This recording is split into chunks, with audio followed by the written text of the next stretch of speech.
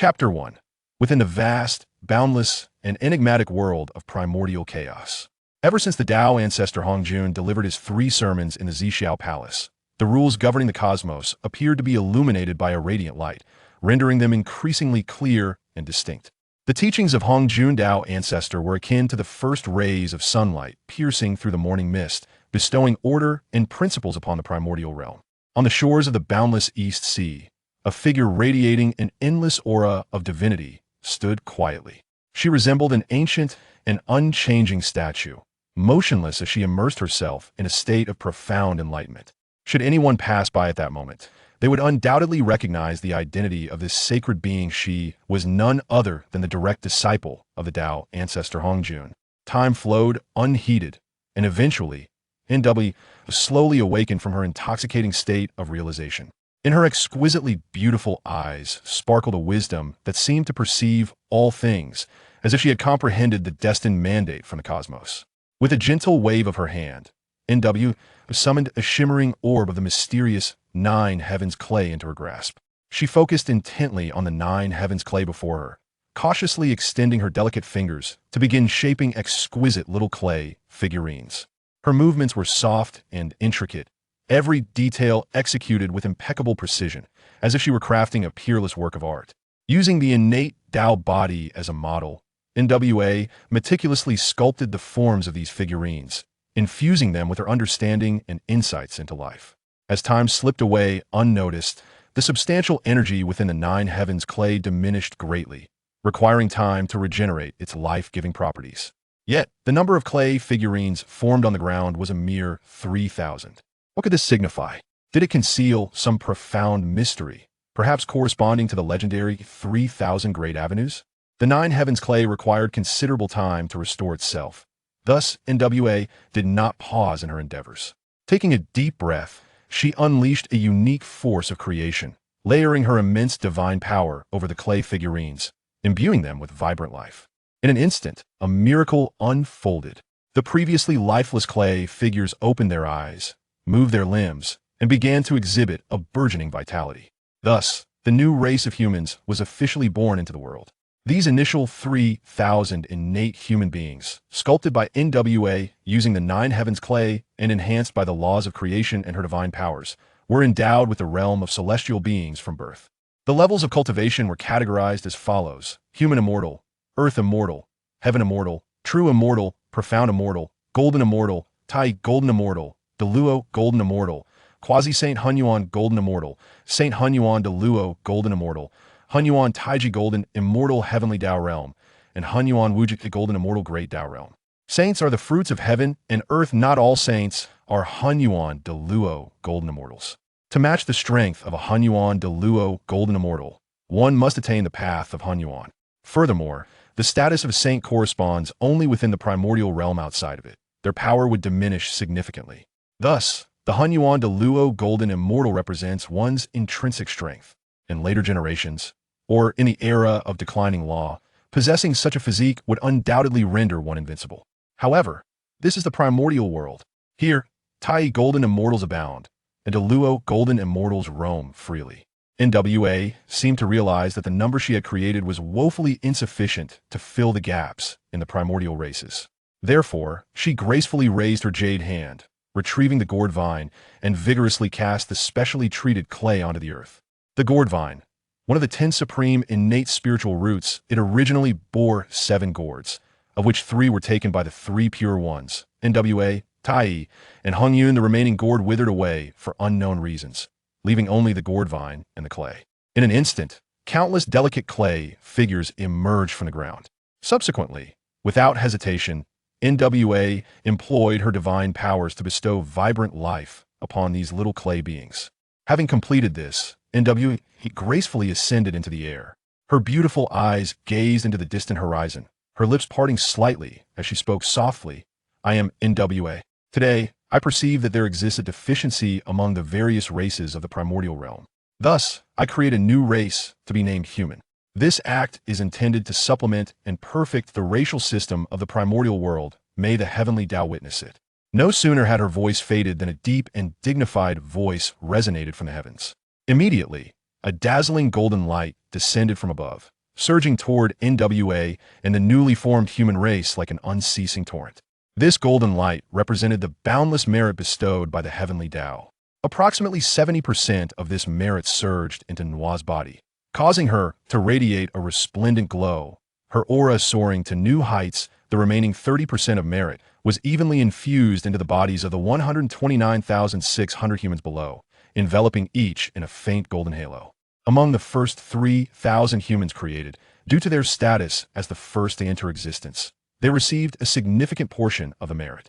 The remaining 10% of merit did not dissipate, but, as if drawn by some mysterious force, converged upon the once unremarkable gourd vine. In the blink of an eye, the gourd vine underwent a remarkable transformation, glowing with a mesmerizing golden light, having now evolved into an unparalleled treasure of merit. This treasure would later be known as the creation whip, a postnatal treasure of merit that kills without implicating the wielder in karmic retribution. Its power was astonishing, capable of easily slaying formidable foes, while the user remained entirely untainted by any karmic consequences.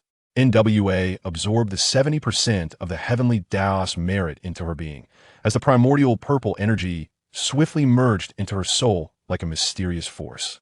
As the two became one, Nwa separated a strand of her pure soul and gently entrusted it to the heavenly Tao. In that moment, a radiant light surged throughout the cosmos, as golden lotuses erupted from the earth, heralding the birth of another saint.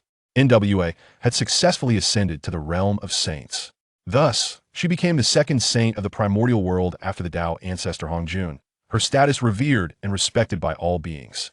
However, at that moment, amidst the 3,000 humans below, one individual stood out distinctly. "This is outrageous. I have inexplicably crossed over to the primordial world, and I have even become one of the first members of the human race. To be precise, I should be the very first human." This individual marveled inwardly. Indeed, he was the first being among the 3,000 humans to be granted life, and he had been sculpted from the most clay. Regrettably, his soul no longer belonged to its original self. It had been replaced by the spirit of someone from another world or time. This newcomer was known as Zhou Shengchen, a passionate young man brimming with ambition from the 21st century. On New Year's Eve, a time meant for people to release their dreams and envision the future, Zhou Shengchen suddenly found himself engulfed in darkness. When he opened his eyes again, he realized he was in this strange and perilous primordial world. Filled with confusion and unease, Zhou Shengchen surveyed his surroundings, noting the unfamiliar and mysterious environment. He attempted to recall how he had arrived here, but his mind was blank, save for some fragmented memories flashing before him. Taking a deep breath, he endeavored to calm himself. He understood that he must quickly adapt to this new world, or he would not survive. He began to carefully observe his surroundings, seeking any clues. At that moment, he felt an immense power surging from within. It was as if an inexhaustible force flowed through him.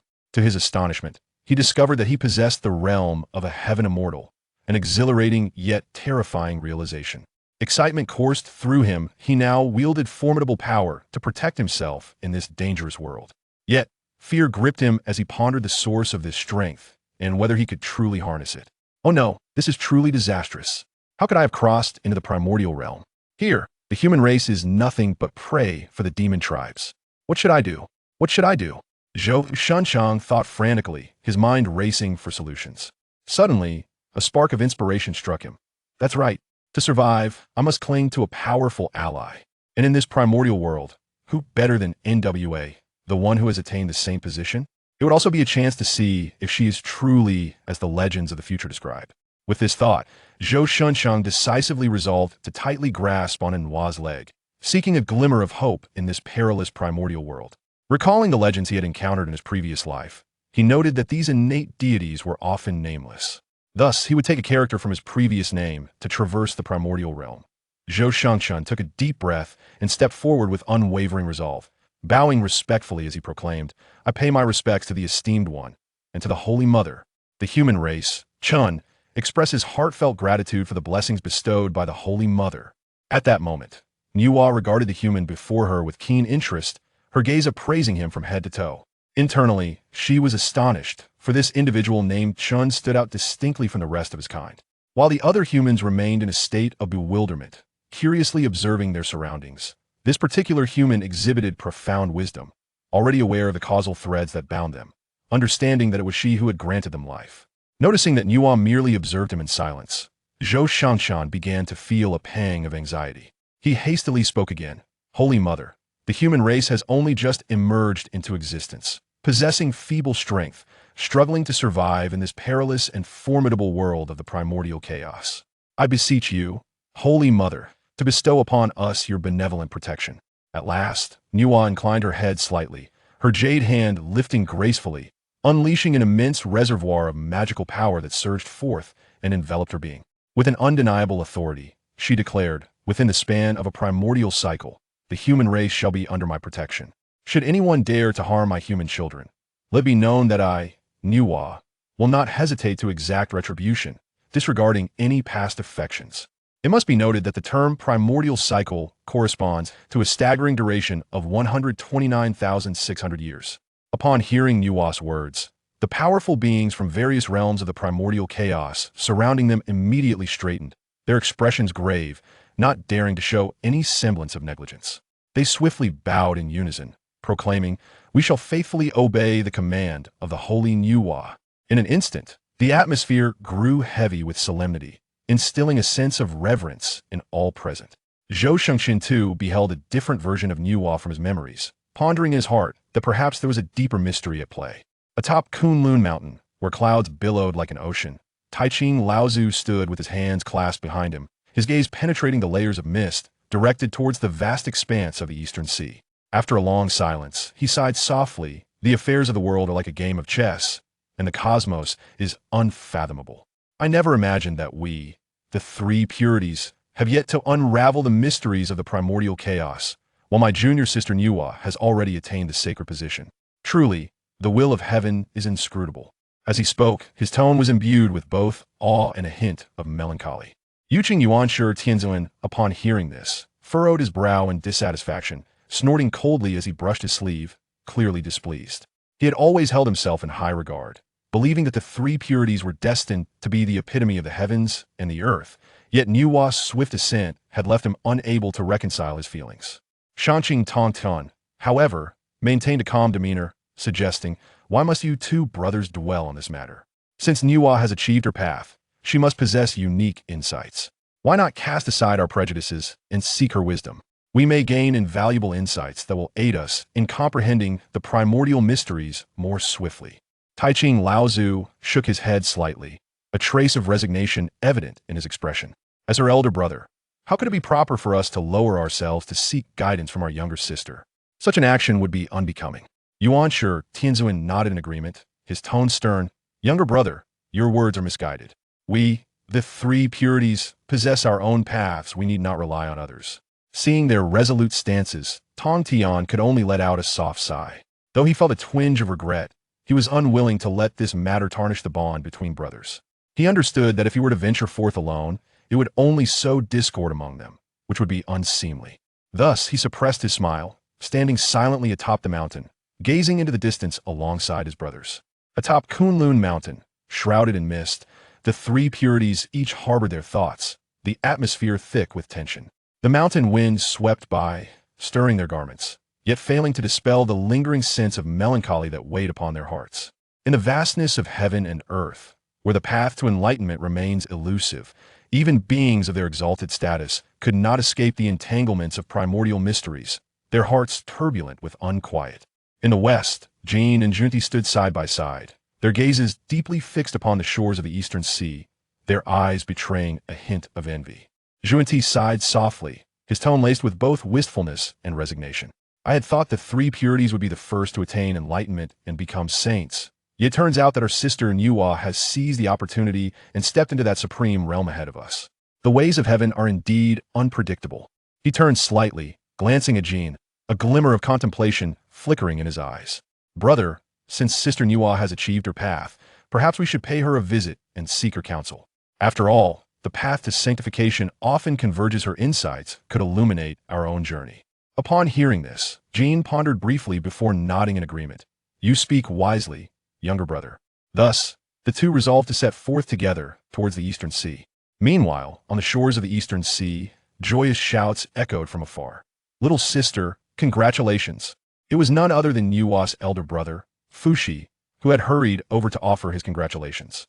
However, in response to her brother's well wishes, Nüwa's expression grew somewhat grave, revealing an undercurrent of concern. For, just as she had attained the status of saint, she had unexpectedly sensed a dreadful calamity looming over her brother, one that could lead to his demise.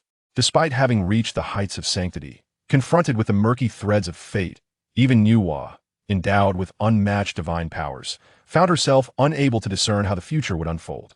Holy Mother, Zhou Shengchen knelt respectfully, prostrating deeply. His countenance was solemn, his voice resonant and resolute as he stated, "The human race is currently feeble, and even though you, Holy Mother, have shielded us for countless epochs, if we remain incapable of growing strong, what fate awaits us in the coming millennia? Therefore, I, the human Shun, earnestly implore you to impart the methods of cultivation, so that our race can stand resiliently within the primordial chaos, unyielding to oppression." After delivering this heartfelt appeal, Zhou Shengchen bowed his head once more in gratitude, his sincerity and fervor deeply moving. Nüwa listened to Zhou Shengchen's words, her brow furrowing slightly as she fell into contemplation. She pondered within herself. What he said held undeniable truth. As the creator of the human race, how could she bear to witness them remain perpetually oppressed and vulnerable? With this thought in mind, Nüwa slowly raised her gaze, locking eyes with the kneeling Zhou Shengchen, and inquired, "Are you willing to be my disciple?" Zhou Shengchen's heart soared with joy as he hurriedly responded, "Disciple Chun pays respects to master." Nüwa inclined her head slightly, her gaze soft yet profound, and gently said, "As you are my first disciple, I shall bestow upon you a title, Daochen. May you steadfastly uphold your true self and pursue your own path, shining eternally like the stars." Upon hearing these words, Zhou Shengchen felt a profound tremor within, and with utmost reverence, he bowed deeply, expressing his gratitude to his master for bestowing upon him a name. "I shall not disappoint your expectations, master, and in the name of Daochen, I shall affirm my own path." On the shores of the East Sea, amidst the vast and boundless expanse where tumultuous waves surge, the human race emerged quietly like the first light of dawn. This place, resplendent with picturesque mountains and a seamless horizon of sea and sky, harbors countless mysteries and the unknown, reminiscent of the primordial chaos at the dawn of creation, awaiting exploration and understanding. As Daochen, fortunate to be a direct disciple of the revered Nüwa, stepped through the threshold leading to the supreme path. Nüwa gazed upon him with a glimmer of satisfaction and anticipation in her eyes. Her voice, gentle as a breeze, conveyed, "The method I cultivate, though rooted in the principles of creation, may not necessarily align with the corporeal form of humanity. When I enter seclusion to deliberate and refine this, I shall undoubtedly forge a unique path of cultivation specifically for the human race." Upon hearing these words, Daochen felt a surge of emotions, gratitude overflowing from his heart. He bowed solemnly, his voice resolute and sincere. "The grace of my esteemed master shall be etched in my heart. I pledge to fulfill my duties, to diligently cultivate and lead my kin towards a flourishing future." At that moment, the human race surrounding them was no longer the naive and ignorant beings of yore. They witnessed the scene with hearts brimming with reverence and gratitude towards the goddess Nüwa. One by one, they emulated Daochen, bowing respectfully and collectively exclaiming, "We pay our respects to the Holy Mother." Their voices reverberated like thunder, echoing across the shores of the eastern sea. Nüwa smiled gently, her sleeves waving lightly, as a gentle yet vast force lifted the crowd. Her voice was as soothing as a spring breeze. Tender yet unwavering, the human race is newly born, like the first light of dawn, still cradled in its infancy. You must support one another and advance hand in hand to establish a firm foothold in this boundless world and to forge a glorious future for humanity. Upon concluding her words, her gaze shifted to Fuxi beside her, a glimmer of expectation in her eyes. "Brother, I wish to venture beyond the 33 heavens to establish a sacred ground, to immerse myself in cultivation and comprehend the great way. Are you willing to accompany me?" Fuxi, upon hearing this, displayed a moment of hesitation, then sighed lightly, his tone gentle yet resolute. "Little sister, the affairs of the demon race are intricate, and we are at a critical juncture. I cannot afford to be distracted. Once everything settles, I will certainly seek you out." Hearing this, Nüwa furrowed her brows slightly. Yet she understood Fuxi's stubborn nature and the rationale behind his actions, thus refraining from insisting further. However, she shot him a glare, stating, "I shall grant you 20,000 years to attend to your matters. Should you fail to arrive by then, be wary of my wrath. When I attain sanctity, I inadvertently glimpsed a fragment of heavenly secrets, foreseeing a tremendous calamity that you will encounter in the future. If you cannot navigate through this tribulation successfully, you may face peril, perhaps even the threat of death. Fushi, in response, burst into hearty laughter, his demeanor carefree and unrestrained, waving his hand dismissively. Ha ha, little sister. Why the worry? I have traversed the vast wilderness for many years. What storms have I not weathered? Such trifles are of no concern. Focus on your grand endeavors, and do not fret over me. His tone was relaxed, exuding a spirit of boldness, as if he held dominion over all things in the world. However, this nonchalant attitude ignited a blaze of anger within Nüwa. A cold glint flashed in her eyes, her delicate hand clenched into a fist, her power surging like a torrent, coalescing into an overwhelming force in an instant. Brother, you are far too arrogant, Nüwa declared coldly, and before her words could fade, she launched her fist forward, the force akin to the fury of thunder, hurtling towards Fushi.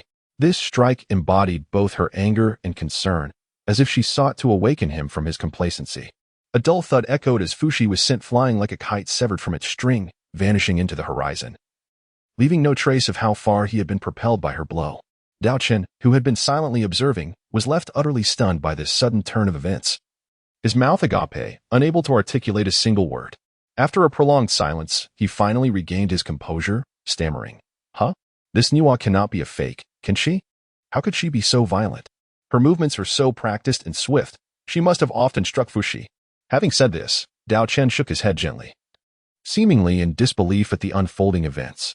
Nüwa turned to glance at him, prompting Daochen to startle and quickly cover his disobedient mouth. Nüwa, unfazed, led him onward, soaring towards the heavens.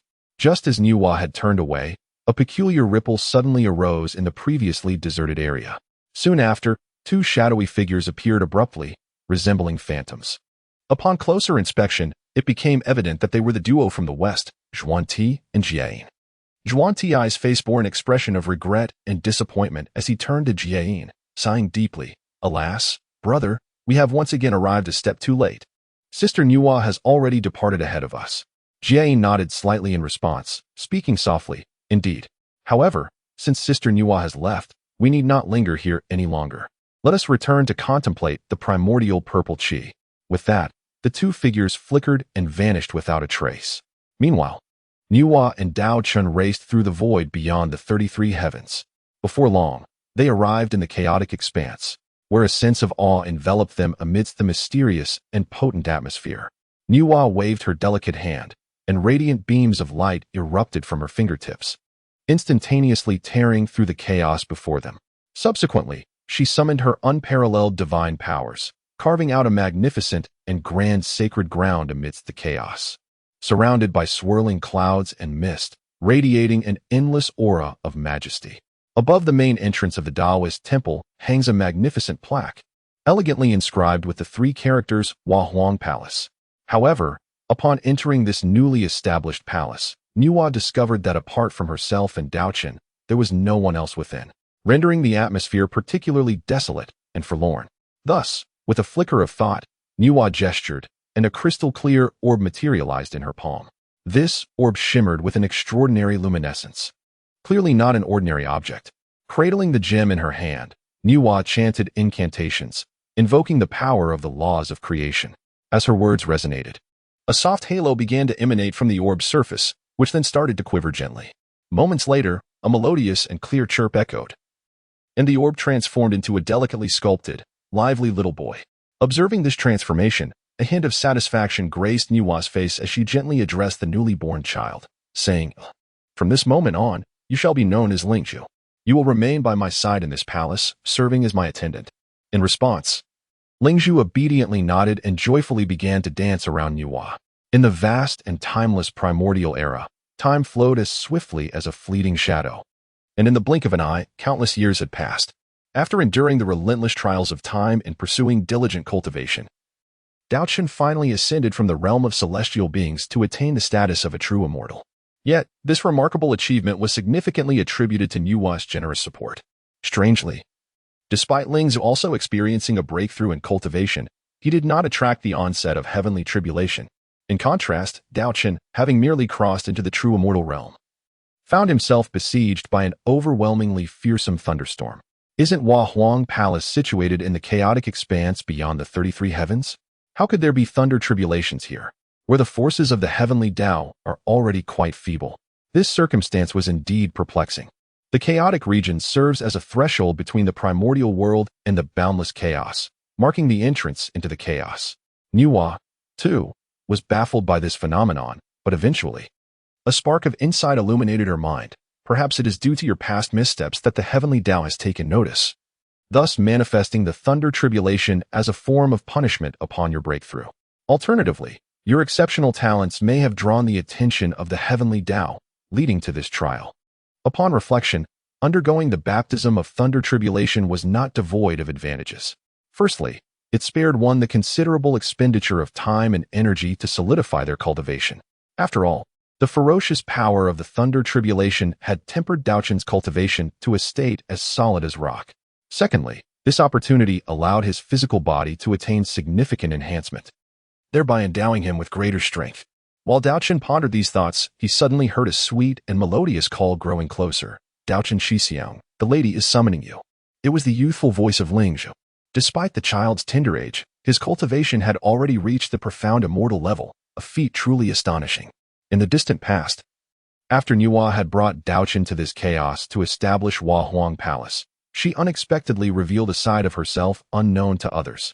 With her cherry lips slightly parted, she sweetly called out, "Little Chen, this is the secret method for brewing spirit wine. Quickly, go and prepare some for our master." Upon hearing these words, Daochen could not help but feel a few lines of dark foreboding appear on his forehead, silently pondering, is this truly the legendary Nüwa? He scrutinized the individual before him, casting his gaze up and down, and after several confirmations, he was indeed certain that it was none other than Nüwa, the creator of humanity, who resided by the eastern sea. Daochen's countenance revealed a hint of distress, and beads of fine sweat emerged upon his forehead. His voice trembled slightly as he cautiously probed, "Esteemed master, the art of brewing is indeed exceedingly profound. I, a simple disciple, find it utterly incomprehensible. The steps you have imparted to me appear as inscrutable as celestial writings, leaving me at a complete loss." Before he could finish, Nüwa, who had initially exhibited a serene expression, furrowed her delicate brows slightly, her tone tinged with disapproval. "Humph, such a simple matter, and you dare to claim ignorance. It seems to me that you are merely attempting to shirk your responsibilities." Upon hearing this, Daochen was taken aback, secretly lamenting his misfortune. His hidden intentions had been effortlessly discerned by Nüwa. In truth, he was indeed reluctant to squander time on brewing wine. After all, being in this legendary primordial world, he yearned to devote his efforts to cultivation and enhance his strength. Now that Nüwa had seen through him, he found himself at a loss, immobilized, unsure of how to proceed. In this timeless realm, where eons pass unnoticed, Daochen had spent nearly 10,000 years alongside Nüwa, possessing an intimate understanding of her temperament. Typically, Nüwa displayed a gentle demeanor towards those close to her, yet she often assumed an aloof and regal posture in the presence of outsiders. If one were to draw comparisons with the sentiments of later generations, this could be likened to the concept of establishing a persona. However, what perplexed Daochen was the stark contrast between the divine and distant image of Nüwa recorded in later accounts and the amiable, even occasionally capricious, nature of the Nüwa before him. Indeed, there was a hint of ferocity within her, as evidenced by her merciless treatment of Fushi. Was it that the chronicles of later epochs were erroneous, or had significant transformations transpired during this time? Could it be that all these matters were intertwined with the enigmatic Tao of Heaven? Contemplating this, Daochen could not help but mutter to himself. Yet, he dared not voice these thoughts aloud, for he possessed neither a golden finger to aid him nor any transcendent powers to veil the heavenly secrets. To recklessly articulate such ideas could very well invite unforeseen troubles upon himself. Retracting his musings and observing the figure of the spiritual pearl receding into the distance, Daochen felt a profound sense of regret regarding the inadequacy of the human race in this primordial world. He reflected on his relentless cultivation, having devoted countless years and effort, and only just barely stepping into the true immortal realm. Of course, the root cause of this predicament was the relatively brief existence of humankind and the absence of refined cultivation techniques suited to their nature. With Nüwa's sudden summons, Daochen was filled with anticipation, hoping that this audience would bring forth favorable tidings regarding an appropriate cultivation method. Within the majestic and imposing hall of the Nüwa Palace, Nüwa sat gracefully upon her throne, exuding an air of nobility, mystery, and sanctity. Master, is there a distinguished guest visiting today? Daochen inquired, his curious eyes blinking with wonder. Nüwa furrowed her brow slightly, revealing a look of bewilderment, and softly replied, "Oh, why do you ask such a question?" Daochen scratched his head with a playful smile and replied, "Hee, Master, you are so aloof and divine today. I can't help but think that if it weren't for the guests, would you be this way?" Upon hearing this, Nüwa instantly discerned the underlying meaning in Daochen's words. This impudent fellow dared to insinuate that she was not sufficiently dignified in her usual demeanor. Amused internally, she feigned a stern expression and raised her right hand gently. In a swift motion, she struck Daochen's head. With a sharp bang, the sudden blow left Daochen seeing stars. He winced in pain, covering his head with both hands, exclaiming, "Ouch, that hurts. Master, I realize my mistake. I truly know my error. I shall never speak carelessly again. Now, let us discuss serious matters. I have advanced the human race's techniques to the realm of the great Luo Golden Immortal. Next, I shall impart wisdom to you. And the extent of your understanding will depend on your talent and fortune." Nüwa spoke softly, her voice melodious and enchanting, akin to a celestial melody, clearly shedding her divine faade. Upon hearing these words, Daochen promptly nodded in agreement, indicating his understanding. Nüwa then extended her delicate jade hand and gently touched the center of Daochen's brow. In an instant, a brilliant golden light flashed before him. Following this, countless mysterious and esoteric innate divine patterns surged into Daochen's mind like a tidal wave. These innate divine patterns resembled a multitude of stars densely interwoven, each brimming with boundless profundity and profound truths. However, as a novice in this realm, Daochen felt utterly bewildered, unable to comprehend the significance of these divine patterns. To truly grasp and utilize them, he would likely need to rely on his own gradual contemplation or be fortunate enough to receive guidance from a great master. Alas, if only the human race had invented a written language, for it was then that human civilization began to take root. During the era of the 3 sovereigns and 5 emperors, the human figure Songjia created characters, revered as the progenitor of culture. The birth of written language symbolizes the dawn of human civilization. Observing Daochen's furrowed brow, Nüwa could not help but chuckle softly. "My disciple, I shall impart the Tao to you for 10,000 years, assisting you in mastering the human scriptures," she consoled. For Daochen, who was merely 10,000 years old, this duration felt almost interminably long. Yet, he understood that the path of cultivation is inherently fraught with challenges and obstacles. To achieve success, one must exert efforts beyond ordinary imagination and persist with unwavering determination. Thus, he took a deep breath, steadied his mind, and devoted himself entirely to Nüwa's teachings, embarking on this arduous yet hopeful journey of seeking the Tao. Throughout the vast expanse of those millennia, the master and disciple remained within the Nüwa Palace. Nüwa eloquently elucidated the profound principles of the Tao, while Daochen listened intently, not daring to exhibit even a hint of negligence. Meanwhile, Ling Zhuzi, nearby, appeared utterly bored, languishing in idleness. It is worth noting that the teachings were specific to humanity. For other races, they were obscure and convoluted, requiring manifold time to comprehend. Time hastened like a fleeting shadow, and before long, the 10,000 years had elapsed. Nüwa gazed quietly at Daochen, who was lost in contemplation. She observed his furrowed brow, sometimes nodding in deep thought, at other times displaying a look of sudden realization. Eventually, Nüwa nodded slightly, expressing her satisfaction. Reflecting inwardly, this disciple is indeed clever, having not wasted my efforts and expectations. After a considerable while, Daochen's tightly shut eyes suddenly flew open. In that instant, 2 brilliant beams of divine light erupted from his eyes, akin to lightning cleaving the sky. Simultaneously, an overwhelming aura exploded from him, sweeping through the surroundings like a surging torrent. What followed was a breathtaking spectacle.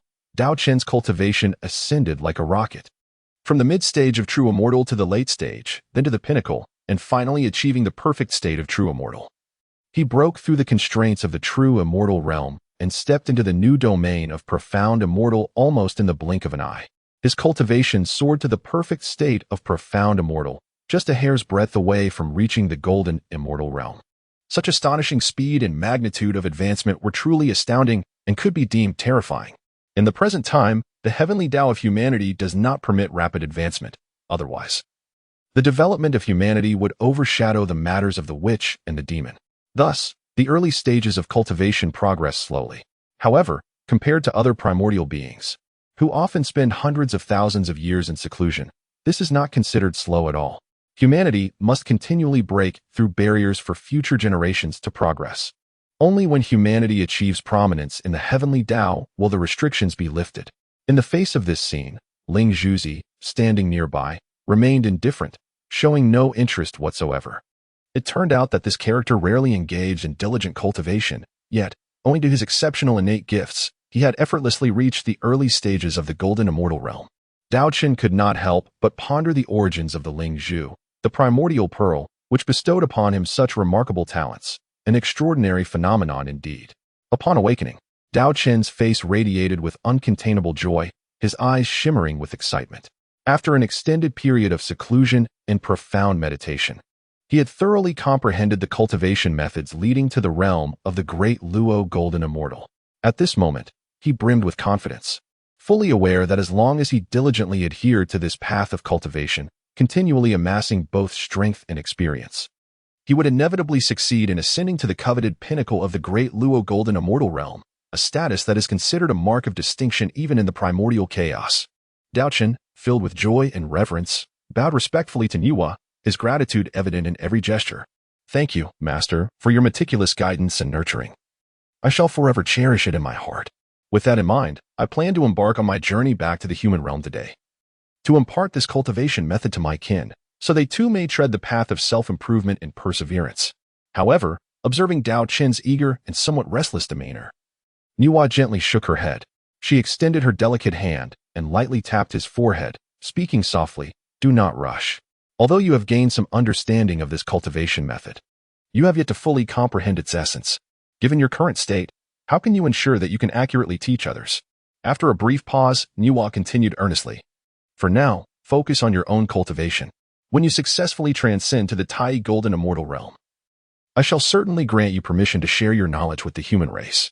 Until then, do not be overly hasty.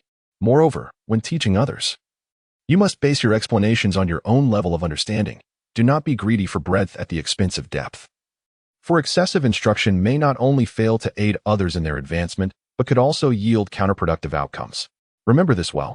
With her words imparted, Nüwa regarded him with an expression that seemed to inquire whether he understood. With a perplexed expression, Daochen inquired, "Given the dire circumstances, why does Master not take action personally? With your vast powers, if you were to intervene directly, surely the human race would have a far better opportunity for development." Nüwa let out a gentle sigh, a hint of helplessness crossing her face as she slowly replied, "The human race is destined to face a great calamity in their future, one that they must endure as part of their fate.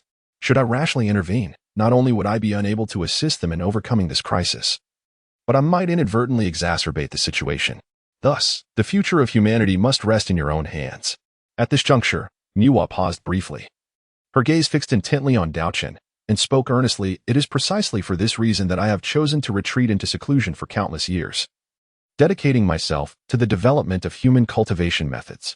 I hope that through this endeavor, I may procure a sliver of hope for humanity. You must always bear in mind that all things in the world are governed by their destined course. While minor fortunes may be altered, the greater trends are difficult to reverse, unless one day you are able to transcend the constraints of the heavenly path and truly achieve a state of extraordinary existence, rising above it."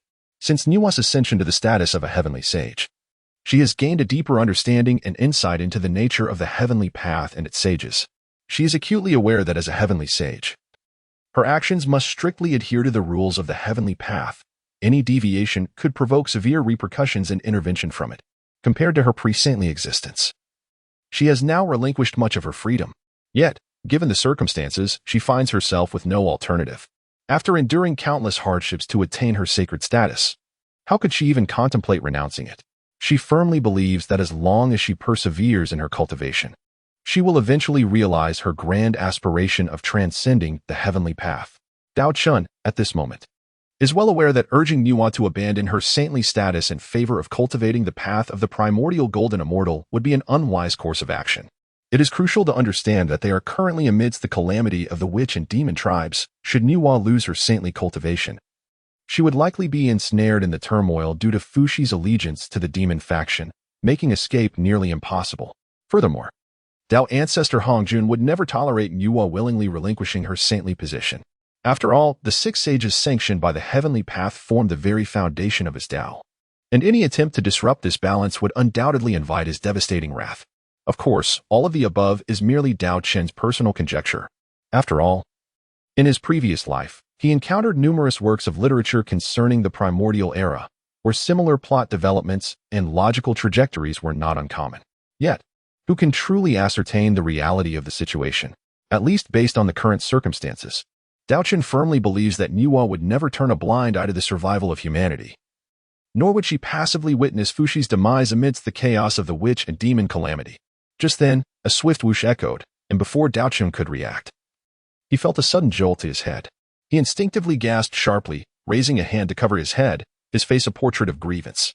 Nüwa, with her brows furrowed and eyes wide open, swiftly admonished, "Rebellious disciple, what are you looking at?" Daochen, while rubbing the spot that had been struck, murmured with a pouting expression, "Master, what did I see?" Upon observing this, Nüwa let out a soft huff and began to explain gently, "You impudent boy. Why do you always stare at me like a fool? Do you not realize how disrespectful this behavior is? So tell me, have you truly acknowledged your mistake?" Daochen could not help but furrow his brow, and he hurriedly began to explain. Disciple was merely lost in thought, deeply contemplating the essence of life. "It is quite a coincidence that you appear before me, master." Upon hearing this, Nüwa found it somewhat amusing. A faint smile graced her lips as she teased, "So, by your logic, is it my fault then? Have I interrupted your profound reflection on life?" Upon witnessing the unfolding situation, Daochen's heart sank in trepidation. As he observed Nüwa seemingly poised to admonish him, he hastily exclaimed, "Oh dear, how could that be? It is undoubtedly the fault of the disciple. It is entirely my inadequacy. I implore you, esteemed master, to exhibit magnanimity and not to hold my shortcomings against me." Observing his demeanor, Nüwa's smile faded, and she assumed a serious countenance. With an air of gravity, she admonished, "Cease your frivolous banter with me. What a disgraceful display of levity. Quickly return to your cultivation. Should you fail to attain the realm of Tai Golden Immortal, you shall not set foot outside this Nüwa palace." Daochen was acutely aware that Nüwa's concern stemmed from her care and affection for him. After all, in this vast and perilous primordial world, the law of the jungle prevailed, where the strong dominated the weak. If one had not yet attained the cultivation of a Tai Golden Immortal, a mere venture outside could easily result in becoming prey for others. Thus, he respectfully replied, "Yes, master, I shall heed your teachings. However, I dare to suggest that in addition to continually enhancing your own cultivation, you might also consider deepening your comprehension and insight into the laws. In my humble opinion, should you achieve a breakthrough in the path of the laws, your combat prowess would undoubtedly ascend to new heights." Nüwa raised her slender eyebrows slightly, her eyes reflecting a hint of perplexity, unsure why Daochen had suddenly made such a suggestion. Nevertheless, she nodded gently, indicating that she had taken this matter to heart. After countless years of companionship, Nüwa possessed profound understanding of her disciple, Daochen. She recognized his extraordinary talent and high comprehension, were it another innate human. It would be exceedingly difficult to reach his remarkable level. With a delicate parting of her crimson lips, Nüwa remarked, I shall remember this. You may go now. The tribulation outside has likely been waiting for some time." In the midst of her words, a subtle glimmer of schadenfreude flickered in her enchanting gaze. Upon hearing these words, Daochen was momentarily taken aback, pondering silently within. So, the reason the profound immortal tribulation has yet to manifest is that it has been intercepted by Nüwa. This thought left him feeling somewhat speechless. However, in the presence of his esteemed master, Daochen dared not express even a hint of grievance. He respectfully bowed to Nüwa, saying, "Master, I shall take my leave now." With that, he turned and walked firmly out of the Nüwa palace. As he exited the grand doors, Daochen made his way directly to the heart of the Taoist grounds. At this moment, he held his head high, exuding a powerful and confident aura. After all, he possessed unwavering assurance regarding this tribulation. The reason was simple. The human Tao scripture imparted by Nüwa was extraordinary. This scripture not only meticulously recorded the complete methods for cultivating from human immortality to the great Luo Golden Immortal, but also encompassed an array of formidable magical techniques and unique methods to temper the physical body, rendering it indestructible. Thus, Daochen was filled with confidence, fully aware of his formidable strength. Indeed, as he had anticipated, The terrifying, profound, immortal tribulation posed no lethal threat to him at this moment. Although the lightning strikes caused intense pain upon impact, such agony was far from endangering his life. Therefore, Daochen resolutely released his surrounding magical power, deciding to harness the force of this tribulation to refine his physical form, rendering it even more robust and resilient. Coincidentally, the human Tao scripture detailed a miraculous technique known as thunderbody refinement. This method was said to effectively utilize the powers of the stars and heavenly thunder to strengthen the practitioner's physique continuously. Subsequently, Daochen activated the heart mantra of the thunderbody refinement technique, absorbing the relentless lightning force into his being. He then sat firmly in the void, channeling the technique to guide the tempestuous lightning energy through his meridians. In an instant, the multitude of lightning bolts cascaded from the sky like a torrential downpour. Astonishingly, they could not budge Daochen in the slightest. As seconds ticked away, the tribulation seemed to sense its own impotence, emitting a roar of anger and frustration. Yet, regardless of its struggles, it could only gradually dissipate in resignation. At this moment, Daochen slowly opened his eyes, revealing a hint of undeniable disappointment. After enduring this tribulation, although his physical form successfully advanced to the early profound immortal stage and was on the verge of reaching the mid-stage, he ultimately fell short of his aspirations. Reflecting on this, Daochen could not help but internally grumble, "This tribulation is utterly lackluster. I had hoped to seize this opportunity to elevate my physical cultivation further. Yet it concluded so abruptly, it is truly disheartening." Nevertheless, complaints aside, Daochen swiftly adjusted his mindset. After all, the path of cultivation is lengthy and arduous. A minor setback cannot hinder his progress. Within the Nüwa palace, Nüwa observed Daochen's performance with satisfaction. Reflecting on the past 10,000 years, she had tirelessly imparted wisdom. And now she finally witnessed the fruits of her labor. Daochen lived up to expectations, gradually showcasing extraordinary talent and potential, making Nüwa feel that her long years of dedication were indeed worthwhile. However, at that moment, Nüwa suddenly seemed to recall something, and her previously gentle gaze turned stern. She slightly furrowed her brows, pondering to herself. Indeed, time had swiftly passed, and a full 10,000 years had elapsed, yet her brother had not returned. It is known that the Nüwa palace, though hidden from the world, is not easily found by ordinary powers. Yet, long ago, Nüwa had indicated the path for Fuxi to arrive here. Logically, with Fuxi's capabilities, he should have reached without issue. However, 2 epochs have passed, and he remains unheard from. The more Nüwa thought, the more vexed she became, clenching her fair hand tightly and murmuring softly, "It has been too long since I last sparred with my brother. He must be itching for a challenge." Time flows like water, and in the blink of an eye, countless years have slipped by. During this time, Daochen, through relentless effort and cultivation, achieved remarkable breakthroughs, successfully ascending to the mid-stage of the Golden Immortal realm. Not only that, but he also harnessed the power of the Golden Immortal Tribulation to significantly enhance the strength of his physical form, ultimately reaching the perfection of the profound immortal realm. It is essential to note that the cultivation of the physical body is far more challenging than merely advancing magical power. Nevertheless, when comparing the two, the path of the physical body still holds slight superiority. Consider the ancestors of the Wu clan. They focused entirely on physical cultivation and ultimately attained the quasi-saint realm. Their formidable physiques could even contend with the Eastern Emperor Bel, renowned as a congenital supreme treasure, showcasing the immense potential of physical cultivation. Daochen was acutely aware of the underlying principles, thus he would not show favoritism. Instead, he chose to cultivate the body, the primordial spirit, and the magical power in unison. Only through this harmonious practice could one hope to transcend the inherent limitations of the human race's natural endowments and embark upon the path to attain the quasi-saint realm.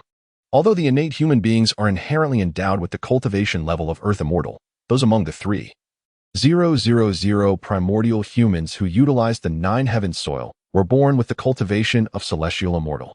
Yet, the pinnacle they could achieve was merely the great Luo Golden Immortal realm. Ordinary primordial humans could only cultivate to the level of Golden Immortal or Tai Golden Immortal, which still required endless years of diligent practice. Should one aspire to progress further and achieve a breakthrough, immense fortune and extraordinary transformations would be essential to elevate one's foundational capabilities. At that moment, a thunderous shout suddenly resonated from beyond the Taoist grounds. "Sister, I have arrived."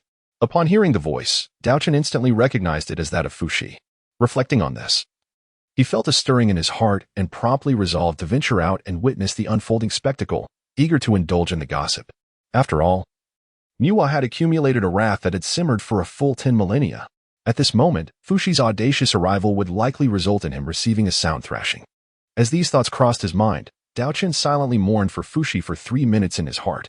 Daochen entered the Huang Palace with a sense of tranquility, his gaze sweeping the surroundings before he gracefully chose a spot with an excellent view to settle down. He leisurely retrieved several fragrant spiritual fruits and a few long-preserved bottles of divine wine from his bosom, embodying the very essence of a casual onlooker. It is worth noting that the divine wine typically enjoyed by Nüwa was meticulously brewed by Daochen himself, which is why he secretly stashed away a considerable amount of fine vintage. At this moment, Nüwa cast a fleeting glance at her audacious disciple, but surprisingly refrained from reprimanding him. After all, she had pressing matters to address, particularly the need to teach her elder brother a lesson. Thus, Nüwa elegantly raised her jade hand, lifting the restrictions of the Huang Palace to signal Fushi to enter. As Fushi stepped through the palace doors, he immediately sensed an unusual atmosphere. A sudden jolt of apprehension surged through him, and instinctively he turned to flee. However, it was already too late. The moment he entered the palace, Nüwa had swiftly sealed the entire Huang Palace, eliminating any possibility of escape for Fushi. Realizing that fleeing was futile, Fushi halted, forcing a sycophantic smile as he bowed repeatedly to Nüwa, apologizing. "Oh dear sister, see, I have come obediently. Besides, there are disciples present. Might you spare me a sliver of dignity?" Yet, in stark contrast to Fushi's pleas for mercy, Nüwa's expression remained as cold and unyielding as stone as she responded, "Brother, your words are misguided. I harbor no grievances, yet why do you appear so flustered?" Fushi, upon hearing this, felt his heart race, consumed by trepidation. He knew his sister's temperament all too well. Beneath her calm facade lay the potential for a tempestuous outburst, and the consequences of such fury could be dire. As if unfolding according to Fushi's dire predictions, Nüwa smiled sweetly and adopted a demeanor suggesting benevolence as she softly inquired, "Brother, have you made any advancements in your cultivation of late?" Hearing this, Fushi's heart leapt with joy, but he quickly responded, "Ah, indeed. I have successfully broken through to the late quasi-saint stage." "How impressive is that?" He puffed out his chest, filled with pride. Nüwa, seemingly pleased, nodded with enthusiasm and remarked, "Oh, brother, how truly remarkable. Why not engage in a sparring match, so I may witness your current prowess?" Fushi's expression darkened, and he chuckled nervously. "Is there any way to decline this?" Yet, before he could finish his sentence, Nüwa waved her sleeve, and in an instant, they found themselves atop an immense circular platform in the center of the Huang Palace. This platform was specially prepared by Nüwa for Daochen, ostensibly to provide an excellent venue for cultivating supernatural techniques. In truth, only Nüwa understood that she merely sought a legitimate space to discipline her disciple. Each time Daochen experienced a breakthrough in his cultivation, Nüwa would personally arrive to deliver what she termed practical instruction. While this method indeed proved beneficial for Daochen, allowing his cultivation to solidify rapidly and his combat experience to soar, the entire process was undeniably fraught with excruciating challenges. With a graceful wave of his hand, Daochen effortlessly stowed away the spiritual fruits and elixirs, and then, with a swift motion, soared to the enlightenment platform. To his surprise, the two combatants in the arena had already engaged in battle. Although Nüwa had restrained her cultivation to the late quasi-saint realm to match Fushi's level, Fushi found himself on the receiving end of her relentless assault. Despite her diminished powers, Nüwa's physical prowess remained at the pinnacle of the quasi-saint realm, rendering Fushi's attacks utterly futile against her formidable defenses.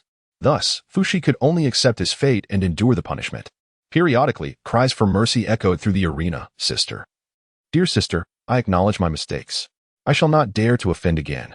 Each plea only incited Nüwa to strike with greater ferocity, as she inwardly cursed. "Do you dare hope for another chance? This brother is better off forgotten." Fushi endured this relentless beating for a full month, truly a harrowing ordeal. Daochen, watching from the sidelines, was drenched in cold sweat, silently praying that Nüwa would refrain from inflicting further punishment upon him. At last, Nüwa ceased her assault, a playful smile gracing her lips as she remarked, "Brother, I am doing this for your own good. Your cultivation is far too lacking. You see, after receiving a good thrashing, your skills have become much more stable." Fushi dared not refute her and nodded vigorously. "You are absolutely right, little sister. In the Nüwa Palace. Upon the Dao Enlightenment platform, the siblings finally halted their sparring. Fuxi, now bruised and battered, appeared quite disheveled. Although his magical prowess could restore him instantly, he harbored no intention of doing so. He understood well that enduring this dismal state might just soothe his younger sister's ire. Otherwise, he feared he would be subjected to yet another round of punishment. As he rubbed his face, Fuxi's gaze fell upon Daochen, who was leisurely enjoying spiritual fruits and fine wine, seemingly relishing the spectacle of Fuxi's misfortune. This sight ignited a blaze of fury within him. Just then, Daochen, keenly aware of the malicious glare directed at him, felt a chill creep up his spine. He quickly rose and respectfully addressed Nüwa, "Master, I suddenly recalled unfinished training matters and must take my leave." However, Nüwa merely smiled gently and replied, "Since you are here, it is the perfect opportunity for me to assess your recent progress in cultivation." Upon hearing this, Daochen was taken aback. He had intended to quietly observe, but the situation had unexpectedly turned against him. Yet, retreat was clearly not an option. Any attempt to escape before Nüwa would be utterly futile.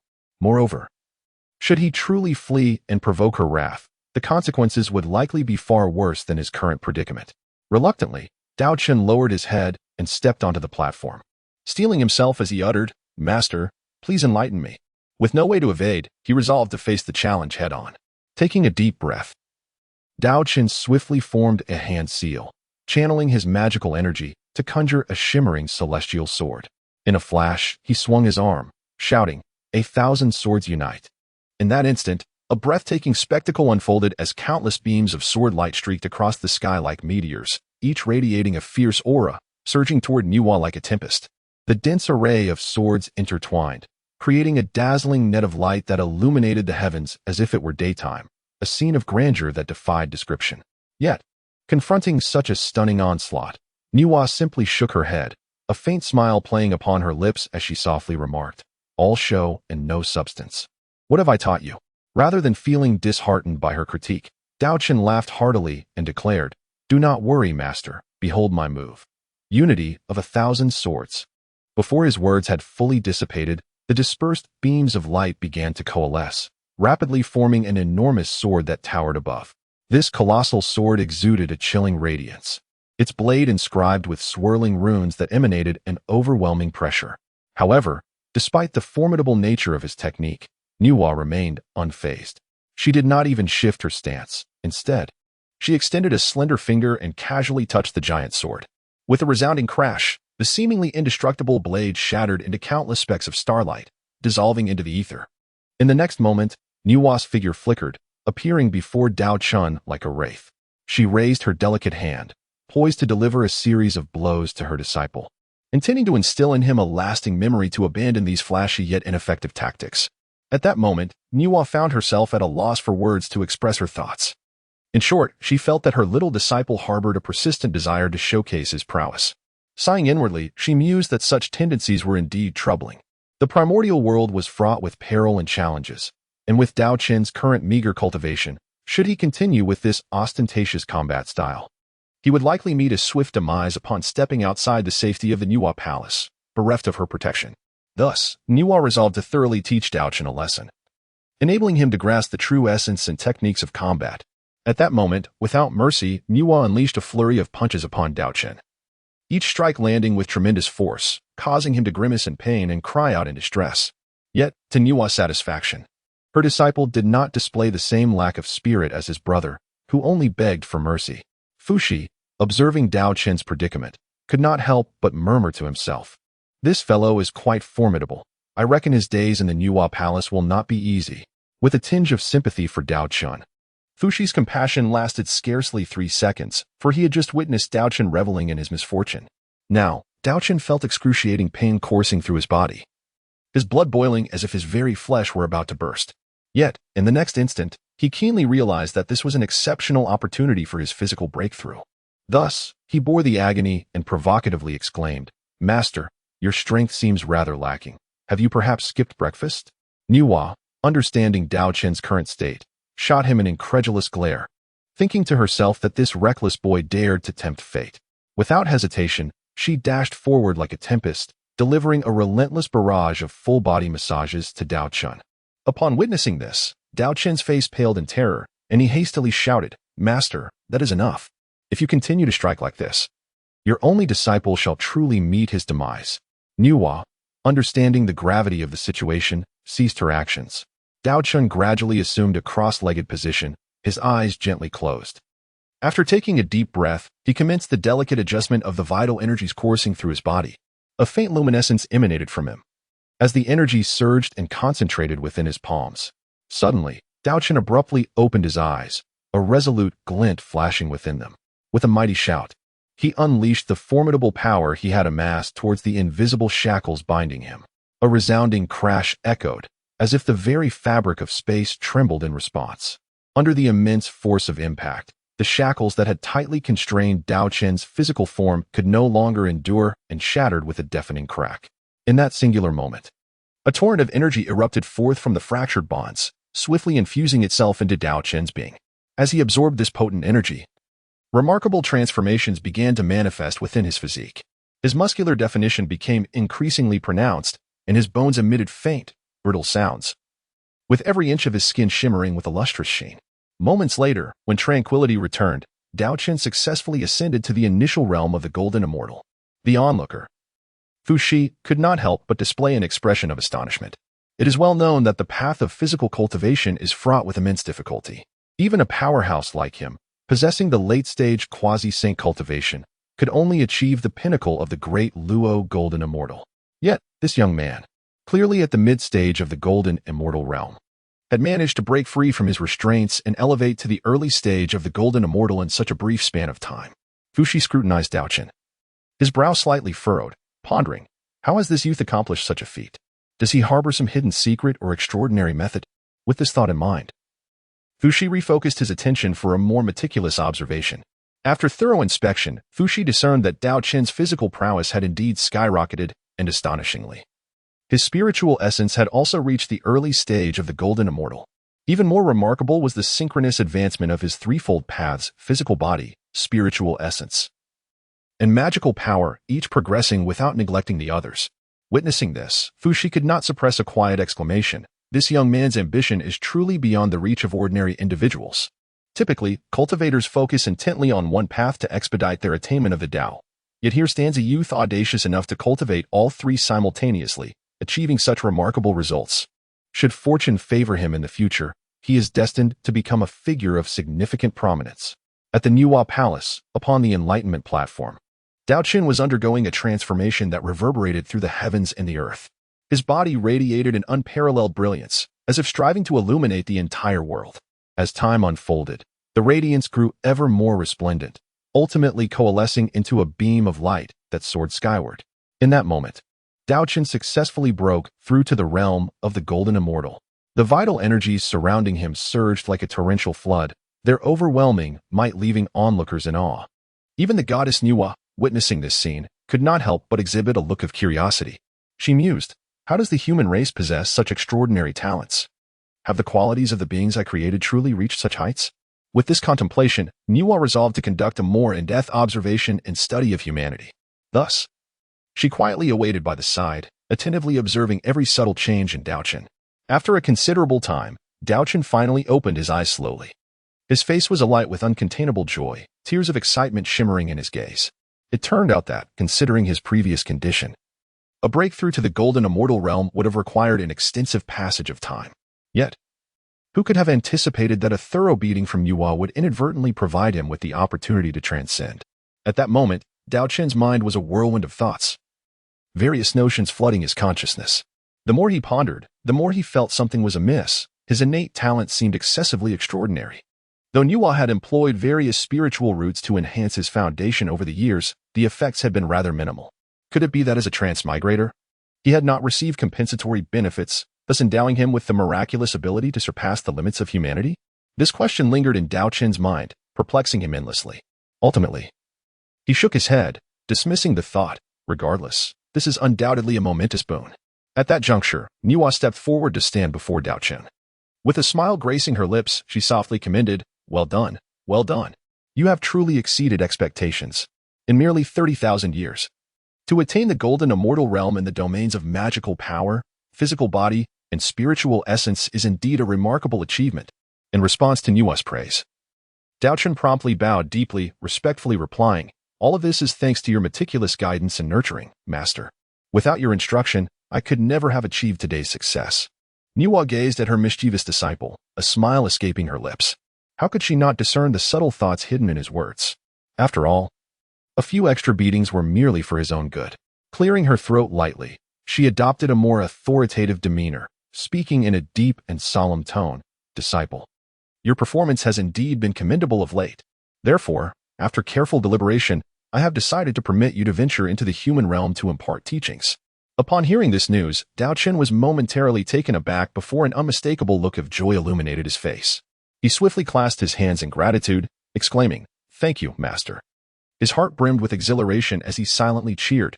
At last, I can leave this place and embark on my own adventures.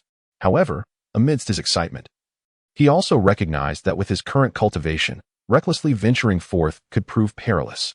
Thus, he cast a sidelong glance at Nüwa, a look of feigned innocence gracing his features, and cheerfully implored, "Master, should I encounter formidable adversaries upon my departure, what shall I do?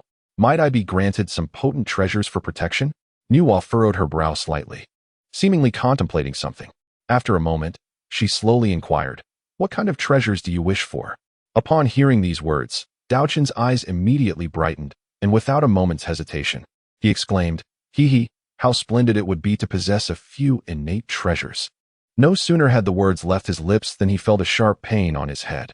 It was none other than Nüwa, who mercilessly delivered a resounding smack and scolded him with indignation. "How audacious! Even I have never possessed such innate treasures, yet you dare to make such outrageous demands?"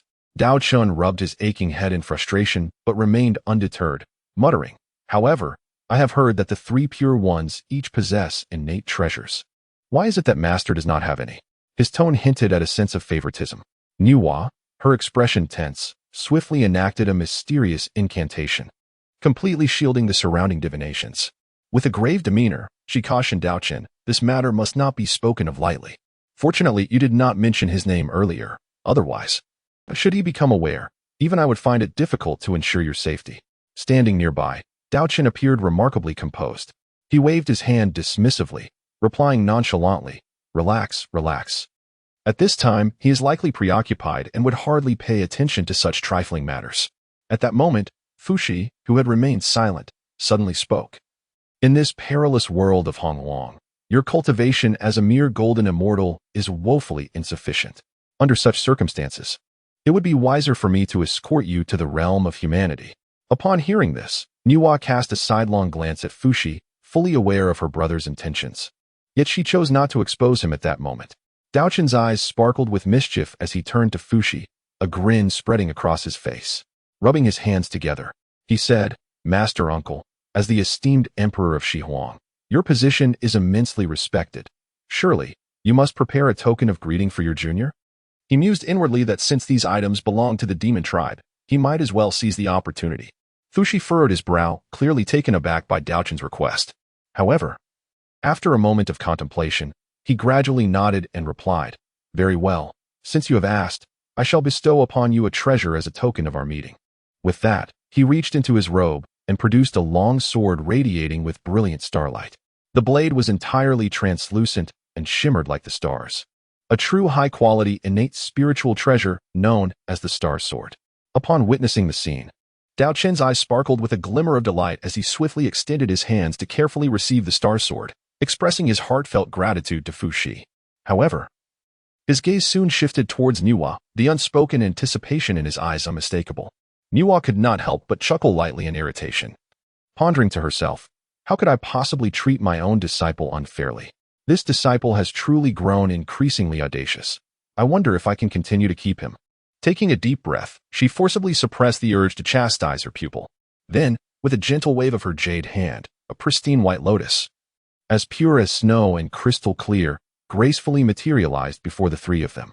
Fuxi, witnessing this, could not contain his astonishment and exclaimed, "Sister, is this not the legendary 12-petal pure world lotus that has unexpectedly found its way into your possession?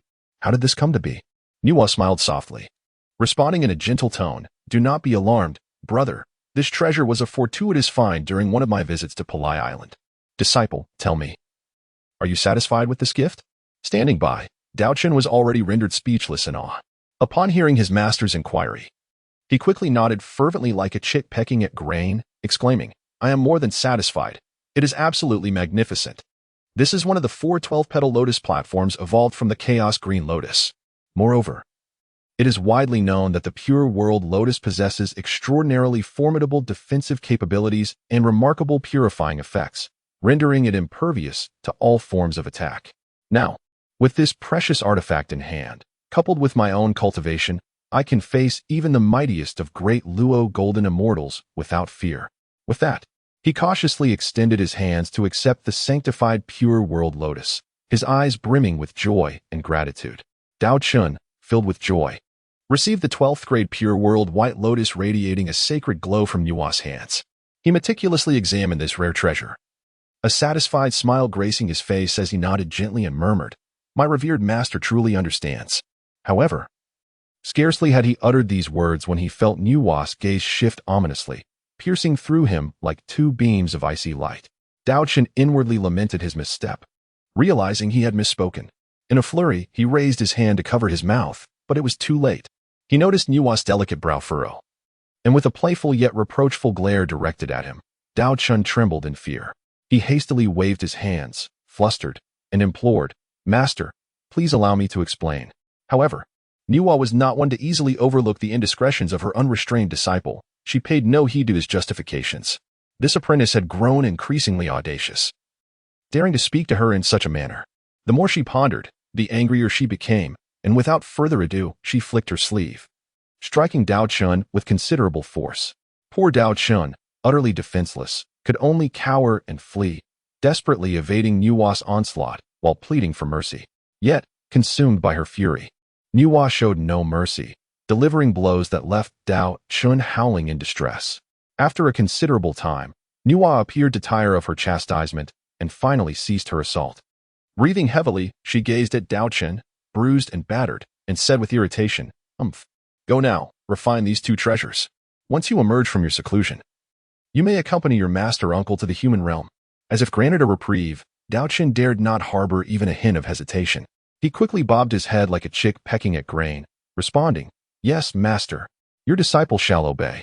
With that, he seized the star sword and the 12-petal Pure World White Lotus that lay nearby, turning on his heel and sprinting away, fearful that Nüwa might change her mind and bestow upon him yet another thrashing. The passage of time, like an endless river, has seen 5 millennia slip by. In this boundless passage of time, Daochen has remained in seclusion, his spirit entwined with the cosmos, wholly absorbed in the refinement of 2 primordial treasures, the Stellar Sword and the 12th-grade Pure World White Lotus. The 12th-grade Pure World White Lotus, a supreme primordial treasure, harbors within it 48 profound and intricate prohibitions, each as insurmountable as a chasm. After enduring 5 millennia of seasons, tirelessly day and night, Daochen transformed his spirit into a furnace and his magical essence into flame, ultimately forging a minuscule pathway through the vast sea of prohibitions, successfully refining 10 of its barriers. Though merely the tip of the iceberg, this accomplishment has sufficed to establish a subtle connection with the White Lotus, enabling him to barely invoke a portion of its formidable powers, enough to alter the very fabric of the heavens and the earth. As for the Stellar Sword, though classified as a superior primordial treasure, it too is an extraordinary artifact. Within it reside 36 brilliant prohibitions, each radiant like a star, encompassing an inexhaustible reservoir of lethal force. Daochen, with his indomitable will, successfully refined 20 layers of prohibitions within. Yet, he understood that this merely represented the tip of the iceberg regarding the true power of the Star Sword. To completely refine the remaining prohibitions would likely require a span of millennia, if not longer. Inferior grade, 12, medium grade, 24, superior grade, 36, exceptional grade, 48. Supreme treasure, 49. Daochen stood within the cave, gripping the Star Sword, as white lotuses bloomed around him, yet his heart harbored not a trace of complacency. However, to this day, Daochen is acutely aware that he can no longer afford the luxury of secluded cultivation, whether concerning himself or the fate of the entire human race.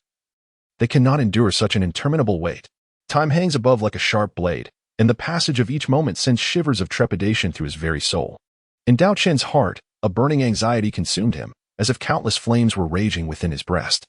He was acutely aware that the future of humanity hung by a slender thread.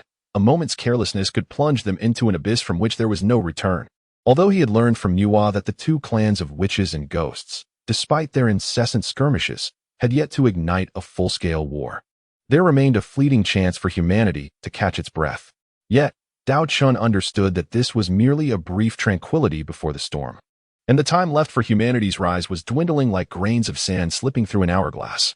His mind was consumed by a singular thought: the urgency to strengthen humanity swiftly. Only in this way could they carve out a place for themselves in this chaotic primordial world and spare their frail kin from the calamity of extinction. Daochen's gaze was as piercing as a torch, as if transcending the barriers of time and space, glimpsing the fate of the human race's future.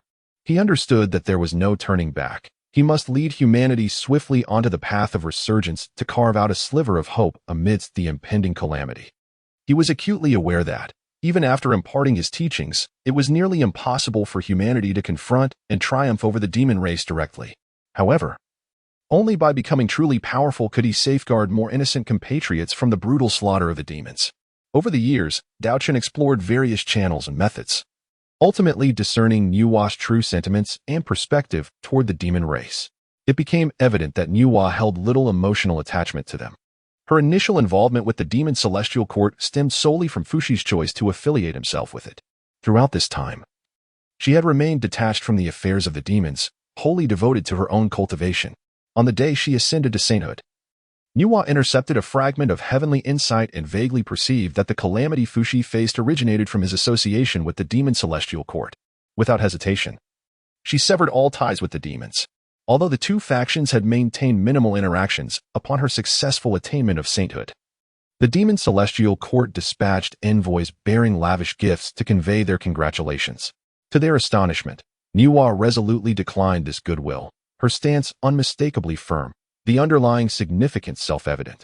Emperor Jun and Tai found themselves utterly perplexed by Nüwa's actions. They could not fathom why she would so decisively rebuff the overtures from the demon celestial court. After all, while their relationship might not have been particularly close, it hardly warranted such an unequivocal rejection. As they wrestled with this conundrum, it was Fuxi, the great sage, who stepped forth to alleviate their confusion. Fuxi spoke slowly. "My esteemed colleagues, do not be troubled. This matter is not difficult to comprehend. The status of a saint is exalted and transcendent, not to be easily entangled in the affairs of the primordial world.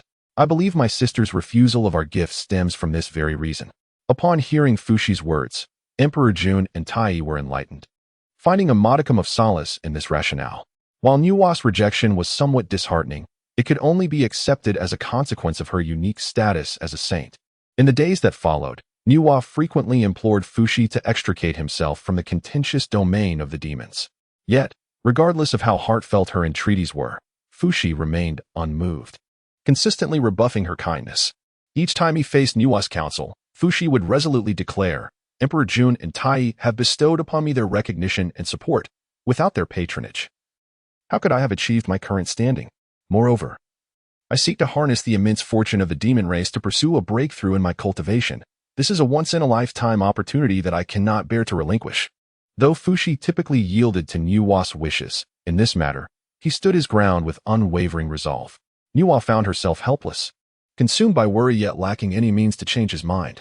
Daochen pondered quietly, contemplating that perhaps Fuxi was destined to achieve the supreme status of the human emperor, thereby establishing the grand trend of humanity becoming the sovereign of this vast primordial world. It seemed that the force of the Tao, shrouded in mystery, had influenced Fuxi's choices, ensnaring him in a web from which he could not extricate himself. Given the circumstances, Daochen resolved to cease excessive turmoil over the matter, opting to go with the flow and take one step at a time. After all, it was reassuring that Nüwa steadfastly stood by the side of humanity, silently safeguarding its future. Within the solemn and majestic Nüwa palace, Nüwa and Fuxi engaged in a lengthy and earnest discussion. Yet, no one knew the content of their conversation.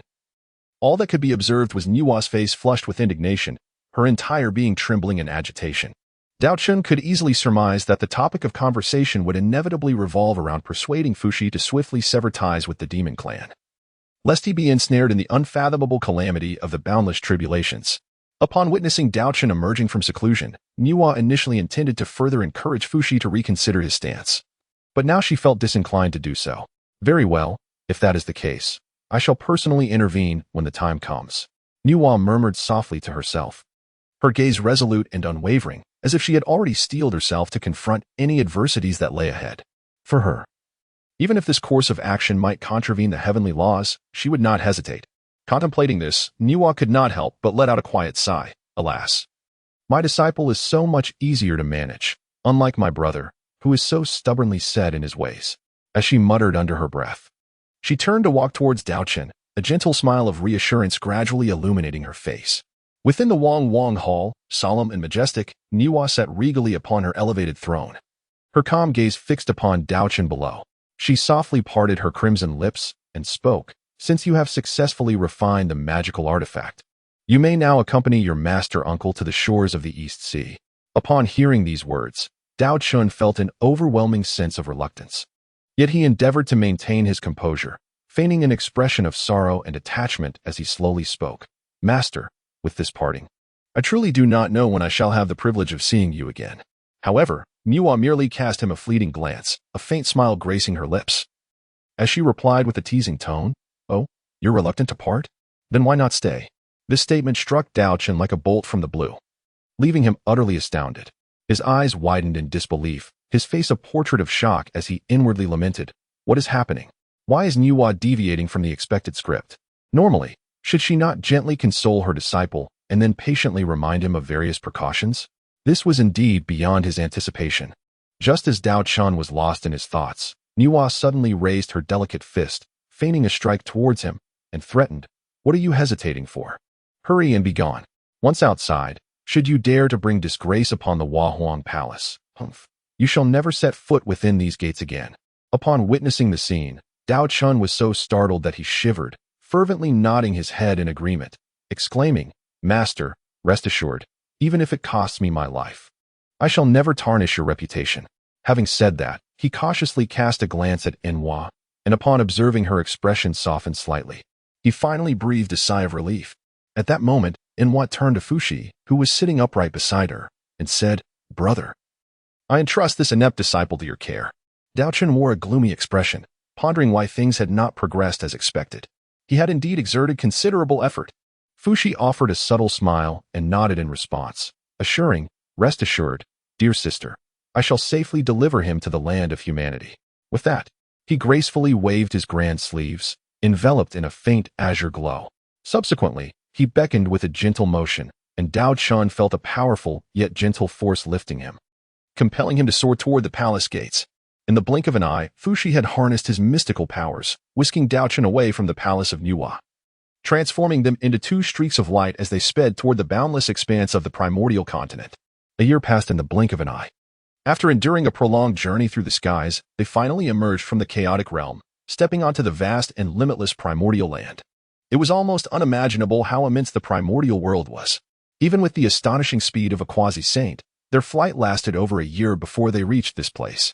During this time, Daochen did not remain idle. Through continuous conversations with Fushi, he gradually gained insight into the intricate circumstances prevailing in the current primordial realm. It turned out that not long ago, the demon race had successfully annihilated the celestial court, their power now at its zenith. The matter Fushi had mentioned regarding attending to the affairs of the demon race was, in fact, a prelude to their plans to confront the formidable Lord Dong Wanggong of the celestial court. According to legend, Dong Wanggong was born from the primordial young energy of heaven and earth, holding an esteemed position. Long before, during the 3 sermons delivered by Taoist Hongjun in the palace of Zixiao, he had been entrusted with significant responsibilities, emerging as the leader of all male celestial beings in the primordial realm. In contrast stood the Western Queen Mother, who resided in the West Kunlun and was equally renowned, revered as the foremost among female celestial beings. However, unlike Dong Wanggong, the Western Queen Mother was acutely aware of her position and the nuances of the current situation. After all, within this vast primordial world, numerous exceptional talents among female celestial beings existed. Besides herself, there were formidable figures such as Nüwa, the Earth Mother, and the 2 lunar goddesses of the Tyne Star, each possessing powers and grace that rivaled her own. Consequently, the Western Queen Mother conducted herself with remarkable discretion, refraining from deeply involving herself in the tumult of the witch-demon calamity. Instead, she chose to retreat into the depths of West Kunlun, engaging in solitary cultivation. Nearly isolated from the world, this low profile allowed her to avoid drawing the ire of the demon emperors, Dijuan and Tai. In stark contrast, however, was Dong Wanggong, who had become entirely blinded by power, losing the capacity for rational judgment. He seemed never to have contemplated his true standing among the numerous male celestial beings in the primordial world. It is essential to remember that within the primordial realm, many powerful entities existed, not to mention the three pure ones, who were said to be the true disciples of Pangu, possessing capabilities that transcended the heavens and the earth. There were also the reclusive yet immensely powerful Xinyuanzi, the ancestor of the underworld in the Sea of Blood, and the amiable yet formidable Honyun Taoist, among a host of other strong figures. Even within the demon race, there were top-tier individuals like Dijuan and Tai. Faced with such a multitude of formidable adversaries, what confidence did Dong Wanggong possess? At this moment, the first great war between the witch and demon races had yet to fully erupt, and the demons lacked a clear understanding of the true strength of the witch ancestors. This asymmetry of information ultimately led to the demons' comprehensive defeat in the First Great War. Had it not been for Taoist Hongjuan's intervention, the demon celestial court might have faced utter annihilation. Daochen stood upon the clouds, hands clasped behind his back. Contemplating inwardly, perhaps this is indeed an opportune moment to create some trouble for the likes of Emperor Jun and Tai. Should I succeed in disrupting their grand celestial wedding, their aspirations to ascend to the pinnacle of quasi-sainthood would likely require enduring a prolonged and arduous period of refinement. It is worth noting that, according to the confidential intelligence he previously acquired from Fu Shi, there exist 4 individuals of quasi-saint caliber within the current demon court. Among them, Emperor Jun, Tai, and Fu Shi each possess profound cultivation at the late stage of quasi-sainthood. In addition, there is a formidable being, Kuenping, who stands at the mid-stage of quasi-sainthood. Furthermore, the renowned 10 great demon gods remain at the level of great Luo Jingxian. The most formidable among them is undoubtedly Bai Zhe, who has already attained the perfected realm of great Luo Jingxian, serving as the strategist for the demon emperor, Emperor Jun. He is known as the Star of Wisdom, holding a position subordinate only to Emperor Jun, Tai Yi, and Fu Shi. The rest of the 10 great demon gods predominantly linger at the late stage of great Luo Jingxian. As Daochen gently caressed his chin, he pondered silently. It appears that the current celestial realm of the demon clan has yet to evolve into the glorious epoch when all 10 demon deities attain the status of quasi-saints. Indeed, there is much potential for exploration here.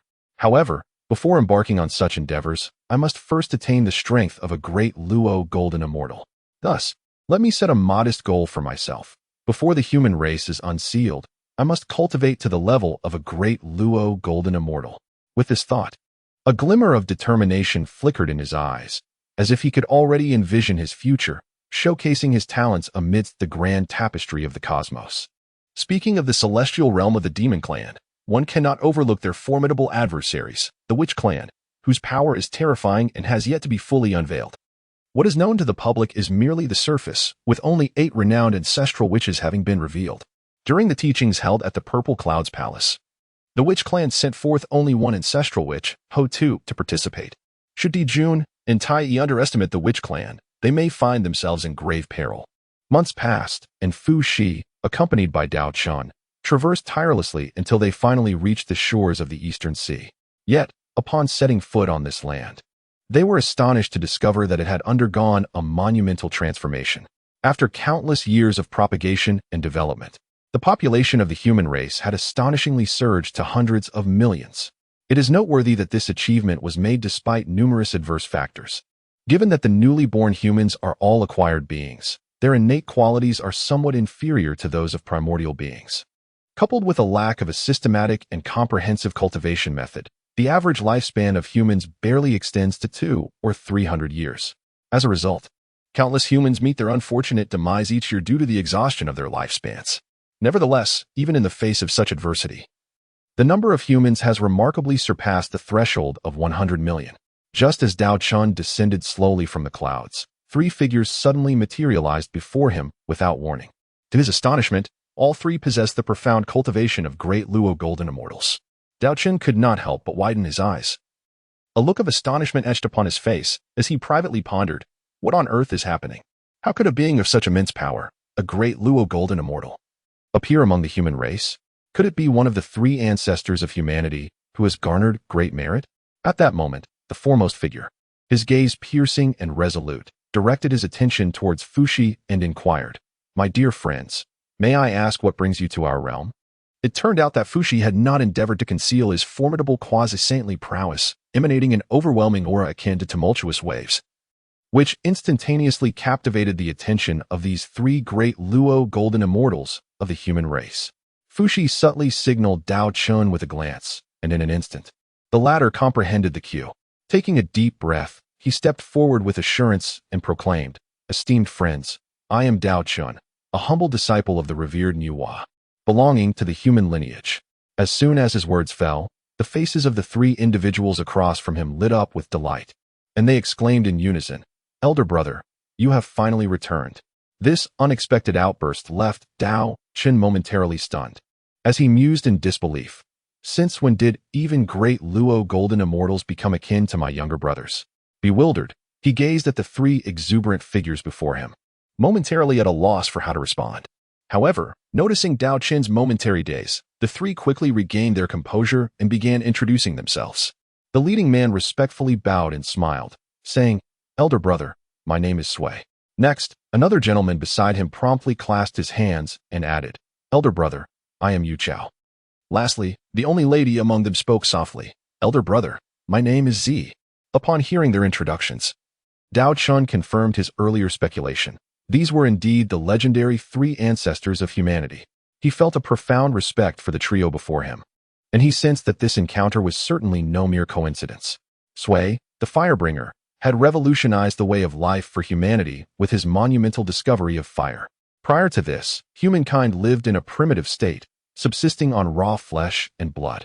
However, with the mastery of fire, humanity learned the art of cooking, savoring delicious and wholesome meals. This transformation not only enhanced their dietary conditions, but also significantly mitigated the spread of disease, allowing humanity to grow stronger and healthier over time. Simultaneously, Yu Chao made substantial contributions by observing birds nesting in trees, which inspired him to construct rudimentary shelters for humanity. Though modest in design, these abodes provided essential protection from the elements, granting people a relatively safe and comfortable living environment. As for Z, her accomplishments were nothing short of remarkable. She invented the earliest garments in human history. Henceforth, humanity bid farewell to the era of nudity, adorning themselves in clothing crafted from various materials. This not only shielded their bodies from external harm, but also served to provide warmth and adornment. Before Daochen stood this legendary figure, Z, a testament to the ingenuity and resilience of humanity. Daochen could not help but inquire, "How have the three of you attained such remarkable cultivation? After all, this is the tangible world, and who can ascertain the veracity of the myths from ages past?" Sui Ren smiled gently and began to recount, "Once upon a time, I chanced upon a storm that struck a great tree with lightning, igniting a conflagration. I felt the warmth emanating from the flames, and moved by this sensation, I daringly brought the spark back to humanity. Through relentless experimentation and practice, we eventually discovered the method of friction fire. At that moment, the heavens bestowed upon me immeasurable virtue, allowing my cultivation to surge to the early stage of the great Luo golden immortal." Yu Chao nodded in agreement, continuing, "I too was inspired by natural phenomena to construct dwellings for my kin. Upon completion, I similarly received divine favor, which elevated my cultivation." Z then added with a smile, "After I invented clothing, my people were filled with joy, and perhaps it was this very joy that brought about my fortunate opportunity. Despite their celestial prowess, they were unaware of these truths. It was as if the heavenly principles obscured humanity's perception, leaving them to slowly uncover the mysteries themselves. Lacking any guidance and cultivation, they did not comprehend the application of their mystical powers." Daochen stood silently, absorbing the words of those around him, his heart enlightened. It became evident that all of this was indeed the manifestation of the celestial virtues at work. He understood that forcibly elevating one's cultivation through such divine merits was not a prudent strategy, for it inherently harbored significant risks.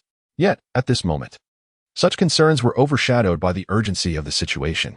Sui Ren, with a smile gracing his lips and profound respect gleaming in his eyes, turned to Daochen and gently said, "Elder brother, it has been nearly 40,000 years since you and the Holy Mother ventured forth. Given the passage of such time, It is likely that you are unfamiliar with the brethren of our clan. Allow me to gather everyone together, so that we may collectively heed your guidance." Daochen nodded slightly, signifying his agreement. He then spoke, "This is indeed splendid. Not only must we gather everyone in one place, but we must also convey an important message to our kin. Upon my return, I have brought with me the meticulously crafted cultivation methods bestowed upon us by the Holy Mother for our human tribe. A decade hence, I shall impart these teachings here. It is imperative that we devise every possible means to inform each clansman, urging them to return to our ancestral land as much as they can." As time elapsed, the human population exhibited an explosive growth, gradually expanding from the shores of the East Sea, ultimately giving rise to numerous tribes of varying sizes. The original land was revered as the birthplace and sacred ground of the human race. The three ancestors gazed upon the burgeoning human community, their faces radiant with joy. Yet, whenever they witnessed their kin aging and passing away, an inescapable sense of sorrow and helplessness filled their hearts. Now, with the knowledge that Daochen has returned with miraculous cultivation techniques, all three harbored hopes, eagerly anticipating that humanity might embark on a path of strength, liberating themselves from the shackles of aging, illness, and death. The news of Daochen's return to the human realm spread like a gentle spring breeze across the vast expanse of the human lands. People poured into the streets, their jubilant cheers resonating through the air, filling it with an exuberant melody. At this moment, the humanity retained its most primitive and untainted essence, untouched by the deceit and treachery that would later ensnare future generations. As the populace reveled in their joy, Fuxi, having safely delivered Daochen back to the human realm, bid him a hasty farewell. It seemed that the demon tribe had recently exhibited some unusual movements, compelling Fuxi, as the emperor of Shiyuan, to address the potential crisis that loomed ahead. Daochen was acutely aware of the heavy responsibilities he bore, thus he summoned the three ancestors for a meeting. Through his conversations with them, he gained a comprehensive understanding of the current state of the 3,000 celestial beings of the human race and other innate humans. It was heartening to learn that, despite the passage of countless years, none of the 3,000 celestial beings had suffered any casualties. However, their cultivation had stagnated, remaining trapped in the realm of perfected celestial beings, unable to transcend into the true celestial stage. In contrast, the remaining innate humans had not been as fortunate. Over the long passage of time, various calamities had claimed the lives of some among them, leaving only around 100,000 survivors. Yet, it was a relief that these remaining innate humans had largely reached the perfected Earth celestial realm, possessing considerable strength. Faced with such a situation, Daochen had already devised a plan. He resolved to concentrate his efforts on nurturing this group of innate humans, transforming them into the first formidable line of defense for the human race. To that end, he dedicated himself to secluded cultivation, meticulously reviewing and integrating all the knowledge and skills he had acquired. During this period of seclusion, Daochen immersed himself entirely, leaving no detail overlooked. He pondered how to convey the profound principles of the human race's Tao scriptures in the most accessible manner, enabling the people to better grasp their essence and thereby continually enhance their own strength. Moreover, Daochen had previously discerned that the Tao scriptures of the human race encompass teachings only from the human celestial to the great Luo golden immortal realm, lacking relevant content for those below the human celestial stage. In light of this, he first contemplated drawing upon the standards and methods of cultivation classification from the later realms of the cultivation world. Leveraging his extensive knowledge and experience, he personally endeavored to supplement and perfect this segment of cultivation techniques. Nevertheless, Daochen, being inherently cautious, still felt a twinge of unease, for this matter was pivotal to the future development of the human race. After considerable reflection, he decided to invite Nüwa to assist in reviewing the cultivation methods he had meticulously completed, seeking her invaluable insights to further refine them. Upon Nüwa's arrival and her careful examination of the techniques, she could not help but commend Daochen's talent and wisdom, offering some remarkably astute suggestions. With Nüwa's guidance, Daochen ultimately succeeded in optimizing the cultivation methods. However, at that moment, a fleeting thought crossed Daochen's mind. It seemed as if his endeavors had inadvertently usurped an opportunity originally belonging to the Grand Celestial Master. Yet, this notion was but a fleeting whisper in his heart. Daochen understood well that with the Grand Celestial Master's profound and inscrutable power, along with the merits he had amassed, he was destined to attain the status of a sage.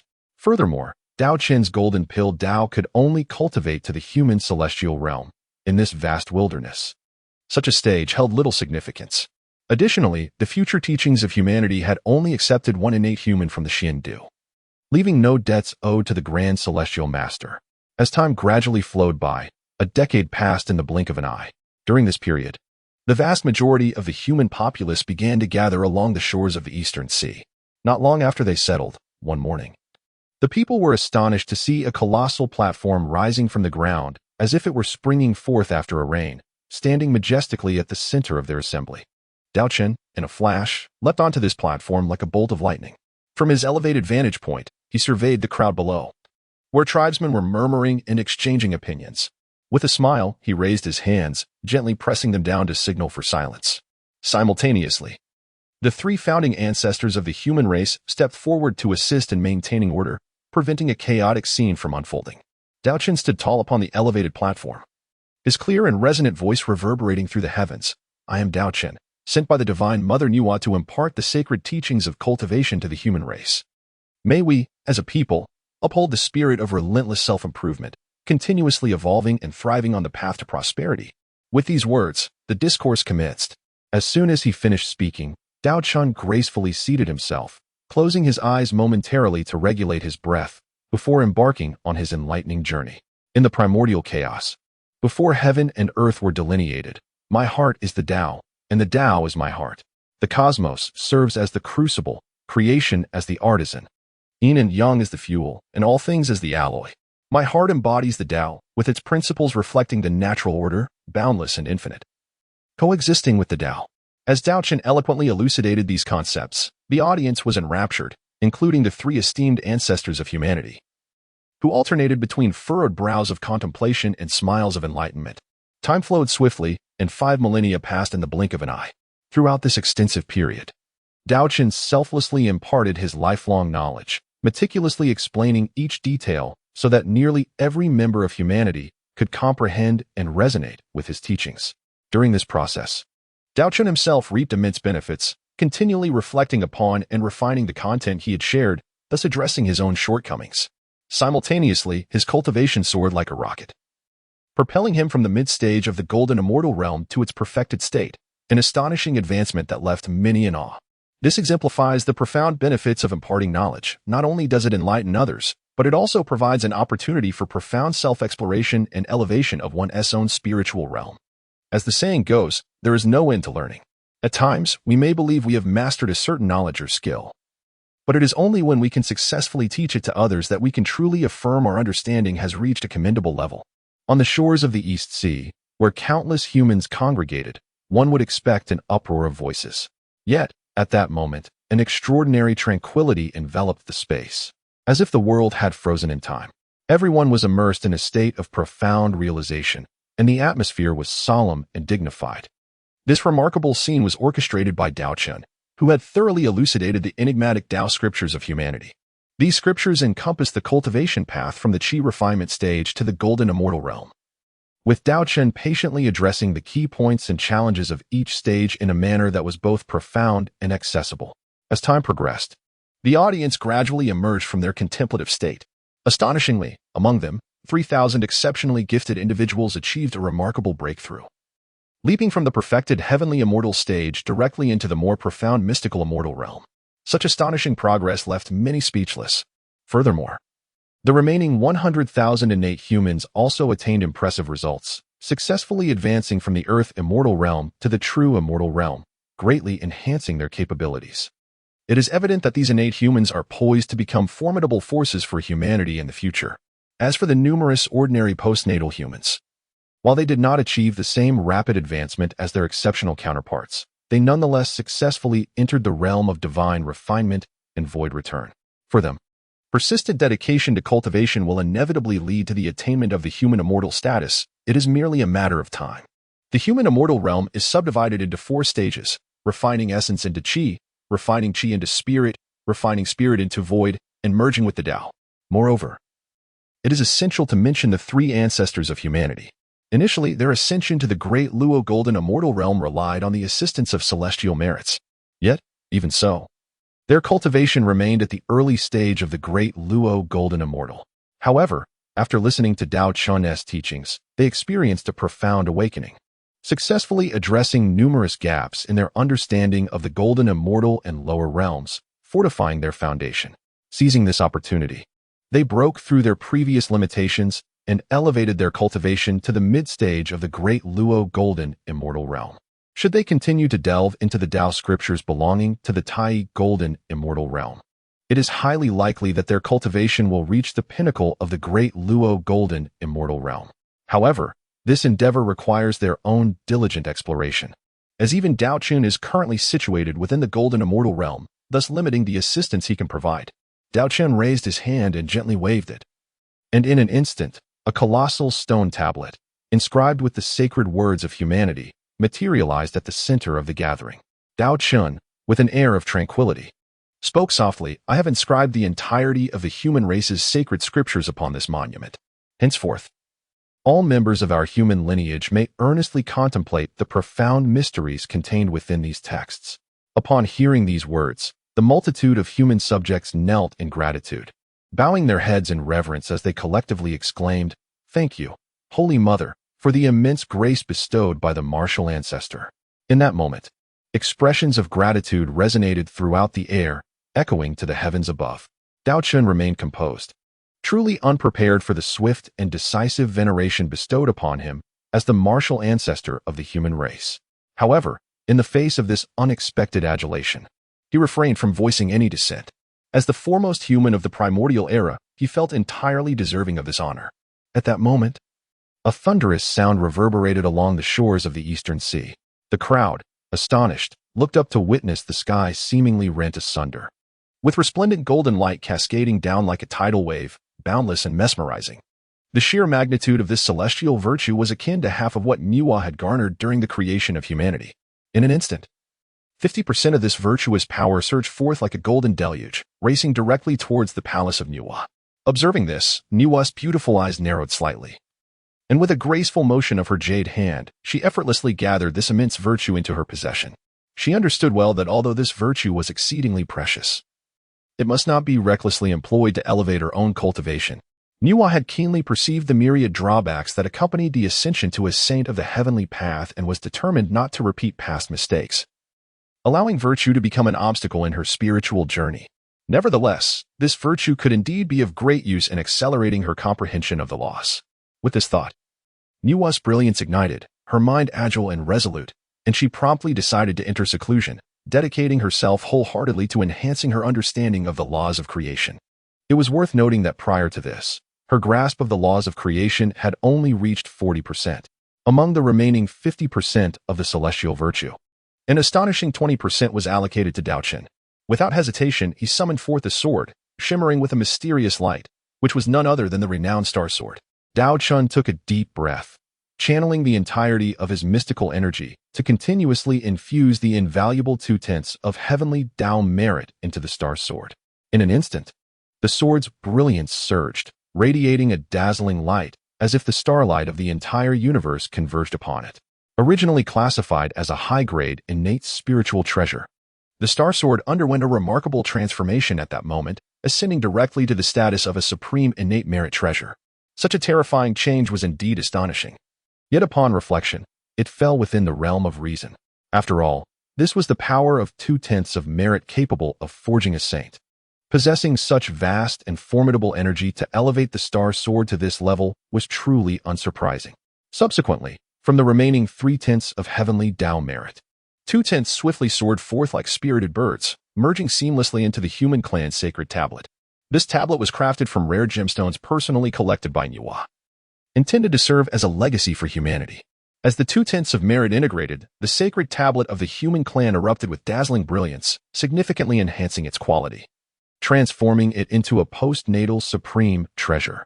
This sacred tablet contained boundless cultivation methods and secrets for humanity, establishing a solid foundation for its rise. However, to protect this unique legacy, powerful restrictions were placed upon the tablet.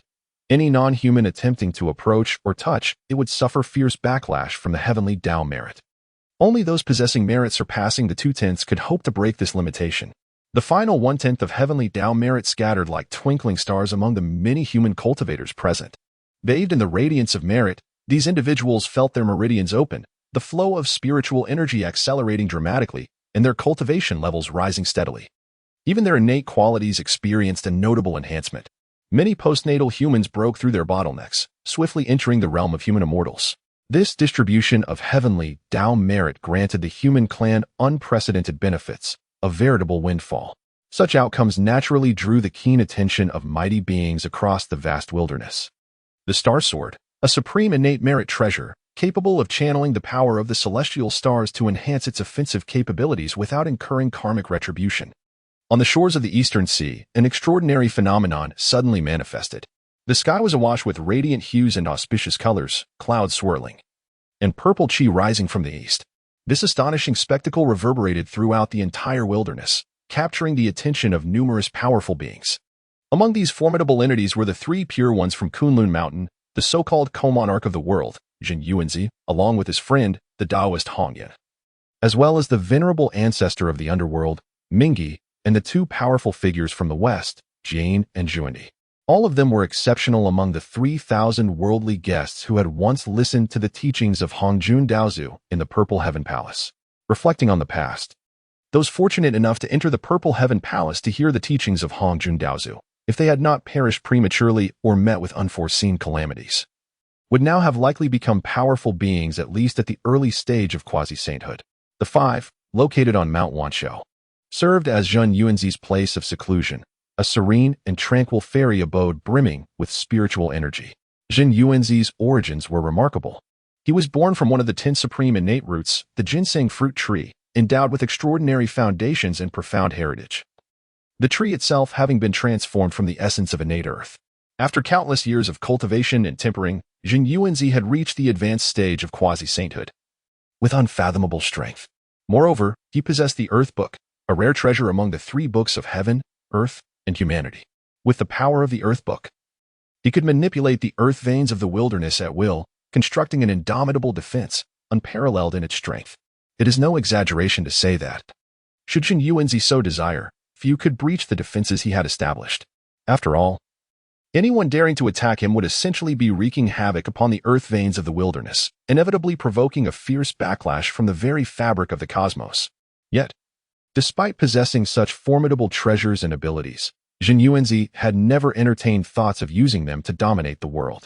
To him, the Earth Book was merely an invaluable defensive treasure. More often, he sought to pursue the higher truths of the great Tao through his own cultivation and understanding. At this moment, Zhen Yuanzi sat cross-legged in tranquil meditation within the 5 on Mount Wanshou.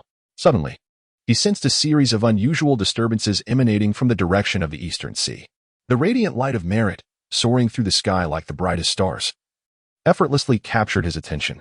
Nearby, another powerful figure was savoring a succulent ginseng fruit with great delight. This individual was none other than Zhen Yuanzi's close friend, the Taoist Hongyun, known as the Old Good Man of the Wilderness. Alas, his situation was rather unfortunate. He had once possessed a superb opportunity to attain sanctification. However, fate played a cruel joke on him. Blame it on his own reckless nature, as he was easily deceived by the duo from the West. Ultimately, he foolishly relinquished his chance at sanctification, a decision utterly perplexing. Even if he did not wish to ascend, he could have handed the opportunity to Zhen Yuanzi, truly a matter worthy of contemplation. Moreover, due to his foolish actions, the nearby Kunpeng also suffered misfortune, losing the sanctification that was within reach. It is easy to imagine the depth of Kunpeng's resentment toward him. One can only assume that at this very moment, Kunpeng had probably conspired with Dijuan and Tai, frantically devising plans to eliminate Hongyun. After all, as the saying goes, a common man is innocent, but possessing treasures invites calamity. Although Hongyun had already forfeited his sanctification, he remained fortunate enough to receive a strand of primordial purple chi. Such a precious item inevitably attracted the greedy gaze of many powerful beings, who regarded him as a thorn in their side. At that moment, Hongyun, with a look of envy, spoke up, "Brother Zhen Yuanzi, I never expected that the humanity created by Lady Nüwa would be so extraordinary. Their frequent receipt of heavenly Tao rewards is truly astonishing." Hearing this, Zhen Yuanzi furrowed his brow slightly, nodding thoughtfully. Indeed, the human race is deeply favored by the heavenly Tao. If this trend continues, they may very well become another immensely powerful force upon this wilderness continent in the future. Upon hearing this, Hongyun murmured softly, "Since you, dear brother, Also recognize the exceptional nature of humanity. Why not let me personally visit the human realm and pay a visit? Perhaps I could uncover some insights into the methods and secrets of understanding primordial purple qi. Jin Yuanzi nodded in agreement with Hongyun's proposal but still bore a hint of concern, slowly responding, "Dear friend Hongyun, while this matter seems settled, in my view, we should observe a bit longer. Recently, I have felt an indescribable unease in my heart, a vague sense that you may encounter a tremendous calamity soon." Hongyun, upon hearing this, shrugged dismissively and replied, "Oh, dear brother, do not worry so. I have not sensed anything out of the ordinary." However, in the face of Hongyun's indifference, Jin Yuanzi merely waved his hand lightly and solemnly remarked, "If one truly finds themselves ensnared in calamity, how could it be so easily perceived by you? The intricacies of this matter are often not as simple as they appear." Upon hearing these words, Hongyun was rendered speechless. The rebuttal he had prepared lingered on his lips before being swallowed back. He could not help but fall into contemplation, the impatience that had just surged within him gradually subsiding. In truth, since Hongyun fortuitously acquired the primordial purple energy, he devoted the majority of his focus to comprehending this treasure. His excessive preoccupation with it led to a slow advancement in his own cultivation, causing him to fall behind his peers within the first tier of practitioners. In today's primordial world, aside from the saints, the most profound cultivators were undoubtedly the three pure ones, who had all reached the pinnacle of quasi-sainthood. The other formidable beings in the first tier were mostly at the later stages of quasi-sainthood. Take Jin Yuanzi, for example. Through years of arduous cultivation and serendipity, he successfully ascended to the later stage of quasi-sainthood, becoming a renowned powerhouse. In contrast, Hongyun remained merely at the mid-stage of quasi-sainthood, which indeed made him appear somewhat inadequate. However, upon reflection, it is understandable. After all, the primordial purple energy serves as a critical foundation for attaining sainthood. How many could resist the allure and temptation of such an enticing treasure? The Earth Book, Supreme Innate Spirit Treasure, Function 1, possesses exceptional defensive capabilities. Known as the Earth Fetal Membrane, capable of connecting to the primordial earth veins, causing attackers to face the heavenly retribution of the primordial realm. Function 2, enables the investigation of affairs in the three realms, possessing formidable probing and insight abilities. Within the realm of the demon clan's heavenly court, the atmosphere was tense and solemn.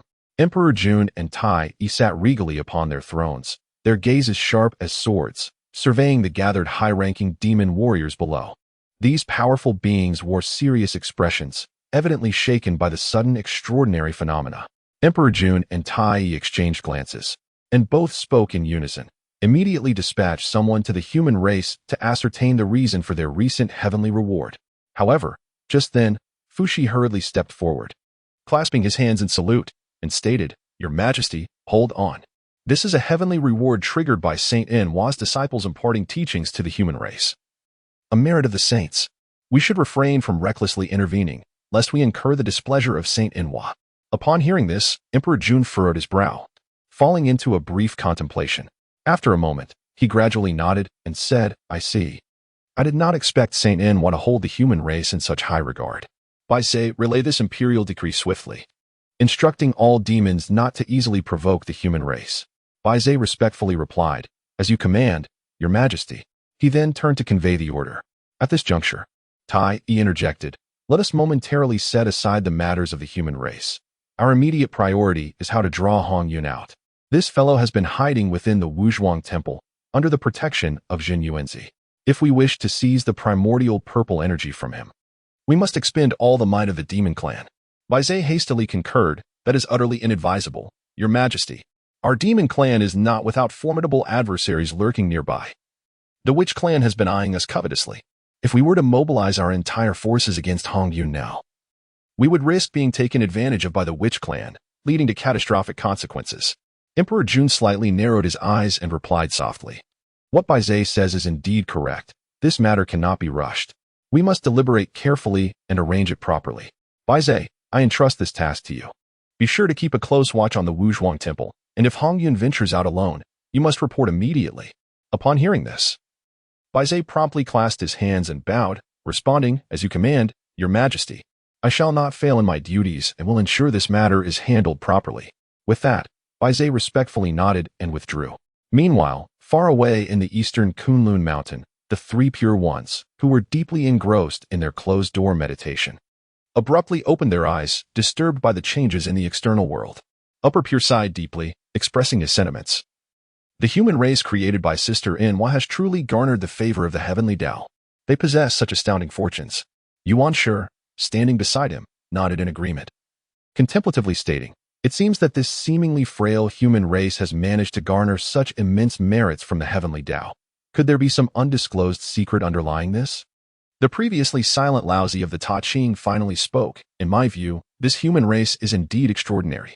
I intend to venture forth on a journey, seeking opportunities to comprehend the primordial purple energy." Upon hearing Laozi's words, Yuan Shi immediately responded, "Elder brother, I still need to continue my closed-door cultivation and will not be able to accompany you this time." Laozi of the Daochen smiled slightly, expressing understanding, and reassured him, "No worries. You and the third brother can remain here in peace for your meditation. I shall travel alone." After speaking, Laozi of the Daochen vanished in an instant, leaving Yuan Shi and Tong Tian to exchange solemn glances before closing their eyes once again, returning to deep meditation. The blood sea of the underworld has long been a mysterious and fearsome existence.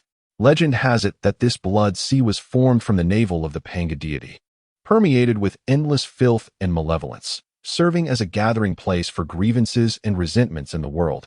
It is said that before the realm of reincarnation was established, souls of the deceased would venture here.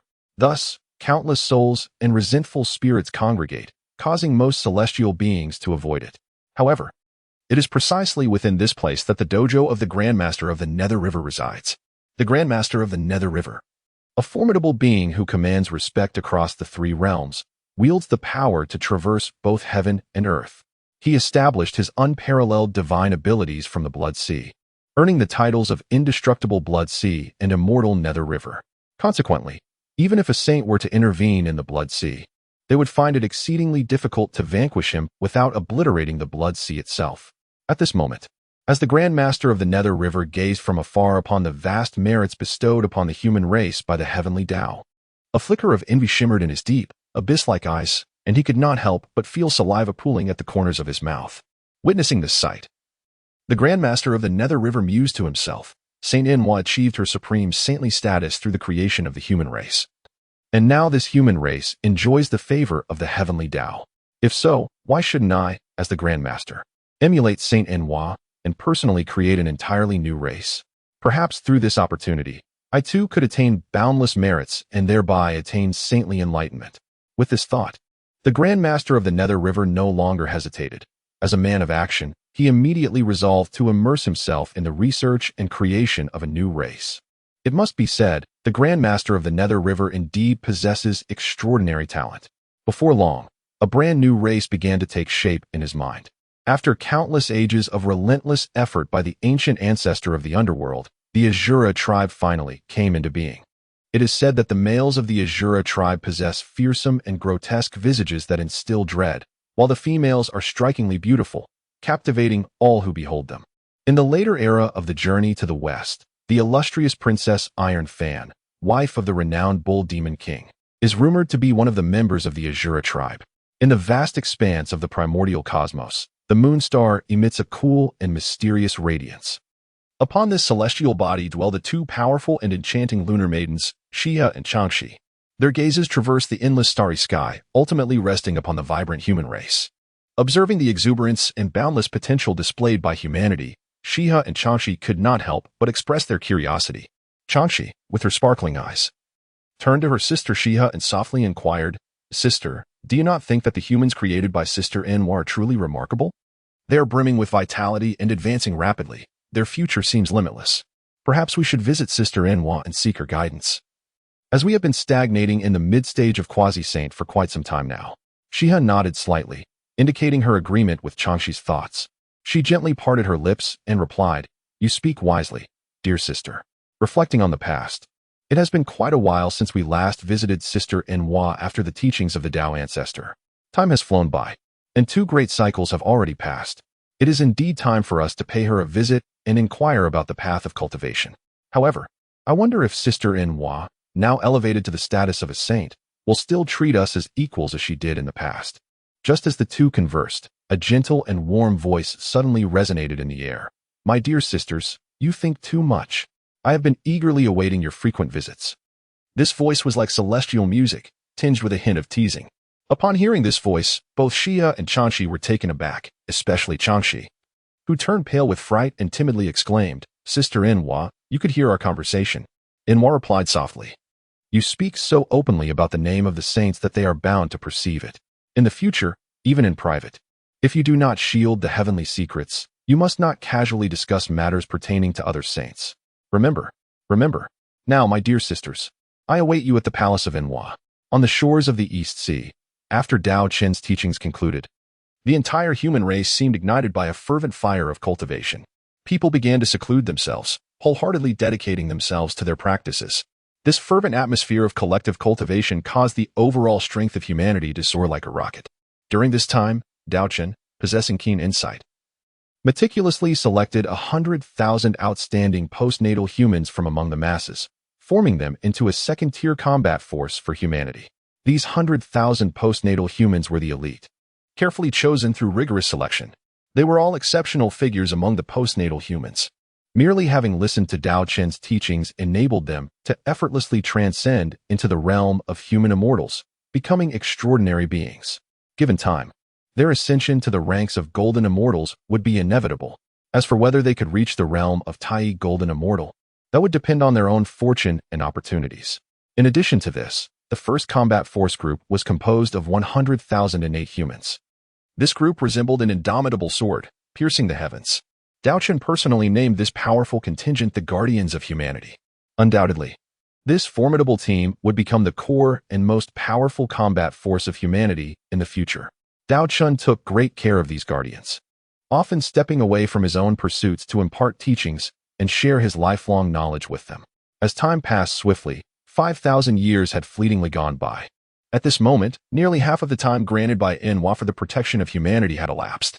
Yet, within this brief span, humanity underwent transformative changes, rising astonishingly upon this vast and boundless continent.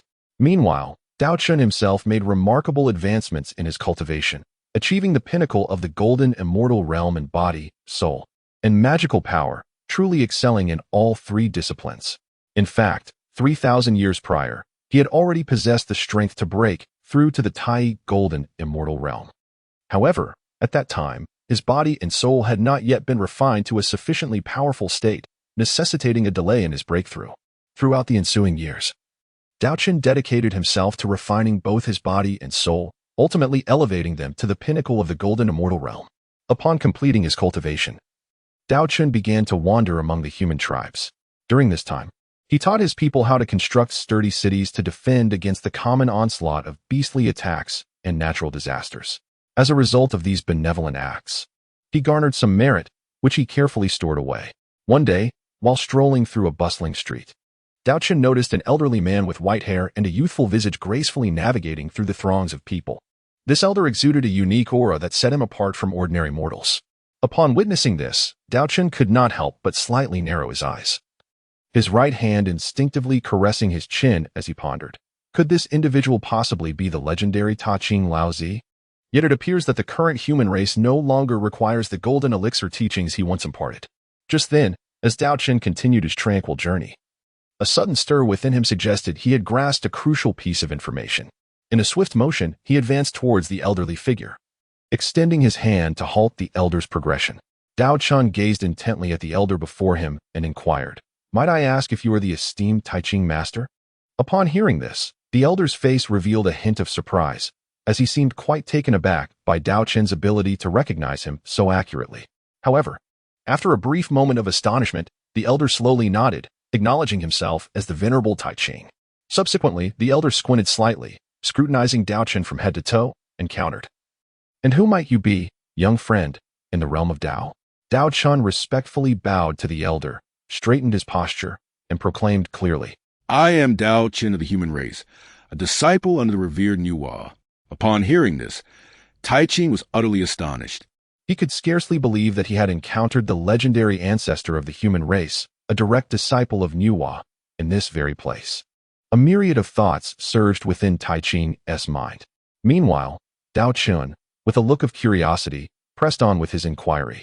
May I ask what brings you to the domain of the human race, esteemed Taiching master? In response to Daochen's question, Taiching pondered for a moment before replying softly. To be candid, I have come to the human realm because I sense that it holds a significant opportunity for me. Thus, I embarked on a journey through this human tribe. I initially intended to impart some cultivation methods to the human race, hoping to contribute in some small way to their development. However, I did not anticipate that the Tao scriptures of the human race have already become quite sophisticated, which has left me somewhat taken aback. With that, Taiching gently shook his head, as if feeling a tinge of regret. However, Daochen's mind began to race with possibilities. He was acutely aware that Taiching's expertise did not lie in the path of combat, but rather in the exquisite art of alchemy. This was not to imply that Taiching was lacking in martial prowess. His transformation of the three pure ones was no trivial feat, but rather that his most distinguished skill was indeed alchemy. If he could acquire the complete Taiching alchemical techniques from Taiching, it would undoubtedly be a tremendous boon for the entire human race, yielding benefits for generations to come. Daochen's gaze shimmered with the brilliance of wisdom as he earnestly proposed to Taiching, Master Suwen, your unparalleled alchemical skills are truly extraordinary, unmatched throughout the vast wilderness. Should we be fortunate enough to inscribe this invaluable legacy upon the sacred steel of our human martial arts, I believe it would undoubtedly usher in wondrous opportunities. Upon hearing these words, Taiching could not help but raise an eyebrow, quietly contemplating. This young man is quite astute, daring to set his sights on my prized expertise. However, after a brief moment of reflection, he resolved to acquiesce to the will of destiny. He extended his finger and began to calculate with delicate precision. Moments later, a look of astonishment graced Taiching's face as he realized the truth in the young man's assertions. The opportunity he had long awaited was indeed present. In the midst of calamity, the reason Taiching could foresee this was due to the divine guidance of the heavenly Tao. No longer hesitating, Taiching spoke to Daochen. If that is the case, kindly lead the way, dear nephew, so that I may journey to the sacred and solemn location of your martial arts steel, allowing me to successfully impart this alchemical legacy. Daochen naturally agreed with great enthusiasm, indicating that there were no issues. He then swiftly transformed into a streak of light, leading the way, while Taiching closely followed in pursuit, both hastening towards the corporeal form of the martial arts sacred tablet. The martial arts sacred tablet of the human race, a postnatal treasure, is capable of manifesting in myriad forms, scattered across various locations to facilitate the understanding and inheritance for the human practitioners. However, the level of inheritance accessible varies with the grade of the sacred tablet. Before long, the two arrived at their destination. Before them stood the towering martial arts sacred tablet, exuding an ancient and formidable aura, as if it bore the weight of countless ages and the dreams and aspirations of innumerable warriors. Taiching took a deep breath, slowly approached, and presented the meticulously prepared orb of alchemical inheritance to Daochen. Daochen took the luminous orb, swiftly scanning it with his divine sense, only to be somewhat disappointed to discover that it recorded the highest realm of alchemy as merely the sixth transformation golden elixir. Clearly, Taiching had not fully relinquished the complete inheritance of alchemy. Nevertheless, Daochen understood that acquiring a portion of the legacy was a commendable achievement, far better than having nothing at all. With this thought in mind, he ceased to dwell on it, flicking his wrist to carefully place this hard-won inheritance into the martial arts sacred tablet. In an instant, the sacred tablet radiated a brilliant light, and the previously smooth surface began to unveil profound and esoteric texts along with vivid illustrations, which were the recently incorporated alchemical teachings. The newly added content sparkled like brilliant stars in the night sky, rendering the sacred tablet even more solemn and enigmatic. Taiching, filled with inspiration, declared, I, Taiching Laos, today wish to establish the human teachings to protect humanity and guide it toward prosperity. However, before he could finish, Daochen interrupted him forcefully. He proclaimed, Taiching Master, forgive my bluntness, but the human teachings cannot be established. Only the Supreme Mother of humanity, possessing unparalleled benevolence and compassion, is worthy of such a qualification. These words left Taiching momentarily speechless, his expression shifting to one of discomfort, yet he ultimately restrained his reaction, knowing well that his legacy had its flaws. At this moment, Taiching had not yet attained sainthood. Although he had not comprehended the legendary 9-transformation golden elixir, his profound alchemical skills had enabled him to successfully refine the 8-transformation golden elixir. However, he had chosen to keep some secrets regarding this matter, thus opting to concede in the face of Daochen's challenge.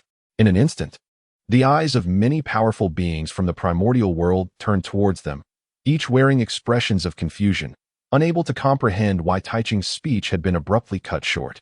At that moment, Taiching took a deep breath, gathered his thoughts, and spoke again. I, Taiching Laos, hereby establish the supreme Taoist teachings, aiming to carve a unique path in alchemy for humanity, assisting it in achieving prosperity and development through the power of elixirs. With the innate treasure, the Taiji diagram, I shall suppress the fortunes of the supreme Taoist teachings, seeking the heavens as witness. As soon as his voice fell, a grand and authoritative voice resonated from the heavens. Approved. This voice seemed to emanate from the heavens above, shaking the very core of all who heard it. Simultaneously, in the depths of the boundless void, within the mysterious purple cloud palace, the Tao ancestor Hongjun sat in quiet contemplation. Upon hearing Taiching's words, he could not help but express his astonishment, pondering to himself, Taiching should indeed establish the human teachings. Why has he suddenly decided to establish the supreme Taoist teachings instead? This is truly perplexing. Could there be some unforeseen variables? He mused, then began to employ his profound and inscrutable divination techniques. However, as the divination progressed, he was astonished to find the heavenly secrets in disarray, as if shrouded by a thick mist. Even someone as adept as he could not fully ascertain the reasons behind it. A furrow formed on his brow as he fell into deep contemplation. At that moment, boundless rays of merit descended from the sky, cascading like a brilliant galaxy. A portion of this merit naturally belonged to Daochen, for he had exerted considerable effort in this matter. Two other portions directly merged into the martial arts sacred tablet, enhancing its already solemn and sacred presence. The remaining 7 portions surged like a torrential river, continuously flowing into Taiching's body. Concurrently, this merit power triggered a long-dormant response from the innate merits of creation within him, intertwining and merging. Utilizing the primordial purple energy within Taiching as a foundation, these forces coalesced, ultimately aiding him in breaking through his bottleneck and successfully attaining the supreme fruit position of the heavenly Tao saint. Astonishingly, upon achieving the status of a saint, Taiching ascended directly to the early stage of the 3rd level of sainthood. Such an extraordinary accomplishment was far more powerful than that of Nüwa, who had attained sainthood first. However, upon reflection, this was not entirely surprising. After all, Taiching bore the blessings left by the Panga deity, possessing such extraordinary advantages, making his remarkable achievement quite reasonable. At this moment, all the mighty beings in the primordial world who were sequestered in their respective caves for cultivation were utterly astonished. They could never have anticipated that. Following Nüwa, Taiching would swiftly embark on the path of sainthood, becoming a lofty heavenly Tao saint. In the eastern Kunlun Mountains, Yuanshi, Tianzuan, and Tongtian Jiao masters similarly felt a stirring in their hearts, filled with inspiration. Yuanshi, Tianzuan, with a solemn expression, gazed skyward and proclaimed to the unseen heavenly Tao. Heavenly Tao above, I am Yuqing Yuanshi. Today I establish the teaching of expounding the Tao. This teaching aims to elucidate the ultimate principles of the heavenly Tao and embody its intentions.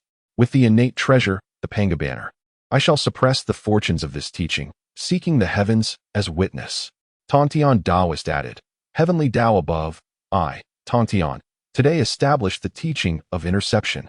I wish to seize a thread of opportunity for all beings in the vast primordial realm, regardless of their origins or foundations. As long as they are beings of the primordial world, they may sincerely enter the doors of my teaching of interception. I uphold the principle of inclusivity in education, treating all equally, with the 4 swords of extermination suppressing the fortunes of the teaching of interception, seeking the heavens as witness. In that same moment, both Yuanshi and Tongtian successfully established their teachings and attained the status of saints. This sudden turn of events sent shockwaves throughout the primordial world, leaving everyone in a state of astonishment.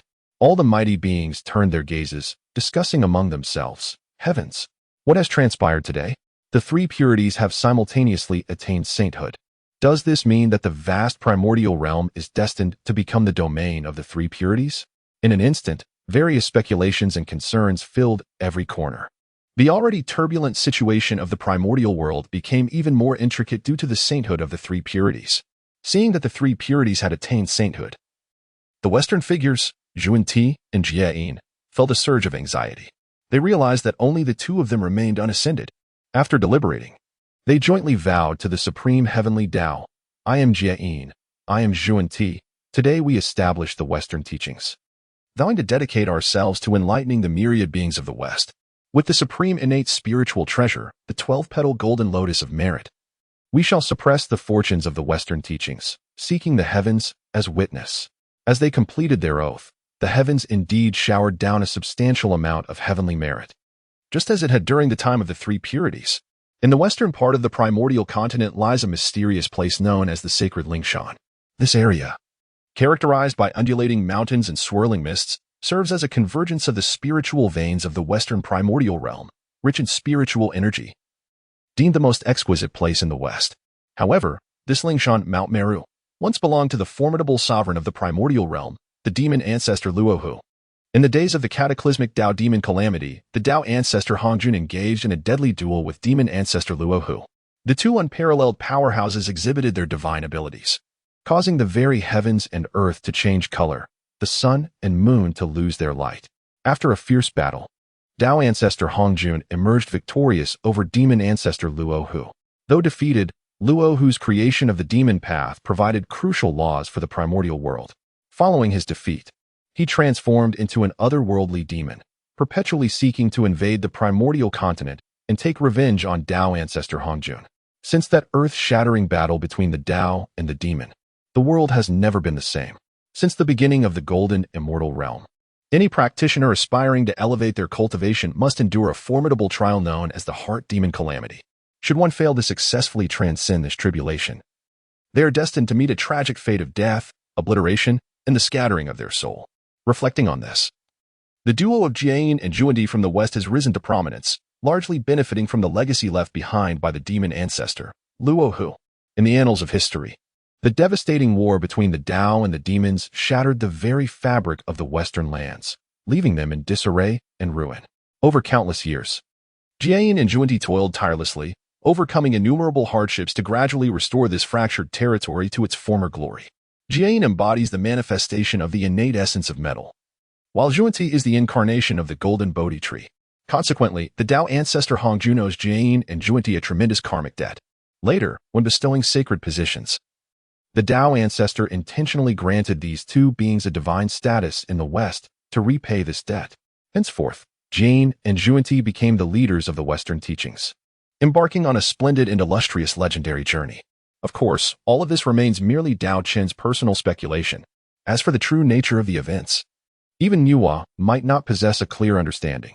After all, the passage of time is immense, and it is uncertain whether Nüwa even had consciousness in those distant eras. However, Daochen finds the notion of the demon ancestor Luohu to be exceedingly plausible. It is said that the heart demon calamity indeed only emerged following the conflict between the Dao and the demons. Speaking of the demon ancestor Luohu, he was undeniably a ruthless figure. In those days, the three innate clans, the Dragon, Phoenix, and Qilin, engaged in an intensely fierce struggle for supremacy, each vying to unify the primordial realm and attain sainthood through fortune. Yet, who could have anticipated that the discord among the three clans was subtly instigated by the demon ancestor Luohu?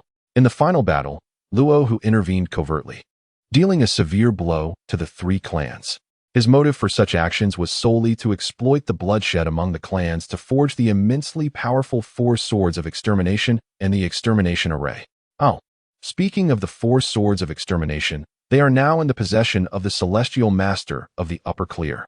This sword array is renowned, reputed to be unbreakable by any four saints. Furthermore, it is important to note that this is merely under the condition of lacking the support of the extermination array.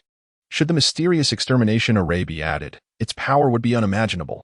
At this juncture, Daochen cannot help but feel curious, recalling the time when the demon ancestor met his unfortunate demise. The formidable treasures he wielded during his lifetime naturally remained upon the primordial continent. Among the most well-known are the innate treasure, the god-slaying spear, the four swords of extermination, and the supreme innate spiritual treasure, the world destruction black lotus, among others. Alas, aside from these illustrious artifacts, it seems that many precious relics are still unaccounted for. Even the exalted Dao ancestor ultimately acquired only the four swords of extermination. After all, spiritual treasures possess sentience, and when their master encounters misfortune and perishes, they often flee, vanishing without a trace.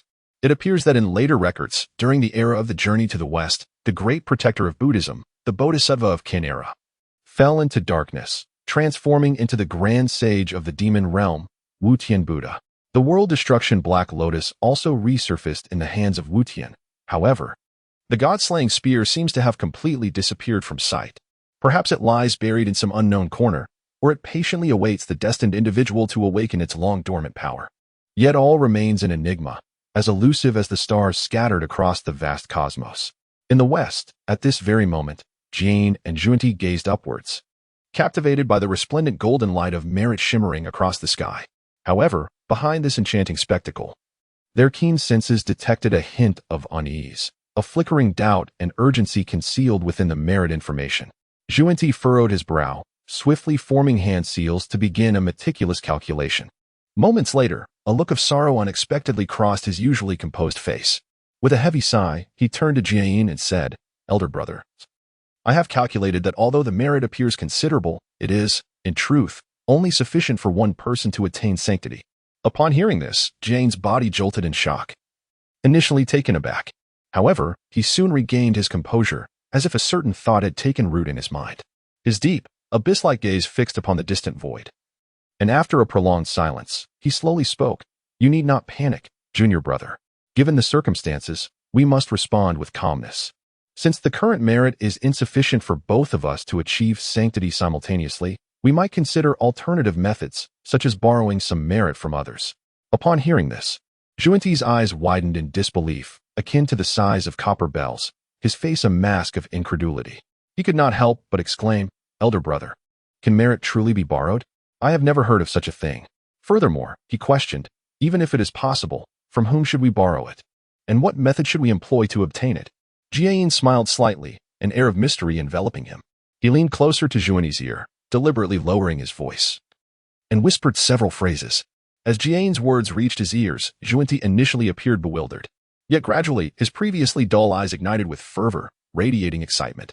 He nodded repeatedly, expressing his profound agreement with Jiayin's words, eager to put their plan into action.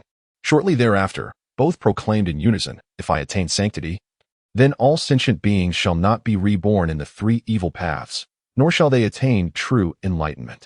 In our realm, all celestial beings shall gain the wisdom of destiny, from the highest to the lowest. Even those entangled in countless calamities shall not attain enlightenment." After the two vowed to uphold the 48 grand aspirations, the heavenly Tao once again bestowed immeasurable merit. However, the quantity of merit was hardly comparable to that of the three pure ones, barely sufficient to assist the two in attaining sanctity. Nonetheless, it was enough to elevate them to the esteemed status of saints, successfully breaking through to the early stages of the saint level. In the West, Jiayin and Junti astonishingly utilized this miraculous method of borrowing from the heavenly Tao, ultimately embarking on the path to sanctity. Such an extraordinary feat left the most formidable beings of the primordial world utterly astounded, as they could hardly fathom that there existed such an unfathomable method to attain the status of a saint. On that very day, 5 saints emerged in succession. Thus, the 6 ordained saints were gathered together. However, this series of astonishing events deeply stirred the hearts of 3 individuals, Hongmeng, Kunping, and the ancestor of the Nether River. Particularly, the ancestor of the Nether River, upon witnessing how others could easily attain sanctity merely by establishing a lineage, felt an overwhelming tide of envy surge within him. Unable to contain his impulse any longer, he raised his head, proclaiming to the vast heavens, "Heavenly Tao above, I, the ancestor of the Nether River, hereby establish the netherworld teaching today, wishing to bring blessings to the beings of the primordial realm." Before his words could fully escape his lips, an unexpected occurrence transpired. The reward from the heavenly Tao descended instantaneously, yet it was not the anticipated grace and glory, but a bolt of ferocious lightning aimed directly at the ancestor of the Nether River. The pitiful ancestor of the underworld river had no time to evade. In an instant, he was struck by the sudden thunderclap, leaving him charred on the outside yet tender within, a sight too ghastly to behold. Overwhelmed by such a severe blow, rage surged within him, and in a moment of reckless abandon, he forgot the reverence due to the heavenly way, exclaiming in fury, "Heavenly way, how can you be so biased?" What began as a mere bolt of celestial thunder, transformed, provoked by the ancestor's indiscreet words, into a cataclysmic tempest of lightning. Faced with the increasingly ferocious storm, the ancestor finally awoke from his stupor, realizing the grave error he had committed. Terrified to his core, he cast aside all notions of dignity and fell to his knees, pleading for mercy. I acknowledge my mistake. O heavenly way, please show mercy and spare my life. Yet, the terrifying tempest paid no heed to his entreaties, mercilessly unleashing a barrage of 49 bolts of divine thunder. Each strike roared forth like a rampaging dragon, claws bared, hurtling towards the ancestor. Despite his desperate efforts to summon the formidable flame lotus of retribution to defend himself, its efficacy was negligible against such violent thunder. The earth-shattering booms echoed as the ancestor was mercilessly battered, leaving him in a pitiful state. Witnessing this spectacle, the assembled powerful beings felt a heavy weight in their hearts. Pondering, it seemed the ancestor of the underworld river was indeed facing an unavoidable calamity. With such grievous wounds, recovery would likely demand an extensive period of rest. This grim sight extinguished any thoughts among the top beings of the primordial realm about establishing a sect, for they were wary of the cautionary tale embodied by the ancestor. Even the usually composed Daochen furrowed his brow, secretly speculating the true intent behind the heavenly way's actions. After careful consideration, Daochen surmised that this might be intricately linked to the principles cultivated by the ancestor. After all, the principles of slaughter are an exceedingly brutal and sanguinary path of cultivation, often inciting a multitude of violent energies in the world, thereby incurring the displeasure and retribution of the heavenly way. Daochen could not help but let out a long sigh, exclaiming how fortunate these individuals truly are. Reflecting upon the 6 saints of heaven, it seems that only Nüwa achieved the status of a saint through her own strength. After a brief pause, he continued, stating that the 3 pure ones attained sainthood merely owing to the immeasurable merits accumulated by the great Panga during the creation of the world. As for the 2 Western saints, they relied heavily on the immense karmic debts owed to the Dao ancestor Hongmeng, along with various fortuitous coincidences, supplemented by the merits borrowed from the heavenly Dao, which ultimately led them to attain the saintly fruit position.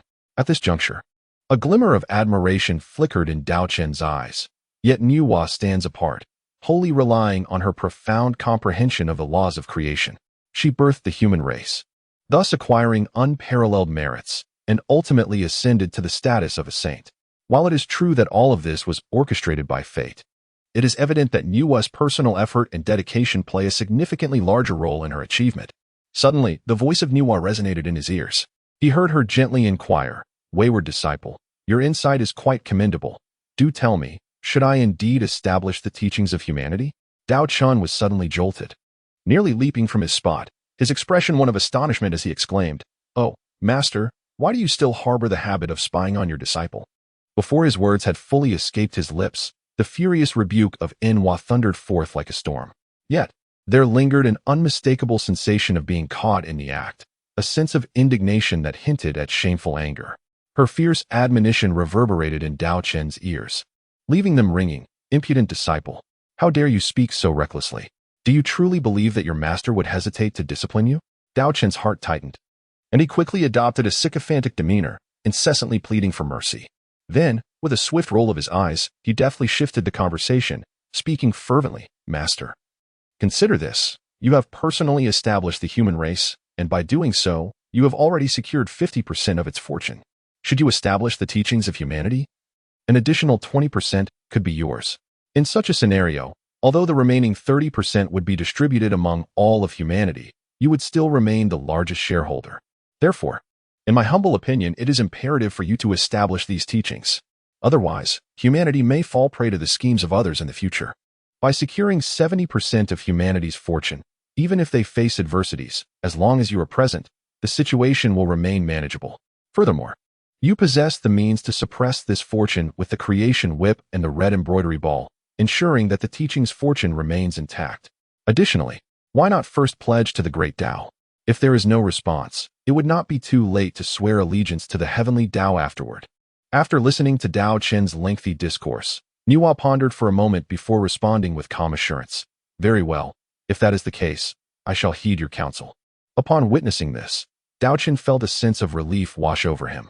He could not help but lightly press his lips together, pondering inwardly, when did my master become so obedient? With the great Dao above, I, Nüwa, today establish the human sect, aiming to enlighten humanity. I shall suppress the fate with the supreme innate spiritual treasure, the red embroidered ball, and beseech the great Dao for its acknowledgement. Nüwa's voice was melodious and resonated throughout the vast wilderness. Moments later, a colossal eye of law appeared in the sky. and a profound acknowledgement echoed from the heavens before it vanished from sight. Nüwa, taken aback by the unexpected response from the great Tao, felt an immense joy as numerous merits descended upon her. This was the merit of the great Tao, incomparable to that of the heavenly Tao. My dear disciple, you have performed exceptionally well this time, Nüwa praised with delight. Daochen rolled his eyes in exasperation. When there is a matter, you are a dutiful disciple. When there is none, you are a rebellious one. Very well, if this is how we shall play, then this master will do without. Master, the merits of the great Tao should not be misused. They may prove invaluable in the future. Daochen suddenly recalled the cold and unfeeling aspect of Nüwa from his past life memories, leading him to question whether she had become a puppet of the heavenly Tao, subtly influenced by it. However, if she were protected by the merits of the great Tao, the heavenly Tao would not dare to act against her lightly. Otherwise, the wrath of the great Tao would be beyond his endurance. In this primal world, astonishingly, 5 saints appeared simultaneously within a single day, shocking countless beings. Soon after, the venerable ancestor of the Nether River, with grand ambitions, sought to establish a great religion, but was struck by heavenly lightning, nearly obliterated. Even more unexpectedly, Nüwa directly founded the human sect, thus acquiring unparalleled merits of the great Tao. This series of bewildering events was akin to a massive stone cast into a tranquil lake, stirring up countless waves and continuously provoking the sensitive nerves of the great powers of the primordial realm. Even Hongmeng, residing within the Wanzhong mountain at the 5, could no longer suppress the turmoil within. He paced back and forth within the temple, appearing anxious and restless. Ultimately, he resolved to journey to the realm of humanity to uncover the truth. At this moment, Jin Yuanzi, who had been silently observing Hongmeng's actions, sighed inwardly, knowing well that once his friend made a decision, it would be difficult to sway him. Thus, Jin Yuanzi spoke slowly. Friend, hold on. Do not rush into action. Let me first use the Earth Book to investigate the changes in the world and carefully deduce the situation before we make a final decision. Having said that, Jin Yuanzi wasted no time and quickly retrieved the mysterious Earth Book from his sleeve. He held the Earth Book with both hands, chanting incantations, as his spiritual power flowed continuously into it. In an instant, the Earth Book emanated strange glimmers of light, seemingly establishing a profound connection with the cosmos. As time passed, Jin Yuanzi remained fully focused on his deductions, beads of sweat gradually appearing on his forehead, yet he did not dare to relax for an instant. After a considerable time, Jin Yuanzi finally ceased his actions, a look of confusion crossing his face. It turned out that after this exhaustive deduction, he perceived no anomalies. Even the ominous premonition he had earlier had dissipated. Although he felt this matter was quite peculiar, Jin Yuanzi truthfully conveyed the results to Hongmeng. Friend, after this deduction, I truly found no discrepancies. If that is the case, I shall no longer forcibly obstruct you. However, the journey is long, so please take care. If you encounter any troubles along the way, remember to notify me promptly. I will certainly come to your aid at the first opportunity.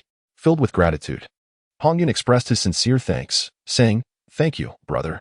Without further ado, he turned and hurriedly departed, his steps appearing somewhat rushed and eager. Just as Hongmeng stepped out of the 5, distant in another realm, Bai Zhe immediately received this news.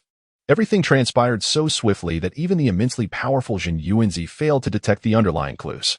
Behind this, the Western 2 saints had covertly intervened. It is worth noting that at this moment, Jane and Zhuanti had just attained the rank of saints, but were already formidable. Together, they employed great powers to cleverly obscure all heavenly secrets related to Hongmeng.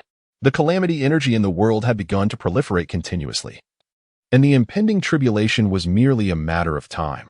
The heavenly secrets became increasingly chaotic.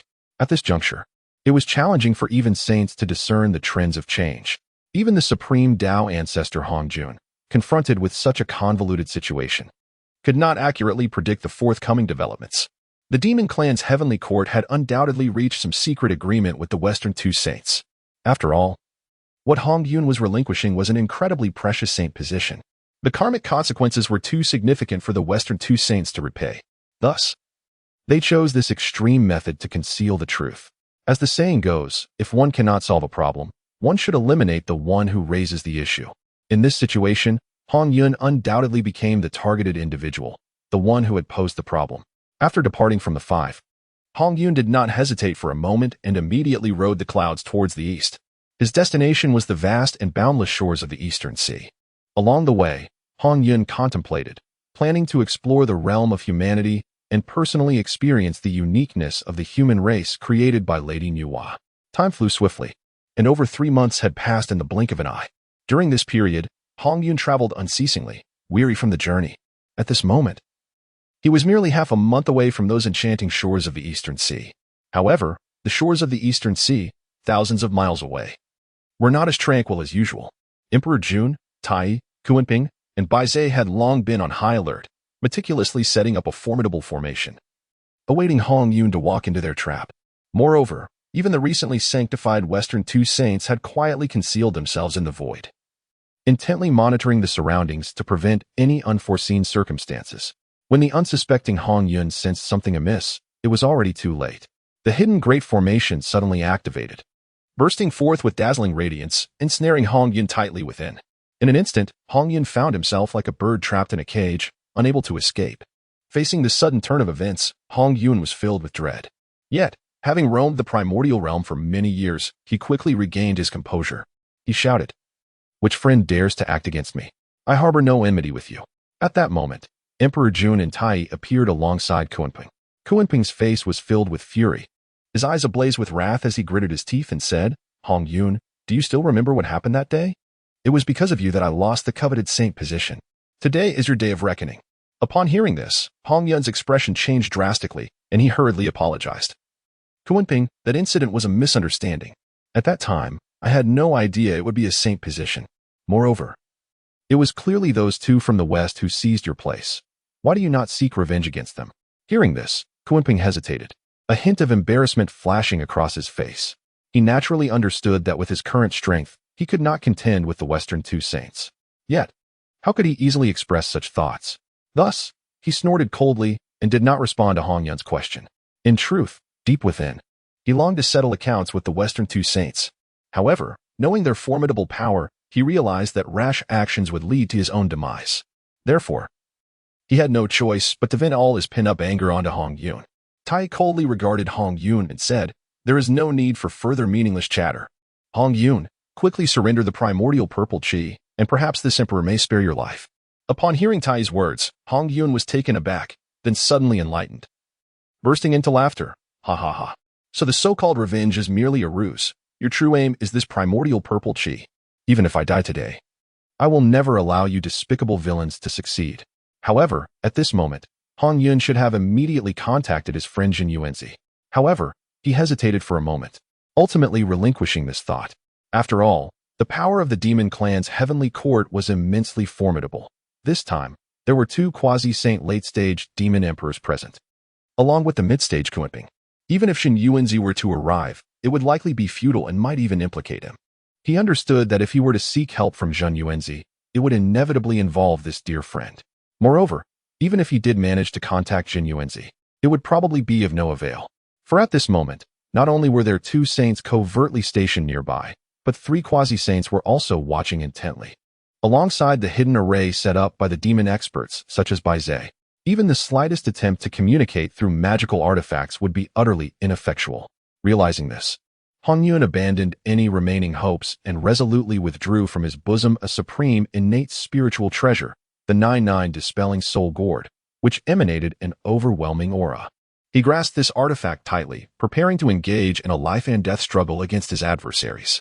The 99 dispelling soul gourd, a supreme innate treasure, capable of releasing red mist that can instantaneously disperse a person's soul, it absorbs the primordial thunder and lightning, refining itself further. It serves as both a storage device and a means to trap enemies. On the opposite side, Tai observed this scene with a slight curl of disdain at the corner of his mouth. Without hesitation, he summoned his innate supreme treasure, the Chaos Bell. As the melodious chime resonated, an immense, boundless power surged forth, effortlessly deflecting Hongyun's full-force strike. The Chaos Bell, an innate supreme treasure, it can bind time and suppress space, integrating offense and defense. It is worth noting that although Hongyun possessed mid-stage quasi-saint cultivation in the face of Tai, who wielded an innate supreme treasure and had reached late-stage quasi-saint, he was utterly inadequate. Despite pouring all his strength into the attack, even willing to fight with his life, Tai stood firm like an unyielding mountain, impervious to Hongyun's desperate resistance. Gazing at the insurmountable foe before him, Hongyun's heart brimmed with boundless desolation and fury. He glared fiercely, gritting his teeth as he shouted, "Even if I perish here today, I shall ensure that you find no peace." Before his words faded, Daochen, standing nearby, suddenly changed countenance, exclaiming in alarm, "Not good, he intends to self-destruct." Upon hearing this, both Tai and Kunpeng were taken aback, hastily employing their techniques to flee the scene. However, it was already too late. A thunderous explosion resounded as Hongmeng, the mid-stage quasi-saint powerhouse, resolutely chose to self-detonate. The force of the explosion surged forth like a tidal wave, rivaling the full strength of a peak quasi-saint's attack.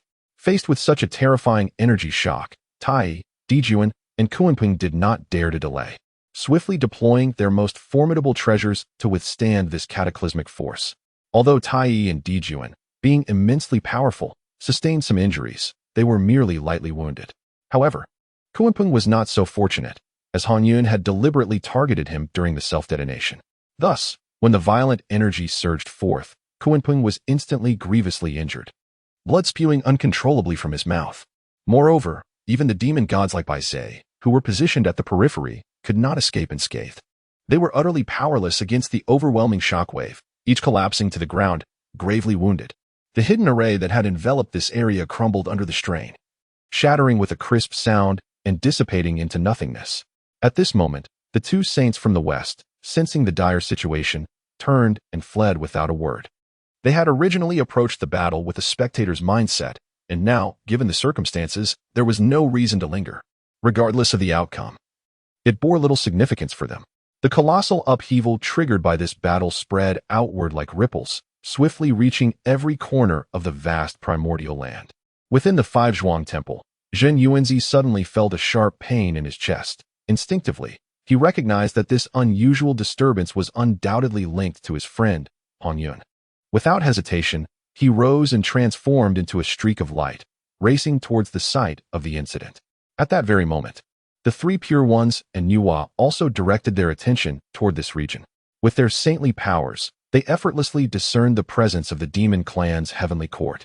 However, to their astonishment, the two Western saints moved with such swiftness that even the likes of the three Pure Ones and Nüwa failed to notice. Everyone believed this incident was instigated by Daochen and Tai's attempts to seize the primordial purple chi. The purple chi shot into the void like a bolt of lightning, vanishing without a trace. Even beings as powerful as the saints could not track its whereabouts.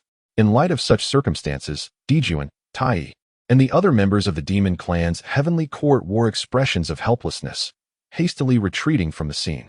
This scheme had backfired spectacularly. Not only had they failed to acquire the primordial purple chi, but they had also suffered a significant loss. Amidst this turmoil, the greatest beneficiaries turned out to be the two Western saints. Observing the situation, Tai promptly summoned the formidable power of the Eastern Emperor Bel, attempting to erase any traces of the demon clan's heavenly court left behind from the battle. Once everything was settled, he dared not linger and hurriedly departed with the others. Time passed swiftly, and 10 days later, Zhen Yuanzi finally arrived at the site, weary from his journey. Drawing upon his familiarity with Hongmeng's aura, he soon detected a faint trace of the remaining laws of Hongmeng. At this moment, Zhen Yuanzi's heart grew heavy with realization. Hongmeng must have encountered some form of misfortune. As Zhen Yuanzi pondered, an unusual disturbance suddenly rippled through the void. Following this, an artifact radiating mysterious light shot forth from the emptiness, heading directly towards Zhen Yuanzi. Upon closer inspection, Zhen Yuanzi discovered it to be Hongmeng's 9-9 dispelling soul gourd. He hastily reached out to catch the artifact, and as his hand made contact with the gourd, a faint yet familiar wave of soul energy surged into his heart. After a thorough examination, Zhen Yuanzi was elated to discover that within the gourd, a fragment of Hongmeng's residual soul still lingered. However, this fragment was exceedingly feeble, deeply slumbering and in dire need of rejuvenation. With a solemn expression, Zhen Yuanzi took the gourd, radiating mysterious light, and hurried back to the tranquil and solemn Five Zhuang Temple. Upon entering the temple, he proceeded directly to the ginseng fruit tree, carefully extracting Hongmeng's residual soul and placing it at the tree's roots, followed by retrieving the earth book. The earth book shimmered with peculiar runes and ancient patterns, as if containing the infinite mysteries of the cosmos. Zhen Yuanzi inhaled deeply, gently waving his hands to position the earth book at the center of a specific formation. As he chanted incantations, a robust force from the primordial earth's veins surged forth from the ground, converging at the roots of the ginseng fruit tree. This powerful energy gradually enveloped Hongyun's residual soul, simultaneously in the primordial world. Aside from a few exalted beings who perceived the connection between Hongyun's unfortunate demise and the demon clan's heavenly court, the majority of the primordial powers merely felt Hongyun's disappearance. They remained oblivious to who had dealt this cruel blow. Despite the speculations of some astute individuals who surmised that this matter might be connected to the demon clan, they were left to ponder in silence due to the lack of concrete evidence. By the shores of the East Sea, Daochen sat quietly in his secluded retreat. Suddenly, 3 beams of light descended from the heavens, transforming into 3 imposing figures that appeared before him, the 3 ancestral beings of the human race. They brought news of the fall of the Red Cloud and informed Daochen of the complexities surrounding the current situation. Daochen nodded slightly, signifying his understanding, and advised, "This matter does not concern our human race. Focus on your cultivation. Our time is limited." After 2 long epochs, Daochen finally encountered the pivotal moment of his breakthrough to the Tai Golden Immortal Realm as the thunderous tribulation descended. At this moment, he resolutely departed from the human tribe, his form racing towards the East Sea like a flash of lightning. The tumultuous weather, filled with swirling winds and crackling thunder, could not impede his determined stride. Ultimately, Daochen arrived above the East Sea, casting his gaze around in search of an island suitable for enduring the tribulation. Before long, he identified a small island, situated 1,000 miles from the eastern shores. This island, adorned with lush vegetation and abundant spiritual energy, appeared quite extraordinary. Daochen descended without hesitation, landing steadily at the heart of the island. Almost simultaneously, Sui Run arrived to protect Daochen, prepared for any unforeseen circumstances. Above, dark clouds churned ominously, accompanied by flashes of lightning and the ominous rumble of thunder, as the terrifying aura of the impending tribulation spread throughout the sky. At that moment, Daochen made a decisive move, resolutely dispelling all defenses, confronting the cataclysmic thunderstorm with his bare flesh. This was the culmination of 2 millennia of his unwavering dedication. 2,000 years prior, his magical prowess, physical form, and primordial spirit had already reached the pinnacle of the golden immortal realm. Yet, he had consistently restrained his ascension. Throughout the long years, he painstakingly refined his foundation, striving to traverse further along the path of the golden immortal. At last, today his cultivation erupted like a long-dormant volcano, unable to be contained any longer. Thus, he boldly chose to confront the tribulation, welcoming this trial of life and death. As the saying goes, great accumulation leads to sudden emergence. The more fiercely he had suppressed his power, the more violently it rebounded at this moment. Thunderbolts, as thick as serpents of silver, lashed relentlessly against Daochen's form. Astonishingly, his seemingly fragile body withstood these tumultuous assaults without even a tremor. As time progressed, the 81 bolts of tribulation approached their climax. At this juncture, Daochen radiated a resplendent light, as his magical prowess, physical form, and primordial spirit transcended the initial bottleneck of the Tai Golden Immortal Stage, ascending directly to the mid-Tai Golden Immortal Stage. Had this momentum continued, it was entirely possible he could have surpassed even further. However, Daochen, with formidable willpower, restrained this surge. Now, at under 70,000 years of age, Daochen possessed an astonishing cultivation level of the Tai Golden Immortal. Across the vast expanse of the primordial world, while there may exist other formidable beings among the disciples of the sages, none could rival him in terms of the pace of cultivation and the brevity of time. The following content remains within the tribulation. After successfully breaking through his cultivation, Daochen anticipated the arrival of the heart demon tribulation, yet it remained conspicuously absent. He waited patiently as time slipped by, but the dread-inducing heart demon tribulation showed no signs of manifestation. This unusual circumstance sparked a flicker of doubt within Daochen. Could it truly be, as he suspected, that his exceptional talent rendered him immune to the emergence of a heart demon? After an extended period of waiting, Daochen finally ascertained that the heart demon tribulation would not occur. With a heart full of questions and a hint of pride in his unique talent, he slowly rose and turned back towards the path leading to humanity. Along the way, myriad thoughts coursed through his mind as he contemplated his future path of cultivation and how best to safeguard humanity. Upon returning to the human realm, Daochen was met with a warm welcome and deep admiration from the people. He understood the great responsibility resting upon his shoulders and resolved to merge his insights into the Tai Golden Immortal Path with the human Tao scriptures, holding forth once more to impart wisdom.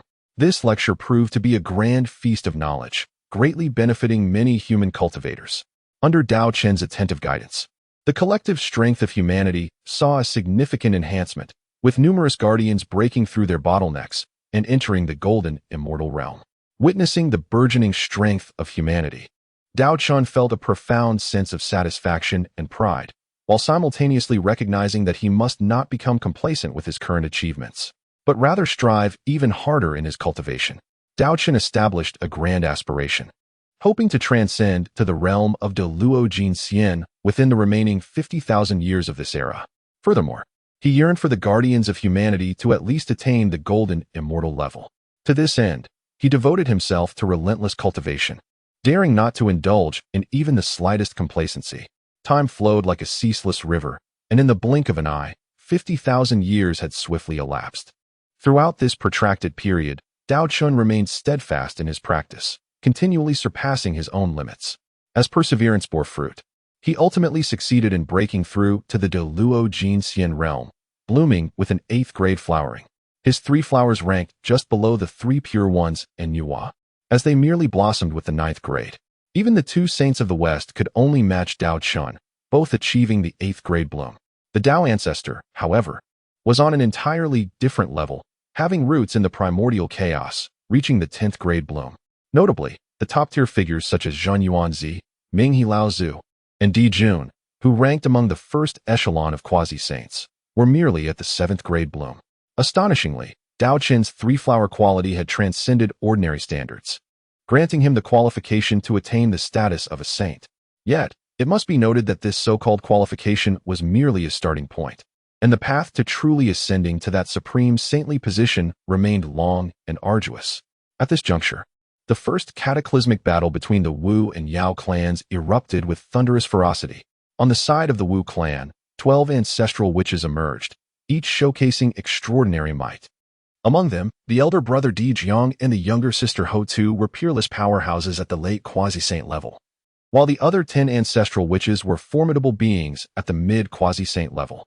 Their arrival was akin to a violent whirlwind, swiftly engulfing the battlefield and leaving the Yao clan in utter disarray, with chaos reigning supreme and little hope for resistance. In the face of such a dire predicament, the Yao clan's Shi Huang Fushi stepped forth. He summoned all his strength, uniting the forces of the Yao court, and unleashed the supreme innate spiritual treasure. The river diagram and Luo book, meticulously setting up a formidable Zhou Tian star dough formation. Once this formation was activated, it radiated brilliance, harnessing the power of the celestial bodies to staunchly resist the Wu clan's overwhelming assault. Alas, this respite was short-lived. Despite the Yao court's temporary stabilization of the situation through the Zhou Tian star dough formation, the Wu clan possessed an equally formidable 12 capital heavenly gods and demons formation. When this mysterious formation was activated, it transformed the heavens and earth, stirring the winds and clouds, unleashing a terrifying power beyond ordinary comprehension. Ultimately, after a brutal clash, the Yao court could not withstand the immense pressure from the Wu clan and suffered an excruciating defeat, rendered utterly vanquished. Just as the Wu clan sought to capitalize on their victory and eradicate the Yao court, a towering figure descended from the heavens. This individual was none other than the legendary Tao ancestor Hongmeng. With a mere flick of his sleeve, he halted the bloody carnage, thereby averting the complete annihilation of the Yao court. The scene flickered, abruptly transitioning to the boundless shores of the eastern sea. Here, the winds howled, and the waves surged. Yet beneath the calm facade lay a profound crisis. The Yao clan inadvertently discovered a treasure imbued with the souls of the fallen humans. After extensive research and experimentation, they were astonished to find that this treasure possessed formidable lethality against the Wu clan's indomitable physical forms. This astonishing revelation sparked a dreadful plan in the minds of the Yao leaders, Di Jun and Tai Yi. They envisioned slaughtering humanity to acquire more such treasures, crafting artifacts potent enough to breach the true forms of the ancestral witches, thereby vanquishing the Wu clan and establishing supremacy over the entire Hongmeng. Thus, under the command of Di Jun and Tai Yi, the Yao clan surged forth en masse, like a tidal wave descending upon the human settlements. In an instant, a tempest of blood and slaughter engulfed the land, the once tranquil realm of humanity plunging into chaos and terror.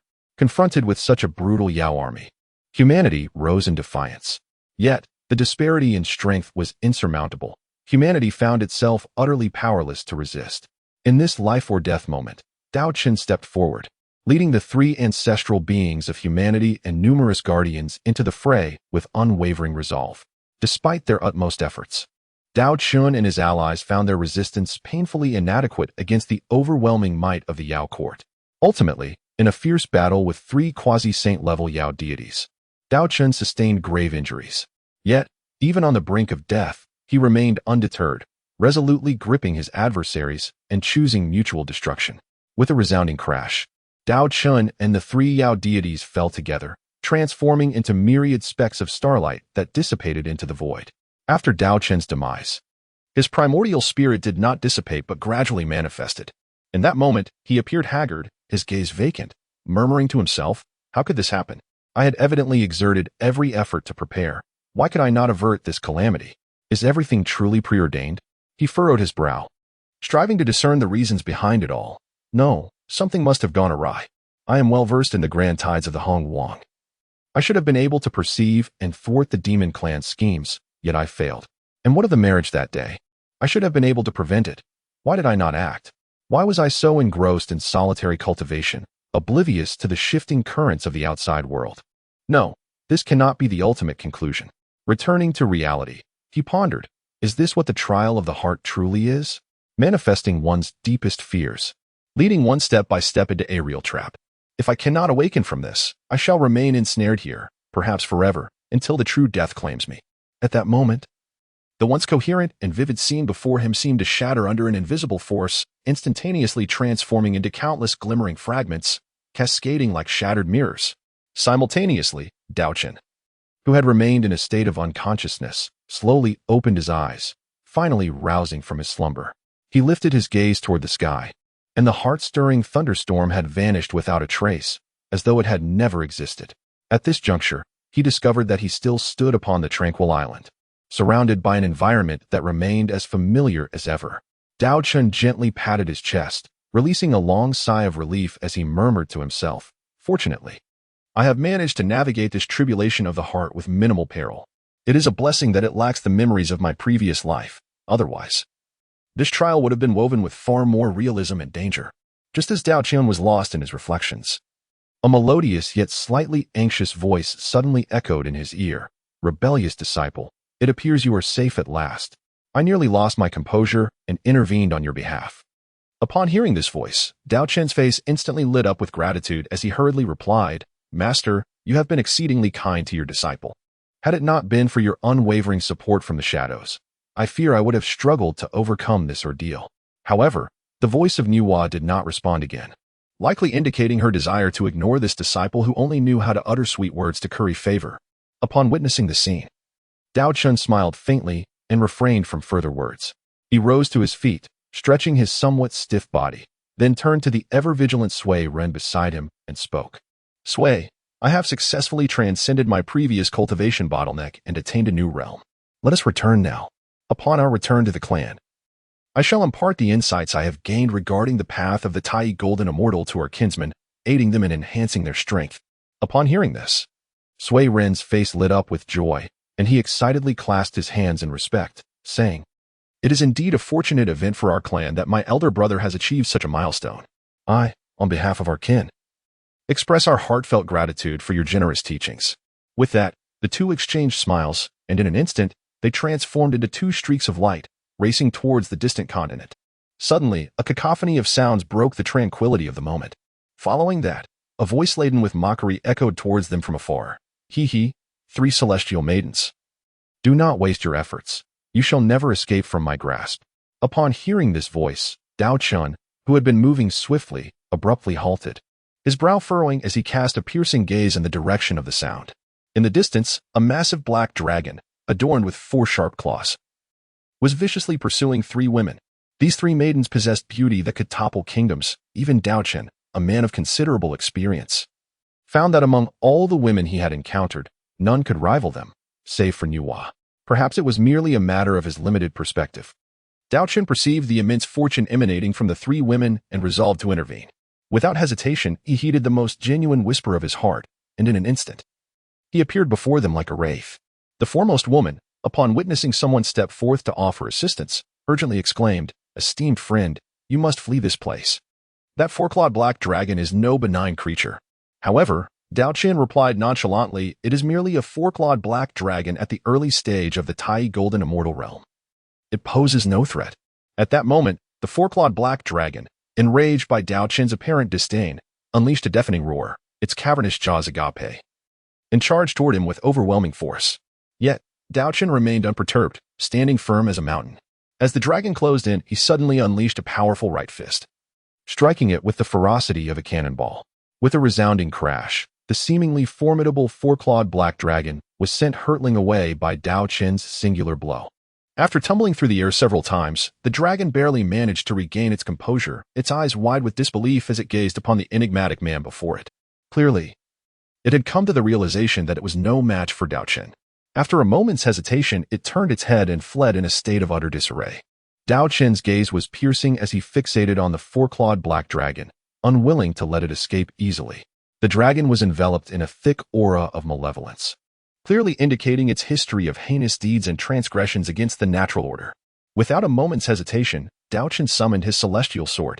With deft movements of his hands, he swiftly performed the incantation, and immediately, a dazzling beam of sword light erupted from the celestial sword, hurtling towards the four-clawed black dragon with breathtaking speed.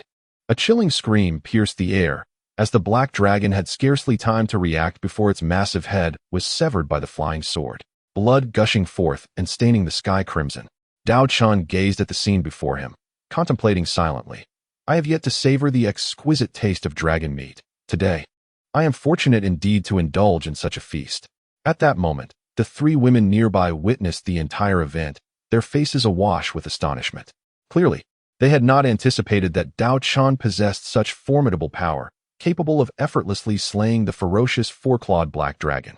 The trio hastily approached, offering a respectful bow to Daochen, each introducing herself in turn. The leading lady spoke, "Esteemed senior, I am Yu Xiao, and these are my younger sisters, Qiangxiao and Bixiao. We are all disciples of the celestial sage." Upon hearing these words, Daochen could not help but widen his eyes, feeling a surge of astonishment within.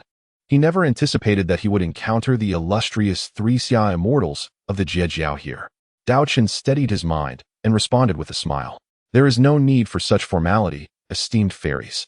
I am Daochen, a disciple under the Holy One Nüwa." Upon hearing this, Yunxiao was momentarily taken aback, but soon bowed respectfully once again, exclaiming, "So it is Daochen, my senior brother. I beg your pardon." Qiangxiao beside her promptly followed suit, offering her respects. However, the youngest, Bai Xiao, exhibited a rather different demeanor. This bold girl, unperturbed, stepped forward and wrapped her arms around Daochen's, grinning widely as she exclaimed, "Hee. I have long heard of the Holy One Nüwa taking a human disciple. It must be you. Wow, you are truly remarkable." It is worth noting that since the creation of humanity by the Holy One Nüwa, not even 1 yuan has passed. And yet you have already succeeded in vanquishing a formidable existence at the Tai Golden Immortal level. Yu Xiao, equally astonished, hurriedly approached and grasped Bai Zhao's arm tightly, seemingly anxious that her sister might inadvertently offend Daochen. Daochen, smiling, raised his hand in a gesture of dismissal and affectionately ruffled Bai Zhao's hair, saying, "No need for such tension, it is quite all right. However, I must inquire, what brings you here? Logically, you should be cultivating alongside the Holy One Tongtian on Kunlun Mountain." Upon Daochen's question, Yunxiao composed herself and began to explain in detail. "The matter is thus. After our esteemed master accepted us as disciples and imparted his teachings, he departed in haste not long thereafter. Before leaving, he promised that he would return to Three Immortals Island to bring us back. Yet, we have waited in vain, day after day, without a glimpse of our master's presence. Recently, that detestable dragon, having somehow learned of our beauty, harbored nefarious intentions, attempting to claim us for himself. Unfortunately, we are merely of golden immortal cultivation and cannot contend with such a dragon. Thus, we had no choice but to flee for our lives. Thankfully, we encountered you, senior brother Daochen, who came to our aid. Otherwise, it seems we truly would have faced dire consequences. Having listened to Yunxiao's account, Daochen grasped the full context of the situation. He could not help but inwardly lament. Is Tongtian truly so unreliable? How could he abandon his newly accepted disciples without a word? Daochen furrowed his brows slightly, surveying the crowd before speaking slowly. Given the circumstances, it is unwise to linger here. In my humble opinion, we should depart at once. You must understand, the abode of my people lies by the eastern sea, a place characterized by pristine mountains and serene waters, an idyllic sanctuary for rest and recuperation. I invite you 3 celestial maidens to accompany me there. And after we have refreshed ourselves, we may continue our journey. Meanwhile, far away atop Kunlun Mountain, Tongtian inexplicably let out a great sneeze. He found himself musing, sensing that some vital matter had slipped from his memory, yet no matter how he strained to recall, it eluded him. At this moment, Daochen had already ascended with the 3 ethereal maidens, transforming into streaks of light as they sped towards the ancestral grounds of humanity. Naturally, Swerin followed closely behind, showing no sign of lagging. After all, Daochen was not the sort to forsake his companions for the allure of beauty. No, Daochen was not one to be swayed by such temptations. Just then, a chilling huff suddenly pierced Daochen's ears, sending a shiver down his spine. Without a doubt, the owner of that frosty disdain could only be Nüwa. Pondering this, Daochen couldn't help but wonder what had provoked his revered master this time. Daochen led San Shao and the others through a journey filled with haste, and before long, they arrived at the ancestral land of the human race. Once they had taken their positions, Daochen turned around, his gaze resting upon Sui Ren, and spoke in a measured tone. Sui, I kindly ask you to swiftly summon our kin. Inform everyone that I intend to deliver another discourse. Let the members of each tribe proceed directly to the sacred steel of martial arts within their respective tribes. At that time, I shall convey my teachings through the steel. Upon hearing this, the celestial maidens of San Shao could not help but display expressions of curiosity. In particular, the vivacious Bai Shao could no longer suppress her inquisitiveness and inquired, Daochen, I never anticipated that you would already possess the ability to teach others. That is truly remarkable. Daochen smiled faintly and explained, the cultivation method practiced by our human race, the Human Race Tao Sutra, was meticulously devised by our revered master Nüwa for the benefit of humanity. To this day, I have ascended to the realm of Tai Golden Immortal in this discipline, becoming the one among our kind with the deepest comprehension. Therefore, I feel it is my responsibility and duty to impart my insights to my fellow kin, assisting them in advancing on their paths of cultivation. If the 3 of you are interested, I invite you to join me in listening. In this discourse, in addition to the human cultivation techniques, I will also share personal reflections on the path of the Tai Golden Immortal, which may offer you inspiration. Upon hearing this, Bai Shao could hardly contain her joy and quickly responded, that sounds wonderful. Eldest sister, second sister, let us hurry and go listen. Yun Xiao and Xiong Xiao exchanged smiles and nodded in agreement, eager to seize the opportunity to engage with this esteemed figure of the human race.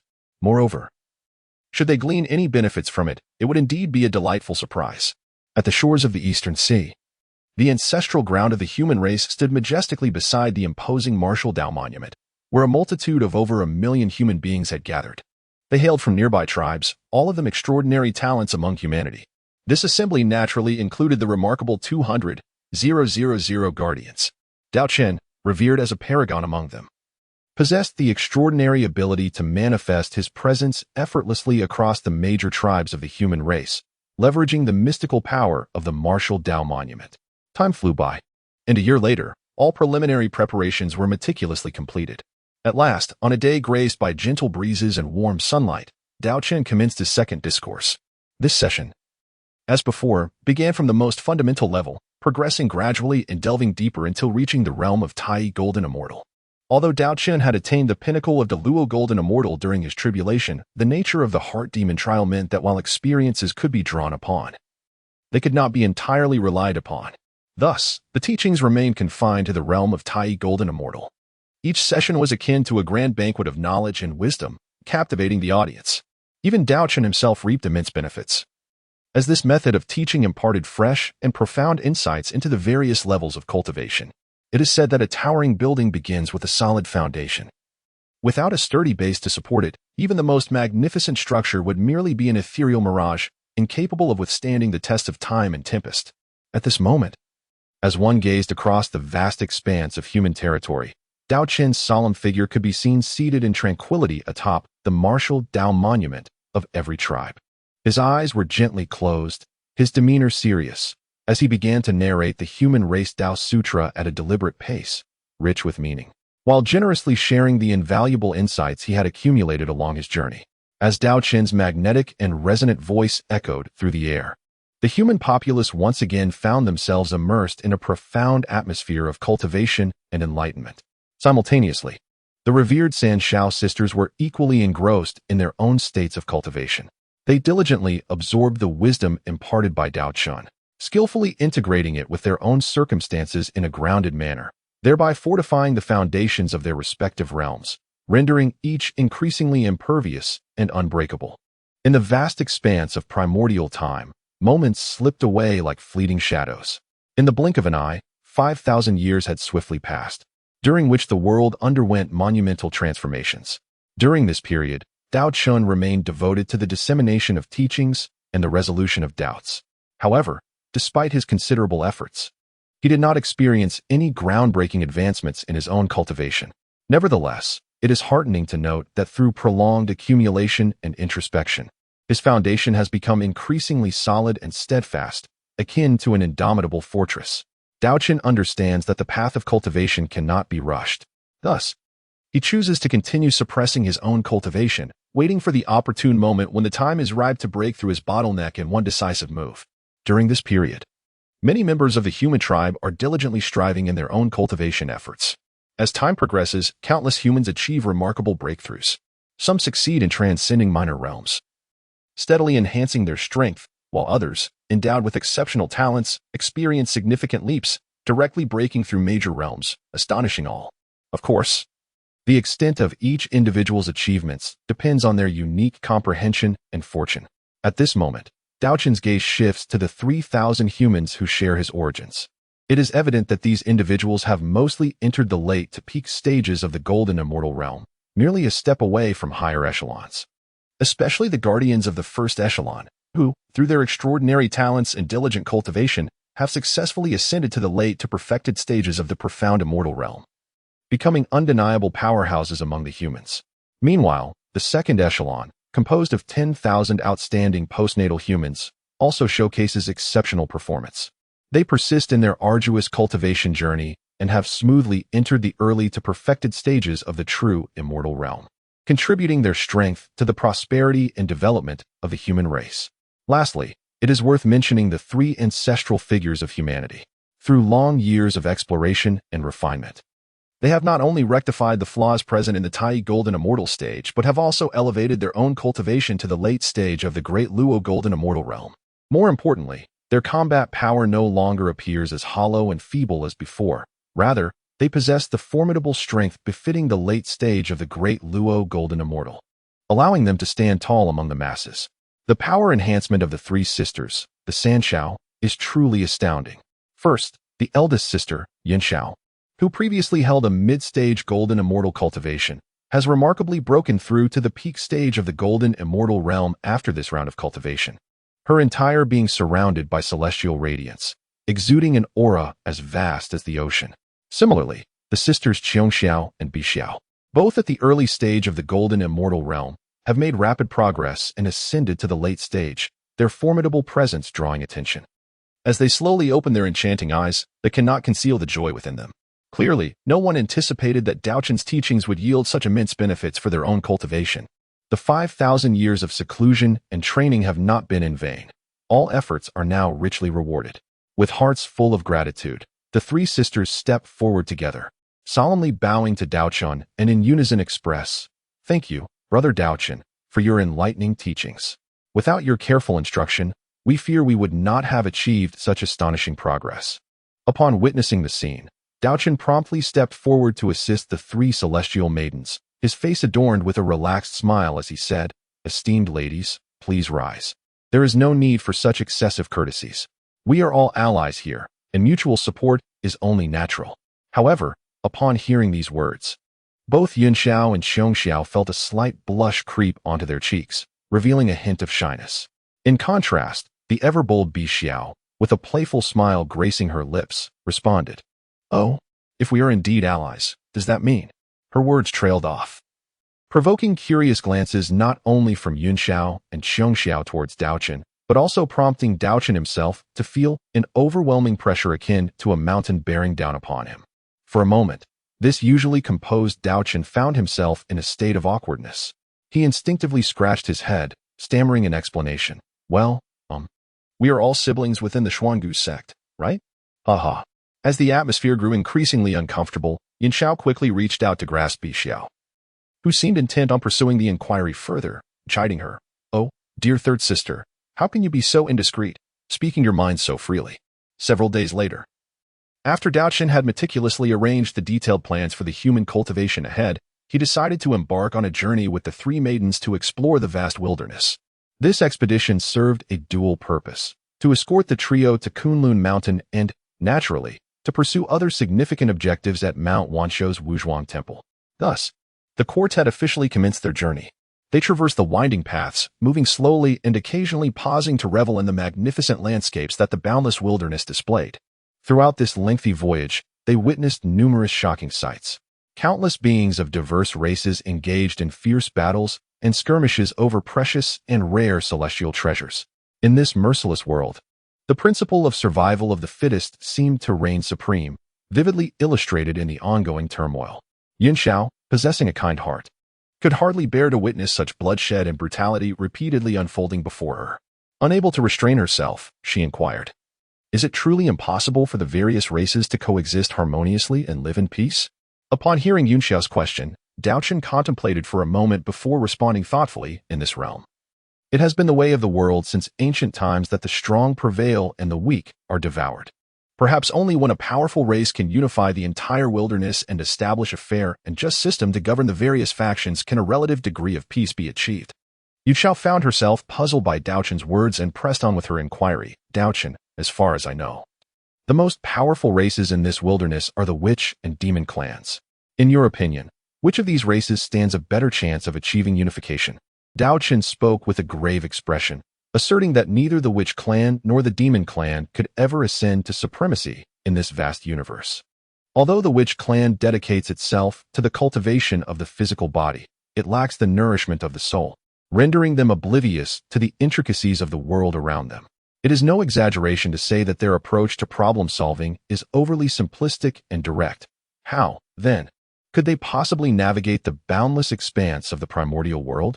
As for the demon clan, their relentless pursuit of the path of slaughter has unleashed torrents of bloodshed within this realm, leading countless tribes to suffer devastating calamities. The entire ecological chain of the primordial world has been severely disrupted by their actions, and the exalted being residing in the heavens above is surely displeased by this state of affairs. Having spoken, Daochen raised his finger towards the sky, as if seeking to pierce through the layers of clouds to reach the divine. Yunxiao gently nodded in understanding, softly responding, "You have enlightened me, elder brother." As time swiftly passed, a millennium had elapsed since they departed from the shores of the East Sea. According to their original plan, they were to proceed directly to the Kunlun immortal realm. However, the three sisters harbored a shared desire to accompany Daochen for a while longer, embarking on further explorations together. Daochen could hardly bear to refuse the entreaties of the three enchanting maidens, thus he consented with a joyful heart. Thus, the trio of celestial beings and Daochen set forth on a new journey, gradually making their way towards the five. Before long, they arrived at the entrance of the five, where the grand gate stood wide open.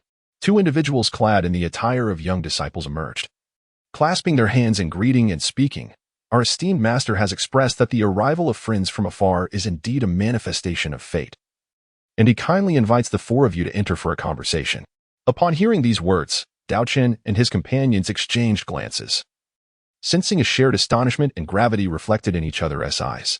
After a brief moment of silence, they finally took a step forward, slowly entering this legendary sanctum, a place that countless formidable beings from the primordial era had regarded with trepidation, refraining from encroaching upon it lightly. As they ventured deeper, a magnificent and solemn hall gradually came into view. Within the hall, fragrant smoke wafted through the air, enveloping the space in an aura of tranquility and harmony. There, seated upon a meditation cushion, was an elderly figure with kind features and an ethereal presence. He was none other than the renowned Jin Yuanzi, the celestial master of the Tao. Daochen stepped forward first, respectfully performing a grand bow, and then spoke aloud. I am Daochen of the human race. Paying my respects to the esteemed elder, Jin Yuanzi. Standing beside him, the three celestial maidens also introduced themselves, each greeting Jin Yuanzi with a bow. Jin Yuanzi nodded slightly in acknowledgement. However, a flicker of astonishment crossed his eyes upon noticing Daochen's presence alongside the San Shao. He pondered inwardly, uncertain of the circumstances that had brought the human race's martial ancestor and the disciples of the together. After a moment of contemplation, Jin Yuanzi inquired, Young friend Daochen, it is indeed regrettable. Had you arrived here sooner, perhaps your friend, Hong Yun, could have evaded that calamity. Sighing, he gently shook his head, his face betraying a sense of sorrow. The celestial maidens exchanged curious glances, clearly unaware of the backstory. Observing their expressions, Jin Yuanzi smiled gently and patiently elaborated. What you may not know is that Hong Yun originally intended to travel to the human realm and pay a visit to young friend Daochen. Who could have anticipated that he would encounter misfortune along the way, tragically falling victim to a fatal calamity? Upon hearing this, Daochen felt a wave of emotion surge within him. After a moment of silence, he suddenly raised his head, gazing at Jin Yuanzi with eager anticipation, and cautiously inquired, Esteemed senior, I have long heard of the legendary Book of Earth. It is said to possess extraordinary wonders. Might I have the fortune to behold its true form? With that, he anxiously awaited Jin Yuanzi's response. Although Jin Yuanzi felt a tinge of confusion at Daochen's words, he could not overlook the earnest and solemn expression on the young man's face. Without hesitation, he retrieved one of the three sacred texts, the Book of Earth. With a gentle flourish of his sleeve, the Book of Earth gracefully floated into the air, emanating waves of mysterious light. Daochen gazed intently at the Earth Book, a glimmer of anticipation flickering in his eyes as he spoke softly. It is said that this Earth Book possesses the ability to perceive the affairs of the three realms. It must surely excel at concealing heavenly secrets as well. Today, I am fortunate to witness it, and I hope that my esteemed predecessor can enlighten me. Listening to Daochen's words, Jin Yuanzi pondered inwardly, sensing that Daochen's remarks held a deeper implication. However, he chose to remain reticent and merely smiled gently. He then summoned the formidable prowess of his late-stage quasi-saint cultivation, channeling all his strength into the Earth Book. In an instant, a black curtain of light surged forth from the pages, rapidly enveloping the entirety of Wuzhuang Temple. This black veil resembled an impenetrable barrier, effectively severing all external scrutiny. Observing the unfolding scene, Jin Yuanzi nodded in satisfaction and turned to Daochen, saying, My young friend, with the power of the Earth Book shrouding the heavenly secrets, even a sage's presence would struggle to discern the events transpiring here. You may speak freely without concern. Daochen nodded slightly, expressing his gratitude before gradually speaking. Senior, may I inquire if you have ever heard the phrase, a common man is blameless, yet possessing a precious gem brings about his downfall. Upon hearing this, Jin Yuanzi's heart jolted, and he replied, I have not heard of it. Daochen immediately offered an explanation, causing Jin Yuanzi to fall into deep contemplation. A glimmer of insight crossed his eyes as he solemnly inquired, could it be that what the young friend speaks of is the primordial purple qi?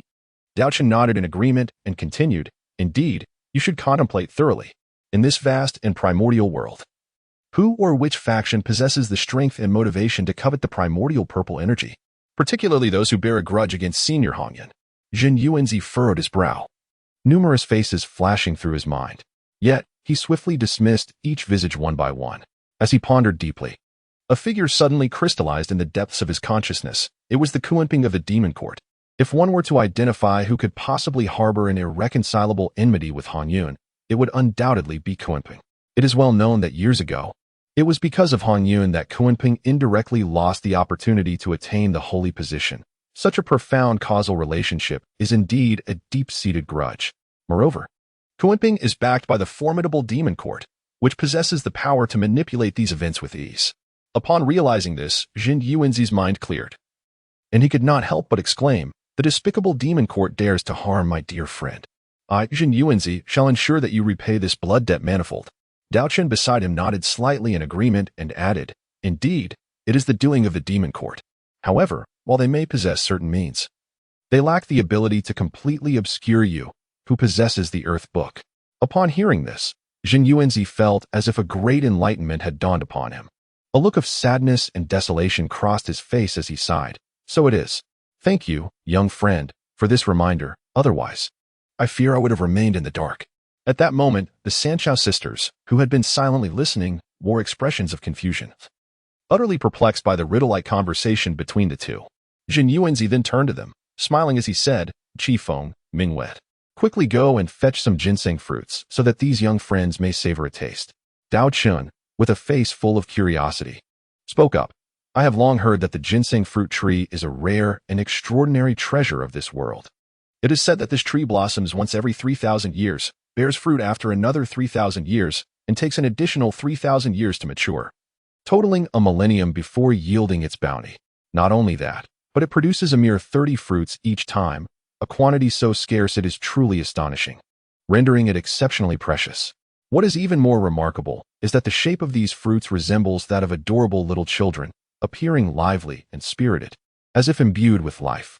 It is said that even an ordinary mortal, devoid of any cultivation, can extend their lifespan by 360 years simply by inhaling the fragrance emanating from these fruits. If one is fortunate enough to consume one, it could prolong life by nearly 50,000 years. Jin Yuanzi, with a smile, stroked his long beard and slowly replied, "What you say is indeed true, my young friend. However, regarding your claims about the enhancement of lifespan through mere inhalation of the fragrance and the consumption of the fruit, I must confess that I have not personally tested such assertions.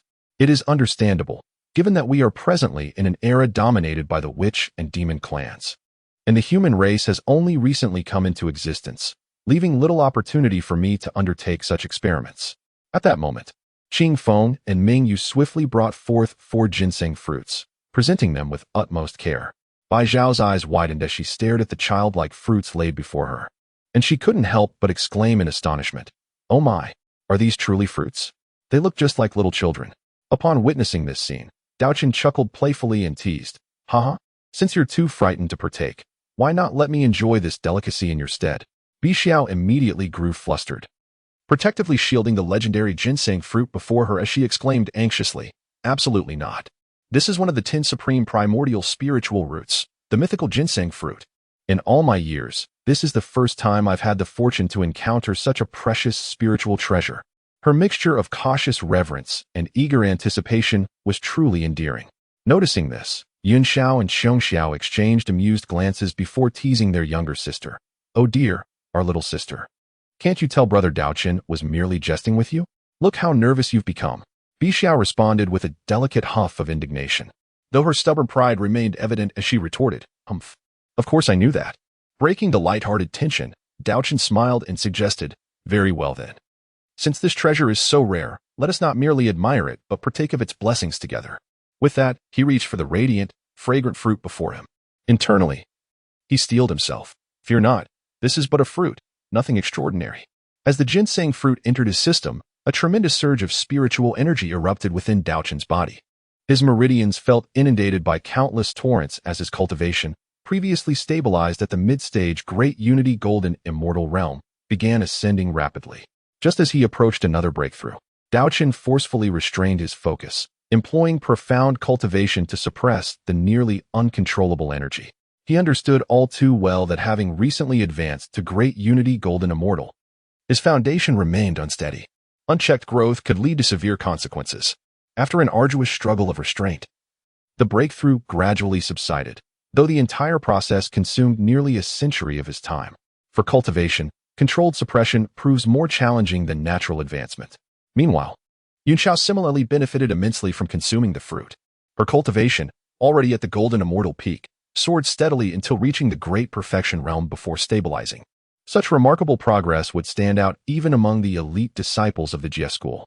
Both Xiong Xiao and Bi Xiao achieved breakthroughs to the Golden Immortal peak, significantly enhancing their power.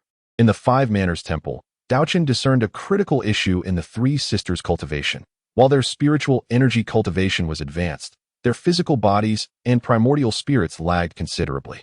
With genuine concern, Daochen advised Yin Xiao, Xiong Xiao, Bi Xiao, that your spiritual cultivation has reached Golden Immortal peak or perfection, your physical and spiritual cultivation lags severely behind. This imbalance bodes ill for future advancement. Remember, true perfection requires harmony across all three paths. Should you encounter enemies skilled in spiritual attacks, your current state would leave you gravely vulnerable. The sisters fell into deep contemplation before responding in unison. We sincerely thank Brother Daochen for your guidance. We shall remember this wisdom. At this moment, the observing immortal Zhen Yuanzi finally spoke with a warm smile. It appears our young friends have gained substantially. This constitutes a karmic debt I owe you. Should you ever require assistance in the future, you need but call upon me. Within my capabilities, I shall answer without hesitation. Daochen hurriedly clasped his fists in salute, humbly replying, Senior, your words are too kind. Zhen Yuanzi gently waved his hand, smiling as he said, My young friend. There is no need for such modesty. Since we are now peers, you may simply address me as Dao Yu from now on, without any need for formality. After a brief moment of hesitation, Daochen ultimately resolved to acquiesce to the other party's words. He slowly began to speak, saying, Dao brother, should humanity ever encounter a great calamity in the future, I hope you might extend a helping hand and provide a modicum of protection. Upon hearing this, Zhen Yuanzi displayed a hint of perplexity on his face and inquired, Humanity has always been under the protection of the Saint Nüwa. How could it possibly face such a great calamity? Daochen gently shook his head, then elucidated. Although Master Nüwa provides ample protection to the human race, the extent of her shelter is limited to a single yuanhui. For humanity to establish a firm foothold in the vast expanse of the primordial world, it must ultimately rely on its own endeavors and relentless self-improvement. If one perpetually depends on the guardianship of others, how can true growth and strength be attained?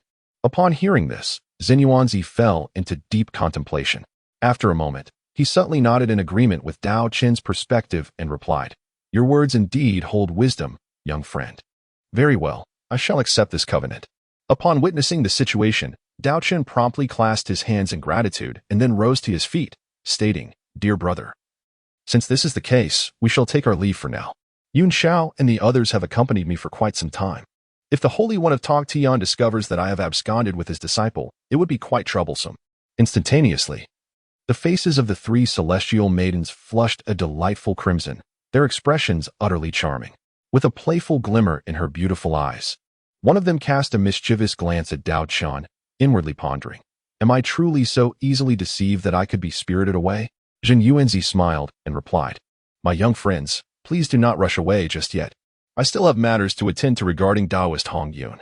Otherwise, if this situation is not handled properly, it may weigh heavily on my heart, and I fear my cultivation may stagnate as a result. Upon hearing these words, Daochen displayed a concerned expression and advised, Brother Dao, if you find yourself unable to contend, it may be wise to endure for the time being and await a more opportune moment. After all, a gentleman's vengeance is never too late, and surely, a suitable opportunity will present itself. Zhen Yuanzi nodded once more, his tone resolute as he replied, Rest assured. My young friend, I fully comprehend the intricacies at play. Moreover, I have been eagerly anticipating the return of my esteemed friend, Hongyun. With a heart full of trepidation, Daochen hurriedly led the three xia towards Kunlun Mountain. He pondered anxiously that if they delayed any further without returning, the formidable Tongtian patriarch would surely seek them out for retribution. The origins of this predicament could be traced back over 3 centuries. At that time, Daochen was deeply engrossed in arduous cultivation, completely focused and devoid of distractions. Suddenly, a figure appeared before him without warning, like a specter, nearly causing Daochen to lose his wits. Once he regained his composure and carefully scrutinized the visitor's visage, he was astonished to realize it was none other than the illustrious Tongtian patriarch. 300 years ago, Zhou Hongmeng, who had been secluded in Kunlun Mountain for his cultivation, finally broke through his confinement. Upon regaining his freedom, he was determined to locate his junior sisters, the three xia. After all, the Tongtian patriarch had already taken them as his direct disciples and instructed them to await his return on Sanxian Island. However, after an extensive search and inquiries, Zhou Hongmeng was astonished to discover that the three xia had never set foot on Kunlun Mountain. Helpless, he had no choice but to approach the Tongtian patriarch, hoping to glean the whereabouts of his 3 junior sisters from his master. Upon hearing Zhou Hongmeng's inquiries regarding the 3 xia, the patriarch was seized by an involuntary shiver, his countenance turning ashen. He lamented his own carelessness, chastising himself for being so thoughtless. Years ago, he had vowed to the 3 xia that he would return for them. Yet since founding the GS sect and attaining sainthood, he had become so entangled in affairs that he completely forgot about this promise. At that moment, his face reddened like a ripened apple, inwardly grateful that Zhou Hongmeng had not detected his embarrassment. Otherwise, he would have felt utterly humiliated to face anyone again. What kind of unreliable master was he to have forgotten his beloved disciples? Realizing this, the patriarch blushed and hastily employed his divine powers to investigate the current whereabouts of the three Xia. After a thorough examination, he was astonished to discover that the three Xia were leisurely accompanying a young human, wandering through the primordial wilderness. They appeared to be in joyous spirits, chatting and laughing, seemingly having cast aside their ties to the sect. Seeing this, the patriarch was infuriated, nearly rushing forth to chastise the young man for abducting his treasured disciples. However, just as he was about to act, he suddenly regained his composure and resolved to investigate the identity of this mysterious young man. To his astonishment, he found that this individual was none other than Daochen, the foremost disciple of the goddess Nüwa, also known as the ancestor of human martial arts. The patriarch was perplexed, unable to fathom how the three Xia had come to befriend him. With a heart full of questions, the patriarch once more summoned his powers to divine the truth. After a brief moment, the mystery was unveiled. Daochen was, in fact, the savior of the three Xia. Upon realizing this, the patriarch's previous fury dissipated, replaced by profound gratitude towards Daochen. Consequently, any prior grievances were swiftly dismissed. With this in mind, the patriarch resolved to have a heartfelt conversation with Daochen and express his gratitude in person. Thus, in a flash, he appeared before Daochen, who was deep in meditation, contemplating life. Daochen was startled by the sudden appearance of the patriarch, nearly losing his composure. "I am Tongdian," the patriarch proclaimed. Once Daochen recognized him, he felt a wave of relief wash over him, for he had unwavering faith in the patriarch's character. Unable to restrain his exasperation, he remarked, "Master, how can you appear and disappear at will? You nearly frightened me to death." Tongtian glared, his eyes wide with anger, and retorted, "Humph. My three beloved disciples have all chosen to accompany you on your travels through the primordial world, and you have the audacity to stand here and speak to me?" Daochen scratched his head with a hint of bashfulness and responded with a cheerful smile, "Master uncle, what difference does it make if they travel alongside me? Just look at yourself. You have even forgotten your own disciples. Do you truly believe that reflects well on you?" Upon hearing this, Tongtian's face instantly flushed a deep crimson, as if it were about to ignite, embodying a state of barely contained fury. Upon witnessing this, Daochen felt an ominous premonition arise within him. He hastily spoke, "Master uncle, please do not be angry. Take a moment to calm your temper and allow me to explain. Observe, ever since the three Xiaos have accompanied me on my journeys, their cultivation has progressed remarkably. Particularly, Fairy Yun Xiao has now achieved the pinnacle of golden immortal perfection." Upon hearing this, Tongtian's gaze abruptly shifted to the three Xiaos, his pupils narrowing in shock, and an unprecedented expression of astonishment washed over his face. With a voice laced with barely concealed horror, he exclaimed, "How is this possible? In such a short span of time, their cultivation has advanced to this extent." Looking across our GS sect, perhaps only Daobao Daoist and Holy Mother Jinling could be their equals. Upon witnessing the astonishment etched upon Tongtian's visage, Daochen couldn't help but chuckle triumphantly, swelling with pride as he proclaimed, "Hee, Master Uncle, it is all thanks to my fortunate presence that they encountered such fortune. Had I not guided them through countless trials and tribulations, would they have achieved such remarkable success today?" Tongtian, observing Daochen's air of self-satisfaction, felt a surge of ire within, yet found himself powerless to act.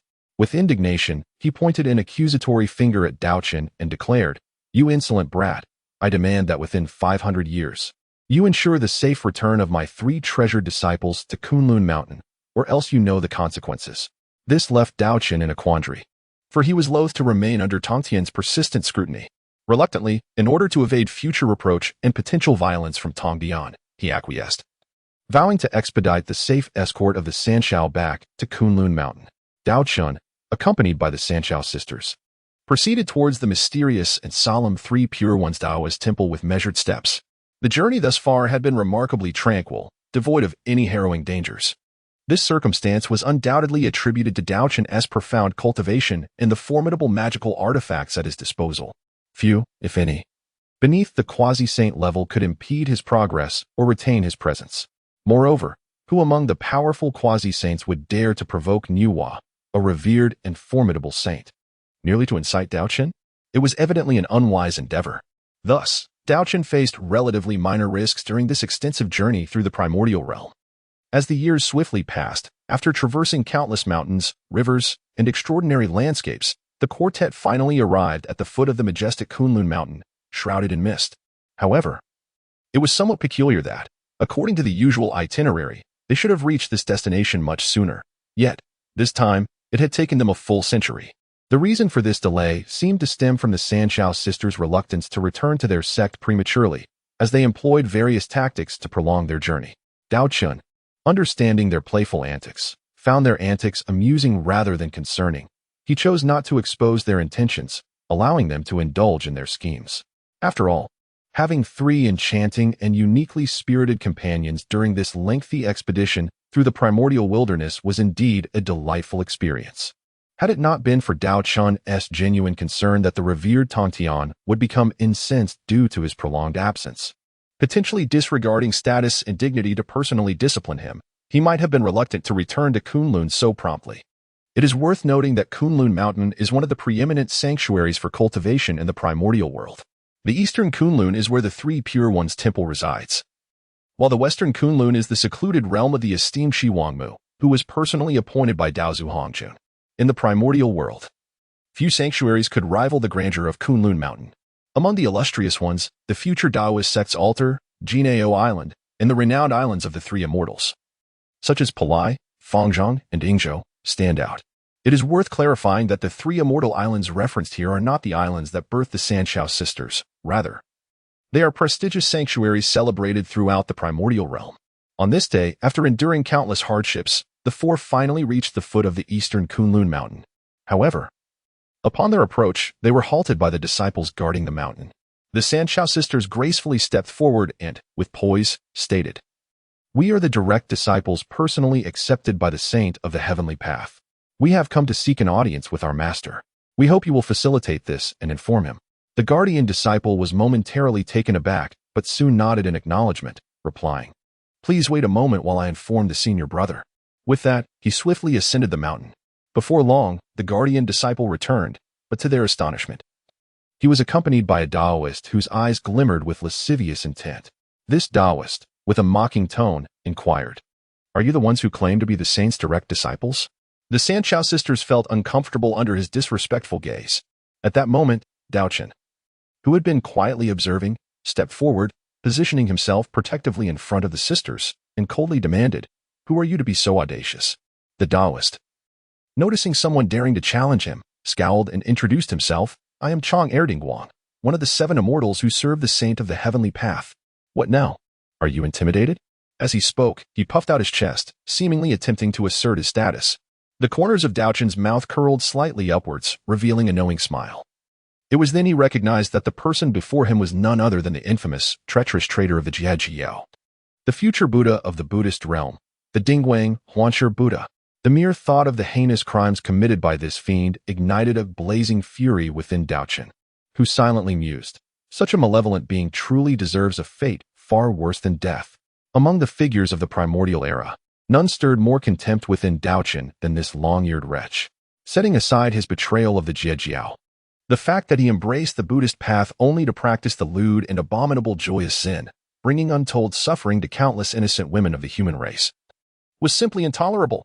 In that moment, Daochen had already condemned this detestable rabbit to death in his heart as soon as the opportunity arose. He would not hesitate to strike it down with his sword.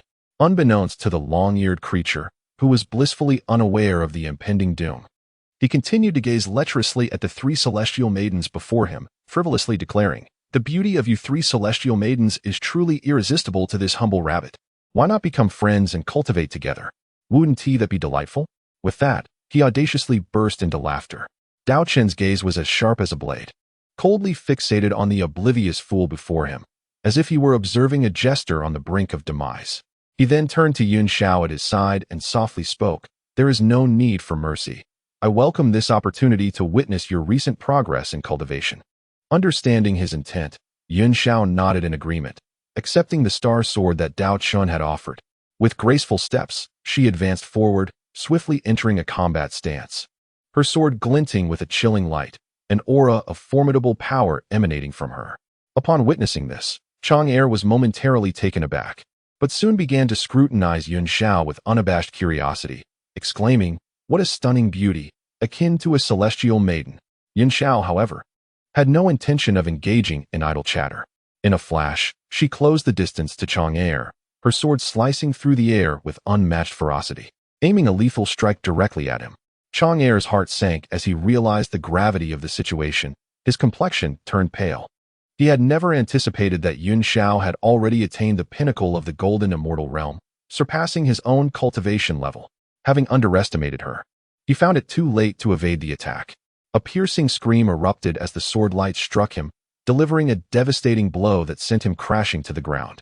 Writhing in agony, Chang'er lay on the ground, blood gushing forth and staining the earth beneath him. Terrified, he disregarded his injuries, crawling and kneeling in desperation, banging his head against the ground as he pleaded, "Sister, I was wrong. Please, show mercy and spare my life." Yun Xiao maintained a stoic expression, her gaze cold as she regarded the groveling Chang'er. Remembering their shared ties as disciples, she ultimately refrained from delivering a fatal blow. After all, they were both students of the same sect, and slaying Chang'er here would pose difficulties in explaining to Tong Tian later. With a cold huff, she sheathed her sword, choosing not to pursue him further. At that moment, a series of piercing sounds echoed through the sky, followed by several figures descending with the swiftness of shooting stars. As they landed, it became evident that the leader possessed an immensely powerful presence, clearly at the mid-stage of the Tai Golden Immortal Realm. Daochen, upon recognizing the newcomers, was momentarily taken aback, a look of surprise crossing his face. It was rare for disciples under the Three Clear sect to have reached such heights so soon. Could this individual be the legendary Taoist Duo Bao? While Daochen pondered this, Chang'er, lying on the ground, seized the opportunity like a drowning man grasping for a lifeline. Calling out, "Senior brother, please save me." Duo Bao's expression grew grim as he surveyed Chang'er's pitiful state. An overwhelming pressure emanated from him as he coldly demanded, "Who dares to act so recklessly on Kunlun Mountain, harming my fellow disciples?" Chang'er, clutching his wound, tearfully recounted, "Senior brother, it was not our intention to provoke conflict. These individuals sought to intrude upon our sacred ground, and when I attempted to stop them, they attacked without provocation, leaving me grievously injured." At this juncture, the Sanshao sisters approached respectfully, bowing to Duo Bao in unison, proclaiming, "We pay our respects, senior brother. We are the newly accepted direct disciples of our master, Yun Xiao, Xiong Xiao, and Bai Xiao." Duo Bao's previously somber demeanor transformed like a spring breeze, his face lighting up with joy. "Ah, so it is the three esteemed junior sisters. I have heard much of you from our master. Meeting you today is indeed a remarkable experience." He then turned to Daochen, curiosity and admiration flickering in his eyes. This sudden shift left Daochen in quiet astonishment, thinking to himself, the speed at which Duo Bao's demeanor changes is more rapid than turning the pages of a book. Subsequently, Duo Bao faced Daochen with a smile, saying, "I presume you must be Daochen, disciple of the Holy Mother Nüwa. To be candid, I am here on the Master's orders to escort you all up the mountain." Upon hearing this, Daochen gave a slight nod in acknowledgement. However, at that very moment, the forthright Bai Xiao could no longer suppress her discontent. She pointed an accusing finger at Chang'er and indignantly exclaimed, "Senior brother, this individual is spouting nonsense. It was this rogue, Chang'er, who deliberately provoked us first. Not only did he hurl insults our way, but he also struck first. Had it not been for the abilities of my sisters and me, we would likely have fallen victim to his treachery by now." Duo Bao, with a grim expression and a face full of rage, glared fiercely at Chang'er and warned in a stern tone, "Should I discover you daring to bully your fellow disciples again, do not blame your senior brother for being ruthless and merciless." Upon hearing these words, Chang'er trembled in fear, his legs involuntarily quaking, and he responded with a quavering voice, "Senior brother, please spare me. I shall never dare to do so again." After speaking, he swayed like a leaf caught in the wind, on the verge of collapse. Subsequently, Duo Bao let out a cold huff and swiftly turned to head towards the Kunlun Mountain's Jiejiao dojo. Chang'er, trembling with trepidation, followed closely behind, scarcely daring to breathe. Yet, at that moment, his eyes, filled with resentment and hatred, fixated on the retreating figures of the three Xian and Daochen. If looks could kill, Daochen and the three Xian would surely have been met with 1,000 cuts, leaving them without a place for their remains. Unbeknownst to the three Xian, who continued their jovial conversation, Daochen, however, keenly sensed the chilling aura emanating from behind. He abruptly turned around and met Chang'er's venomous gaze, sharp as a viper's. A surge of fury welled up within Daochen, for he had always harbored a deep-seated disdain for malevolence. How could he possibly tolerate such a wretch harboring such ill intent towards him? Without a moment's hesitation, he drew the star sword, his figure a mere flash as he instantly appeared before Chang'er. The sword gleamed with brilliance, akin to lightning streaking across the night sky. As it descended mercilessly upon Chang'er, Duo Bao and San Xiao were taken aback by this sudden turn of events, utterly unprepared for Daochen's abrupt and ferocious assault. Duo Bao attempted to intervene, but it was far too late. His speed proved insufficient to halt Daochen's strike. Meanwhile, Chang'er, already gravely injured, stood no chance against Daochen, who had ascended to the realm of the Tai Golden Immortal. With a sharp crack, Chang'er's troubles were decisively severed, blood splattering in all directions. Daochen stood with his sword in hand, casting a cold gaze upon the writhing figure of the long ear, who lay on the ground in agonizing moans. With a dismissive snort, he remarked, "It's merely a rabbit. What need is there for a third leg? Such a notion is utterly superfluous." Having uttered these words, he turned his back and followed the path of Duo Bao and San Xiao, leaving the long ear to wail in despair. The star sword of Daochen is indeed a supreme innate spiritual treasure. For Chang'er, restoration is an arduous task. Currently, the only hope for Jie Jiao lies with Tong Tian's assistance, which would undoubtedly be a considerable burden for him. Daochen's icy gaze shimmered with a chilling intent to kill as he clenched his teeth, enunciating each word with grave determination. "Consider this a mere lesson for you. Should you harbor any lingering hatred in your heart, do not blame me for unleashing a massacre today, turning this place into a river of blood." Upon hearing these words, Chang'er trembled violently, as though struck by a thunderbolt.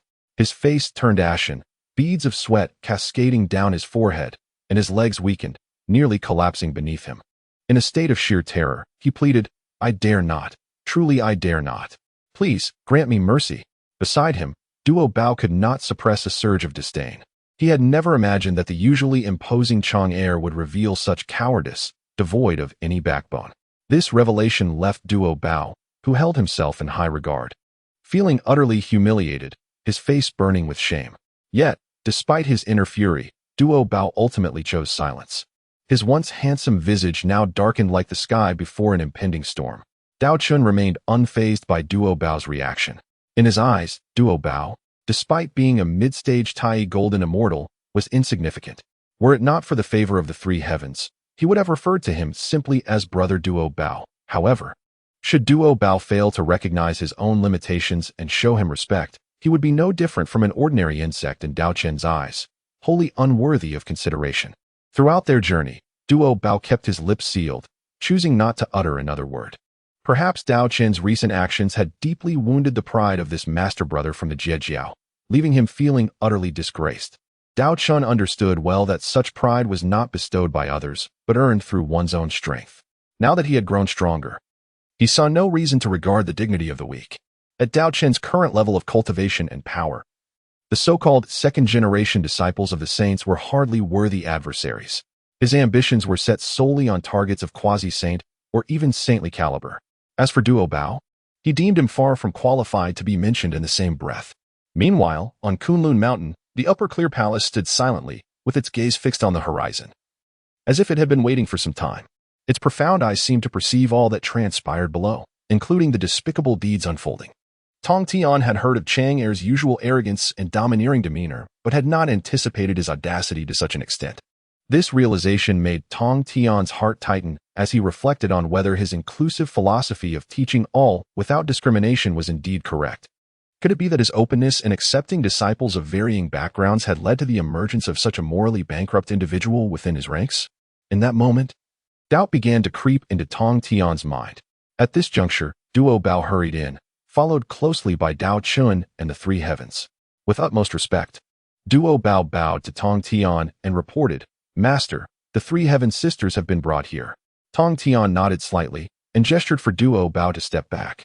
The three heavens quickly approached and bowed deeply, exclaiming in unison, "We pay our respects to Master." A warm smile graced Tong Tian's face as he inquired with genuine concern, "My dear disciples, have you encountered any grievances on your journey? Especially you, young one, has anyone bullied you? If so, do not hesitate to inform me."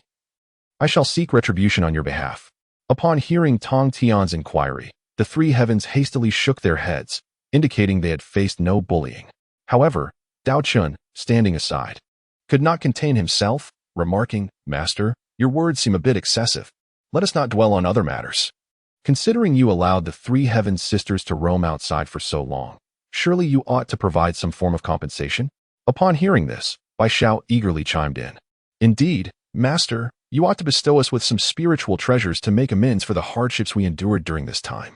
As it stands, we have yet to receive a single decent spiritual treasure." She looked at Tong Tian with a pitiful expression. With a resigned shake of his head, Tong Tian sighed. "Very well, this matter is indeed an oversight on my part. I shall compensate you." With a wave of his grand sleeve, three powerful spiritual treasures and a mysterious formation materialized before them, radiating an overwhelming aura. The first to catch their eye was a colossal hammer crackling with purple lightning, its power formidable and awe-inspiring. This was the supreme innate spiritual treasure, the purple lightning hammer, whose thunderous might could obliterate the very heavens. Next, two equally remarkable treasures came into view, a pair of razor-sharp golden scissors, gleaming ominously as if capable of severing the fabric of reality itself. This being the illustrious postnatal spiritual treasure, the golden Jiao scissors. The other was a radiant golden cauldron, within which chaotic energies swirled, known as the Primordial Golden Cauldron. Finally, Tong Tian gestured toward the imposing formation, introducing it. This formation is called the Nine Curves Yellow River Array. Once deployed, it can ensnare countless foes, wielding boundless power. Daochen stood by, utterly stunned, nearly drooling at the opulence of the gifts before him. Such a generous bestowal surpassed all expectations, especially the supreme innate spiritual treasure, the purple lightning hammer, which left him in sheer astonishment. Such treasures were exceedingly rare, and he had not anticipated Tong Tian's extraordinary generosity. In Daochen's mind, he speculated that perhaps this was the hush money bestowed upon them by Tong Tian, as the recent incident had indeed been quite embarrassing. Nevertheless, acquiring such precious artifacts and formations was undoubtedly a monumental opportunity for them. The purple lightning hammer, an exquisite innate spiritual treasure, a thunderous artifact. Its attacks accompanied by purple lightning, boasting formidable power. It could even breach the defenses of other supreme innate spiritual treasures of the same realm. The golden flood dragon scissors, a supreme postnatal spiritual treasure, forged from two flood dragons, possessing immense power. Capable of transforming into two dragons that could clash head-on like scissor blades, inflicting tremendous damage upon foes. The Hunyuan Golden Dipper, a supreme innate spiritual treasure, endowed with formidable reincarnation capabilities and the ability to gather immortals and objects, capable of depleting others' magical energy and diminishing their cultivation.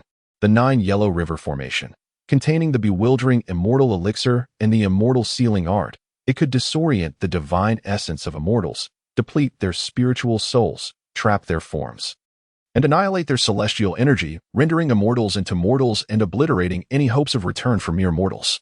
At Kunlun Mountain, within the Upper Clear Palace, Daochen's gaze remained tranquil, revealing no excessive envy. He felt a quiet joy for the Sanshao, for they had received the treasures bestowed by the Lord of Tongtian, garnering his favor. The Jia sect, with its multitude of disciples, had seen many of the treasures distributed by the honored ancestor Hongjun at the dividing treasure cliff fall into the hands of the Shencheng. Yet, treasures as rare as supreme innate spiritual artifacts were few and far between in the vast expanse of Hongmeng, each renowned and awe-inspiring in its own right. At this moment, the Lord of Tongtian gazed upon the excitable and jubilant Sanshao, a satisfied smile gracing his face as he inquired, "My three disciples, are you pleased with the compensation I have bestowed upon you?" The Sanshao promptly bowed respectfully before the Lord of Tongtian, responding in unison, "Thank you, Master, for the precious gifts." Their voices were melodious and delightful, akin to the sweet song of a yellow oriole emerging from the valley. The Lord of Tongtian nodded slightly in acknowledgement and continued, "Very well, you may withdraw for now. Your elder brother, Zhao Gongming, has visited me numerous times. Go and meet him." With this, he waved his hand gently, signaling the Sanshao to depart. In truth, the Lord of Tongtian had grown somewhat impatient with Zhao Gongming's frequent visits. However, he recognized Zhao's remarkable talent, though he fell slightly short of the Sanshao. The difference was negligible. Thus, he contemplated that once Zhao Gongming successfully advanced to the Tai Golden Immortal Realm, he would take him as a direct disciple for personal tutelage. As the Sanshao exchanged glances, their eyes fell upon Daochen, who appeared relaxed and showed no inclination to leave with the others. The astute Sanshao instantly grasped the underlying significance. Understanding that the Lord of Tongtian must have important matters to discuss with Daochen. After a silent agreement, the three sisters turned and exited to meet Zhao Gongming. Once the Sanshao departed, only the Lord of Tongtian and Daochen remained in the room. The Lord of Tongtian regarded Daochen with calm eyes and remarked in a mild tone, "You are indeed punctual. 500 years is precisely 500 years, without a moment's deviation." Upon hearing these words, Daochen promptly bowed respectfully to the Tongtian Jiao master and replied with reverence, "Honorable uncle, your esteemed virtue is beyond compare. How could I dare to disregard your words?" The Tongtian Jiao master nodded slightly, remaining silent for a considerable moment before slowly speaking. "This matter owes much to your timely intervention. Had it not been for you, the three Shaos would indeed have faced grave peril." Daochen, upon hearing this, gently shook his head and smiled as he responded, "Uncle, you overstate the matter. The three Shaos are individuals of great fortune. How could they so easily encounter misfortune? Moreover, if they were truly to face a life-threatening crisis, I trust that with your profound cultivation and remarkable abilities, you would sense it and personally intervene to resolve such a calamity." Upon hearing Daochen's remarks, the Tongtian Jiao master could not help but laugh heartily, then inquired with interest, "Your rescue of the three Shaos has benefited our GS sect. If I do not express my gratitude, Sister Nüwa is likely to think me stingy." Daochen hesitated for a moment before finally speaking. "I have heard that you, esteemed uncle, excel in the realms of swordsmanship and formation techniques. I humbly beseech you to impart some of your knowledge of formation to our human race, so that we may possess the means for self-preservation upon our unsealing." Tongtian nodded slightly, and with a gentle sweep of his voluminous sleeves, a brilliant radiance darted across the sky like a shooting star, landing gracefully in Daochen's hand. Daochen cautiously accepted the substantial gift, his heart brimming with excitement and gratitude. He directed his consciousness to scan the contents, meticulously studying the intricate designs laid before him. As his gaze traversed the pages, he beheld a myriad of exquisite formations, ranging from the simplest and most memorable mazes to the formidable killing arrays of astonishing power. Notably, the advanced killing formations possess such terrifying lethality that even those of quasi-saintly prowess would find them challenging to withstand. Once successfully deployed, they had the potential to alter the very fabric of reality, dramatically shifting the tides of battle. However, upon examining the materials and manpower required for these formations, Daochen could not help but gasp in astonishment. The rare materials were predominantly extraordinary items, exceedingly hard to procure and alarmingly scarce. Furthermore, the manpower demands were exceptionally high, necessitating the expertise of seasoned masters well-versed in the art of formations. Such stringent prerequisites rendered the actual execution of these formidable arrays a near unattainable aspiration. "Well, you may also step down," Tongtian remarked with a casual wave of his hand. Though his voice was not loud, it resonated with an air of undeniable authority, compelling obedience from those present. Daochen quickly bowed respectfully and expressed his gratitude, saying, "Thank you, Master Uncle, for bestowing such a precious array inheritance. I, as a member of the human race, shall remember it." After speaking, he turned and slowly departed. At this moment, a lively scene unfolded outside the Shencheng hall. The Sanshao sisters were seated around Zhao Gongming, engaged in cheerful conversation, reminiscing about past events. Suddenly, they noticed Daochen emerging from the hall. Yinxiao hastily stood up and pointed at Daochen, introducing him to Zhao Gongming. "Elder brother, this is Daochen, whom I just mentioned." Zhao Gongming followed the direction of Yinxiao's finger and beheld a dashing young man approaching. He scrutinized Daochen, attempting to discern the depths of his abilities. However, despite his efforts, he could not unravel Daochen's true cultivation level, which left him astounded.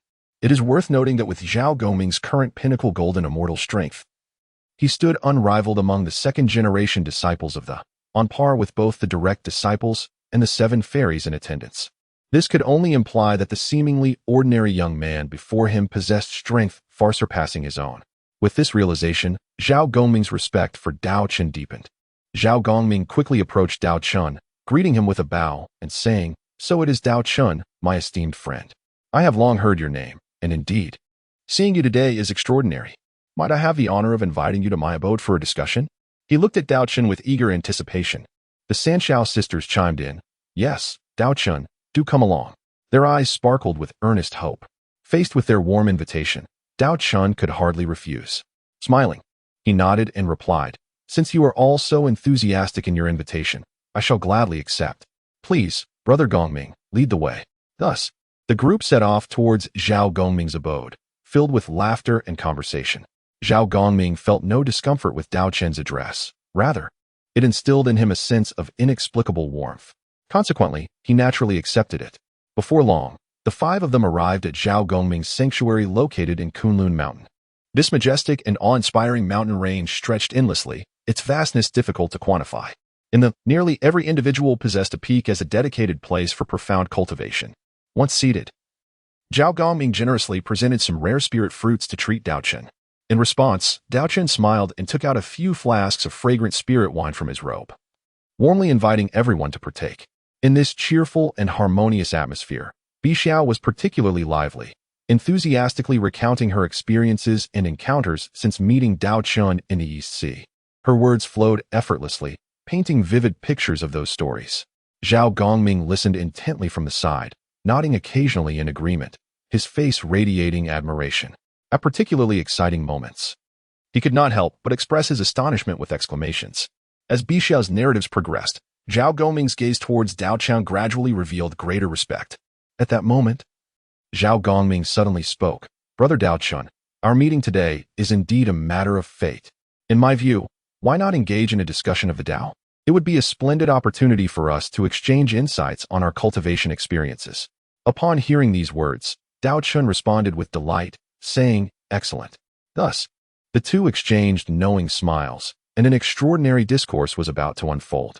At Kunlun Mountain, in the sanctum of Zhao Gongming, he, the three heavens, and Daochen sat together, their expressions earnest as they delved into profound truths. Each shared their unique insights regarding the various levels of cultivation, captivating one another with their eloquent narratives. The gathering listened intently, discerning the merits and shortcomings of each perspective, extracting the essence while discarding the dross. In the boundless expanse of ancient times, spanning millennia, the five had reaped bountiful rewards in their pursuits. Among them, Daochen, with his profound mastery, found himself enriched with distinct realizations after absorbing the teachings of the three heavens and Zhao Gongming. His already solid foundation in cultivation became even more robust.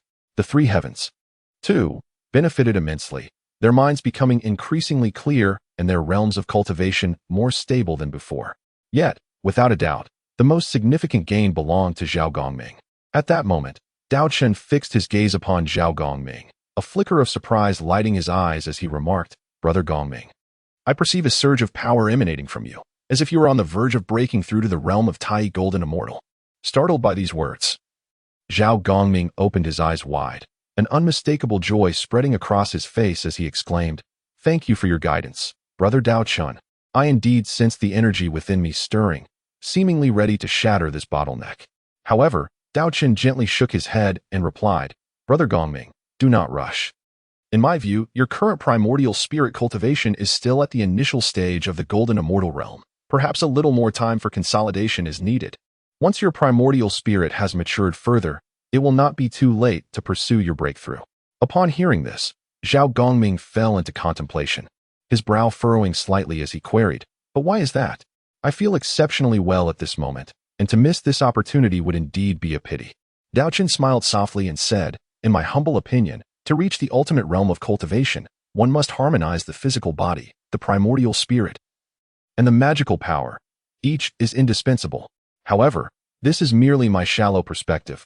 Brother Gongming, you are free to act according to your own insights. It is essential to note that Daochen, hailing from a future time, possessed a unique and profound understanding of cultivation. Given the existence of these three paths, it is reasonable to assume that each harbors its own wisdom. Therefore, striving to perfect all three would indeed be the wisest course of action. Whether Zhao Gongming heeds this advice, however, is beyond Daochen's control. Upon hearing these words, Zhao Gongming experienced a moment of enlightenment, nodding vigorously as he proclaimed, What you say is indeed wise, Brother Daochen. As you mentioned, these three paths can unleash extraordinary power. If one could cultivate all three simultaneously, they would undoubtedly dominate within the same realm. However, the cultivation of the physical body does consume an inordinate amount of time. In comparison, the advancement of my primordial spirit seems more feasible at this juncture. Daochen nodded in agreement, acknowledging the profound truth in Hongmeng's words. Indeed, when one gazes across the vast expanse of today's world, it becomes evident that the majority of practitioners primarily focus on cultivating their magical prowess and spiritual essence. In contrast, those who choose to dedicate themselves to the path of physical cultivation are notably rarer, though the witch clan remains an exception in this regard. With a serious demeanor, Zhao Hongmeng articulated, "Throughout this protracted millennium, we have each garnered significant insights. In my opinion, it would be more beneficial for us to enter secluded meditation, allowing ourselves to integrate and assimilate these realizations." The three Xia nodded in agreement, acknowledging the richness of their recent experiences and the pressing need for a tranquil period of introspection. Upon concluding their discussion, Zhao Hongmeng and the three Xia unhesitatingly sought out their designated cultivation sanctuaries, sealing the doors behind them as they embarked on their journey of solitary practice. In the blink of an eye, Daochen found himself standing alone in the vastness, momentarily at a loss, uncertain of how to proceed. After some contemplation, he felt that being in the midst of the enigmatic and majestic Kunlun Mountains without exploring its surroundings would indeed be a missed opportunity. It is worth noting that such an occasion may be rare in the future, especially considering that during the cataclysmic era of the Witch and Lich calamity, the three pure ones adhered strictly to the heavenly decree, positioning themselves in opposition to the human race. Daochen meandered through the majestic expanse of Kunlun Mountain, wandering aimlessly without a particular destination. He occasionally gazed upon the towering peaks to the east, and at other times, he admired the serene valleys to the west. At times, he paused to appreciate the exquisite flowers and peculiar plants, and at others, he listened intently to the gentle babbling of the streams weaving through the mountains. Surprisingly, despite his carefree exploration of Kunlun Mountain, no disciple of the came forth to provoke him. It seemed that the incident involving the long-eared, luminous immortal had already spread throughout and everyone was aware that Daochen had attained the esteemed level of Tai Golden Immortal. Among the second-generation disciples of, only the esteemed senior brother Duo Bao and the revered senior sister Jinling, Saint Mother, could rival his prowess. Suddenly, a tall and handsome young man approached from a short distance ahead. His steps were light, as if he were becoming one with the surrounding environment. However, the unique aura he exuded was impossible to overlook, instantly capturing Daochen's attention. At the same moment, the young man perceptively sensed that someone was observing him. As he lifted his gaze, their eyes met, and a flicker of surprise crossed his features, though he quickly regained his composure. He approached Daochen with measured steps and respectfully saluted, saying, "I am Xuandu of the human race, paying my respects to the martial ancestor." His voice rang clear and bright, imbued with reverence. Daochen gazed at the courteous young man before him, and a sudden recollection stirred within his heart. It dawned upon him that indeed, the venerable Ta Ching had once taken a human youth as his disciple. Surely, this individual must be the legendary Xuandu. With this thought, a gentle smile graced Daochen's face as he inquired, "What brings you here?" Upon hearing this, Xuandu's countenance grew increasingly respectful. He slightly bowed and replied, "Esteemed Ancestor Wu, in recent days, I have experienced an epiphany within the sacred monument of martial arts. I have comprehended the art of refining the golden core, and after numerous attempts, I have successfully crafted the four-transformation golden core. Subsequently, the sage of Ta Ching accepted me as his disciple." As he finished speaking, he carefully retrieved a jade vial from his bosom and presented it before Daochen. Daochen took the jade vial, uncapped it, and gently inhaled the fragrance within, which was rich and aromatic. He could not help but display a look of astonishment. For a fourth-rank golden pill possesses immense efficacy for cultivators at the celestial immortal realm. Not only does it enhance one's cultivation, but it also significantly reduces the time required for training. Moreover, it is said that even quasi-saint powerhouses regard the ninth-rank golden pill as a treasure, due to its extraordinary assistance in reaching the great Luo realm. The so-called golden pill's 9 turns correspond to different levels of cultivation. The ninth-rank golden pill corresponds to the great Luo golden immortal realm, while the other 8 turns align with various other levels of attainment. However, what astonished Daochen was that Xuandu had managed to successfully refine a 4th-rank golden pill in such a brief period. This clearly indicates Xuandu's remarkable talent in the alchemical arts, explaining why Lao Tzu of Taiji would take him under his wing for meticulous instruction. Kunlun Mountain, shrouded in mist and abundant with celestial energy, harbors an ancient and mysterious aura. Within this venerable range, Daochen unexpectedly encountered Xuandu from the human race. Upon learning that Xuandu had become a disciple of the sage of Taiji, Daochen smiled gently and said, "Since you have now devoted yourself to the sage of Taiji, you may refer to me as senior brother in the future."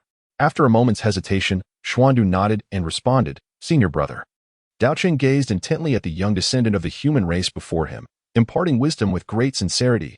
"The human lineage shall forever be your foundation, your home.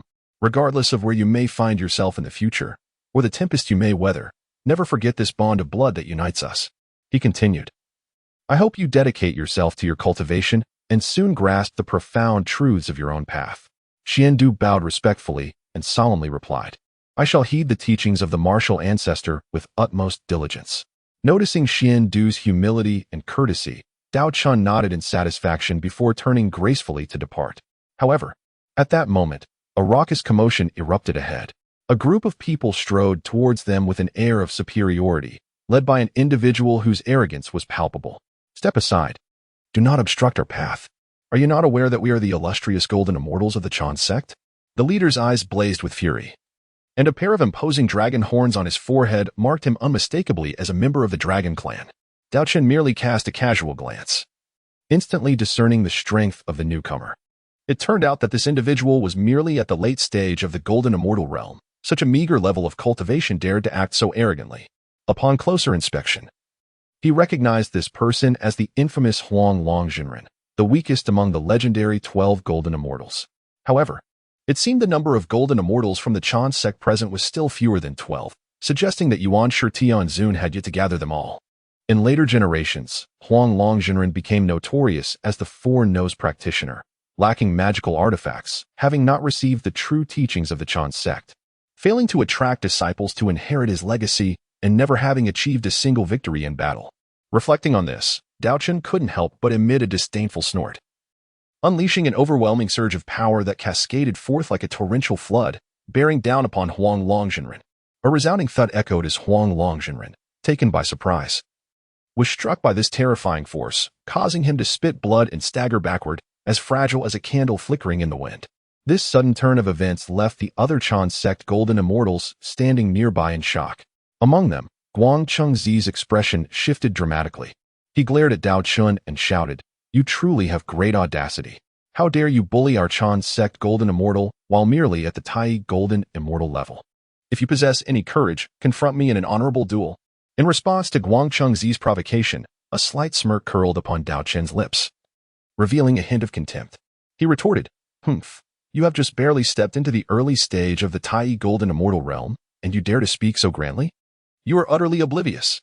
Before he could finish his words, Daochen swung his fist with tremendous force, generating a fierce gale that shot toward Guang Chengzi like lightning. Seeing this, Guang Chengzi wasted no time, drawing forth his dual swords, an exceptional pair of innate spiritual treasures, believed to possess boundless power. He was confident that these weapons would be sufficient to withstand Daochen's assault. However, the ensuing spectacle left everyone present utterly astounded. Daochen's fist collided with the dual swords without reservation, producing a thunderous sound that reverberated through the air. The powerful energy ripples spread out like ripples on water, causing the surrounding rocks to shatter under the immense shockwave. Surprisingly, Daochen's seemingly unremarkable fist withstood the onslaught of the dual swords, even gaining the upper hand. The confident smile on Guang Chengzi's face instantly froze, replaced by astonishment and disbelief. Yet, the situation did not unfold as one might expect. What was anticipated to be a thrilling contest instead culminated in an astonishing scene.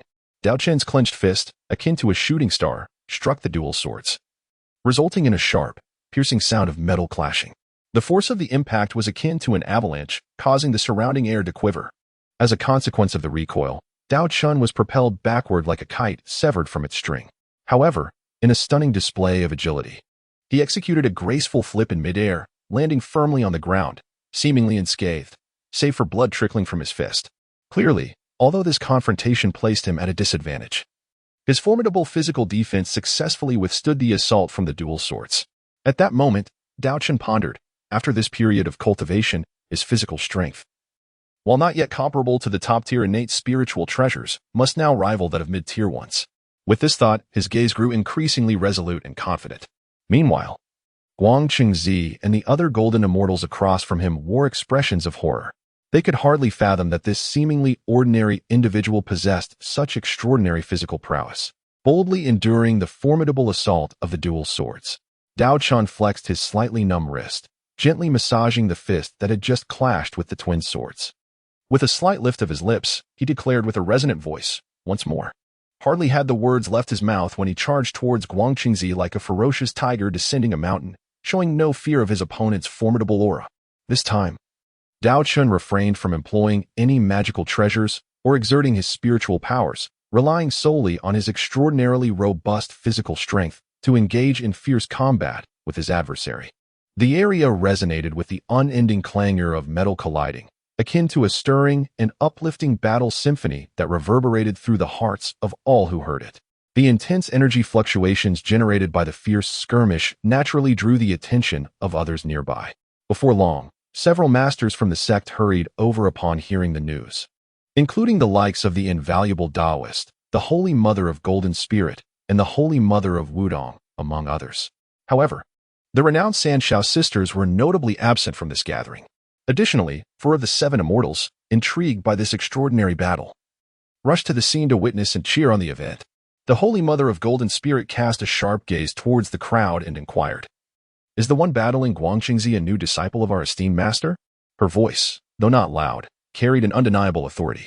Upon hearing this, many disciples turned their eyes towards her, their expressions revealing curiosity and anticipation.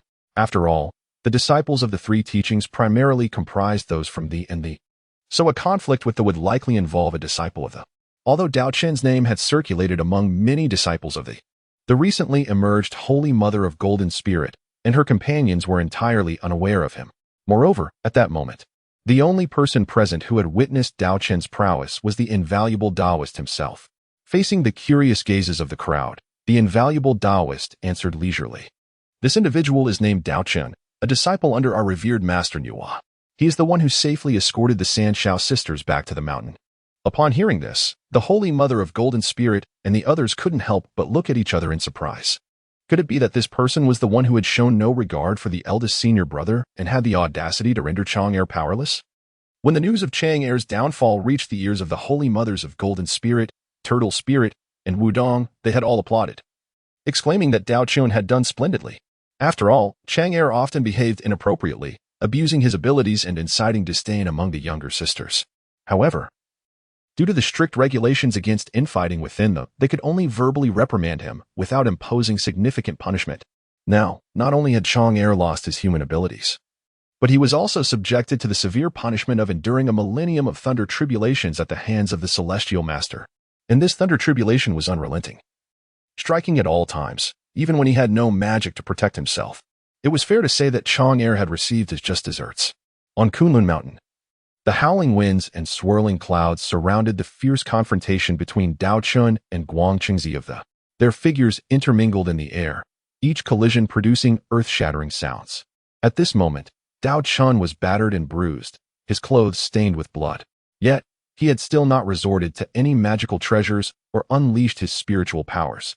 He sensed that his physical form was on the brink of a breakthrough, and Guang Qingzi, wielding the twin swords, was the perfect catalyst for his advancement. Observing Daochen seemingly at a disadvantage, the Holy Mother of Golden Spirit's brow furrowed with concern. She turned to the invaluable Taoist and said, "Eldest brother, Daochen has previously shown kindness to our. Now that he appears to be on the verge of defeat, should we not lend him a hand?" The invaluable Taoist shook his head slightly, his gaze fixed on the battleground, and replied slowly, "Sister, do not be hasty. Let us observe for a while. Daochen has managed to engage Guang Qingzi in such a prolonged struggle solely with his physical prowess, which must hold some significance. Furthermore, he has yet to employ any magical powers, indicating that his strength is indeed formidable, perhaps not requiring our assistance." Upon hearing this, the Holy Mother of Golden Spirit was taken aback. She had initially assumed that Daochen was akin to those from the witch clans, primarily cultivating physical strength, with little regard for his magical capabilities. However, the invaluable Taoist words suggested otherwise. Gradually, she began to ease her worries and shifted into a more intrigued observer, ready to appreciate this magnificent battle.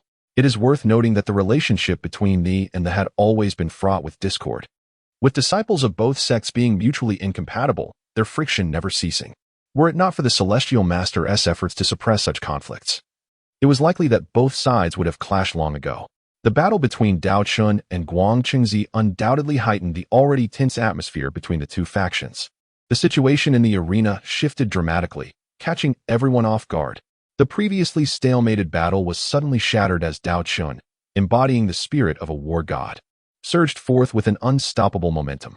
His attacks became increasingly fierce and aggressive, each move brimming with boundless power, forcing Guangqingzi to retreat step by step, struggling to withstand the onslaught. Even as Guangqingzi unleashed his full strength, channeling all his magical energy into the formidable twin swords in an attempt to regain the upper hand, he found himself utterly powerless against Daochen's tempestuous assault. At that moment, Daochen appeared to grow ever more valiant, an endless stream of power emanating from within him, leaving the onlookers in awe. Guangqingzi silently lamented his plight, feeling unprecedented pressure against such a formidable foe. This young adversary was truly enigmatic, possessing immeasurable strength and the uncanny ability to enhance his combat prowess amidst the fray. At present, Guangqingzi had exhausted more than half of his magical energy, while Daochen appeared to be as vigorous as ever, showing no signs of fatigue. Beads of sweat trickled down Guangqingzi's forehead as his expression turned grave. Although Daochen was visibly battered, those were merely superficial wounds, hardly affecting his fighting capacity. In contrast, Guangqingzi, despite appearing unscathed, was nearing his limits in both stamina and magical energy. Continuing in this manner would inevitably lead to his defeat. Realizing this, Guangqingzi gritted his teeth and forced himself to speak. Friend, your physical strength is truly unparalleled. Perhaps it would be best for us to end this contest here and part ways? However, Daochen, intent on seizing the opportunity to break through, would not so easily acquiesce. His eyes widened as he bellowed, Guangqingzi, do you intend to concede? At this, Guangqingzi was instantly infuriated. His face flushed with rage as he retorted, you insolent wretch, how dare you insult me thus? Before he could finish his words, Guangqingzi poured all his remaining magical energy into the twin swords. In an instant, the blades blazed with radiant light, and countless sword energy surged forth, darkening the sky as they hurtled towards Daochen with ferocity. Daochen's voice boomed in response, come on then. His voice resonated like thunder, deafening to the ears. Yet astonishingly, even in the face of this onslaught, Daochen did not employ any spells. With nothing but the formidable strength of his physical body, he charged forward to confront his foe. In an instant, two figures collided like meteors, unleashing an extraordinarily brilliant light. The radiance was blinding, compelling all present to instinctively shut their eyes, unable to bear its intensity. Even the highly accomplished Dao Bao and Jinling, who had reached the Tai stage, could only barely withstand the impact of this dazzling luminescence. With a resounding crash, both Daochen and Guangqingzi were sent flying. Guangqingzi traced an arc through the air before crashing heavily to the ground, losing consciousness on the spot. The other celestial beings of the Chan sect were taken aback, their faces paling as they hastily flew forward to assess the situation. Upon investigation, they were astonished to discover that Guangqingzi's internal energy had been completely depleted, and due to excessive overexertion, he had succumbed to a state of unconsciousness. The Chan celestial beings dared not linger for a moment. They swiftly carried Guangqingzi away, hastily departing from the scene. Meanwhile, Daochen offered a slight nod of acknowledgement to the members of the Jess sect, and in the blink of an eye, he vanished without a trace. Gazing in the direction Daochen had departed, Jinling's Saint Mother appeared utterly astonished, murmuring to herself, I never anticipated that Daochen, a mid-Tai golden immortal, would possess both the physical prowess and magical power equivalent to that stage. Beside her, Dao Bao exhaled a long sigh and spoke slowly. Given the strength he has displayed, it is likely that he will soon break through to the late Tai stage with his physical body. Upon hearing this, Jinling's Saint Mother suddenly comprehended the situation. She finally understood why Daochen had refrained from employing magical powers or artifacts in combat. He intended to maximize the exertion of his physical strength and leverage external pressure to achieve a breakthrough in his corporeal cultivation. Contemplating this, she could not help but feel a twinge of admiration for Daochen's audacity and resolve. Within the sanctum of Zhao Gongming, a figure dashed like lightning from the distant horizon, swiftly entering the secluded space meticulously prepared by Zhou Gongming. This figure was Daochen, his expression grave and emanating a powerful aura. It became apparent that he could no longer suppress the surge of growth in his physical cultivation. If left unaddressed, it might lead to unforeseen consequences. Therefore, he dared not delay, quickly settling into a meditative position, striving to adjust his mind and body to their utmost peak. As Daochen circulated his energy, peculiar sounds began to emanate from within him, resembling countless metals colliding and intertwining, akin to an invisible colossal hammer incessantly forging and refining his physique. Each strike and refinement expelled impurities from his body in a continuous flow. This sensation was reminiscent of transforming a rough piece of iron, laden with impurities, into a pure and remarkably resilient steel through relentless forging. As time passed, Daochen remained entirely absorbed in his cultivation, oblivious to the world around him. After an indeterminate period, a torrent of energy surged forth from within him, radiating outward. Gradually, Daochen opened his eyes, a glimmer of surprise flashing within. He had successfully broken through, advancing to the late Tai golden immortal stage. At this moment, Daochen's physical strength had significantly increased, surpassing his magical power and spiritual essence. However, in reality, his magical power had long reached a threshold ripe for breakthrough. Yet, for various reasons, Daochen had been diligently suppressing this advancement. As for his spiritual essence, he had yet to encounter an appropriate opportunity for breakthrough. Nevertheless, Daochen firmly believed that it would not be long before he achieved simultaneous progress in all three aspects, reaching the late Tai golden immortal stage. By that time, even when facing formidable adversaries at the perfected Tai golden immortal level, he would possess the strength to contend. Daochen's retreat was undertaken in pursuit of a significant breakthrough in his cultivation. Time has swiftly passed, and a millennium has quietly elapsed during his seclusion. When he finally emerged, he was astonished to discover the world outside bustling with extraordinary activity.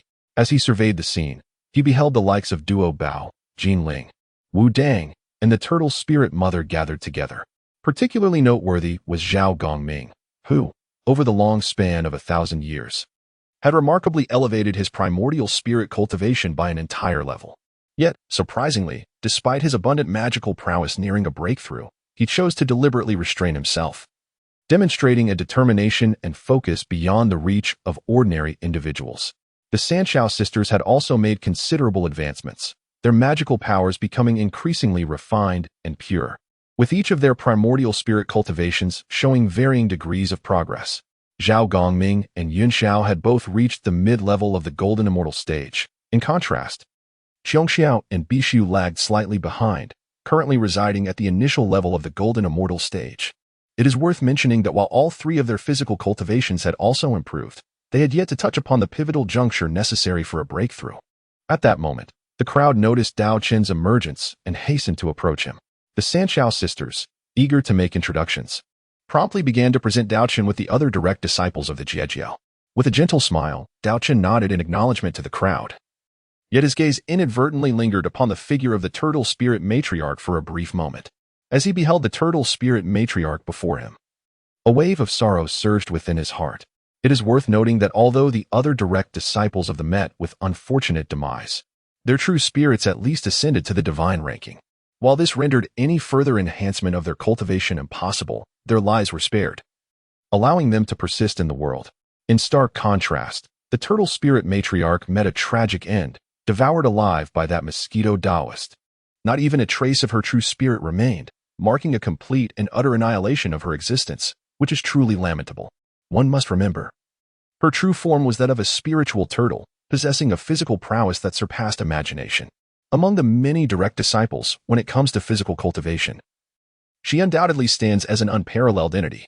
Having already attained the profound realm of the late golden immortal stage, her magical power, primordial spirit, and physical form were all at the golden immortal level, seamlessly interwoven without any disconnect. In comparison, the other direct disciples of the exhibited certain deficiencies.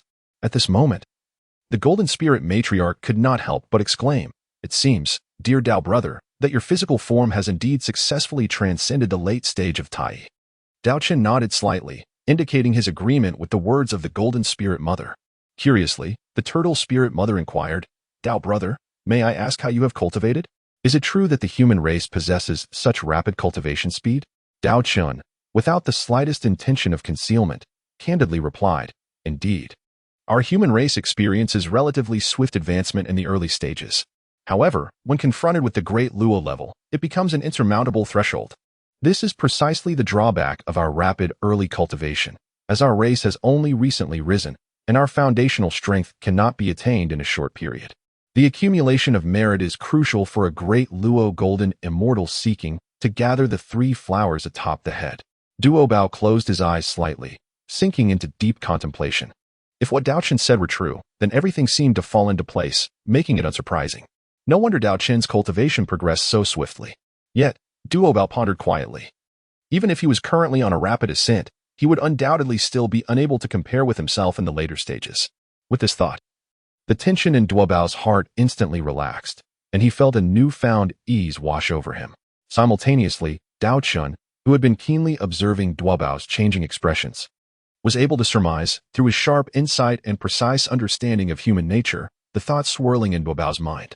To be frank, within the entire innate human race, individuals like Daochen, whose realms elevate at such a remarkable pace, are indeed rare. Particularly after stepping into the golden immortal realm, the speed of cultivation noticeably slows.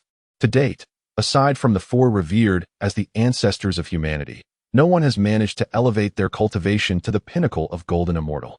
As for the higher echelon of Tai golden immortals, not even a shadow is discernible. At that moment, Duobao, with a smile, proposed, "Today, as fate brings us together, why not engage in a discourse of Tao?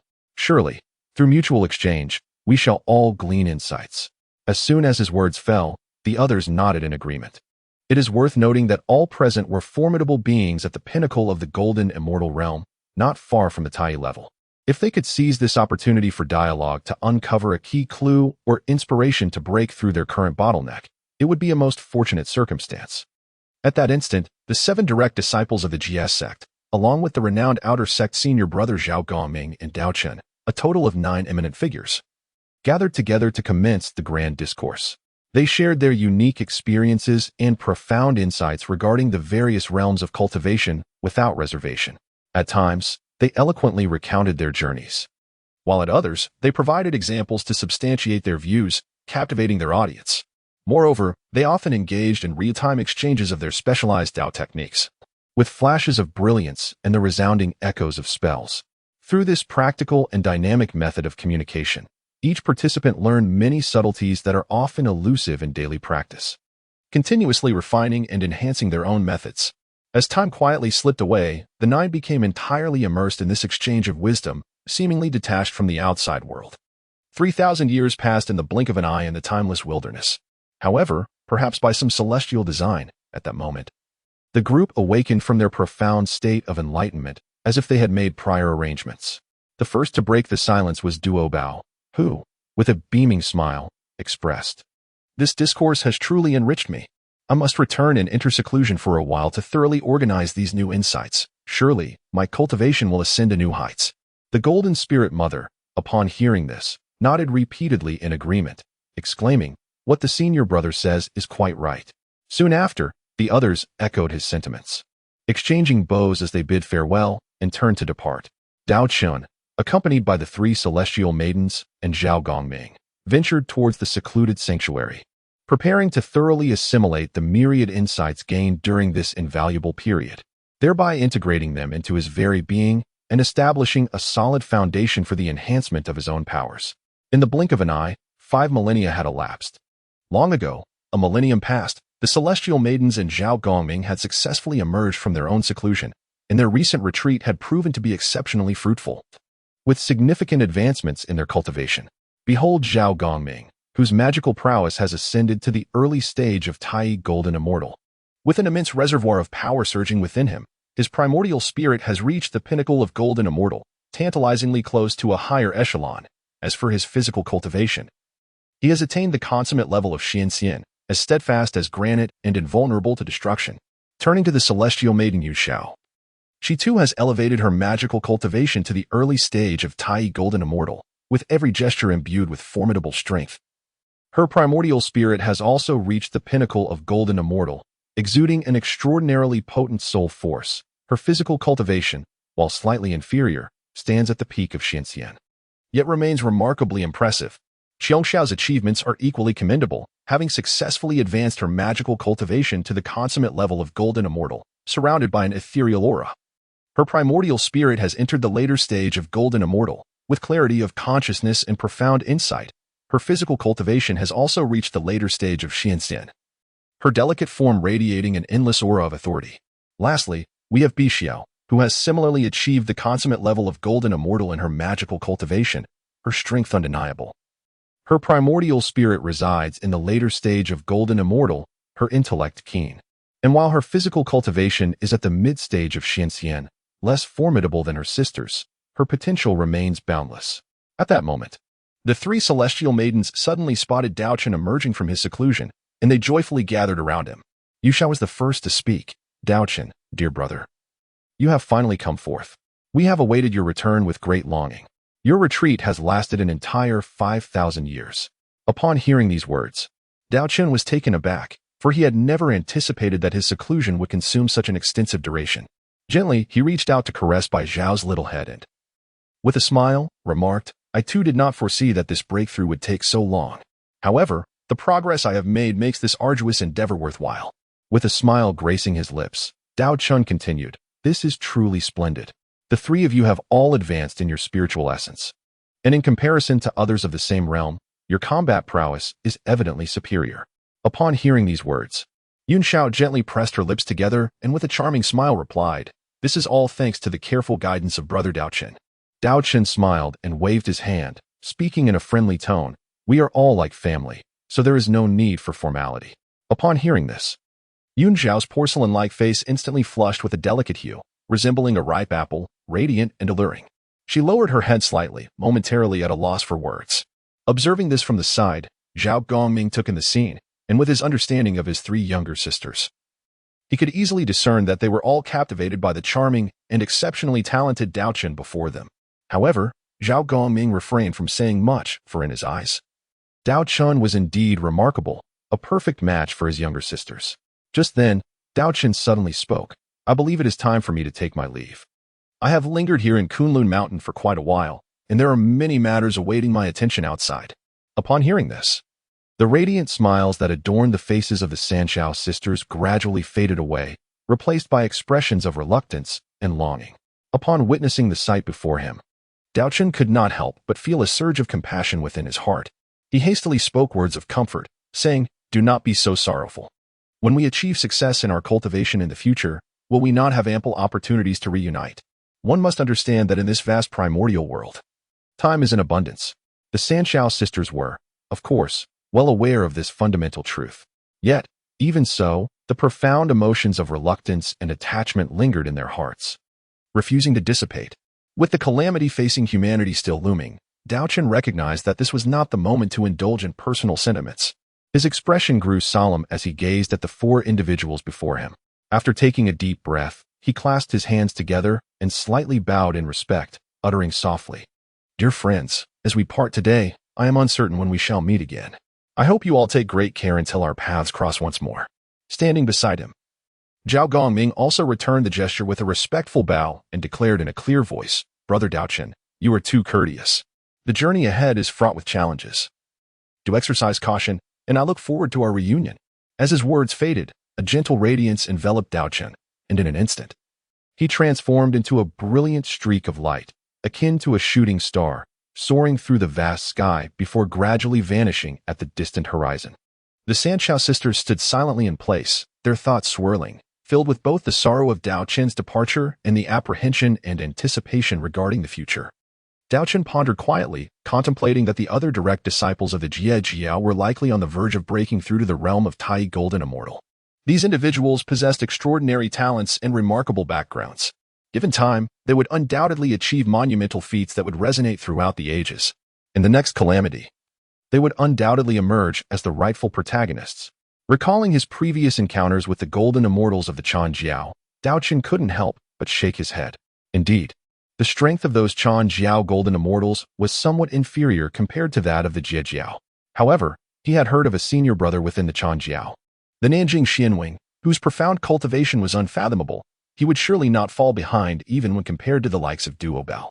Otherwise, How could those Chanjiao golden immortals dare to be so arrogant and overbearing? After departing from Kunlun Mountain, Daochen did not hesitate for a moment and directly embarked on the journey to the shores of the East Sea. Since leaving the East, nearly 10,000 years had unknowingly passed. How had the human race developed during this time? Daochen felt a genuine concern in his heart. The array inheritance obtained during this expedition was of utmost importance. It must be swiftly returned to the territory of the human race and placed within the martial Dao sacred monument for the clan members to study and draw inspiration from. Only in this way could the human race continue to grow stronger and establish a firm foothold in this world filled with crises and challenges. After more than a year of relentless travel, Daochen finally arrived at the distant shores of the East Sea. Upon stepping onto this familiar yet strange land, he was astonished by the sight before him. The number of humans had surged to an astonishing degree. A rough estimate suggested that it was no less than 10 billion. Ever since the advent of cultivation methods, the human race had not only significantly enhanced their strength, but had also experienced a remarkable increase in lifespan. However, for the human race, the most terrifying aspect was not their speed of cultivation, but their immensely powerful reproductive capacity. This innate talent allowed the human race to rapidly expand their population and accumulate a vast demographic base in a remarkably short period. Daochen keenly observed that, with the continuous increase in the population of the human race, the overall fortune of humanity was expanding inexorably. If this trend persists, it will not be long before humanity successfully coalesces the auspicious golden dragon, a supreme symbol of a race's prosperity and flourishing. Simultaneously, over these years, the friction between the witch and demon clans has intensified, with conflicts escalating to alarming levels. Even formidable beings such as demon gods and great witches have personally engaged in battle. However, it is fortunate that thus far, no quasi-saint level experts have become embroiled in the fray. After all, the involvement of quasi-saint level beings signifies a war between races, a decisive confrontation. The power of great witches is roughly equivalent to that of a great Luo golden immortal. Although they rank among the elite, there remains a considerable gap when compared to true quasi-saints. Daochen did not deliberately conceal his form. He boldly entered the ancestral land of the human race. This place, once a desolate and rudimentary site, had now transformed into an imposing and magnificent palace complex. Various tribes of the human race had emulated this grandeur, erecting vast and well-equipped cities. It can be said that Daochen's emergence has significantly accelerated the rapid development and progress of human society. However, despite such remarkable achievements, the threat from the demon race loomed like a sharp sword suspended above their heads, instilling a constant sense of vigilance. No one could predict when this sword might suddenly descend, bringing catastrophic disaster to the human race. The delineation of each realm is as follows: initial stage, middle stage, late stage, peak, completion, extreme realm, and divine prohibition, divided into 3 levels. The cultivation comprises 3 paths: magical power, primordial spirit, and physical body. Attaining full completion in any one of these paths signifies a completed realm, allowing for a direct breakthrough to a higher realm. Achieving full completion in all 3 paths denotes the extreme realm. Only by reaching the extreme realm can one aspire to ascend to divine prohibition. A breakthrough in any one path beyond the extreme realm constitutes the first level of divine prohibition, while breakthroughs in all 3 paths beyond the extreme realm signify the 3rd level of divine prohibition. On the shores of the Eastern Sea, the ancestral land of the human race is marked by a magnificent and imposing edifice known as the Hall of the Ancestors. This palace was constructed by the collective efforts of the human race, grand in scale, dedicated to the 4 ancestors of humanity. It serves as a crucial venue for the 3 ancestors to manage various intricate affairs. One day, a figure resembling a streak of lightning strode into this solemn hall of the ancestors. The visitor was none other than Daochen, whose sudden appearance captivated the attention of all present. The 3 ancestors, Sui Ren, Yu Chao, and Zi Yi, hurriedly rose to their feet, rushing forward with expressions of joy. Sui Ren was the first to speak, saying, "Elder brother, you have been away for nearly 10 millennia. We have been deeply concerned for your well-being." Daochen smiled gently and replied, "Indeed, this journey has spanned quite a considerable time. However, witnessing the flourishing prosperity of the human race makes it all worthwhile. The favorable circumstances we enjoy today are entirely due to the tireless efforts of my dear brothers and sisters." As he spoke, He cast an appreciative glance at the three members of the Sui Ren clan. They, in turn, humbly waved their hands in modesty, stating, "Elder brother, you flatter us. If it were not for your teachings to the human race, how could we have attained such prosperity today? Truly, the merit belongs to you alone." Daochen smiled and waved his hand, then shifted the conversation to inquire about the training of the guardians and the preparations for the alchemy hall. He turned to the weaving clan and asked, "What is the progress of the guardians' training? Additionally, I previously instructed that our kin with talent in alchemy should form the alchemy hall, dedicated to concocting elixirs that assist in cultivation. How is this project progressing?" The weaving clan responded respectfully. "In response to your esteemed brother, I am overseeing this matter. Currently, the alchemy hall has gathered a substantial membership of 100,000. However, due to the short duration of our efforts, the members' alchemical skills remain somewhat rudimentary. At present, they are only capable of producing basic auxiliary elixirs, such as those for restoring mana and cultivating vitality. As for the significantly enhancing golden elixirs, we can only concoct the third-rank golden elixirs for the time being. But please rest assured, esteemed brother, that with the passage of time and continued research and practice, I believe the alchemy hall will achieve greater breakthroughs and produce higher-grade elixirs for our kin." Once, there was a remarkable young man of the human race named Xuandu, whose prodigious talent was astonishing. At a tender age, he successfully concocted the fourth-rank golden elixir. Such an extraordinary individual ultimately caught the attention of the Saint of Taiping, who took him as a disciple and subsequently led him away from the human realm.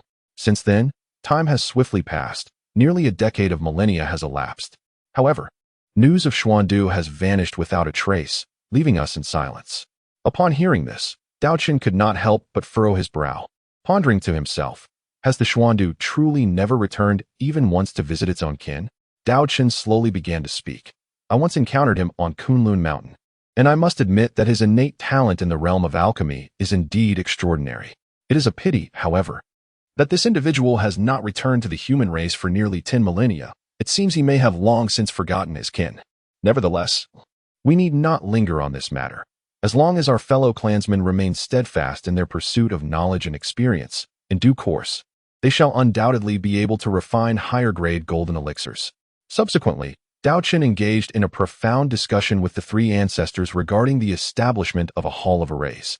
Upon concluding their deliberations, Daochen rose to depart, intending to assess the current cultivation status of the Guardian Legion. As for why Daochen did not delve into the studies of alchemy and formations, the reason was quite simple. He genuinely lacked talent in these areas. Although he had made attempts, the results were consistently unsatisfactory. Thus, rather than squander time and energy in fields where he was not adept, it would be far more pragmatic for him to concentrate wholeheartedly on enhancing his own cultivation. After all, each discipline has its own specialization. Everyone should capitalize on their strengths and fulfill their respective roles to achieve common objectives more efficiently. In that mysterious and solemn training base of the Guardians, Daochen stood quietly, his formidable spiritual consciousness sweeping over the entire area like a tidal wave. After a brief moment, he gained a general understanding of the capabilities of these Guardians. Within the base, there were an astonishing 23,000 practitioners at the Golden Immortal Realm. Among them, an impressive 3,000 had already reached the pinnacle of Golden Immortal perfection, while the remainder spanned various levels from the early to peak stages of Golden Immortal. However, it is worth noting that despite their considerable magical prowess, the majority of them possessed relatively subpar physical and spiritual attributes. Only a scant few distinguished individuals could maintain their spiritual essence at the same level as their magical power, and such individuals were exceedingly rare. Nonetheless, the remaining Guardians were at least at the mid-level of the profound immortal realm, indicating a commendable overall development. Daochen nodded slightly, indicating his satisfaction with the matter. He retrieved spirit fruits and spirit wine from his storage space, generously leaving them for those present. Subsequently, he turned and departed, his figure fading from sight. Daochen arrived alone at the location of the martial arts sacred monument, retrieving the array inheritance bestowed by Tong Tian and inscribing it upon the monument. As he activated the monument's power, a wave of energy radiated outward, spreading across the territory of the human race. Everyone became aware that the array inheritance had been inscribed upon the monument, and that the human race was about to establish the Hall of Arrays. Daochen also called upon gifted youths of the human race to come forth and join him in exploring the realm of arrays. Subsequently, Daochen vanished in a flash. Like a bolt of lightning, returning to the hall of the human race. He gazed solemnly at the assembly and spoke softly, "Sway. I shall continue my travels through the primordial wilderness, for it is vital to my cultivation. I must persistently explore the unknown to elevate my own realm of cultivation. During my absence, I will rely heavily on all of you for the affairs of our people."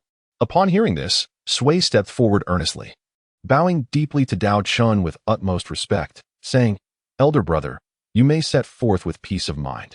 With us to guard the human race, no mishaps shall occur." His resolute countenance was imbued with determination, as if he had already prepared himself to face all challenges and adversities. Daochen nodded slightly and then advised, "Once the human race's array hall is completed, it is imperative that we dedicate ourselves to the study of the formations contained within the Martial Saint Monument. This legacy, left behind by the Celestial Saint, encapsulates unparalleled power.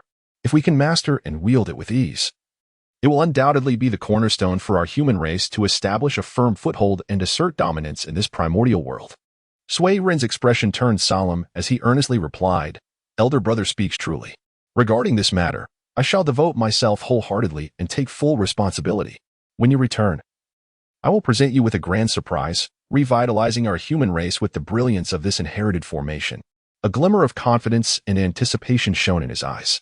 In the heavenly court of the 33 layers of the primordial world, Bai Zhe, known for his astuteness among the approached the high-ranking Di Jun and Tai Yi with a grave demeanor, offering a respectful salute before speaking. "Your Majesty, the current turmoil in the primordial realm is unsettling, and the conflict between our and the Wu clan grows increasingly fierce, with formidable Deluo Jinxian personally entering the fray. In my humble opinion, it won't be long before a cataclysmic war erupts between the two clans. Therefore, our immediate priority is to devise every possible means to recruit more powerful experts into our ranks."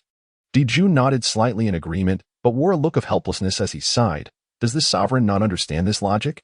It is just that, at present, I find it challenging to conceive effective strategies. Tai Yi, Shi Huang, do you have any brilliant ideas? He turned his gaze toward Tai Yi and Fu Shi.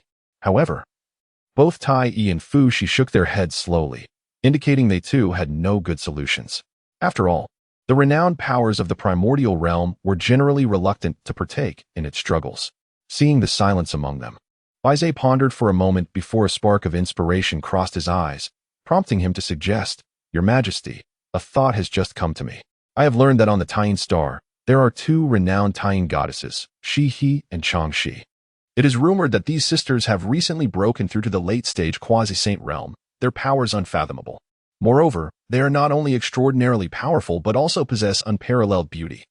If your Majesty could forge a union with these Tying goddesses, the balance of yin and yang would undoubtedly enhance your cultivation. They would then wholeheartedly assist you, becoming a formidable asset for our." Upon hearing this, Di Jun's eyes brightened. He was already familiar with the names of the Tying goddesses, Shi He and Chang Shi. These two were indeed legendary celestial beings in the primordial world, excelling in both cultivation and beauty. Securing their assistance would undoubtedly bolster the strength of the. With this thought, Di Jun made his decision, nodding at Bai Zhe. "Your counsel is astute. This proposal aligns perfectly with my intentions. Let us proceed with your plan. You must swiftly journey to Tying Star and convey my wishes to the two Tying goddesses. I am willing to offer the position of Empress to welcome them into our heavenly court." Bai Zhe respectfully responded, "As you command, Your Majesty. I shall fulfill this mission with utmost diligence."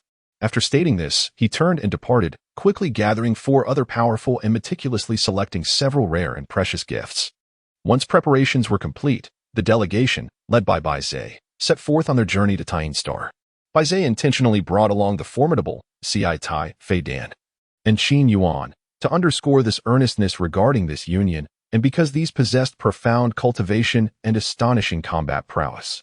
Bai Zhe himself had achieved the terrifying early quasi-saint realm, making him one of the few quasi-saints among the 10, aside from Kunpeng. The other 3 were also peak-level Deluo Jinxian. As the 5 of them descended from the towering 33 heavens, they transformed into 5 streaks of light, racing towards Tying Star with great haste. At this moment, the outcome of this endeavor bore significant implications for the future of the, and thus each member felt the weight of the task ahead. Unbeknownst to them, awaiting their arrival was not the expected Tying goddesses but rather a vengeful figure seeking retribution. Simultaneously, Jin Yuanzi, who had been closely monitoring the movements of the swiftly noticed the departure of the four towards Tying star. A tumultuous storm was about to erupt in this celestial expanse. In an instant, Zhen Yuanzi's gaze sharpened as he discerned the true intention behind his actions, an attempt to recruit the two Tying goddesses. With a cold scoff, he resolved not to allow this ambitions to succeed. Without hesitation, he decided to take action against them. In a heartbeat, Jin Yuanzi unleashed a torrent of formidable magical energy. The renowned technique of the 36 divine arts, the sleeve universe, was unleashed with sheer force. There was no flamboyance in this strike. It was a pure display of absolute strength aimed at extinguishing his enemies' lives. Almost simultaneously, the sharp-eyed Bai Zhe felt a sudden surge of alarm, an overwhelming sense of danger overwhelming him. His expression shifted dramatically as he shouted, "Not good. There's an ambush." His voice thundered like a clap of thunder, echoing ominously. The other three, seasoned warriors, reacted swiftly upon hearing Bai Zhe's warning. They swiftly gathered around him, pooling their immense magical energy to forge a robust defensive barrier, striving to withstand Jin Yuanzi's impending thunderous strike. Yet, despite three of them being at the Deluo Jinxian level and one at Quasi-Saint, they were no match for Jin Yuanzi, who had reached the late Quasi-Saint stage. Moreover, Jin Yuanzi had attained a 30% comprehension of the laws of wind. Even though he had once harnessed the power of Dao ancestors' three-corpse slaying to elevate his cultivation, he had never ceased his study and understanding of the laws of power. At this moment, as Jin Yuanzi fully activated the laws of wind, the already formidable sleeve universe technique gained even greater potency. A fierce gale howled as immense force surged toward Bai Zhe and the others. Bai Zhe, positioned at the forefront, was struck by this terrifying energy and was sent flying like a cannonball, crashing heavily to the ground, blood gushing forth. The other three, despite their desperate attempts to resist, could not withstand such a cataclysmic assault, spitting blood and sustaining grave injuries, rendering them incapable of further combat. With a grim voice, Bai Zhe proclaimed, "Jin Yuanzi, do you truly wish to forge a deadly enmity with my?" As he spoke, he had already used a communication artifact to inform Di Jun and Tai Yi of the situation. Di Jun and Tai Yi, sensing the urgency, raced towards the scene. Jin Yuanzi coldly scoffed, "You think I am unaware of the blood you have shed? Even if you summon the mighty Di Jun and Tai Yi, what difference does it make? This place is destined to be your final resting ground." Zhen Yuanzi continued to wield the powers of the universe, launching relentless assaults against Baze, who could only muster all his strength to resist. With every fierce onslaught, Baze's injuries deepened, and it seemed that after a few more blows, his demise would be imminent. Meanwhile, Sisha, Faden, and Qi Yuan had already vanished under Zhen Yuanzi's overwhelming barrage, leaving no trace of their primordial spirits behind. Their true essences had been extinguished. Even with the cycle of reincarnation established, there would be no opportunity for rebirth. The true essence, the very essence of beings born in the primordial chaos, is recorded by the world itself, akin to a genetic code, possessing uniqueness. As long as the true essence endures, there remains a chance for reincarnation. Should one reach a certain level of cultivation, the possibility of awakening memory still exists, if remnants of the primordial spirit or lingering soul are preserved. The likelihood of returning is considerably high. 1,000,000,000 miles away from the demon clan's heavenly court, Zhen Yuanzi was engaged in a battle against Baze and others. However, Baze was far from an ordinary opponent. Despite his grievous wounds, he resolutely ignited his inherent power, valiantly resisting Zhen Yuanzi's fierce onslaught. At that moment, deep within the demon clan's heavenly court, Di Jun and Tai Yi received an urgent message. Their expressions shifted dramatically, and without hesitation, they summoned the supreme power of the Chaos Bell. With a thunderous roar, the Chaos Bell erupted in brilliant light, enveloping Di Jun, Tai Yi, and their two companions, as they soared through the infinite void toward the battlefield. By sheer coincidence, they arrived just as Zhen Yuanzi unleashed a fatal strike. Just as this lethal blow was about to strike Baze, Tai Yi, with remarkable swiftness, maneuvered the Chaos Bell to shield Baze. A resounding thud echoed as the lethal strike was forcefully intercepted, sending shockwaves that rippled through the surrounding space, gratefully escaping a calamity. Baze's pallid complexion mirrored his weakened spirit, yet he managed to retain his life. Di Jun glared furiously at Zhen Yuanzi, reprimanding him sternly. "Zhen Yuanzi, how dare you openly provoke our demon clan's South Heavenly Court? You are courting your own demise." Tai Yi, equally enraged, wasted no words and summoned the Chaos Bell once more, unleashing its cataclysmic force upon Zhen Yuanzi. Unfazed by the impending onslaught of the Chaos Bell, Zhen Yuanzi remained composed. With a swift motion of his right hand, an ancient treasure emanating a primal aura manifested, the fabled Earth Book. As Xinyuanzi poured his magical energy into it, the Earth Book began to voraciously absorb the Earth's immense power, continuously channeling it into his being. Empowered by the might of the land, Xinyuanzi's aura surged, illuminating his surroundings.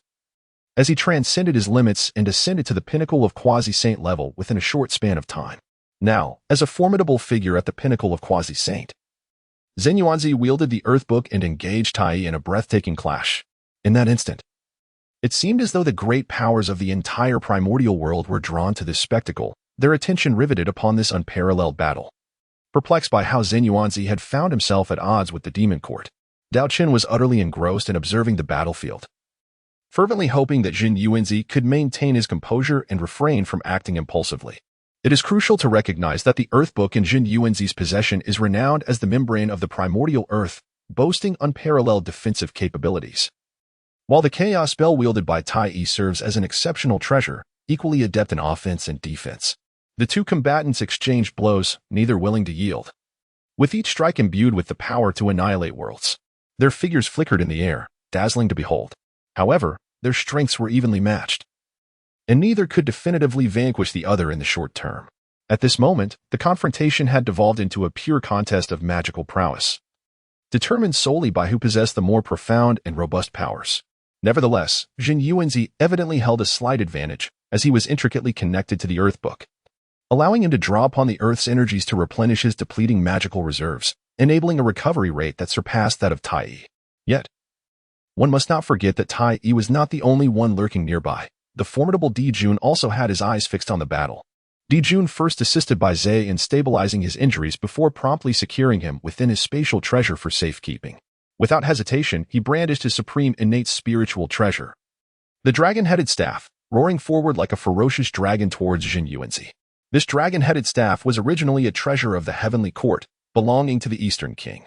However, following the demise of the Eastern King, Tai intercepted this treasure with the Chaos Spell. Since Tai had the Chaos Spell, he deemed the staff unnecessary, while Daochen too and Luo Shu were better suited for combat, thus becoming his spiritual treasure. Facing the joint assault of the two great demon emperors, Xinyuanzi remained undaunted, displaying remarkable strength and adaptability. He skillfully divided his focus, simultaneously fending off Tai's fierce onslaught while deftly neutralizing Dajun's overwhelming attacks. Even in the face of two adversaries, Xinyuanzi showed no signs of defeat, engaging both in a dynamic exchange. The other powerful beings of the primordial world watching from afar were taken aback, utterly astonished that Xinyuanzi, who rarely intervened, possessed such formidable and terrifying power. In the distant horizon, Fuxi and other demon deities were seen leading numerous demon kings, resembling a massive, dark cloud racing towards the scene. From afar, the multitude of figures appeared nearly countless. Within the demon celestial court, ranks are typically divided into several tiers. The demon emperor occupies the highest status, corresponding to the quasi-saint level, while ordinary quasi-saints among the demon race are referred to as demon saints, with the title of emperor currently held by only Daochen, Tai, and Fuxi. Nüwa previously occupied the position of Hua Wang, but after achieving sainthood, she has since departed. The title of Hua Wang Palace has become merely nominal, devoid of significance. Next in rank are the demon gods, possessing the strength of the Luo Jingxian, followed by the demon kings, equivalent to the level of Tai Jingxian. And at the lowest tier are the demon generals, corresponding to the Jingxian realm. At this moment, Xinyuanzi keenly sensed the rapid approach of a substantial force from the demon race. He dared not exhibit any negligence, pouring all his energy into activating the Earth Book, unleashing his most powerful attack, the Sleeve Universe. With a resounding crash, both Daochen and Tai were forcefully repelled several dozen zhang away. Subsequently, Xinyuanzi invoked the laws of Earth once more, harnessing the Earth Book's strength to manipulate the primordial earth veins. As the ground trembled and mountains shook, he darted away like a bolt of lightning towards the distance. Witnessing this, Tai erupted in fury. He thought to himself that despite the combined efforts of himself and his elder brother, they still could not subdue a mere Xinyuanzi. If word of this were to spread, what face would the demon celestial court have left? However, just as Tai prepared to recklessly pursue, Daochen extended a hand to restrain his impulsive brother. With a profound gaze, Daochen fixed his eyes on the direction Xinyuanzi had fled, slowly stating, "There is no need for haste. Let us proceed directly to Wuzhuang Temple. I am curious to see if Xinyuanzi will emerge willingly to protect his stronghold." With that, he led Tai Yi and the other demons in a grand procession toward Wuzhuang Temple. Thus, Dijun and Tai Yi, at the helm of the demon race's strongest elite forces, surged forth like a vast, dark cloud, their momentum indicating a resolute intent to obliterate Wuzhuang Temple in one fell swoop. The dragon-headed staff, a supreme innate spiritual treasure, delivering potent yang attribute attacks. Perfectly aligned with the Golden Crow, it possesses formidable offensive capabilities. The various realms are categorized as follows: early stage, mid-stage, late stage, pinnacle, completion, extreme realm. And divine prohibition divided into 3 levels. Cultivation is divided into 3 paths: magical power, primordial spirit, and physical body. Achieving completion in any one of these paths allows for a direct breakthrough to a higher realm. Reaching completion in all 3 paths signifies the extreme realm. Only upon attaining the extreme realm does one have the opportunity to ascend to divine prohibition. Surpassing the extreme realm in any one path constitutes the first level of divine prohibition, while surpassing in all 3 paths achieves the 3rd level of divine prohibition. Jin Yuanzi, having already made his escape, was evidently prepared for this situation. Although he understood that the approaching adversaries bore ill intentions, he displayed no signs of panic. After all, Mount Wanshou had been his stronghold for many years, and he had meticulously established an impregnable defensive array long ago. As long as he could return promptly and position the Earth Book at the core of the formation as the array eye. Even with the formidable strength of the demon race, breaching Mount Wanshou would be no easy feat. Furthermore, attacking the defensive array would equate to assaulting the primordial earth veins, which would invoke heavenly retribution. As Dijun and his forces advanced towards Mount Wanshou, they seemed to entirely overlook a pivotal issue. They were not without potential enemies lurking in the shadows. With such grandiose movements, did they not fear being ambushed by foes taking advantage of their vulnerabilities? If someone were to caution them, do you not fear that the Witch Clan might seize this opportunity to raid your stronghold? Dijun and Tai Yi would likely respond with disdain, scoffing, How could those simple-minded brutes comprehend such schemes? Regrettably, they were sorely mistaken this time. Over the years of development, the Witch Clan had not only engaged with numerous other races but had also gradually come to understand the myriad dangers and cunning of the world. Although the Witch Clan may not possess particularly profound or intricate strategies compared to other races, in the face of their enemies laying siege and leaving their own defenses vulnerable, such a rare opportunity could not be overlooked. If they did not take the chance to stir up some commotion, how could they justify their inaction? Thus, the Witch Clan unhesitatingly dispatched their most formidable 8 ancestral witches. Within the primordial world, the Witch Clan is home to a powerful group of ancestral witches who wield the forces governing the laws of heaven and earth. Each possesses unique and astonishing powers, of which the following are already known to the various races of the primordial realm. The first is the ancestral witch Dijun, who commands the laws of space. He stands tall, resembling a moving mountain, and his every gesture induces distortions and tremors in space. His speed is akin to lightning, allowing him to traverse the void in an instant, evading detection. The third is Zhu Rong, the ancestral witch of fire. His entire being is engulfed in blazing flames, transforming everything in his wake into a sea of fire. The fourth is Gong Gong, the ancestral witch of water. He wields the endless flow of water, capable of conjuring towering waves that can submerge vast expanses of land. The fifth is Ru Shou, the ancestral witch of metal, clad in resplendent golden armor. He radiates brilliant light, and with a mere swing of his colossal axe, he can sever mountains and shatter stones. The sixth is Hongmeng, the ancestral witch of wood. He imbues all things with vitality, fostering lush foliage and verdant trees wherever he treads, possessing formidable healing abilities. The ninth is Tianwu, the ancestral witch of wind. He manipulates the winds, summoning fierce storms that obliterate all obstacles in their path. The 10th is Bai Shi, the ancestral witch of poison, a terrifying figure. He exudes a lethal miasma, and even the slightest touch can lead to death by poisoning. Finally, the 12th is Ho Tu, the ancestral witch of earth. She is gentle and compassionate, safeguarding the tranquility of the land, wielding the power of the earth as if she were its favored child. Following Dijun are many other powerful witches such as Xing Tian, Kuafu, Ho Yi, Jiufeng, Fengbo, and Yushi, each radiating an aura that instills trepidation. This operation is characterized by precision and aims to resolve the conflict with utmost swiftness. Dijun's gaze swept over his brethren, and he declared loudly, "Brothers and sisters, heed my command. Our mission is to launch a surprise assault on the lair of the demon clan and seize their treasure trove." As he spoke, the ancestral witches and mighty witches nodded in agreement, signaling their understanding. Subsequently, Di Jiang swung his robust arm with vigor, leading the group like a surging tide towards the 33 heavens where the demon clan resides. Meanwhile, unaware of the impending assault on their stronghold, powerful demon figures such as Di Jun and Tai Yi hurried towards Mount Wanshou. However, the foresight Jin Yuanzi had already anticipated the situation, meticulously setting up a defensive formation, patiently awaiting the arrival of Di Jun and his entourage.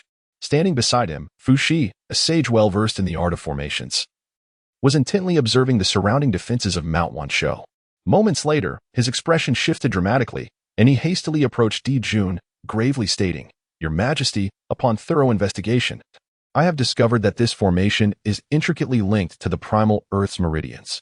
If we recklessly attempt to breach it, we will undoubtedly disturb the Earth's veins, leading to incalculable consequences. Such a grave causality would inevitably fall upon the demon clan." Di Jun's brow furrowed, his countenance darkening as if it could drip with water.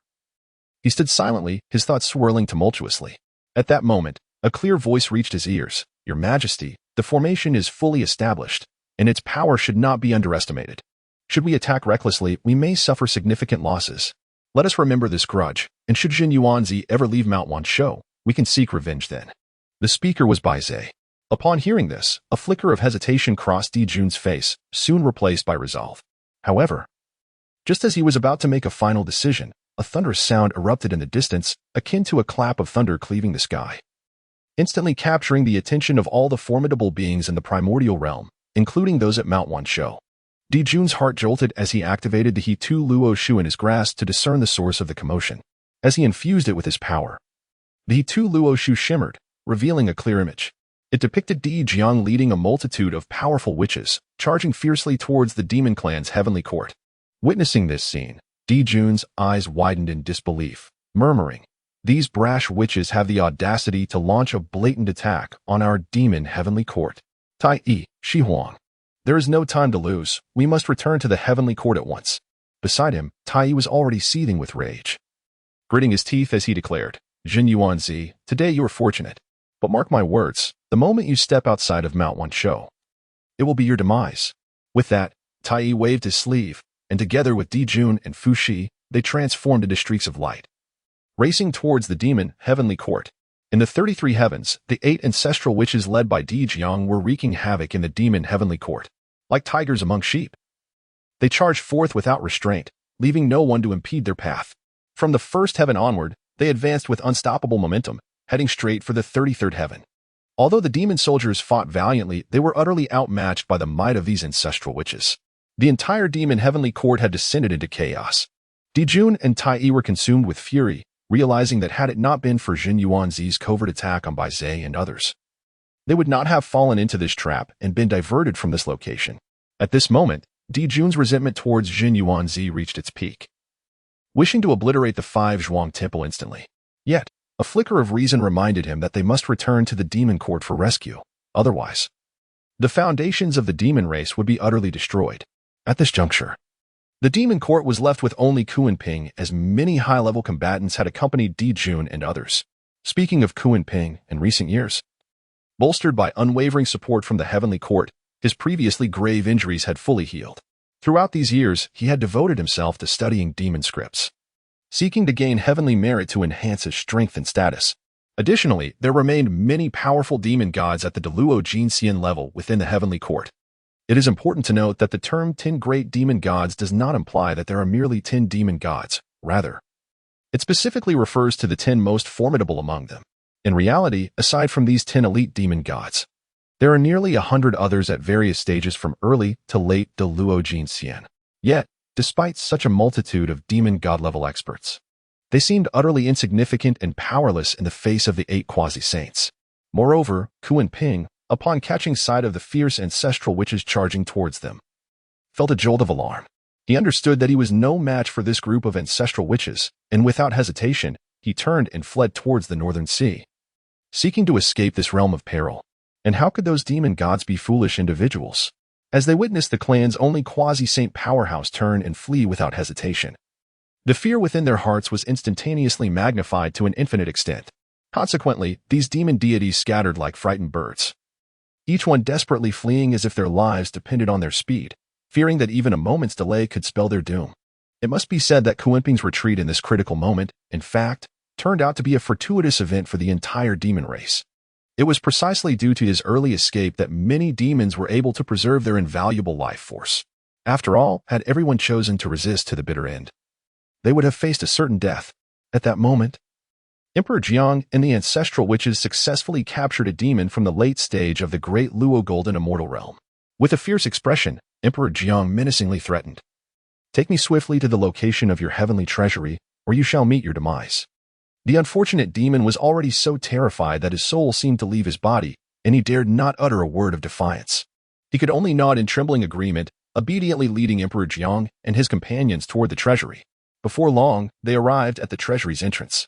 Without a moment's hesitation, Emperor Jiang summoned all his magical energy, concentrating it into his right fist, and unleashed a tremendous blow against the treasury's defensive array.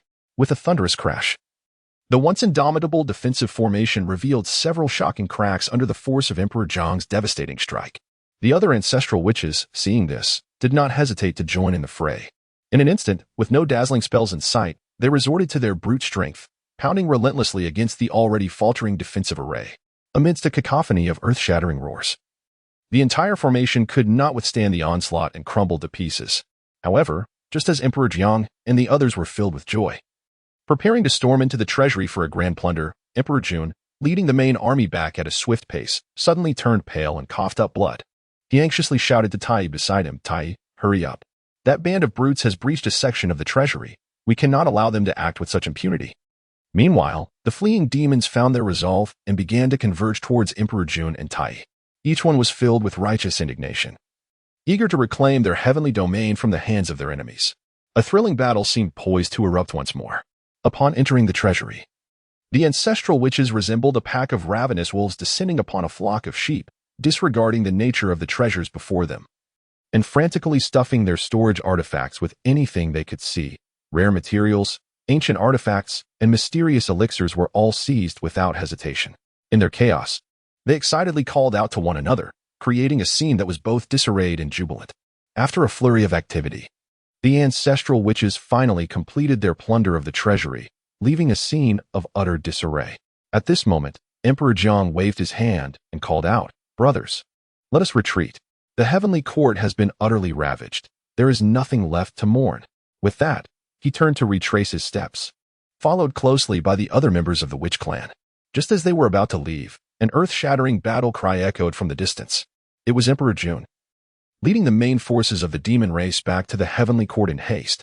As they beheld the devastated and dilapidated scene before them, the hearts of the demon warriors burned with rage, their eyes turning crimson. Especially when they saw the once glorious palaces reduced to mere ruins, their fury became uncontrollable.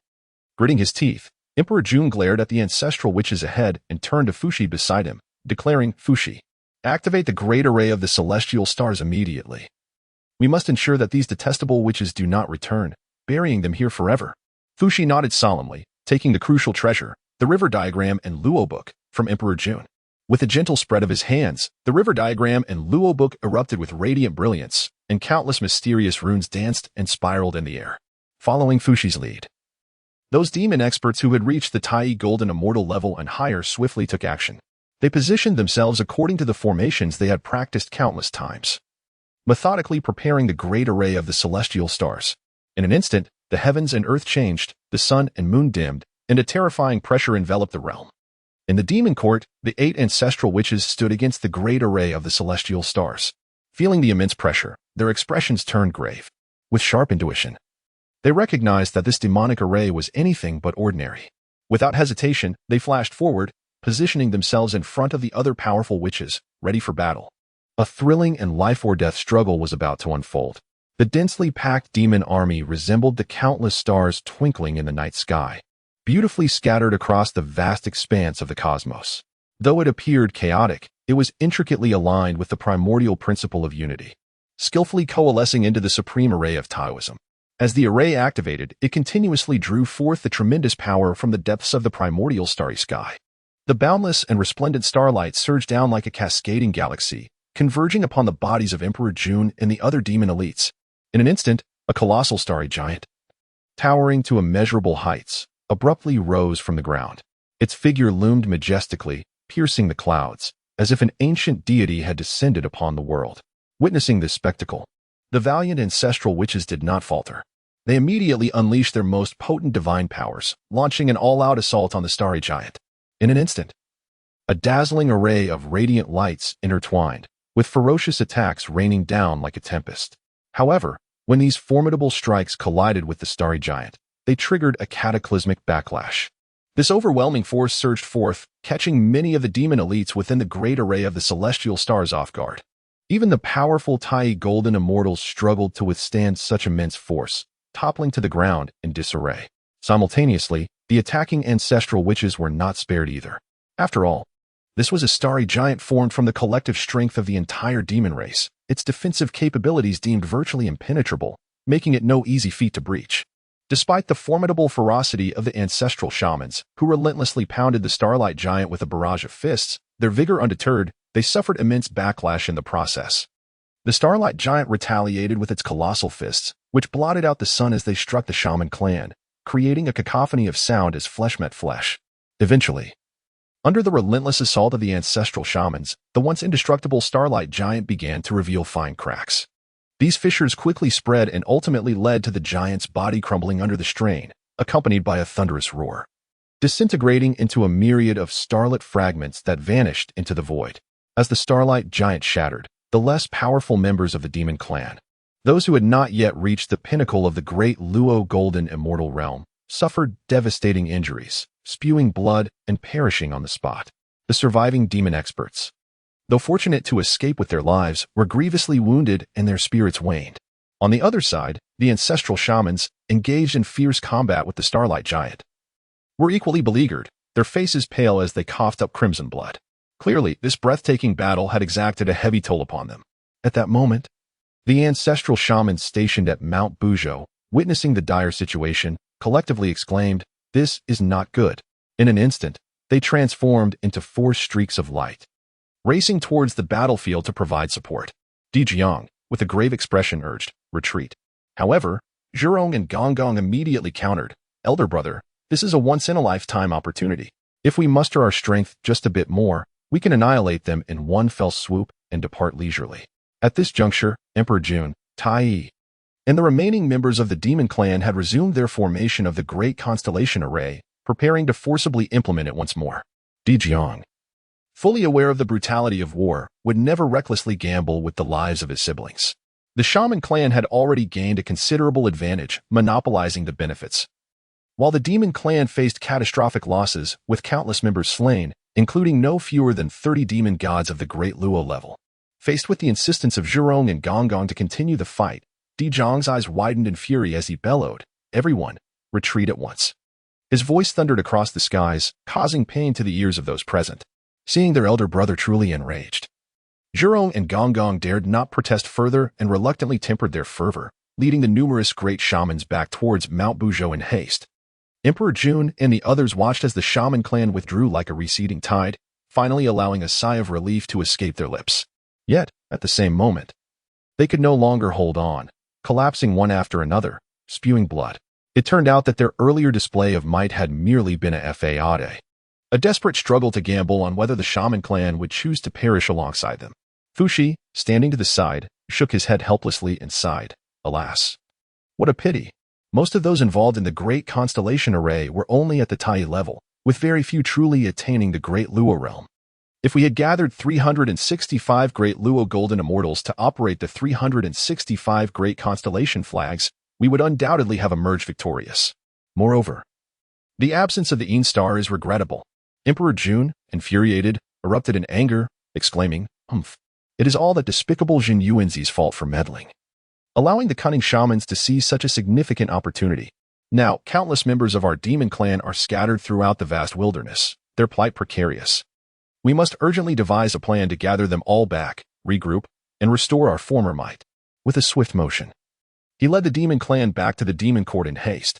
Upon arriving, Emperor Jun immediately announced a retreat to cultivate and heal, hoping to recover swiftly and regain command over the demon clan.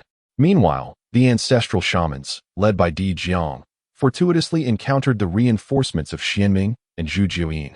Zhurong, seeing this, exclaimed excitedly, "Ha! This is wonderful.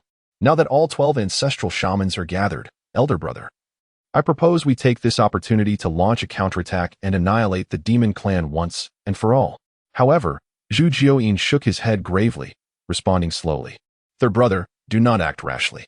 The reason we devised such a battle plan was primarily to seize the demon clan's treasury. Now that we have acquired it, it would be wise to withdraw. Zhurong, perplexed and unwilling to relent, retorted, why should we let them off so easily? This wilderness was carved out by our Father God. How can we tolerate those two impudent, unruly avian creatures flaunting their power here? In the face of Zhurong's inquiries, Zhu Jiuyin remained calm and composed, explaining, do not be hasty, third brother. Allow me to share my insight. Previously, I utilized the laws of time to glimpse certain fragments of the future. If we insist on forcibly exterminating the demon clan now, it would ultimately lead our shaman clan to catastrophic disaster. Di Jiang, contemplatively waving his hand, said softly, enough. Let us not quarrel. Heed the words of our second brother. We shall return to Mount Buzhou to heal our wounds. There will be ample opportunities to eradicate the demon clan in the future. On that fateful day, the atmosphere shifted dramatically, thick with tension. There stood Jing Yuanzi, clad in a green robe, tall and upright as a pine, wielding a whisk, surrounded by a divine radiance as if a celestial being had descended. Opposite him stood the fierce demon army, led by two demon emperors, their presence shrouded in a dense aura of demonic energy that obscured the heavens. As they clashed, the earth trembled and the sun and moon dimmed. Jin Yuanzi wielded his whisk, each flourish embodying boundless power, effortlessly dispersing the surging demonic energy. The two demon emperors, however, were undeterred and unleashed formidable magical techniques, resulting in a fierce stalemate against Jin Yuanzi. At that moment, no one anticipated that the shaman clan would exploit the opening to launch a direct assault on the demon court stronghold. The shamans, robust and muscular, exuded explosive strength as they surged like a black tide into the heart of the demon court, leaving a trail of bloodshed and despair. Countless demons fell to the might of the shamans, plunging the entire demon court into chaos. Worse still, one of the four great treasuries of the heavenly court was completely looted by the shamans. It must be noted that this treasury housed innumerable rare treasures and cultivation resources. Now, it has fallen into the hands of the witch clan, which undoubtedly adds insult to injury for the demon court. The aforementioned accounts are among the most closely circulated versions in the vast wilderness. This series of upheavals left the powerful beings across the wilderness utterly astonished. They closely observed the fierce battle, gaining a fresh perspective on Zhen Yuanzi and the witch clan. Zhen Yuanzi's ability to contend with two demon emperors single-handedly, without succumbing, is indeed awe-inspiring. Henceforth, Zhen Yuanzi became a figure that many formidable beings deemed absolutely untouchable. However, these great powers were unaware that Zhen Yuanzi's astonishing performance was, in fact, also aided by the power of the wilderness' ley lines. As the saying goes, success and failure are intertwined. Although the ley line power enabled Zhen Yuanzi to battle the two emperors, it also inflicted severe backlash upon him. This backlash was so intense that Zhen Yuanzi required endless years to gradually recuperate. On the side of the witch clan, since their emergence, they have left an impression of sheer recklessness amongst the various clans of the wilderness. They charge forward without fear of formidable foes, relying solely on raw strength. However, their audacious ambush on the demon court was a significant surprise to all. The clans of the wilderness could not help but exclaim that the witch clan was not merely brutish, they were also capable of employing strategies, mastering the art of ambush. In summary, this tumultuous incident concluded with a resounding defeat for the demon clan. The heavenly court of the demons not only suffered heavy losses but also faced a severe loss of face, their former grandeur diminished. As for the mention of the ancestral witches being grievously wounded, what does it matter? After all, in battle, it is preferable to sacrifice 10 fingers than to lose a single finger. As long as they inflicted a heavy blow upon their enemies, their own injuries were inconsequential. As the shocking battle slowly came to a close, a startling piece of news spread like wildfire throughout the wilderness. The venerable Hongyan ancestor had been meticulously ambushed and killed by the denizens of the demon court. The announcement of this news was akin to a boulder cast into a turbulent lake, instantly stirring up tumultuous waves and igniting fervor across the entire wilderness. People engaged in fervent discussions, their hearts filled with astonishment and confusion. It turned out that Zhen Yuanzi's nearly frenzied actions were motivated by a deep-seated grudge. His close friend, Hongyan ancestor, had met his demise at the hands of the demon clan. In response to this rumor, the typically formidable demon court surprisingly chose silence.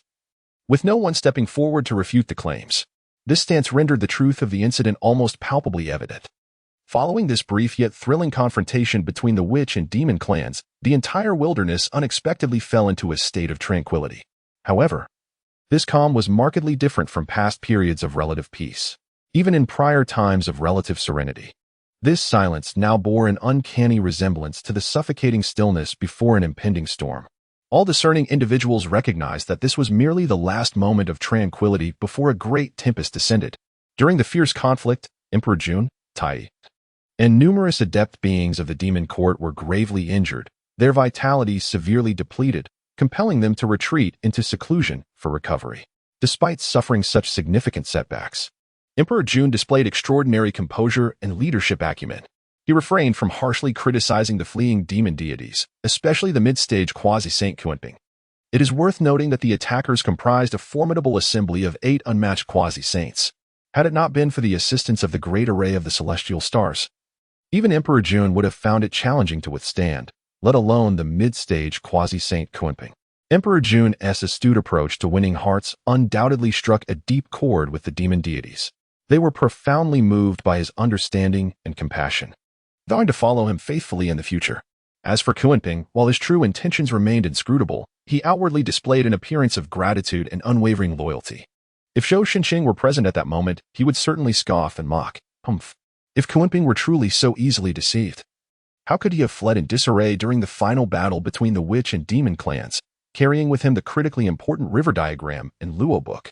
With Kunping's return, the previously anxious Emperor Jun, Tai, and others could finally breathe a sigh of relief, allowing themselves to focus on healing their grievous wounds. Simultaneously, the ancestral witches who successfully returned to the Panga Shrine also harbored their own plans. Although they had achieved considerable gains in this battle, they ultimately failed to eradicate the demon clan. Nonetheless, through this intense confrontation, they gained a clearer and more accurate understanding of the true strength of the demon clan. Consequently, they all resolved to enter seclusion to recuperate and restore themselves to peak condition.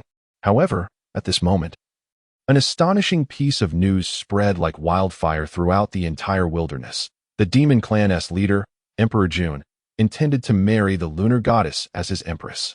As soon as this news broke, it caused a tremendous uproar. The instigator of this turmoil was none other than Zenyuanzi of the 5 Bamboo Temple. Originally, Zenyuanzi harbored no desire to become embroiled in the disputes between the witch and demon clans.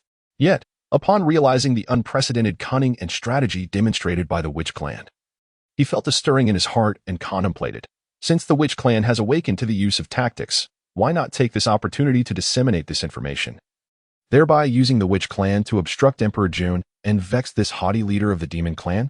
Indeed, after learning of this information, the witch clan strategist, Zhu Jiaoyin, who wielded the power of time, promptly dispatched a powerful witch to quietly infiltrate the vicinity of the demon court, closely monitoring the movements of the demon clan.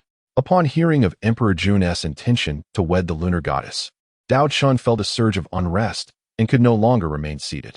He understood the gravity of the situation. If he could not promptly thwart the actions of the demon court, the consequences would be dire.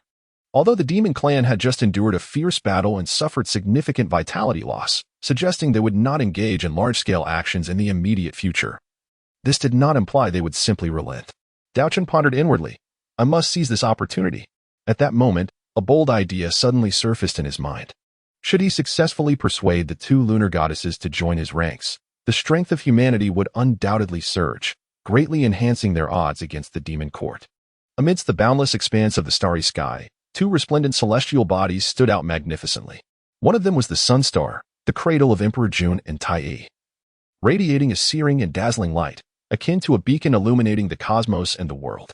The other was the Moon Star, the origin of the lunar goddesses Shihi and Changxi, whose cool luminescence cascaded over the earth like silver gauze, bestowing tranquility and harmony upon the night.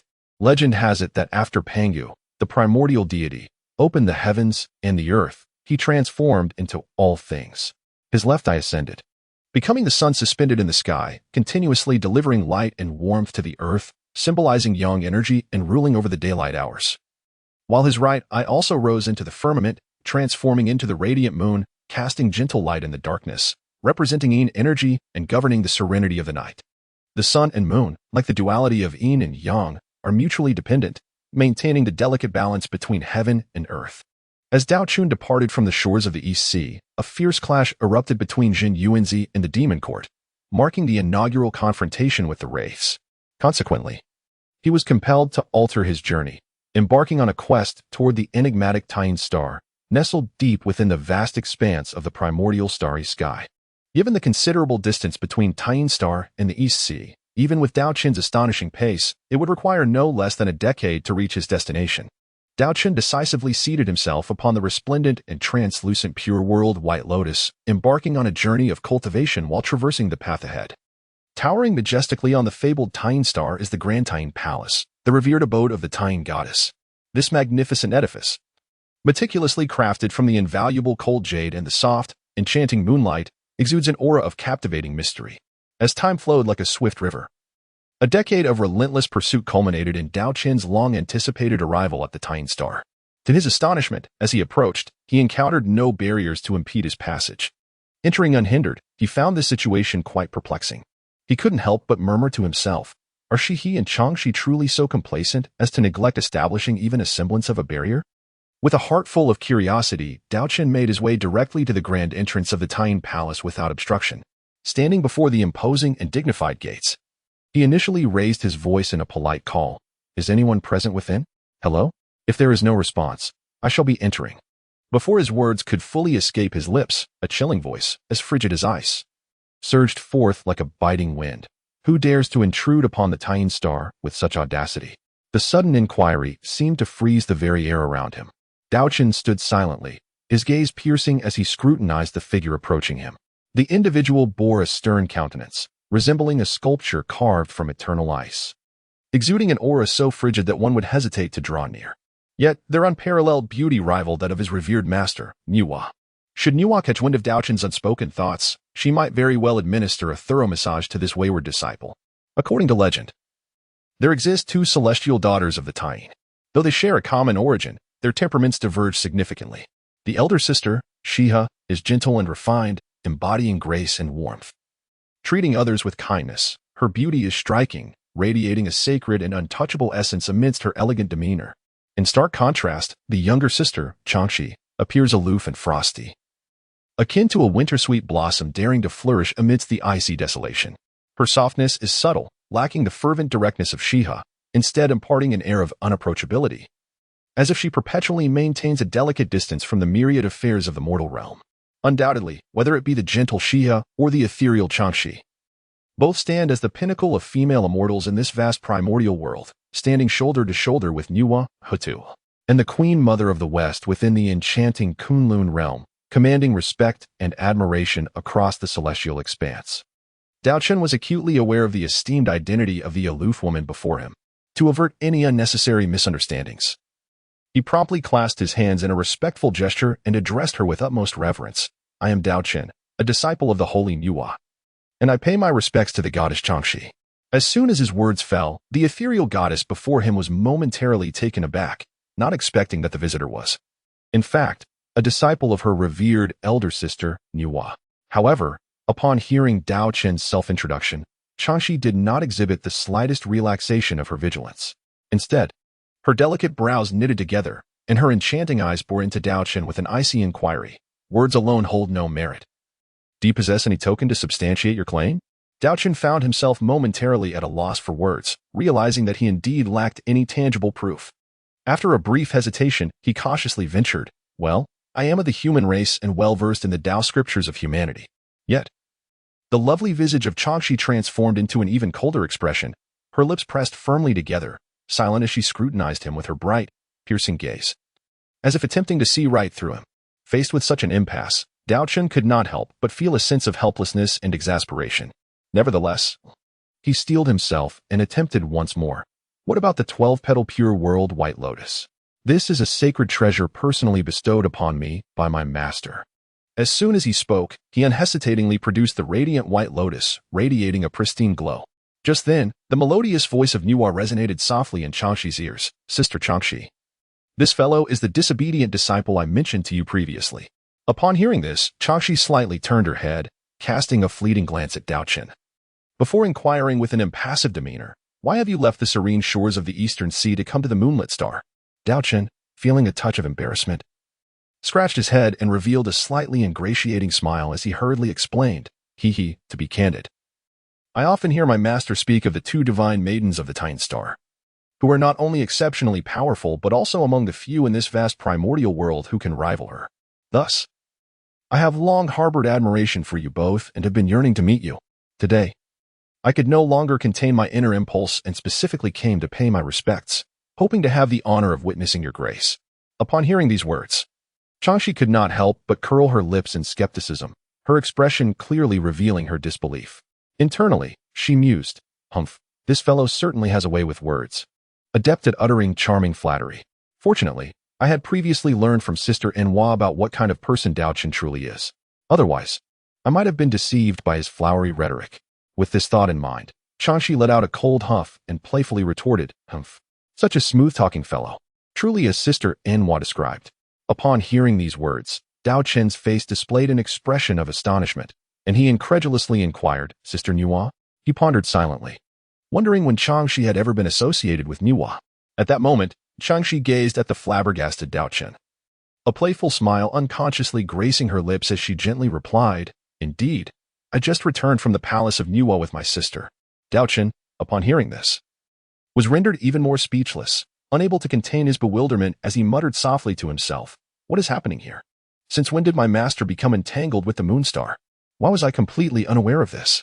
Just then, a clear yet commanding voice resonated from within the Moon Palace. "Rebellious disciple, do you require a detailed report of my affairs?" Upon hearing the sound, Daochen trembled as if struck by lightning, instantly regaining his senses. Shortly thereafter, two graceful figures emerged slowly from the palace. One of them, naturally, was Nüwa, while the identity of the other could only be that of Shiha. Shiha possessed a beauty that could topple nations, starkly contrasting with the cold elegance of Changshi. With each smile and frown, she seemed to emanate a warmth reminiscent of the gentle embrace of spring. In that moment, Daochen was utterly entranced, his gaze fixed unwaveringly upon Shiha, as if he had lost all sense of self, entirely absorbed by her exquisite beauty. Beside them, Nüwa observed this spectacle with a face full of ire, her expression darkening. She thought to herself how this rebellious disciple often found himself lost in reverie while staring at her. Now, confronted with the unparalleled beauty of Shiha, he seemed to have lost his very soul. Thus, without a moment's hesitation, Nüwa strode forward, raising her jade hand to deliver a forceful punch to Daochen. The resounding thud echoed through the air as Daochen winced in pain, grimacing and lamenting his misfortune. With a countenance full of fury, Daochen bellowed, "Master, this is excessive." His wide-open eyes seemed as if they might ignite with flames, fixating intently on the figure of Nüwa before him. Upon hearing Daochen's audacious retort, Nüwa's ire was instantly kindled. Her delicate brows arched in indignation as she scolded, "What an insolent and ignorant disciple." Turning to her two younger sisters, she instructed, "Please wait here for a moment while I take it upon myself to properly discipline this disrespectful individual."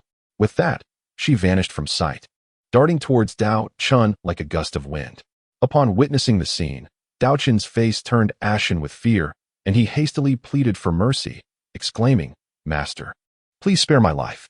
I understand my folly and shall not dare again. I implore you, exercise restraint and refrain from striking my face." However, before his words could fully escape his lips, the petite yet immensely powerful fists of Nüwa descended upon him like a torrential downpour.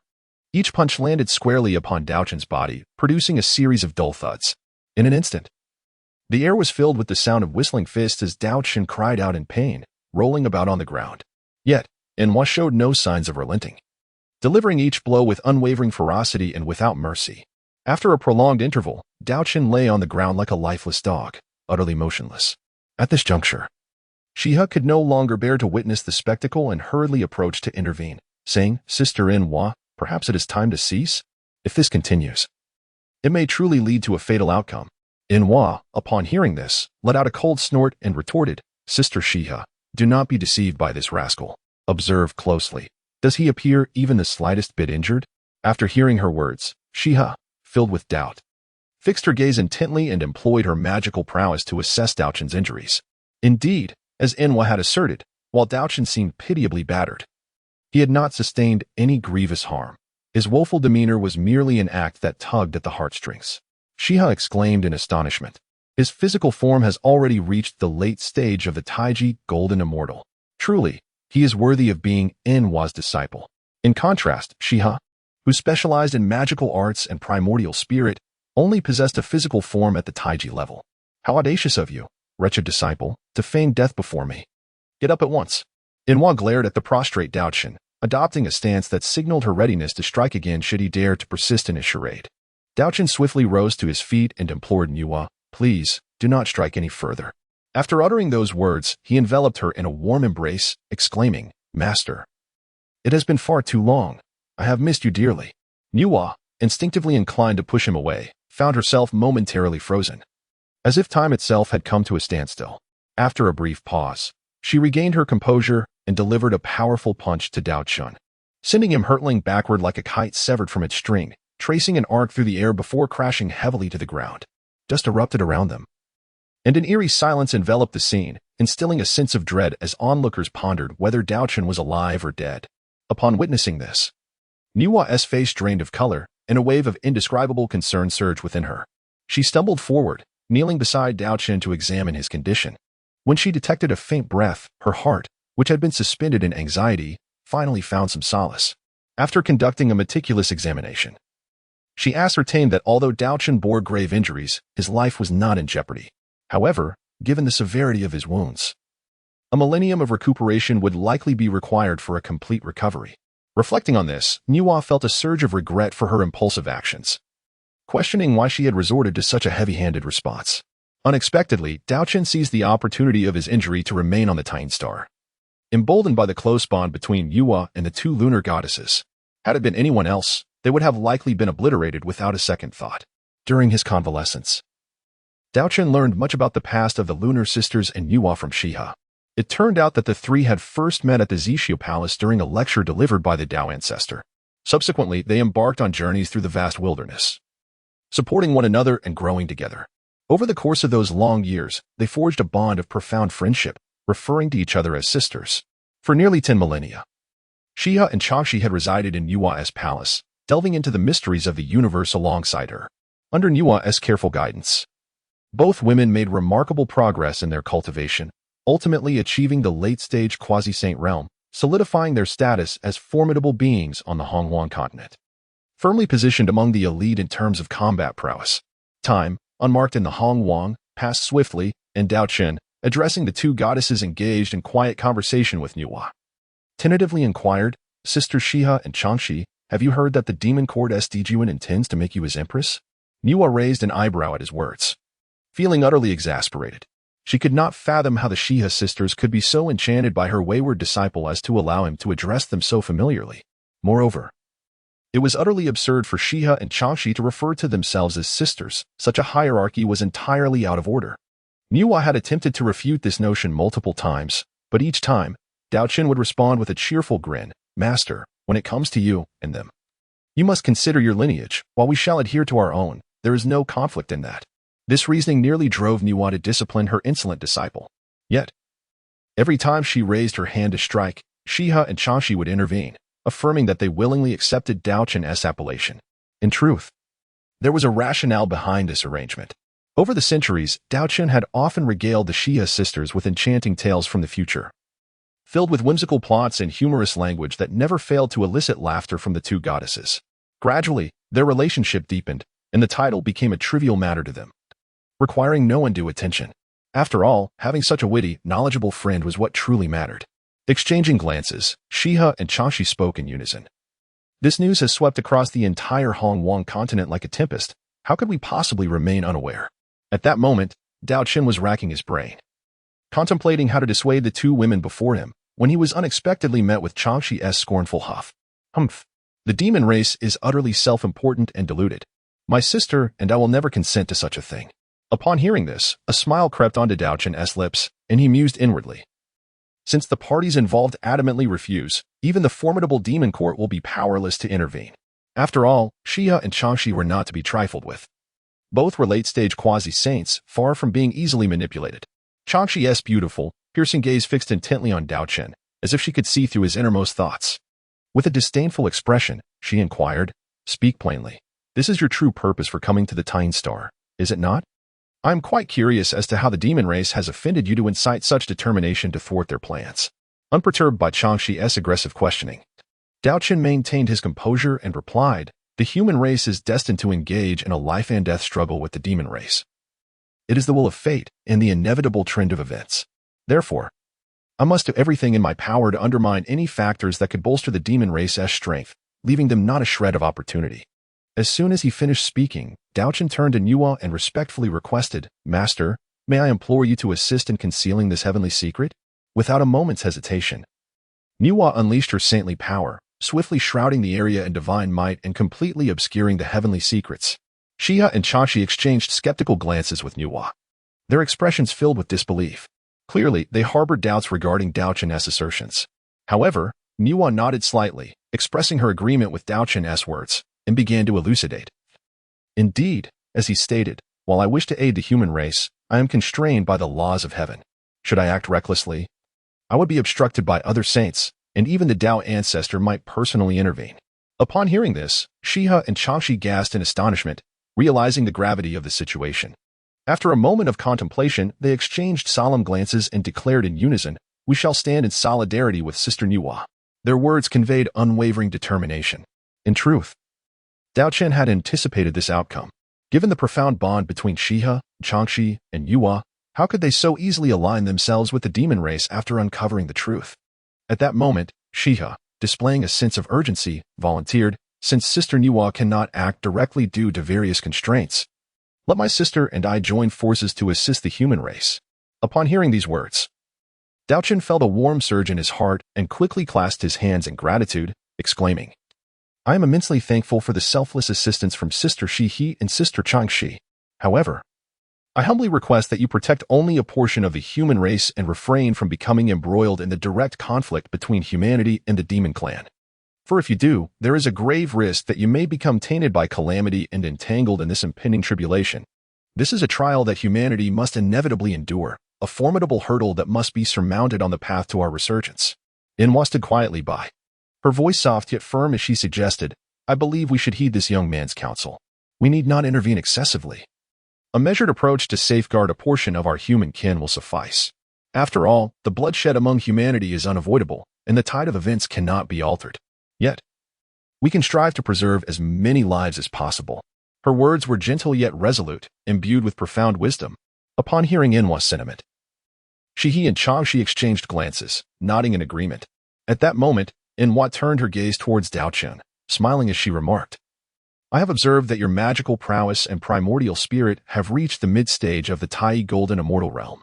In light of this, I shall lend you my assistance." She continued, "I wish to impart some teachings. My two younger sisters are welcome to join and listen, as I believe this discourse will greatly benefit you all." Under Nüwa's guidance, they gathered in a circle, ready to partake in this rare feast of wisdom. Time in the primordial world was uncounted, and millennia slipped by swiftly. Yet, Nüwa's teachings endured for over 8,000 years. She commenced with the path of Tai, elucidating its essence in detail, gradually delving deeper until she reached the path of quasi-sainthood, imparting every nuance without reservation.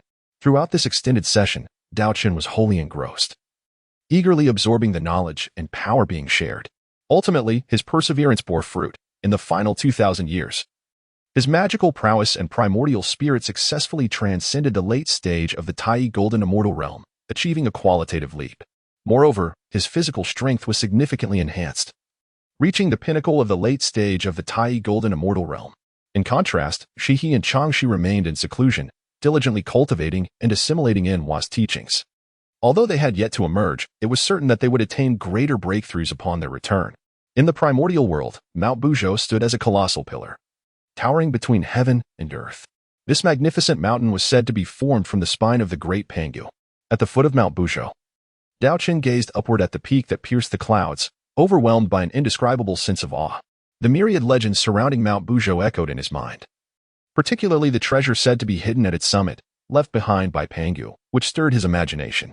However, no one had ever successfully reached the summit of Mount Buzhou throughout history, primarily because none could persistently transcend their limits. The mountain was shrouded in the formidable pressure left by Pangu, which intensified as a practitioner's cultivation improved. Only those who truly shattered the limits of their realm and exceeded the divine taboos could hope to seize the opportunity to ascend the peak.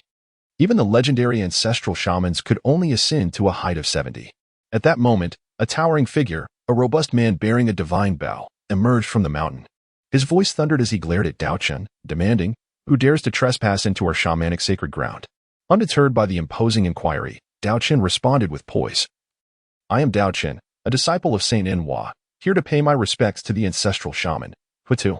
With that, he produced a radiant Wawang decree, casting it towards the giant and explaining, "This decree, a unique gift from my master Nüwa, is unparalleled in the world.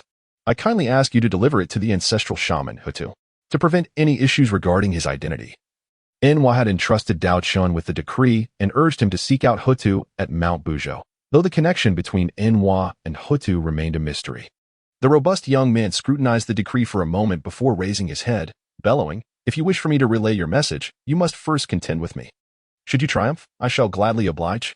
Daochen assessed the formidable opponent before him, noting his towering stature and the vigorous aura radiating from him, akin to flames.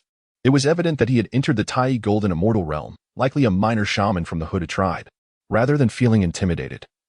Daochen was filled with a fierce battle spirit, having recently reached the pinnacle of the late stage of the Tai Golden Immortal Realm. He had long sought a worthy adversary to test his strength. Seizing this rare opportunity, he readily agreed, "Very well. Let us see who prevails." "Ha, a rare find indeed.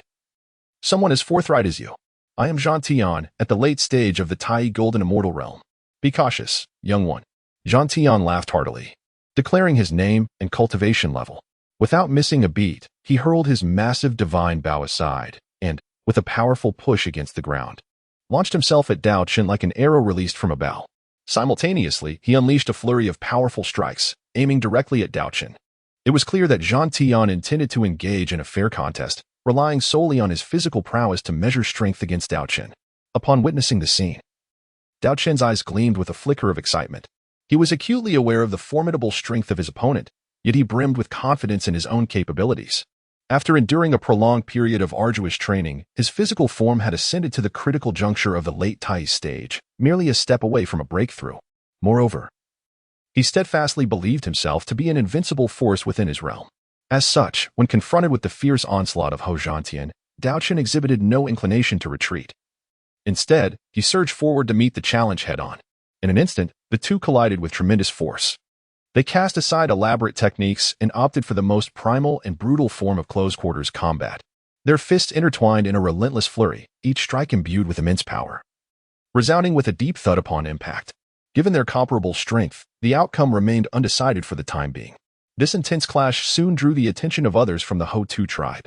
Numerous members of the shamanic clan hastened to the scene, encircling the combatants with curious gazes fixed upon the unfolding spectacle.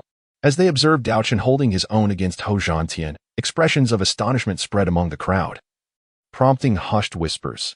"Who is this stranger, possessing such extraordinary prowess, capable of matching our esteemed Lord Shengchen in battle?" The shamanic folk were renowned for their warrior spirit and valor.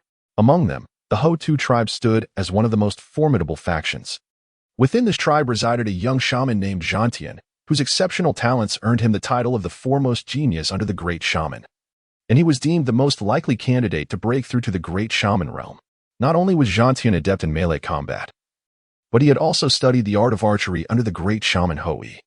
His mastery of both close and ranged combat propelled him to prominence within the Hutu tribe.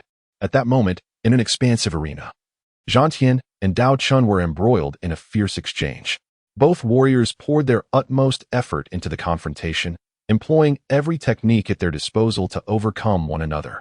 However, their strengths were evenly matched, rendering swift victory elusive. After 500 exchanges, the battle raged on with neither party showing signs of abating. After 1,000 exchanges, their movements began to slow, yet their fighting spirit burned ever brighter. After 3,000 exchanges, both warriors finally collapsed to the ground, gasping for breath, utterly disregarding their appearances. Despite their disheveled state, a glimmer of joy illuminated their expressions. It turned out that through this grueling contest, they had both successfully transcended the limits of their physical forms, achieving the pinnacle of the Tai Golden Immortal Realm. Zhang Tian laughed heartily and exclaimed, "Daochen, you are truly formidable. I, Shengchen, hold you in the highest regard." Just then, he noticed that numerous tribespeople had gathered around them unbeknownst to him. He quickly rose to explain the circumstances surrounding their battle. Once he concluded his explanation, Shengchen seized the Huang Ling and strode purposefully into the depths of the Hutu tribe. It was evident that he intended to relay a message to the ancestral shaman. Approximately the span of an incense stick later, Zhantian hurriedly returned to Daochen, calling out, "Daochen, come quickly. The ancestral shaman of Hotu has summoned us." With that, he took the lead. And Daochen followed closely behind as they made their way to the ancestral shaman's abode. Within the ancestral shaman hall, Hotu was engaged in quiet conversation with Nüwa. The specifics of their discussion were inaudible to outsiders, but from a phrase uttered by Nüwa, one could vaguely infer its essence. "This young man has been entrusted to you." Sister Hotuesday Hotu nodded slightly in agreement, responding, "Rest assured, Sister Nüwa. I shall instruct him diligently." Were Daochen present at that moment, he would undoubtedly be astonished, pondering whether Nüwa had also traversed from the future. Such connections were indeed remarkable, a testament to her extraordinary prowess. At that moment, Daochen entered the ancestral shaman hall alongside Zhantian. However, only Hotu remained seated, as Nüwa had evidently departed or concealed herself. With an impassive expression, Hotu inquired coolly, as Nüwa's disciple, "What brings you to our shamanic tribe?" Daochen did not dare to be negligent. He hastily bowed and paid his respects, respectfully saying, "I have come to pay my respects to the ancestor of Earth. I wish to ascend Mount Buzhou to refine myself, and I sincerely hope that the ancestor will grant me this opportunity." Upon hearing these words, a subtle glint of cunning flickered in the depths of the ancestor of Earth's eyes. She silently contemplated. "It is fortunate that I did not reveal my close relationship with Sister Nüwa earlier. Otherwise, given this boy's cleverness, he would undoubtedly not show me such deference." Daochen would never have imagined that he had been seen by Hotu long before, during his time on the Moon Star. The reason Hotu appeared on the Moon Star was to seek out Shihe and request some precious moon divine water to heal Di Jiang and others' injuries. Naturally, she observed how that young man endeared himself to the Shihe sisters. However, at this moment, the Wu and Yao clans were locked in fierce battle, and Hotu, fully aware of the inherent dangers, did not wish for Shihe and her companions to be implicated. Thus, she kept her feelings buried deep within her heart. "Zhantian, take this young man directly to the heavenly ladder and see how many steps he can ascend," Hotu said, nodding slightly in agreement. "Thank you, Ancestor Hotu." Daochen quickly bowed, expressing his gratitude. "Come, Brother Daochen, let us see who is more formidable." Zhantian, with his hearty and straightforward nature, continued. "Though ascending the heavenly ladder is fraught with challenges, it is truly an extraordinary place that can maximize one's physical potential. Training here is unparalleled. It is worth noting that the majority of the Wu clan are known for their forthright demeanor, with Zhu Jioyin being a rare exception. The Wu clan has resided at the foot of Mount Buzhou for generations, and the mysterious heavenly ladder is situated at the heart of their tribe. Consequently, anyone wishing to attempt the ascent must inevitably traverse the Wu territory, although it is widely acknowledged across the wilderness as the best place for physical refinement. Many beings ultimately choose to abandon the endeavor out of fear of the Wu clan's formidable power. Before long, Zhantian led Daochen tirelessly through numerous Wu tribes, finally arriving at the site of the heavenly ladder. Throughout their journey, Daochen was captivated by the warm greetings exchanged between Zhantian and the people they passed. A sense of curiosity stirred within him, prompting him to ponder the origins and charm of Zhantian. "Brother Zhantian, I must say, your interpersonal skills are truly admirable. In such a multitude of Wu tribes, every individual seems to know you well." Daochen couldn't help but compliment. Upon hearing this praise, Zhantian scratched his head, a bit shy, and responded with a laugh. It's nothing much. After all, I am the undisputed first genius of the Hotu tribe. Moreover, I am fortunate to have become a disciple of the great Wu Master Hui. My master, Lord Hui, has reached the pinnacle of the great Luo golden immortal realm, truly the most powerful figure beneath the ancestor Wu. As for myself, among the many small Wus, I am indeed second to none in terms of talent. Through diligent practice, I have successfully broken through to the peak of the Tai golden immortal level. Given some more time devoted to cultivation, surpassing the great Wu realm should not be a formidable task. However, a hint of confusion crossed Daochen's face as he furrowed his brow and asked, "As far as I know, all members of the Wu clan are born from the ancestor Wu using the blood pool within the Panga temple, merging their own essence into them. Therefore, from birth, one either becomes a small Wu or directly a great Wu. How can you claim to break through the limitations of your bloodline and ascend to higher realms?" Zhantian looked at him as if he were foolish and replied, "Who told you that? While it's true that the bloodline level is determined at birth, strength is cultivated from the lowest levels. One is not born with corresponding power. However, with enough talent and effort, There remains a chance to transcend the constraints of one's bloodline. It is just relatively difficult. I aim to be the first to achieve this. With a gentle smile, Daochen lightly patted Zhang Tian's broad and sturdy shoulder, exclaiming with hearty laughter, "Aha! I have unwavering confidence in you, my brother Zhang Tian. With your strength and determination, you will undoubtedly shatter the shackles of bloodline." As he spoke, his piercing gaze fell upon the towering staircase that pierced the clouds, resembling a colossal ladder leading to the heavens. This celestial staircase soared into the sky, winding like a mighty dragon, exuding an awe-inspiring grandeur that instilled a sense of trepidation. Even someone as powerful as Daochen, possessing the formidable vision of a Tai golden immortal, could not discern its terminus, no matter how hard he strained his sight. At that moment, Zhang Tian began to elucidate. This staircase is a manifestation born alongside the ancient divine mountain, Buzhou Mountain, imbued with boundless mysteries and enigmas. Legend has it that it comprises a staggering total of 296 billion steps. Even the formidable existence of the Huta ancestor witch, who commands respect across the three realms, has only ascended to the 6th billionth step. Moreover, the ascent of this staircase is not solely contingent upon one's cultivation level. Rather, it is paramount to consider the depth of one's comprehension within the current realm. Of course, one must at least be at the minor witch level, equivalent to the Tai golden immortal realm. Otherwise, one would be crushed by the overwhelming pressure. Take my own experience as an example. During my prior state at the late stage of the Tai golden immortal, I could only reach the 1st billionth step despite exhausting all my efforts, which was the limit of my endurance. However, now I have ascended to the pinnacle of the Tai golden immortal realm, and this presents an opportune moment for me to strive for even greater heights. Daochen, let us test our prowess and see who excels. I shall take the lead. Before his words had fully dissipated, Zhang Tian could no longer contain his eagerness. In a flash, he propelled himself toward the staircase like an arrow released from a bow, disappearing into the vast sea of clouds in an instant, leaving no trace behind.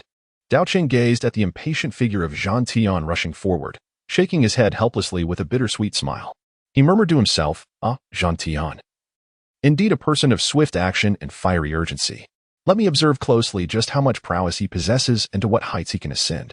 With that, he took a deep breath, striving to calm the tumultuous waves of his heart, swiftly adjusting his state to its optimal condition. Without hesitation, he set forth with his steadfast and powerful strides, firmly stepping onto the mysterious and treacherous ladder that lay before him, fraught with challenges and unknown trials. As Daochen set foot upon the celestial ladder, he was immediately enveloped by an overwhelming and tumultuous force of immense pressure, cascading towards him like a torrent. It felt as though this immense weight sought to crush and obliterate him entirely. Could this be the boundless divine might emanating from the legendary Pangu? In Daochen's heart, an overwhelming sense of reverence surged forth. With a solemn expression, he gradually bent forward, performing an elaborate and respectful bow to express his utmost veneration for the Creator God. Once the ceremony was complete, Daochen straightened his posture, officially embarking on his own celestial journey. However, unlike others, he did not rush forward with fervor, as did Zhang Tian. Instead, he ascended the heavenly ladder at a leisurely pace, akin to a carefree traveler savoring the scenic beauty along the way. After meandering for a while, Daochen was struck by a sudden inspiration and resolved to wield his innate magical power to withstand the relentless and formidable pressure that bore down upon him. Yet, as he summoned his internal energy, the already oppressive weight of the atmosphere unexpectedly intensified nearly twofold. This astonishing shift left Daochen utterly astounded. Nevertheless, he quickly recognized that while employing his powers in this realm presented greater challenges and resistance, enduring this trial would undoubtedly sharpen his abilities far more effectively than in any other setting. With this realization, a glimmer of excitement flickered in Daochen's eyes as he mused. Indeed, Mount Buzhou is a natural and unparalleled catalyst for cultivation. Henceforth, I shall devote myself fully to this endeavor and test the limits of my potential. Resolute in his decision, Daochen ceased to hesitate, drawing in a deep breath and propelling himself upward like an arrow released from its bow. A decade passed, during which Daochen pressed on without pause, finally reaching the 50th millionth step. However, to his slight disappointment, as he surveyed his surroundings, he still could not find Zhang Tian. Gazing at the seemingly endless staircase ahead, Daochen contemplated, it appears this lad is on track to surpass the 100 million step threshold. Time flew by, and another 50 years slipped silently away. Upon arriving at the 150 millionth step, Daochen was invigorated by the sight before him. There sat Zhang Tian, meditating intently, his aura pulsating with evident progress in his cultivation. At that moment, Zhang Tian sensed Daochen's presence, opened his eyes, and beamed with joy as he exclaimed, "Brother Daochen, you are truly remarkable. I never imagined you would reach this place so smoothly on your very first attempt." Daochen smiled faintly and humbly replied, "Brother Zhangtian, you flatter me. I am merely fortunate. Please focus on your cultivation and do not let my presence distract you." Having said this, he ceased further conversation and turned to continue his ascent to greater heights. Zhangtian watched Daochen's receding figure, astonished and inwardly cursed. This fellow is simply a freak. Time flew like an arrow, and a century passed in the blink of an eye. After years of relentless effort and struggle, Daochen finally succeeded in ascending the 200 million steps. Standing there, he felt an overwhelming pressure bearing down on him, as if the entire universe was compressing him. He understood that he was nearing his limits. Recalling the time when the ancestor of the earth, with profound cultivation at the late stage of quasi-saint, ascended the 600 million steps, he realized that even then, he had only traversed half the distance. This illustrates that since Pangu opened the heavens and the earth, countless powerful beings have come and gone, yet none have truly reached that supreme pinnacle. At the top of the 200 million steps, Daochen sat steadily. With each passing moment, he felt a tremendous pressure descending upon him, akin to a mountain pressing down on an egg. This weight felt like an enormous, imposing mountain, making it nearly impossible for him to breathe. However, in the face of such terrifying weight, Daochen did not falter. Instead, he gritted his teeth and bore the burden. His physical body endured the relentless squeezing of this pressure, awakening the latent potential within him, and his cultivation was gradually advancing at a painstakingly slow, yet unwavering pace. Meanwhile, in the unfathomable and tumultuous blood sea, Ancestor Mingi was laughing heartily, his face alight with joy. He danced with excitement, repeatedly exclaiming, "It's finally done. It's finally done." His laughter echoed throughout the blood sea, stirring up waves of chaos. Soon after, Ancestor Mingi's figure swiftly appeared above the blood sea like a specter. With his chest held high and a solemn expression, he slowly addressed the heavens, "Heavenly Tao. I am Ancestor Mingi. Today, I establish the Azura clan to fill the void of races in the primordial world. I beseech the Heavenly Tao to bear witness." Before his words faded, a colossal eye, the eye of Heavenly Tao, suddenly materialized in the boundless void. This eye radiated a chilling pressure, as if it could perceive all things in existence. A majestic voice emanated from the eye of Heavenly Tao, proclaiming, "Approved." As the voice of approval resonated, golden light cascaded down from the heavens like a magnificent waterfall, showering down upon him. This light was the heavenly merit that Ancestor Mingi had long coveted, flooding into his being. Overwhelmed by the immense power of merit, Ancestor Mingi was moved to tears, filled with joy and satisfaction. After years of toil, this moment culminated in his aspirations of achieving the saintly realm. However, in the next instant, his smile froze, replaced by a face as dark as ink. He realized that the merit granted by the Heavenly Tao was but a fraction, less than 1/20th of what Nüwa had received when she established humanity. This harsh reality plunged Ancestor Mingi's heart into despair. What use is this? After expending tens of thousands of years and enduring countless hardships, he had only attained such meager merit. This paltry amount was scarcely enough to heal the wounds left by divine punishment. In an instant, rage ignited within him, and he nearly erupted in a furious outburst. Yet, just as he was about to lose control, he regained his composure, recognizing that impulsive actions were inadvisable. He quickly covered his mouth, narrowly avoiding an impending catastrophe. Reluctantly, Ancestor Mingi accepted the hard-earned meager reward with tears in his eyes, filled with reluctance. He then turned away, preparing to retreat to his cave dwelling to meditate and heal himself with this merit.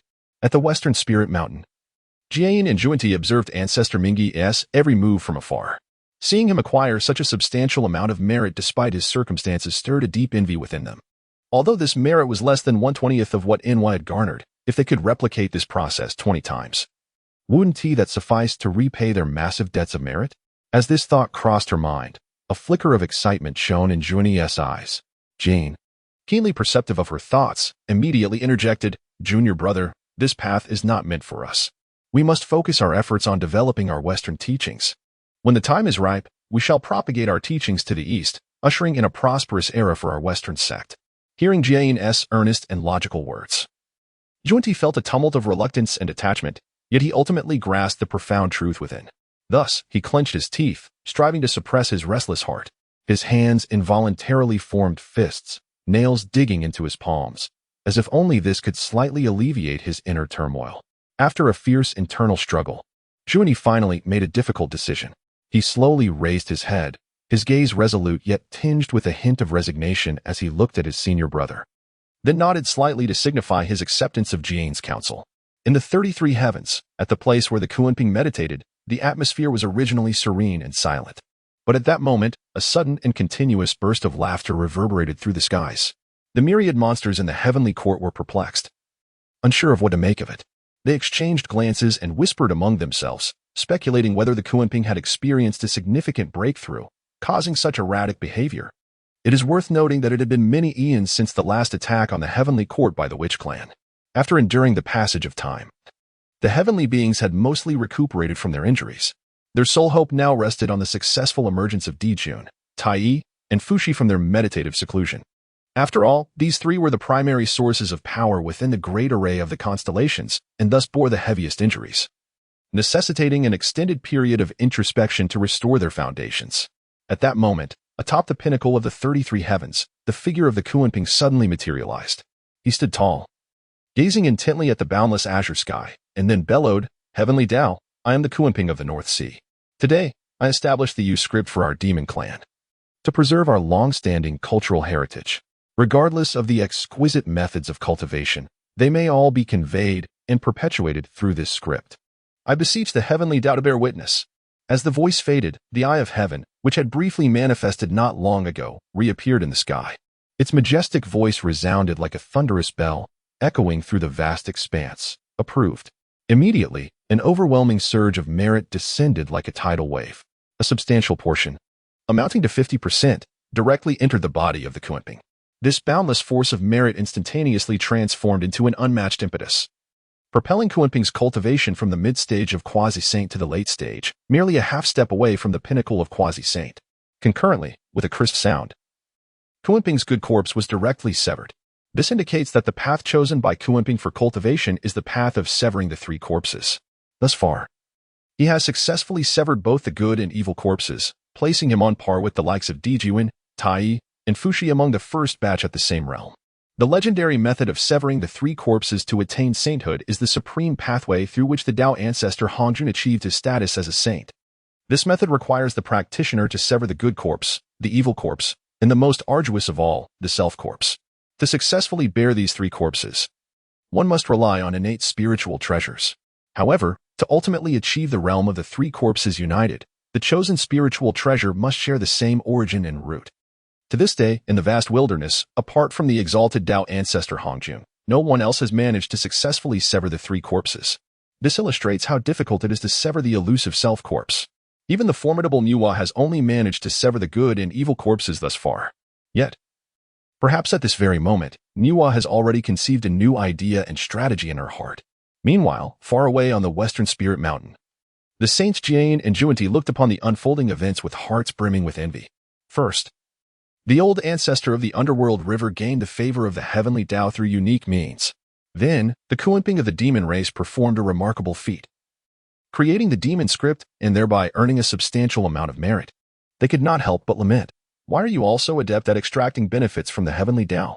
At this moment, the three powerful beings, Dijun, Tai, and Fushi, who were in seclusion, also distinctly felt the rise of the demon race's fortune as if it were at its zenith, with boundless merit cascading down like a torrential rain. Seizing such an extraordinary opportunity, the trio unhesitatingly utilized the merit they had acquired to completely heal their lingering injuries. They were well aware of the significance of Kunping's creation of the demon script and had even provided numerous valuable suggestions and guidance beforehand. This event holds immense importance for the civilization of the demon race, as it pertains to the very inheritance of their entire lineage. Dijun, fully aware of its gravity, did not hesitate to lend the river diagram and Luo book directly to Kunping, aiming to assist him in creating a script uniquely belonging to the demon race. Before the establishment of the human race's script, the demon script would stand as the sole written legacy in the vast wilderness. Each time Daochen sought to disseminate the script to future generations, he felt an overwhelming terror descend upon him. He speculated that it was either a restriction imposed by the heavenly Tao or perhaps an indication that Daochen lacked such a heavenly mandate. Or maybe it was simply that the human race had yet to become the sovereign of heaven and earth, and their script had not yet come to fruition. With the abundant force of merit amplifying their efforts, it took but a brief moment for the three to break through their seclusion. Rushing like lightning towards the magnificent and grand demon court hall, Dijun gazed upwards at the soaring Kunping, a satisfied expression gracing his face. He then turned to the multitude of demon subjects and proclaimed, "From this day forward, Kuenping shall be the undisputed true demon master of our race. His status equal to that of our three sovereigns, sharing in the honor and prestige." The three sovereigns referenced here are Dijuan himself, Tai, and the Emperor of the Sun, Fuxi. Although Kuenping had already borne the title of Demon Master, he had never received Dijuan's formal endorsement until now. At this moment, as Dijuan issued his decree, the perceptive Kuenping felt an overwhelming tide of fortune from the demon race surging towards him, increasing manifold compared to before. Subsequently, Dijuan issued another edict, summoning the many powerful demon gods within the race to heed his command. This decree stipulated that all who had attained the great Luo Golden Immortal Realm must hasten to this location for orders. Clearly, this action by the demon race signified that a monumental event was on the horizon.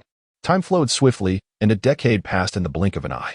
The demon gods, originally scattered across the world, responded to the call, enduring numerous hardships to gather at the towering 33 heavens.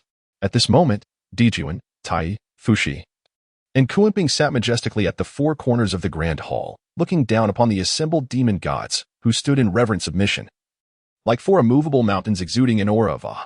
Standing atop the clouds, Dijuan surveyed the remaining 100 demon gods below, and his originally imposing visage darkened ominously, as if it could spill water.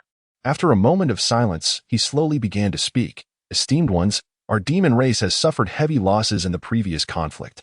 First, the despicable Zenyuanzi launched a surprise attack on our strategist base, resulting in the unfortunate demise of 3 of our 10 great demon gods. Ordinary demon gods were not spared either, with 5 falling to the enemy. Even more infuriating is that the witch race dared to brazenly assault our heavenly court, causing significant casualties among our demon generals, with nearly 40 demon gods meeting their demise as a result." As he spoke, Dijuan could not help but clench his fist, a flicker of anger flashing in his eyes. Yet soon after, he took a deep breath, calming himself before continuing. "However, in this moment of crisis, our demon master Kuenping has exhibited extraordinary wisdom and talent. He has exerted every effort to create the demon script, a written form capable of embodying our demon race's cultivation methods. From now on, you must cherish this hard-won achievement, fully leverage the demon script's potential, and impart your mastery of spells and invaluable combat experience to your subordinates without reservation. Only then can we swiftly enhance their strength and enable our demon race to rise again." Upon hearing this, the demon gods bowed deeply and collectively proclaimed, "We shall obey your majesty's command." Following this, Dijuan gestured to produce a spiritual treasure, continuing, "This is the Yin-Yang ruler, a supreme postnatal spiritual treasure possessing the dual energies of Yin and Yang, integrating offense and defense, with the miraculous ability to suppress fortune. As long as you contribute, there shall be ample rewards. Today, this rare treasure is bestowed upon Demon Master Kuenping as a commendation." As soon as the words left his mouth, an uncontrollable joy spread across Kuenping's face, and he hurriedly stepped forward, pledging his loyalty to Dijuan. His eyes widened in astonishment as he gazed at the dazzling treasure in Dijuan's hand, pondering, "I had thought Dijuan would only offer a high-quality spiritual treasure as a reward, but I never expected such generosity. Though it is postnatal, it is scarcely inferior to a supreme innate spiritual treasure, far surpassing a high-quality innate treasure. Such an item is exceedingly rare even in the entire wilderness, and I have never possessed one myself." At this moment, the numerous demon gods below were equally astounded by the scene before them. Their eyes blazed with fervor, and envy danced upon their faces as they whispered amongst themselves, "Truly, His Majesty is generous, with clear distinctions between reward and punishment, to bestow such a precious and extraordinary postnatal spiritual treasure so casually. Indeed, with a ruler like him, we are destined to enjoy endless wealth and countless opportunities in the future." These demon gods silently vowed to double their loyalty to the demon court and devote themselves entirely to its service. For, should they achieve remarkable feats in battle, perhaps the next grand reward would be bestowed upon themselves. Dijuan observed the crowd's fervent reaction with a smile, clearly pleased with his successful manipulation of their hearts. He understood that to ensure the unwavering allegiance of these demon gods, it was essential not only to display formidable power, but also to provide appropriate benefits and incentives. Then, Dijuan cleared his throat and continued, "There is one more matter I must entrust to you. From this day forth, you shall have 30,000 years to diligently enhance your own strengths. After 30,000 years, we shall initiate a grand sweeping campaign aimed at consolidating the various factions of the demon race. At that time, Anyone who refuses to submit to our demon court shall face extermination. Upon your return, you must strictly supervise your subordinates to ensure they train diligently without the slightest hint of laxity. Only when the demon race is unified with a singular voice shall we seize the opportune moment to officially launch our revenge against the despicable witch tribe. Upon hearing this, the demon gods collectively exclaimed, "We shall obey your majesty's decree. We are willing to brave fire and water for the demon court." The atmosphere was charged with fervor and morale soared. Prior to this, the demon race was not entirely united. Several powerful factions feigned obedience to Di Jun's rule while secretly harboring ulterior motives. Among the most prominent were the Mighty Bull clan led by the divine beast Kuei Nyo and the Nine-Tailed Fox clan led by the celestial Nine-Tailed Fox. However, previously, due to Kuei Nyo and the Nine-Tailed Fox having successfully advanced to the early quasi-saint level, possessing formidable power, Di Jun had refrained from employing harsh measures against them. Instead, he intended to win them over, hoping to genuinely subdue these factions and solidify his absolute authority within the demon race. Nevertheless, following the conflict with the witch tribe, Di Jun realized deeply that if the internal factions of the demon race could not reach a consensus, they would inevitably suffer tremendous losses or even face annihilation in the future. Thus, he resolutely decided to adopt the ruthless tactic of extermination against those unwilling to surrender. At that moment, Di Jun's gaze shifted to Fu Shi, who stood nearby, and he spoke softly. "Fu Shi, there is another matter I must trouble you with." Fu Shi responded respectfully, "Your Majesty, please do not hesitate to speak." Di Jun nodded slightly and continued. "I previously dispatched Bai Zhe and others to the Moonstar to express my intention to take the Moon Goddess as the Empress of our demon race. However, unforeseen complications arose during this time. Therefore, I wish to request your assistance in persuading Saint Nüwa to act as matchmaker, so that this beautiful endeavor may come to fruition smoothly." Upon hearing this, Fu Shi furrowed his brow. It was well known that Nüwa had always disapproved of his involvement in the conflicts between the witch and demon tribes. Yet now, he found himself deeply entangled in the situation. After careful consideration, Fu Shi finally spoke slowly, "Your Majesty, you can rest assured. I shall do my utmost." Seeing Fu Shi's agreement, Di Jun's expression brightened with satisfaction, and he declared, "Regardless of the final outcome, I shall remember your contributions, Fu Shi." The yin-yang, an extraordinary postnatal spiritual treasure, embodying both yin and yang, it serves as a dual-purpose weapon. It suppresses fate and evolves divine abilities amidst boundless chaos. Nüwa Palace. Fu Shi's return to Nüwa Palace was an exceedingly rare occurrence. Upon witnessing this, Nüwa felt a surge of joy within her heart, pondering if perhaps her brother had finally come to a realization.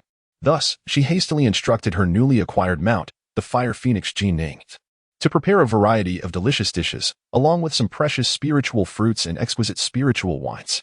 Speaking of Jinning, she was no ordinary creature. Her true form was the Xian Fire Phoenix, a well-known sovereign of the Phoenix clan during the tumultuous Dragon and Han Calamity period. However, for various reasons, Jinning had remained deeply sealed until approximately 10,000 years ago when she was finally freed and able to see the light of day. At that moment, Yuan Feng, concerned for Jinning's safety, specifically sent her to Nüwa Palace seeking refuge. Recalling the harrowing Dragon and Han Calamity, the three factions engaged in fierce competition. Ultimately, the ancestral dragon and ancestral Qilin tragically perished, while Yuan Feng, relying on the Phoenix clan's nirvana power, formidable strength, and indomitable will, managed to endure until now. Nonetheless, Yuan Feng understood the dire circumstances. As her life approached its end, she made a significant decision to entrust Jinning to Nüwa and send her to Nüwa Palace. It is worth mentioning that since her birth, Jinning possessed the profound realm of early golden immortal. Her innate talents were remarkably powerful, rivaling the likes of Jin Yuanzi and other top-tier beings. Given time to develop, she had the potential to reach the quasi-saint level in the future. Naturally, Nüwa welcomed such a promising disciple into her fold, treating her with the utmost care and guidance. At this moment, Fu Shi gazed at the lavish preparations made by Nüwa to welcome him back and couldn't help but ponder, could it be that my little sister has encountered some momentous occasion? In the next instant, he felt as though he had plunged into a cold, bottomless abyss. This was due to Nüwa gently inquiring, "It seems my brother has come to a decision and will no longer involve himself in the matters between the witch and demon tribes. Come, dear brother. I have prepared abundant delicacies for you to savor." Upon hearing this, Fu Shi's complexion turned ashen, like a blank sheet of paper devoid of color. His heart sinking as he realized the gravity of the situation. Nüwa, perceptive as she was, immediately sensed Fuxi's unease. She couldn't help but wonder if she had misunderstood her brother's intentions. Thus, she cautiously probed, "Brother, you promised me last time that upon your return, you would no longer meddle in the affairs of the demon race." With those words, Fuxi's face grew even paler, beads of sweat forming on his forehead. He smacked his forehead in despair, suddenly recalling that his previous assurance was merely an offhand comment made to placate his little sister. Who could have anticipated that she would take it so seriously and remember it so vividly? In that moment, Fuxi's mouth gaped open, yet no words emerged. Only incoherent sounds that were barely audible. Nüwa, witnessing this, felt her heart plummet. She finally realized that she had indeed overthought the matter. After all, her brother had always been quite stubborn. How could he easily abandon something he was committed to? Upon reaching this point, Nüwa's originally charming and delicate visage swiftly dissolved into a frosty demeanor, her smile replaced by an icy glare. With her beautiful eyes narrowed, she coldly inquired, "Then, what brings you here today, brother?" Under the piercing gaze of Nüwa, which seemed capable of inflicting harm, Fuxi felt his legs weaken, his body trembling involuntarily. However, realizing the gravity of the situation, he understood that further concealment was futile. Thus, with a steely resolve, he recounted in detail the matter entrusted to him by Daochen. Despite the immense pressure weighing upon him, Nüwa agreed promptly. Yet before Fuxi could relish a moment of joy, she continued, "For Daochen to achieve a heavenly marriage, my red embroidered ball must serve as the witness. Naturally, I shall officiate, as it benefits me as well. However, as for the candidates for Empress, do not harbor any thoughts regarding the two from the Moonstar. They shall not consent." Fuxi, perplexed, gazed at Nüwa with furrowed brows and asked, "Sister, why are you so certain that the moon goddesses will refuse?" A playful smile graced Nüwa's lips as she replied softly, "Do not be hasty, brother. Just wait a moment, and you shall see." Nüwa's melodious voice echoed like thunder in the ears of Shiha and Changxi. "Sisters, the demonic court harbors unrelenting ambitions, attempting to persuade me to act as their matchmaker. How ludicrous. Now, you must immediately proclaim to the entire primordial realm, making it unequivocally clear that we reject this union. Then, swiftly seal off the Moonstar and come to my Nüwa palace to evade the disturbances of those demonic beings." Without hesitation, Shiha and Changxi nodded in agreement, fully comprehending Nüwa's intent. They then raised their voices in unison. "I am Shiha, I am Changxi. Today, we declare to all beings in the primordial realm that we, as sisters, have no desire to become the empress of the demonic court. We implore the demon tribe to cease their pursuits of the Moonstar." As their declaration surged like a tide across the primordial land, the entire realm erupted in fervor. Numerous beings, eager to join the commotion, whispered and speculated, giving rise to a cacophony of rumors. Some mocked Daochuan's audacity, likening him to an ugly toad vainly yearning for swan meat. Others praised Shiha and Changxi's decisive stance, admiring their courage to resist oppression and uphold their identities. On Mount Buzhou, atop the heavenly ladder, Daochen couldn't help but laugh heartily upon hearing the sisters' actions. He mused inwardly, "What a succinct and resolute rejection. The demon clan has truly lost face, trampled upon in disgrace." With this thought, Daochen's amusement deepened, envisioning the demon's discomfited plight. In an instant, Daochen closed his eyes once more, honing his physical body, and by now, he had adapted to the 200 million steps. During this period, he also endeavored to withstand this oppressive force with both his magical power and primordial spirit, seeking to cultivate all three paths concurrently. However, employing magical power required him to endure double the pressure, while utilizing his primordial spirit demanded thrice the burden, a torment beyond words. Yet, the progress made was far superior to ordinary arduous training. Thus, it was of little concern. The ceaseless sensation of becoming stronger was indeed captivating. Tai of the demon court was enraged, shouting furiously. Shihi and Changxi are utterly oblivious to their own peril. "Brother, issue your command at once. Allow me to lead the army to flatten the Taiyin star and bring these audacious women back." Daochen, equally furious, had veins bulging on his forehead, his eyes blazing with wrath. After a moment's contemplation, he suddenly waved his sleeve and sternly commanded, "Tai, I hereby order you to lead 30 demon gods to the Taiyin star immediately. Remember, you must capture Shihi and Changxi alive and bring them back to the heavenly court for judgment." Upon receiving his brother's permission, Tai was elated, emanating a powerful aura as he gripped the innate treasure, the Chaos Bell. This artifact possessed boundless might, and Tai was confident that with his strength and the bell's divine power, he could easily defeat both Shihi and Changxi, even alone. Without hesitation, he turned and departed, followed closely by a host of imposing demon gods. They transformed into streaks of light, racing towards the distant Tian star.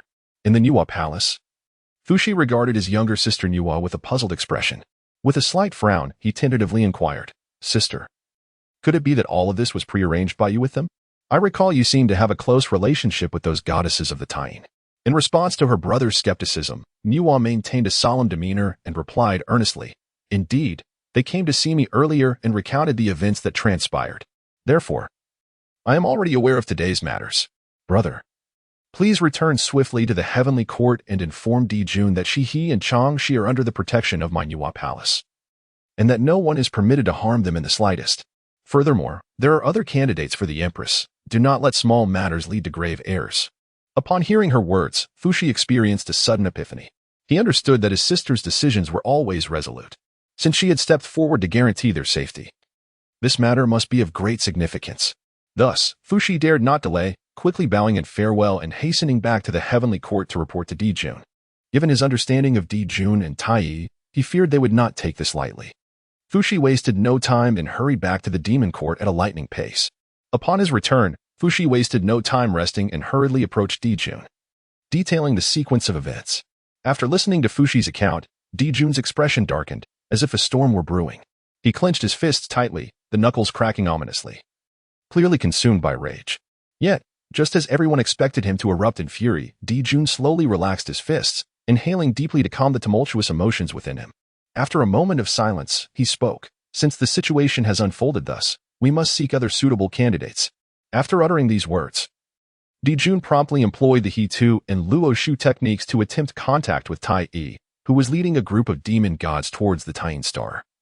Nearing their destination and preparing to execute their original plan, suddenly, Tai felt a mysterious force and heard Dijun's urgent voice. "Tai, swiftly return with the demon gods to the demon court. Do not let further trouble arise." Although Tai was perplexed, out of trust and respect for his brother, he immediately ordered a halt and turned the group back without delay. When Tai returned, weary from the journey, he learned the entire story from Dijun. Upon hearing about the incident, Tai was incensed, muttering, "Nüwa is meddling far too much." However, before he could finish, a sudden cold snort emanated from Nüwa in the palace, reverberating like thunder throughout the demon court, deafening all. Dijun, well aware that Tai's remarks had angered the saint, quickly bowed his head in fear and pleaded, "I hope the saint can be magnanimous and forgive us. Tai did not intend to offend. Please do not hold this against him." After a long pause, Nüwa's icy voice resonated once more. "This is the last time. Do not let it happen again. Should there be a next time, do not blame my ruthlessness." Hearing this, Dijun and the others breathed a sigh of relief, feeling a weight lift from their shoulders. After Nüwa's warning, Dijun's fear of these so-called saints deepened, his heart akin to a volcano on the verge of eruption, flames of rage burning fiercely within. He silently roared, "Why? Why must the saints be exalted and wield control over everything? And I, the mighty sovereign of the primordial world, must endure such heartless humiliation and oppression from these saints. One day, when I eradicate the witch clan and ascend to sainthood through my fortune, I shall repay the humiliation I have suffered today, one by one." Despite the endless resentment in his heart, Dijun understood that the current circumstances were formidable, and he could not reveal his true emotions so easily. Thus, he maintained a facade of calmness, making it difficult for others to perceive the tumult within. With a smile on his face, he addressed Fuxi with amiability. "Shi Huang, I truly appreciate your efforts in this matter. Please take your leave and rest well." Fuxi, upon hearing this, respectfully bowed to Dijun, expressing remorse. "Alas, your majesty, this is all due to my incompetence, which led to this debacle. Please punish me accordingly." Dijun gently waved his hand, shaking his head in reassurance. "This is not your fault. I too did not anticipate that the Tian goddess would refuse so mercilessly. Regarding the selection of the empress, allow me to deliberate further." Once Fuxi departed, the previously silent Tai could no longer contain his impatience, voicing his concerns. "Brother, are we to endure this indignity and let it go? Such a great humiliation, if left unavenged. How can we stand firm in this primordial world in the future?" Dijun's face darkened, as if it could drip with water, and he gritted his teeth, responding slowly, "What else can we do? Those saints are lofty and powerful, wielding boundless magic. We are simply no match for them. Opposing such beings is akin to striking a stone with an egg, a path to self-destruction. Moreover, we still require their assistance for this celestial marriage." Saying this, Dijun let out a heavy sigh. Tai, hearing this, wore a look of helplessness and resentment. He sighed deeply, lamenting, "Once upon a time, my brother and I encountered countless hardships, navigating through thickets and brambles, and finally built this vast estate with great effort. Yet, in the eyes of those in power, all we have accomplished seems like mere fleeting smoke, insignificant. The power we painstakingly established is, to them, nothing more than a swarm of inconsequential ants. Alas, it is truly disheartening. Yet now that the saintly positions have been determined and the situation is set, even if we harbor endless dissatisfaction and anger, we can only accept it resignedly." After a moment of silence, Emperor Dejuan suddenly raised his head, his gaze resolute as he spoke to himself. "Since we have reached this point, complaining is futile. Let us, from this moment forth, double our efforts to develop and strengthen our demon clan. As long as we remain steadfast and patient, we shall surely unify the vast wilderness. When that time comes, we shall harness the supreme fortune to attain enlightenment and become saints. At that juncture, will not the entirety of the wilderness be at the mercy of my brother and me?" Upon hearing this, Tai's previously dim eyes sparkled with renewed vigor, and he nodded vigorously, brimming with enthusiasm. Emperor Dejuan turned to his attendant beside him and called out loudly, "Bring in Bai Zhe at once." Shortly thereafter, Bai Zhe arrived. Bowing respectfully and inquiring, "Your Majesty summoned me. What are your commands?" Dejuan nodded slightly and got straight to the point.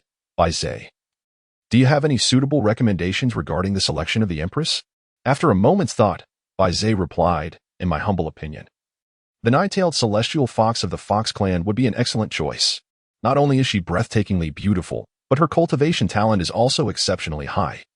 Having already reached the quasi-saint level, should we appoint her as Empress, she would undoubtedly aid in the prosperity of our demon clan. Additionally, the leader of the Jade Rabbit clan, located near the Tine Star, could serve as an alternative. This leader is equally striking and possesses formidable strength at the Great Luo Golden Immortal level." Upon hearing this, Dejuan nodded in satisfaction, expressing his agreement with Bai Zhe's suggestions. With a serious expression, he instructed, "Given the circumstances, you must promptly visit the Fox clan. Be sure to convey my words to the nine-tailed celestial fox, informing her that in 30,000 years I shall marry her and crown her as my empress." Upon hearing this, Bai Zhe respectfully clasped his fist in acknowledgement and, with a flash of movement, sped toward the direction of the Fox clan. Meanwhile, in the territory of the Fox clan, millions of miles away, the nine-tailed celestial fox, Su Meyer, sat gracefully at the head of the table, welcoming the leaders of the Great Power Bull clan and the Ting Snake clan with a smile. Su Meyer, the undisputed strongest of the Fox clan, was also renowned for her exceptional bloodline talents. Within the Fox clan, there is a clear hierarchy based on bloodline purity. The nine-tailed celestial fox holds the highest status, followed by the nine-tailed foxes. Other members are distinguished by the number of tails they possess, reflecting the potency of their lineage. The leader of the Great Power Bull clan, whose true form is the ancient divine beast Kuei-Nyo, is a formidable figure in his own right, boasting a powerful cultivation at the early quasi-saint level. Additionally, the leader of the Ting Snake clan, a woman named Imoen, is at the perfected Great Luo Golden Immortal stage. Together, they were discussing a crucial plan to free their clans from the long-standing oppression of the Demon Court. The three clans had long suffered under the tyranny of the Demon Court, with countless members conscripted into service, always bearing the brunt of battles. Over time, the burden had become unbearable, prompting them to unite in their quest for liberation from the Demon Court's constraints. The women of the Fox clan, gifted with unparalleled beauty, often found their lives fraught with suffering and torment. Within the Demon Court, many demons would ruthlessly bully the unfortunate fox maidens, leading to countless tragic fates. Although the nine-tailed celestial fox had once been powerful, she was still unable to resist the oppression of the Demon Court. However, times have changed. Having successfully ascended to the quasi-saint level, her strength has significantly increased. With her growing power, the desire to lead the Fox clan to break free from the Demon Court's shackles began to take root in her heart. Su Meyer furrowed her brows and spoke softly. "Esteemed guests, what are your thoughts on this matter? The Fox clan shall no longer obey any commands from the Demon Court." No sooner had she spoken than the robust Kuei-Nyo replied in a deep voice, "The Great Power Bull clan shares the same sentiment. I have already made contact with and the compassionate sage is willing to accept our clan. The only condition is that I must serve as a steed. But to serve a sage is not a bad fate at all." Imoen chuckled softly, teasing, "Oh, you old bull, you move quickly. Already found a patron, have you?" Even Su Meyer, who had always held a favorable view of Kuei-Nyo, was taken aback. She had not anticipated that this seemingly simple and honest bull would possess such deep cunning and agility in action. At that moment, Imoen turned to Su Meyer. Her curiosity piqued. Sister Meyer, what about you? Have you considered your future path? Sue Meyer lowered her head slightly, pondering for a moment before slowly raising it. A glimmer of mischief in her eyes as she softly replied, do we not also have a saint within our demon clan? Imoine pondered, you mean the Empress Nüwa? Sue Meyer confirmed, Nüwa has never involved herself in the affairs of the demon court and severed ties with it after attaining sainthood.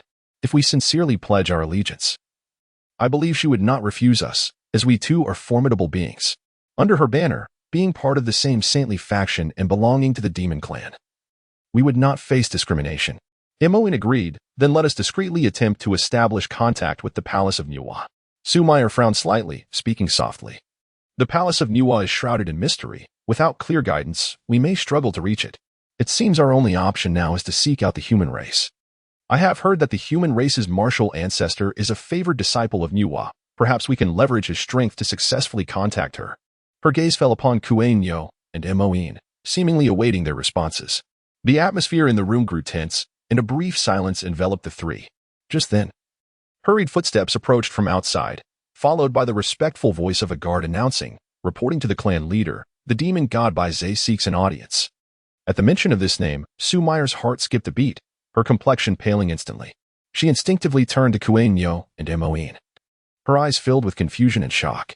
Both Kuei-Nyo and Imoine looked equally astonished, hastily shaking their heads, indicating they were unaware of the situation. Without a moment's hesitation, the two quickly suppressed their auras and concealed themselves using invisibility spells. Taking a deep breath, Sue Meyer endeavored to calm the turmoil within her heart before stepping outside to personally greet Bai Zhe. Bai Zhe, clad in a flowing white robe, exuded an air of elegance and grace. Upon seeing Sue Meyer emerge, a subtle smile flickered across his face as he cupped his hands in greeting, saying, Clan Leader Sue, it is a pleasure to see you. I hope you do not mind my unexpected visit today. Sue Meyer managed a strained smile in return, replying, Military Advisor. You flatter me. Your presence is truly an honor for our Fox clan. However, may I inquire as to the purpose of your visit today? Bai Zhe smiled gently and lowered his voice, saying, Clan Leader Sue, I come bearing monumental news. The Demon Emperor has decided that in 30,000 years, he shall take you as his empress. Thus, I am specifically tasked with informing you in advance, allowing you to prepare accordingly. As these words left my lips, they struck Sue Meyer's heart like a thunderbolt, leaving her wide-eyed with disbelief. Meanwhile, concealed in the shadows, Kuei-Nyo and Imoine were equally astonished, nearly gasping aloud. They had never anticipated that events would escalate to such an extent. At this moment, their anxiety reached its zenith, their bodies tense, even their breaths becoming cautious. After all, this directly pertained to their very survival. Should Sue Meyer choose to betray them due to her imperial status, their escape would be utterly impossible. Upon hearing that Emperor Jun had set his sights on her, Sue Meyer was taken aback. However, her exquisite features betrayed no hint of panic. Instead, a radiant joy swiftly illuminated her countenance as she inquired, Is this truly the case? Observing her reaction, Bai Zhe smiled gently and nodded, replying, Indeed, it is absolutely true. His Majesty has specifically dispatched me to convey this message, showcasing his genuine intentions. This is a premier innate spiritual treasure, the Rainbow Gown. One of the betrothal gifts bestowed upon you by the Demon Emperor. I am to present it to you on his behalf. On the day of your wedding in 30,000 years, there will be even more splendid gifts awaiting you. As he spoke, he carefully produced the resplendent gown, shimmering with iridescent hues, and presented it to Sue Meyer. Elated, she accepted the gown, her fingers gently caressing its soft, smooth fabric. Feeling the powerful spiritual energy emanating from it, she then respectfully bowed deeply to Bai Zhe, her eyes brimming with gratitude as she expressed, Thank you, esteemed strategist. I am certain that this fortuitous opportunity is largely due to your fervent recommendation. I shall forever remember your immense kindness today, and will never forget it. Bai Zhe, upon hearing her words, could hardly contain his delight. It was well known that Sue Meyer was destined to become the future empress. Securing her favor would undoubtedly solidify his position within the demon court, making it unassailable. With this thought, Bai Zhe quickly waved his hand in modesty, stating, You flatter me. Su Chang, this is merely my duty. Now that my task is complete, I shall take my leave and report back to His Majesty. With that, Bai Zhe turned and left, his figure swiftly vanishing into the distance. Once she confirmed that Bai Zhe had departed, Sue Meyer's smile immediately faded, replaced by a cold, serious demeanor. She slowly turned to the empty space and softly spoke, Come forth, the person has gone far away. No sooner had she spoken than a low, rumbling roar reverberated through the surroundings, followed by a massive shadow leaping forth from the void. It was the formidable Kuei-Nyo, exuding an aura of terror. Concurrently, a melodious yet chilling sound of a guqin emerged, and as the sound drew closer, a graceful and enchanting woman, Imo-in, elegantly approached, holding the ancient instrument. At this moment, both Kuei-Nyo and Imo-in were brimming with potent magical energy, their forms radiating dazzling spiritual light, clearly prepared for immediate action. Sumayer's expression remained as calm as still water as she began. Had I intended to retract my commitment, I would have joined forces with Bai Zhe directly. I doubt you would have been able to withstand our combined strength. Kuei-Nyo and Imo-in, taken aback by her words, exchanged glances and hastily bowed in apology. However, Sumayer did not exhibit any significant concern. She understood that in this critical juncture concerning their lives and the fate of their entire clan, no one could afford to be careless.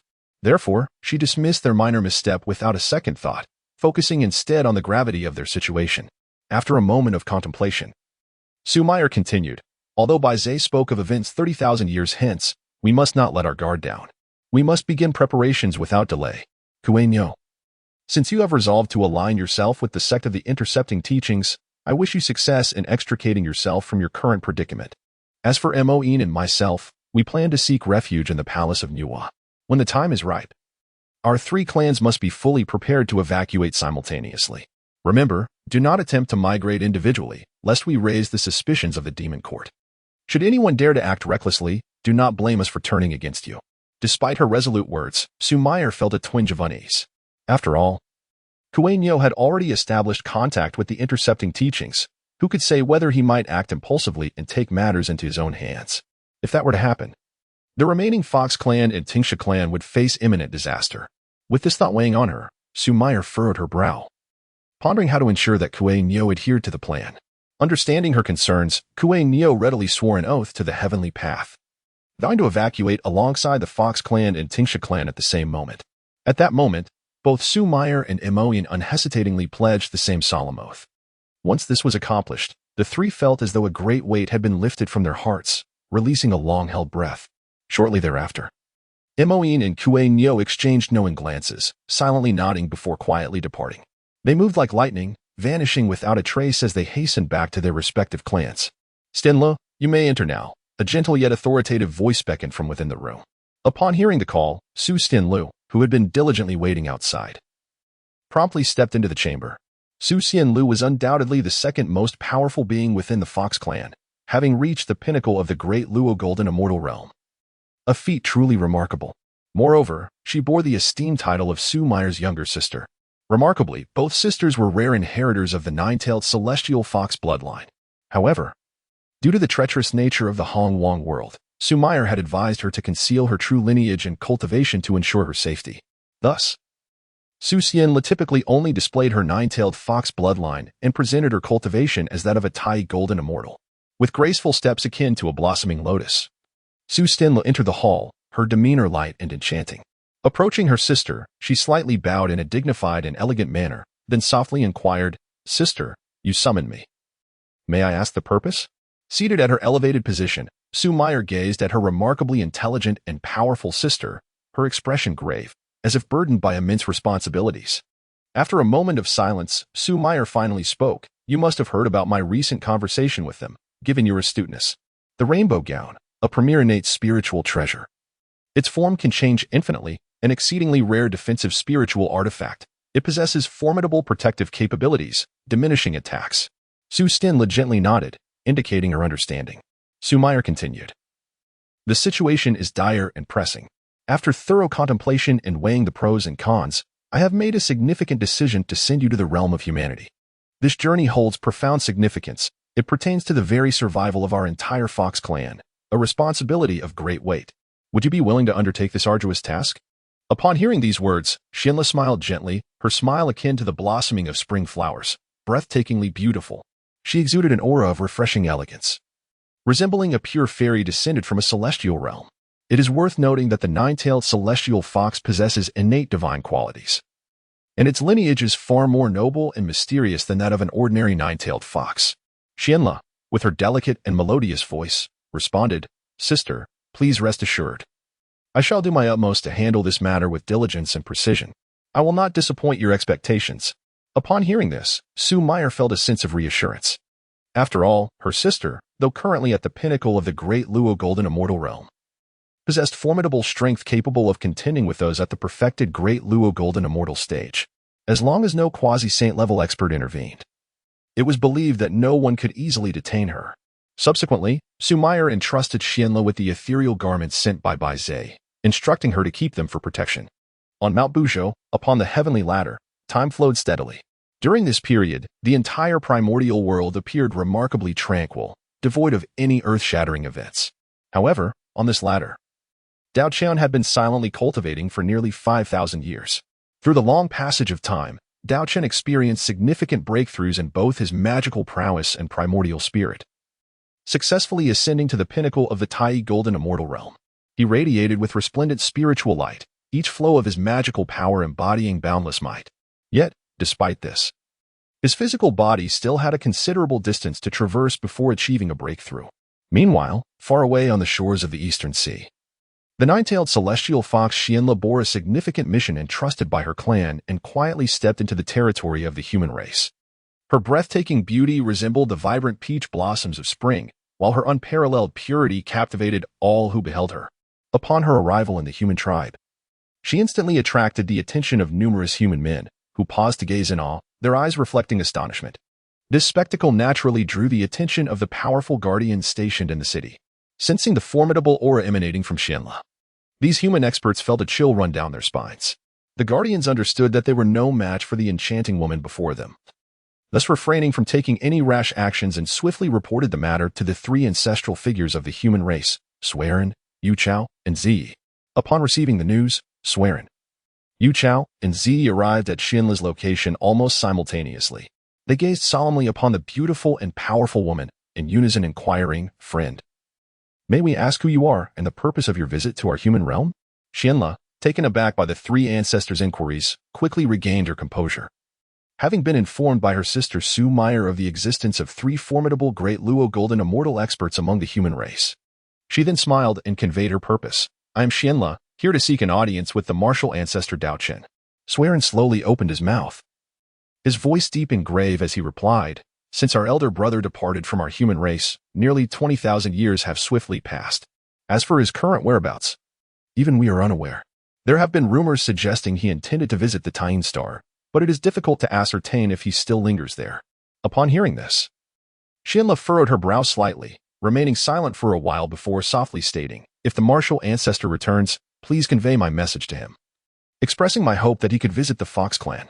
There are matters of utmost importance that we need to discuss in person." Without hesitation, Swerin nodded in agreement, assuring her that he would relay the message to the martial ancestor. With Swerin's confirmation, Xianle wasted no time. She swiftly performed a series of hand seals, her entire being glowing with dazzling spiritual light. Then, with a graceful turn, she darted like a bolt of lightning towards the distant Tying Star, clearly intent on personally seeking out Daochen. However, at that moment, the Tying Star was shrouded in an immensely powerful barrier, making it nearly impossible for outsiders to enter. Thus, it was likely that Xianle's journey would yield little but disappointment. This experience of thwarted attempts would later lead Xianle to adopt a cold demeanor whenever she encountered Daochen, as if he owed her a debt. As time slipped by, a century passed in the blink of an eye. During this period, Xianle tirelessly searched for clues regarding the Tying Star and the two Tying goddesses. Her first destination was the Tying Star, only to be met with the shock of its closure, rendering entry impossible. The members of the Jade Rabbit clan informed Xianle that the two Tying goddesses had long departed, their whereabouts unknown. Faced with such an outcome, Xianle felt a sense of helplessness and returned to the human territory with a heavy heart. Fortunately, after careful observation, Swerin and the other human experts recognized that Xianle bore no ill intent towards their race, allowing her actions to proceed without interference. They even arranged for her a tranquil place near the human ancestor hall for her to cultivate peacefully. Time continued its relentless march, and the ages within the primordial world stretched endlessly. Unbeknownst to all, millennia slipped by like fleeting shadows. From the moment Daochen resolutely ascended the heavenly ladder, he had not descended since. Throughout these vast epochs, Daochen, fueled by remarkable determination and innate talent, steadily climbed higher, now achieving an astonishing milestone of 600 million steps. This accomplishment was truly astounding, even leaving the ever-watchful Huden Yangyang in awe. It is important to note that even she, at the same realm, could only attain a comparable height. At this moment, Daochen's magical prowess, formidable physical form, and agile primordial spirit had all reached the consummate stage of the Tai Golden Immortal realm. Yet, despite this, Daochen remained acutely aware of the potential for further advancement. After all, if one cannot continue to surpass oneself, how could they hope to reach the summit of Buzhou Mountain amidst their peers? Since the great deity Pangu has deliberately left behind such a formidable trial, it is inevitable that there exist conditions and methods to achieve the objective. At this moment, as the human race approaches the time of unsealing, Daochen, being one of its members, is acutely aware of the heavy responsibilities he bears. He must temporarily suspend his cultivation and hasten back to humanity to confront this significant moment alongside his kin. By the shores of the East Sea, countless millennia have passed. During this time, the enigmatic and captivating figure known as Xian Lu has traversed through various tribes of the human race, harboring a heart full of curiosity, endeavoring to uncover the extraordinary qualities of the humanity crafted by the goddess Nüwa. Throughout her extensive journeys, a fortuitous encounter drew her attention to the martial arts sacred steel, which stands majestically within the territory of humankind. This steel emanates an aura that stirs the heart, undoubtedly a treasure of immense value. However, being of non-human origin, an invisible force seems to impede her approach to this mysterious steel, compelling her to observe from a distance and sigh inwardly.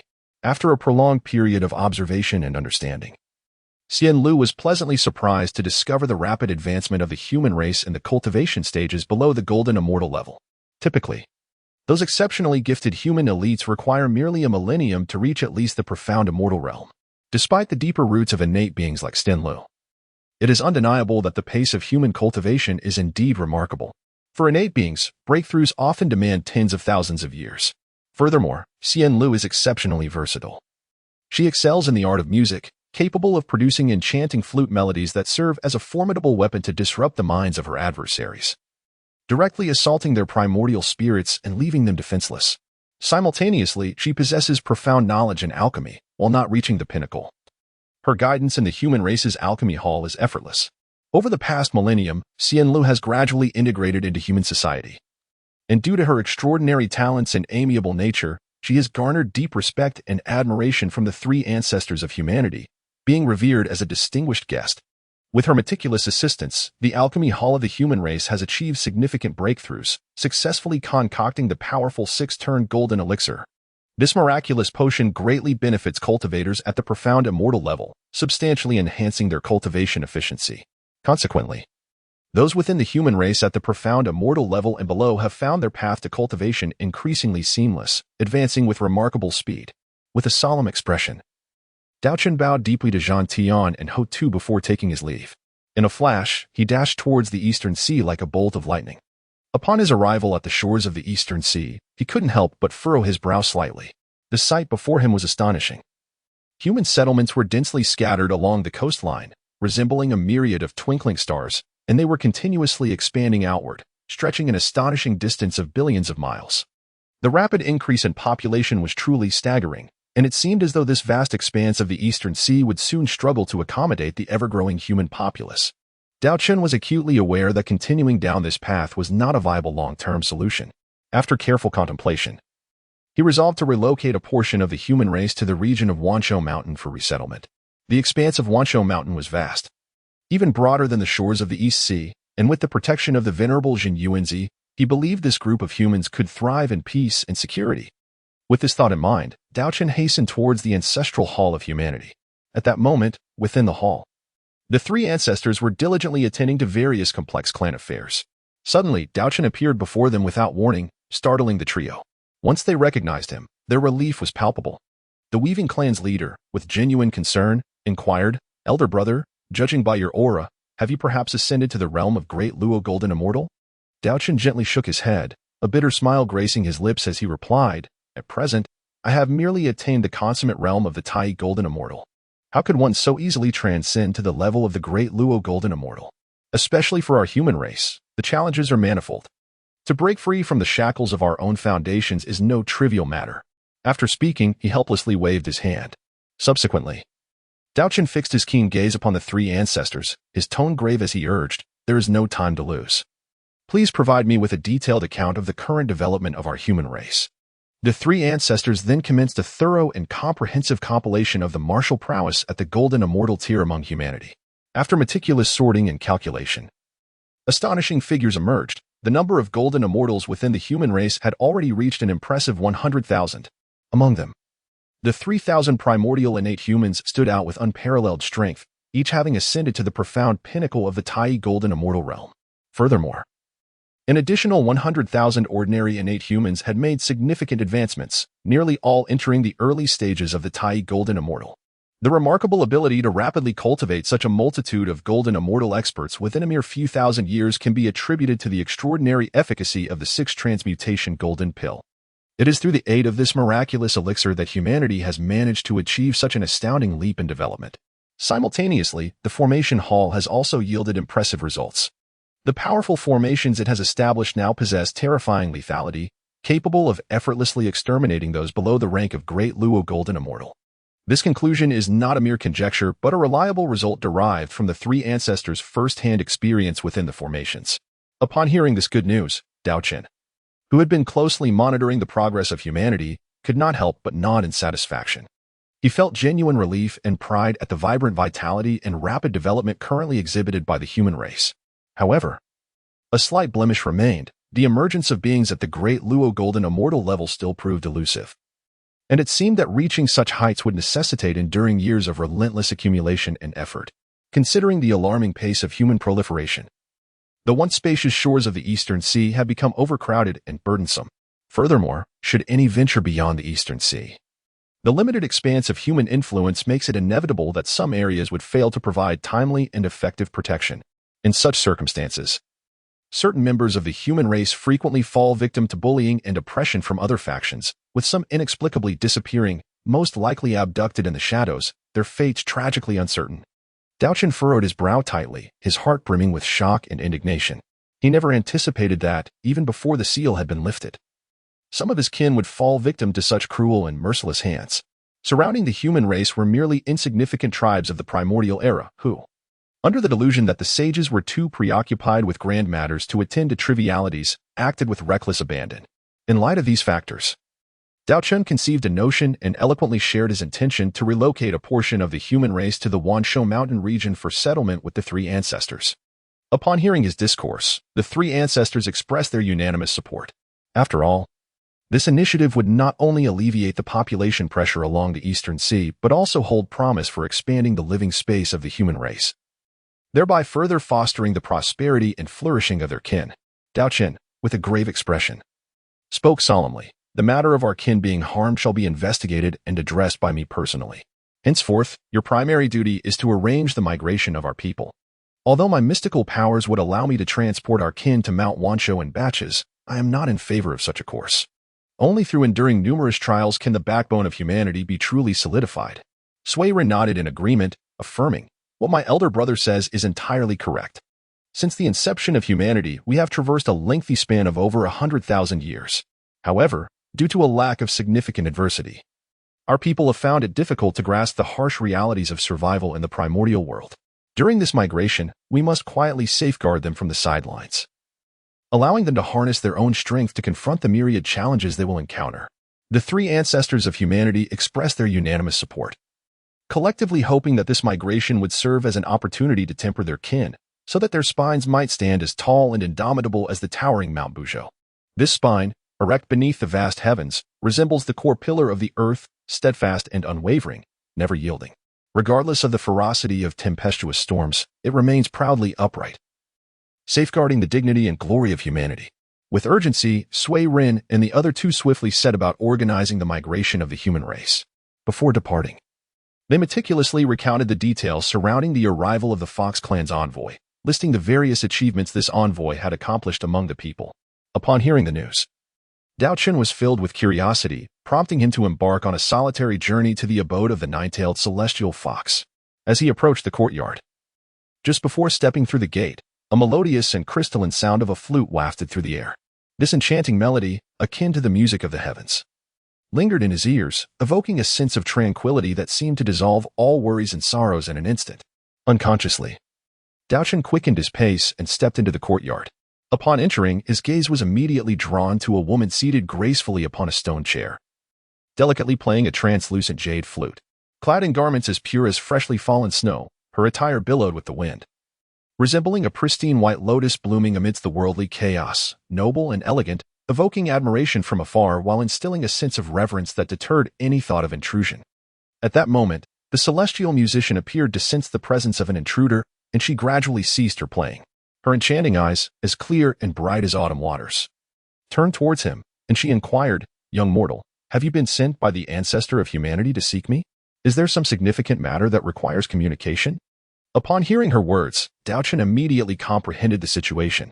It was evident that the three ancestors often relied on the strength of this Fox clan envoy to manage various affairs for the human race. With this realization, he decided to be forthright, responding candidly, "I have heard that you seek me. May I inquire as to the purpose of your visit?" Upon hearing this, Xian Lu was momentarily taken aback, a hint of incredulity flickering in her enchanting gaze. Her delicate lips parted slightly as she spoke in a soft, melodic voice. "So you are Daochen, the fabled disciple of the revered Nüwa? Yet, judging by your cultivation, it seems you are merely a modest Tai golden immortal. How feeble." Upon hearing these words, Daochen's expression darkened, and several black lines appeared on his forehead. As he silently mused to himself, "This girl certainly has a sharp tongue."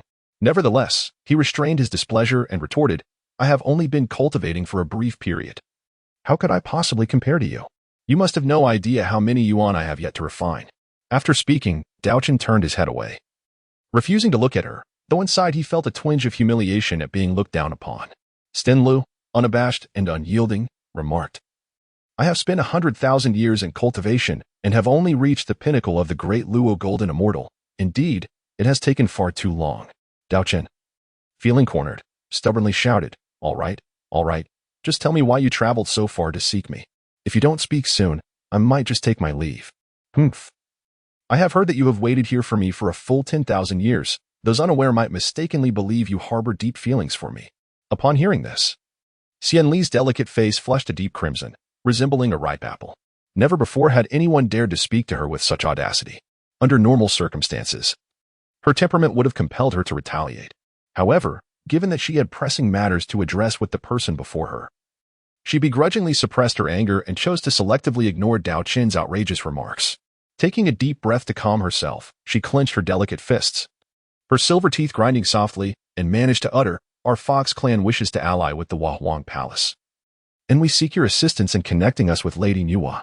As she spoke, Xian Li's once enchanting visage suddenly darkened, shrouded in a thick veil of sorrow, her eyes betraying profound sadness and pain, as if the memories of the past surged like a tide, overwhelming her. In contrast, Daochen appeared composed and unruffled. He leisurely settled beside Xian Lu, his movements graceful and steady. He gazed silently at her, his penetrating eyes seemingly capable of piercing through her innermost anguish, offering a glimmer of warmth and solace. At that moment, Daochen resembled a tranquil harbor, awaiting the arrival of Xian Li's drifting vessel, eager to listen to her heart's lament. Xian Li's captivating eyes subtly glanced at Daochen, her mind pondering, "How can this person be so familiar? We have only just met." Yet, despite her lingering doubts, confronted with this extraordinary man who was willing to hear her tale, Xian Lu resolved to lower her guard and divulge the long-buried secrets within her heart. Thus, she began to recount the plight of the Fox clan, the Timsha clan, and the Kuan Yo clan within the demon court. Daochen listened quietly, occasionally nodding slightly to indicate his understanding and interjecting a comment or two to express his views. After Xian Lu recounted the entire tale, Daochen could not help but let out a long sigh. Alas, what a world of survival of the fittest. The strong bully the weak, and the innocent suffer. Amidst his reflections, he retrieved a radiant Hua Wang Ling, emanating a mysterious light. With his hands clasped together, he recited incantations, invoking the Taoist scriptures of the human race, attempting to establish contact with Nüwa through the Hua Wang Ling. Before long, a miraculous scene unfolded as the Hua Wang Ling shone with dazzling brilliance. Soon after, Nüwa's voice resonated, "Rebellious disciple, what summons you to call upon your master?" This time, Daochen, who typically exuded a carefree and irreverent demeanor, adopted an unusually grave and serious expression. He took a deep breath and detailed the events recounted by Xian Lu to Nüwa. Nüwa responded with a question, "What do you think I should do?" Standing beside them, Xian Lu was taken aback, her mouth agape in disbelief. She never imagined that the revered Nüwa would solicit Daochen's opinion. Clearly, He held a significant position in Nüwa's esteem. In an instant, Xian Li's charming face was overtaken by an expression of grievance, her large, watery eyes gazing at Daochen with a pitiful allure, trembling slightly as if on the verge of tears. The way she blinked was reminiscent of an enchanting little fox, evoking an irresistible sense of affection. It is no wonder that the term fox spirit emerged in later generations. Who could possibly resist such a captivating display? Even Daochen, usually as unperturbed as still water, felt his heart soften. Without hesitation, he thumped the table and declared loudly, "Master, I believe we should protect them. After all, we will inevitably engage in a life-and-death struggle with the demon clan. Now that they are willing to align with us, their allegiance will undoubtedly weaken the strength of the demon court." Nüwa listened intently to Daochen's words, remaining silent for a moment before finally nodding in agreement. However, her tone conveyed a certain displeasure, as if harboring some hidden dissatisfaction. The reasons for this remained unknown.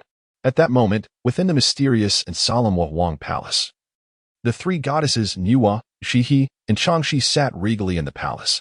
Their eyes were fixed upon an ethereal spectacle unfolding before them, depicting Daochen and all that transpired around him.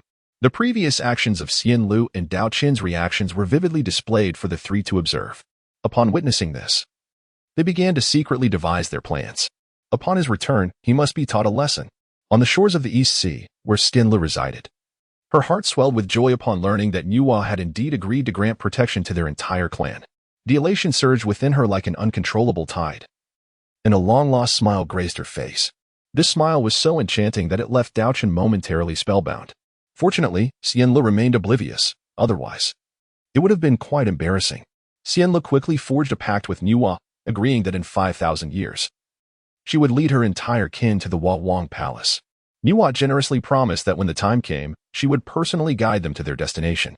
In that moment, any prior discontent or resentment Xian Lu harbored towards Daochen vanished, replaced by heartfelt gratitude. She gently lowered her head and softly uttered, "Thank you."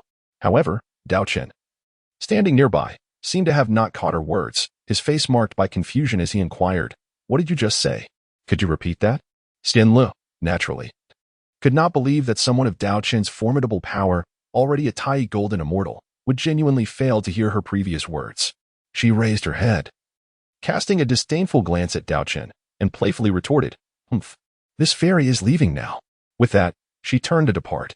Upon witnessing the situation, Daochen chose not to utter a word of persuasion, for he was acutely aware that, at this moment, the numerous members of the Fox clan and the Ting Snake clan were anxiously awaiting the return of Xian Lu with good news. Time was of the essence, and there was indeed no room for delay. Swiftly, a century slipped by. During this protracted period, the three ancestors exerted immense effort to gather all the human populace set to migrate. This undertaking was unprecedented in scale, led jointly by Daochen and the Swearing clan, commanding an impressive assembly of 50,000 formidable beings at the Tai golden immortal level, along with 200,000 elite humans possessing golden immortal prowess, all entrusted with the monumental task of safeguarding the migration of 100 million humans towards Mount Wanshou. It is noteworthy that this number constituted a staggering quarter of the entire human population at that time. In the vast and boundless expanse of the primordial world, a monumental march spanning countless miles commenced. Daochen sat serenely upon a pristine white lotus radiating a sacred light, resembling a towering mountain, guiding everyone forth into the unknown and arduous journey ahead. Having attained the consummate realm of the Tai golden immortal, Daochen remained undaunted even in the presence of great Luo golden immortals. Furthermore, he wielded the formidable Star Sword, a treasure of immense power, enabling him to contend with formidable foes, even those at the late stages of Great Luo. The combination of his unparalleled strength, having cultivated all three paths to the pinnacle of Tai golden immortal, with an exceptional innate spiritual treasure, made it conceivable to vanquish opponents at the mid-level of Great Luo golden immortal. However, if the adversary possessed a matching treasure, Daochen would certainly find it impossible to engage across such realms. Yet, in the vastness of the primordial world, individuals who could simultaneously meet such criteria were exceedingly rare. If one set aside treasures and focused solely on cultivation, Daochen was indeed capable of facing adversaries at the mid-level of Great Luo golden immortal. Moreover, at this juncture, the goddess Nüwa was closely monitoring the grand migration of the human race, making it unlikely for the typically arrogant noble clans to easily provoke conflict. Meanwhile, far away in the demon court, the prominent figures Di Jun and Tai Yi displayed curiosity regarding the humans' actions, contemplating the underlying motives behind this grand endeavor. Dijun disdainfully remarked to Bai Zhe, "The mere human race is unworthy of our attention. They are but insignificant ants. Were it not for the protection of that esteemed being, they would have long since become fodder for the myriad clans of the primordial world." Upon hearing this, Fushi furrowed his brow slightly but ultimately refrained from uttering a word, for he sensed that since Shihi and Changshi had openly humiliated Dijun. Coupled with Nüwa's warning, Dijun's demeanor had drastically transformed, becoming increasingly cold and ruthless. While the demon race indeed required such a formidable leader to guide their kin, the challenges of unifying the primordial world could not be resolved solely through slaughter. The pressing matter would be how to govern this vast land. To the west, Jiayin and Juanti observed 100 million humans advancing towards them, and a ripple of anticipation stirred within them. Could the West be on the brink of revival? Although these humans were notably weak, they were nonetheless beings of the primordial world. Their incorporation into the Western teachings would undoubtedly augment their fortune. Time, unmarked in the primordial world, has drifted for 5,000 years. Since the dawn of humanity, an entire Yuan meeting has elapsed.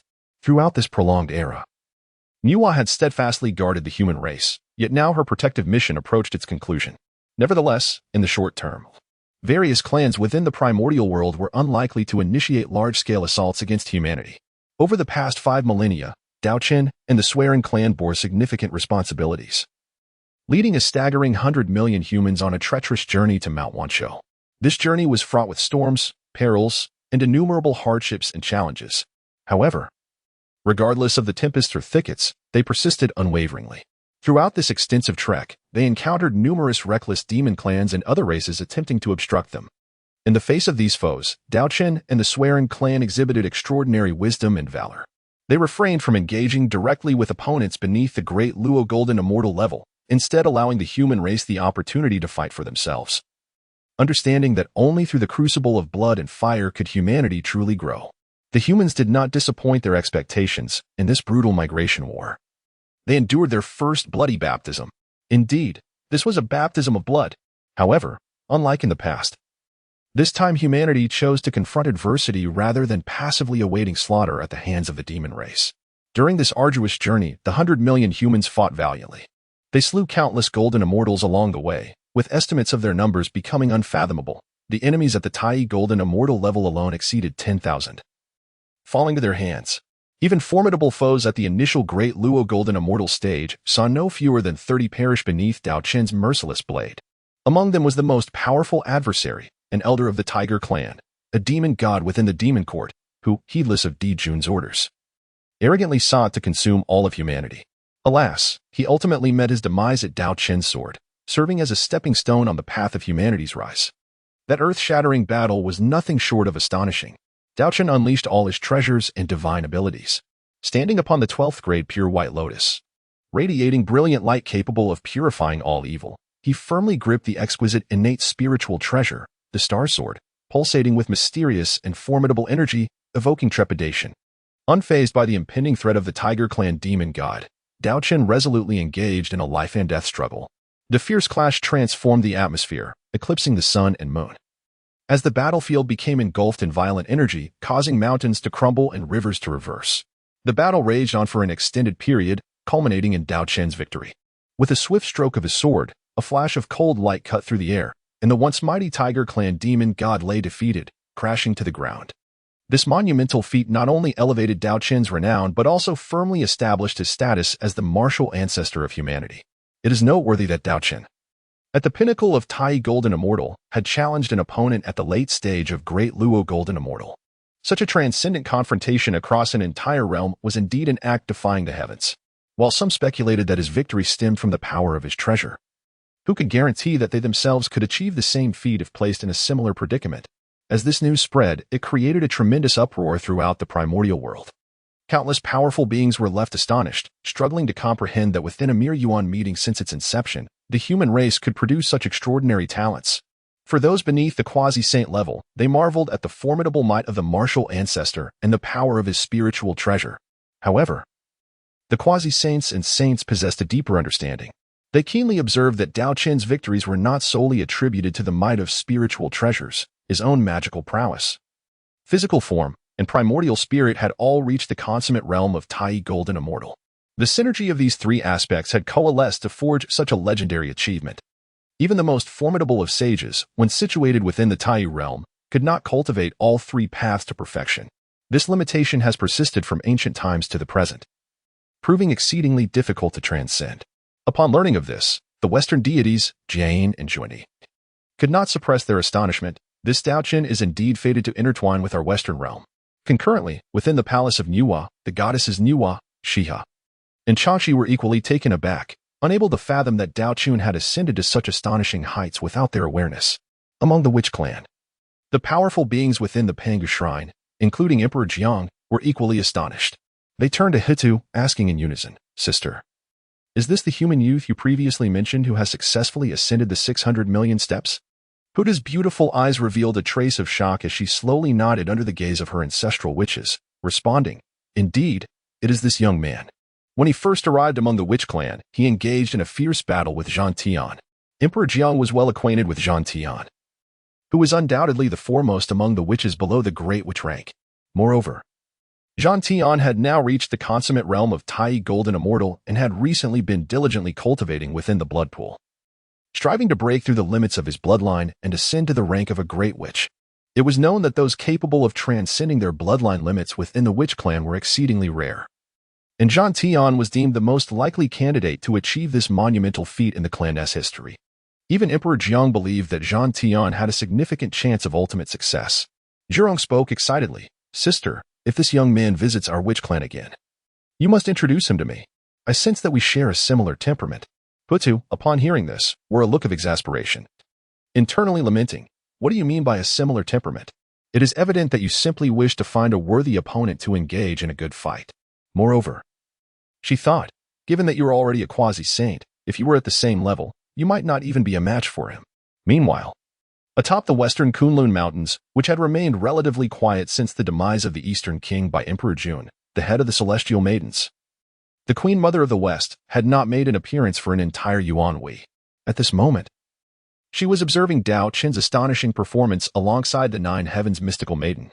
The mystical maiden could not help but exclaim, "Sister, this human race's martial ancestor is truly formidable. Even I fear I might not be his match." The Queen Mother's expression grew serious, and she slowly nodded, replying, "This individual is indeed extraordinary. Should you venture into the vast wilderness in the future, if fate brings you together, ensure you cultivate a good rapport with him. Do not easily forge enmity." The mystical maiden obediently nodded, signifying her understanding of her sister's counsel. In the Eastern Kunlun, within the towering and majestic Taiji Hall of the Three Pure Ones, Laozi sat serenely upon a mat, with a mere glance from his profound and fathomless eyes. He took in all that transpired in the distance. However, given his transcendent nature and status, the events unfolding before him failed to garner significant interest. After all, those individuals were not of the same caliber as he. Perhaps only when Daochen truly entered the quasi-saint realm would Laozi regard him with a modicum of esteem. Simultaneously, within the Shencheng Hall, the teacher of the Heavenly Way also took note of the scene. He tilted his head slightly, a glimmer of contemplation flickering in his gaze. He pondered, "The three heavens have always been quite close to this young man. Should I perhaps facilitate their connection?" With this thought, the teacher of the Heavenly Way fell into deep reflection. In the Yuqing Hall, the primordial Lord of Heaven merely opened his eyes slightly, casting a casual glance in that direction before closing them once more, returning to his meditative state regarding the principles of the Tao and the enhancement of his own cultivation. The myriad disturbances of the external world seemed incapable of unsettling his tranquil heart, and nothing could disrupt his unwavering determination in the pursuit of the Great Way. When the vast army of 100 billion human beings finally arrived at Mount Wanshou after enduring countless hardships, they had suffered tremendous losses, with 30 billion perishing along the arduous path. Nevertheless, the remaining 70 billion did not utter a single complaint. They understood that the trials they faced were merely a necessary passage toward the resurgence of their race. If they could not grit their teeth and persevere, then they would ultimately fall short of seizing the dominion of existence. Having long been aware of the situation, the immortal Zenyuanzi awaited the arrival of the multitude at Mount Wanshou. When Daochen led the human army to the site, he promptly greeted them. Subsequently, Daochen instructed Swearin to oversee the establishment of encampments for the human race in the surrounding areas of Mount Wanshou. Once arrangements were complete, Daochen entered the Wuzhuang Temple with Zenyuanzi as they prepared to reminisce and discuss Daochen's new ideas. Zenyuanzi, with a smile and eyes full of admiration, spoke gently. Friend, your profound foundation is indeed rare. Achieving such astonishing results is truly remarkable. Daochen humbly waved his hand in response, saying, Esteemed Dao brother, you flatter me. My humble cultivation is truly insignificant. I must extend my heartfelt gratitude for your willingness to embrace our human race. I do have a thought in mind, though I am uncertain whether I should voice it. Zhen Yuanzi, intrigued, inquired. Oh, please, do not hesitate to share, my friend. Daochen nodded slightly and then spoke. Brother Dao, the Earth Book in your possession governs the power of the primordial Earth veins. Have you ever contemplated utilizing this Earth Book to bestow divine offices? For instance, appointing mountain deities or river deities to assist you in managing the primordial Earth veins. This would undoubtedly yield great benefits for the entire primordial realm. Upon hearing these words, Zhen Yuanzi felt as if he had been enlightened, exclaiming in delight, Ah, my dear friend, your insights are indeed profound. I possess such a treasure, yet I had never considered such a brilliant method. It is truly akin to sitting atop a mountain of gold without the understanding to excavate it. Daochen seized the moment and continued, Moreover, I kindly request that when you bestow these divine offices, you take into account the regions inhabited by our human race. Granting us the numerous suitable divine positions would enable humanity to thrive more effectively within the vast wilderness. Zhen Yuanzi responded slowly, Indeed, it should be so. Even without your mention of this matter, I have harbored similar thoughts. However, there is no need for haste at this juncture. This endeavor requires meticulous planning. Allow me to enter a period of seclusion first, and once I have thoroughly clarified the intricate veins of the wilderness, I shall formally announce it to the entirety of the vast world. Upon hearing these words, Daochen nodded slightly in agreement. During the period of migration for the human race, the Fox clan, the Tingsha, and the Kuei-Nyo were secretly preparing to defect from the demon court. Over the past 5,000 miles, the leaders of these three clans racked their brains to devise various seemingly reasonable excuses and justifications, striving to summon back their scattered kin from the corners of the demon court. Their actions were shrouded in secrecy. Yet they inevitably drew the attention of some keen observers within the demon court. Among them, Bai Zhe, responsible for managing the affairs of the demon court, quickly sensed these unusual movements. However, when he approached a question, he was deftly misled by Su Meier of the Fox clan. Su Meier falsely claimed that the reason for summoning her kin was to enlist the aid of the Tingsha and Kuei-Nyo clans in preparations for her forthcoming grand wedding ceremony. Although Bai Zhe harbored doubts, he was reluctant to offend this future queen, who would soon hold immense power. Thus, he chose to turn a blind eye and refrain from further inquiry. Perhaps in Bai Zhe's eyes, with Su Meier already possessing such a revered status, there was little reason for her to risk leading her clan in defection from the demon court. However, the reality was beyond anyone's expectations. One quiet night, the Fox clan, Tingsha, and Kuei-Nyo simultaneously sprang into action, stealthily advancing towards their pre-selected destinations. Despite having suffered significant losses in their populations from numerous battles, these three clans still boasted nearly hundreds of thousands of members. Yet, who could have predicted that it would take a full decade for the demon court to notice something amiss and urgently report the situation to the astute Bai Zhe?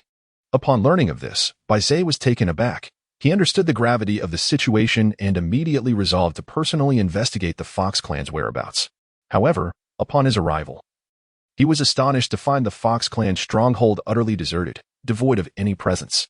Meanwhile, those demon gods dispatched to investigate the other two clans returned with reports that their members had also vanished without a trace. Bai Zhe was struck with shock and horror. Such a significant oversight, if not promptly rectified, would likely incur the wrath of the demon court's ruler, Dijun, resolute not to delay any further. Bai Zhe swiftly summoned numerous demon gods from the heavenly court. In recent years, since the demon court acquired the demon script, its fortunes had surged immensely. With this burgeoning luck, the cultivation speed of the demon gods had significantly accelerated, leading to remarkable increases in strength. Even Bai Zhe had successfully ascended to the mid-stage of the quasi-saint realm. Moreover, the previously vacant positions of the 10 great demon gods had finally been filled. Among them, Kuenping, serving as the demon master, was thus excluded from this new list. Apart from Bai Zhe, the remaining 9 demon gods were all formidable beings at the quasi-saint level. To swiftly compensate for the heavy losses incurred by this major blunder, Bai Zhe wasted no time in taking action, rapidly gathering the other 9 powerful and renowned demon gods. Each of these deities possessed exceptional skills and vast powers. Once they had all assembled, Bai Zhe embarked on a meticulous and detailed strategic deployment. After careful deliberation, they ultimately decided to split into 3 small teams, each consisting of 3 demon gods. These squads shot forth like arrows, racing in distinctly different directions. Fully committed to tracking down the remnants of the three clans, the astute Bai Zhe, through an in-depth analysis of the current situation and keen judgment, had already reached a conclusion in his mind. He understood that the nine-tailed celestial fox, in her audacity, must have found a formidable ally as support. After all, in the vast wilderness, few forces dared to confront the overwhelmingly powerful demon court directly. Aside from the immensely powerful Wu clan, only the exalted saints remained. However, among the many saints, it was likely only the revered Nüwa, once a member of the demon court, who would be inclined to offer protection to the nine-tailed celestial fox and her kin. With this in mind, Bai Zhe resolutely decided to take a gamble. He then vanished like a bolt of lightning, swiftly making his way towards the essential route leading to the Chaos region. He surmised that, even though the nine-tailed celestial fox was leading her entire clan to flee, the sheer size of their group would naturally hinder their speed compared to his own solitary pursuit. If he could reach the entrance to the Chaos region first and set up an ambush, the odds of successfully blocking the Fox clan's escape would greatly increase. Before long, Bai Zhe arrived near the entrance to the Chaos region. He halted, cautiously scanning his surroundings while employing his unique divine abilities to thoroughly investigate the environment, leaving no trace overlooked. To his delight, after a thorough search, he found no trace of the Fox clan. This led him to deduce that they had not yet entered this land fraught with unknown dangers. Su Meier, Xian Lu, and Moyin moved with ghostly grace, carefully concealing their auras as they stealthily approached the mysterious and perilous Chaos region, each harboring their own intentions and hopes, yet completely unaware that Bai Zhe had already discerned their plans and was lying in wait ahead. Time passed swiftly, and Bai Zhe waited for a full decade. Nevertheless, his patience remained steadfast like a rock, firmly believing that his judgment would not falter. Throughout this lengthy wait, he exhibited no signs of impatience. Instead, he calmly reached out to another group of demon gods, requesting their reinforcements. Thus, after yet another year had elapsed, four quasi-saint-level demon gods finally convened, each eager and ready, awaiting the Fox clan and Tingsha to unwittingly walk into their trap. As time flew by, another year slipped away. One day, with keen eyes, Bai Zhe suddenly spotted a group of figures approaching from the distant horizon, gradually drawing nearer. Upon closer inspection, he confirmed it was indeed the long-awaited members of the two clans. With a slight upward curl of his lips, revealing a cold smile, he murmured, "These oblivious fools have finally arrived." At Bai Zhe's command, the other three quasi-saint demon gods sprang into action, dashing from the east, west, south, and north like lightning, swiftly forming an impenetrable encirclement, trapping Su Meier and her companions within.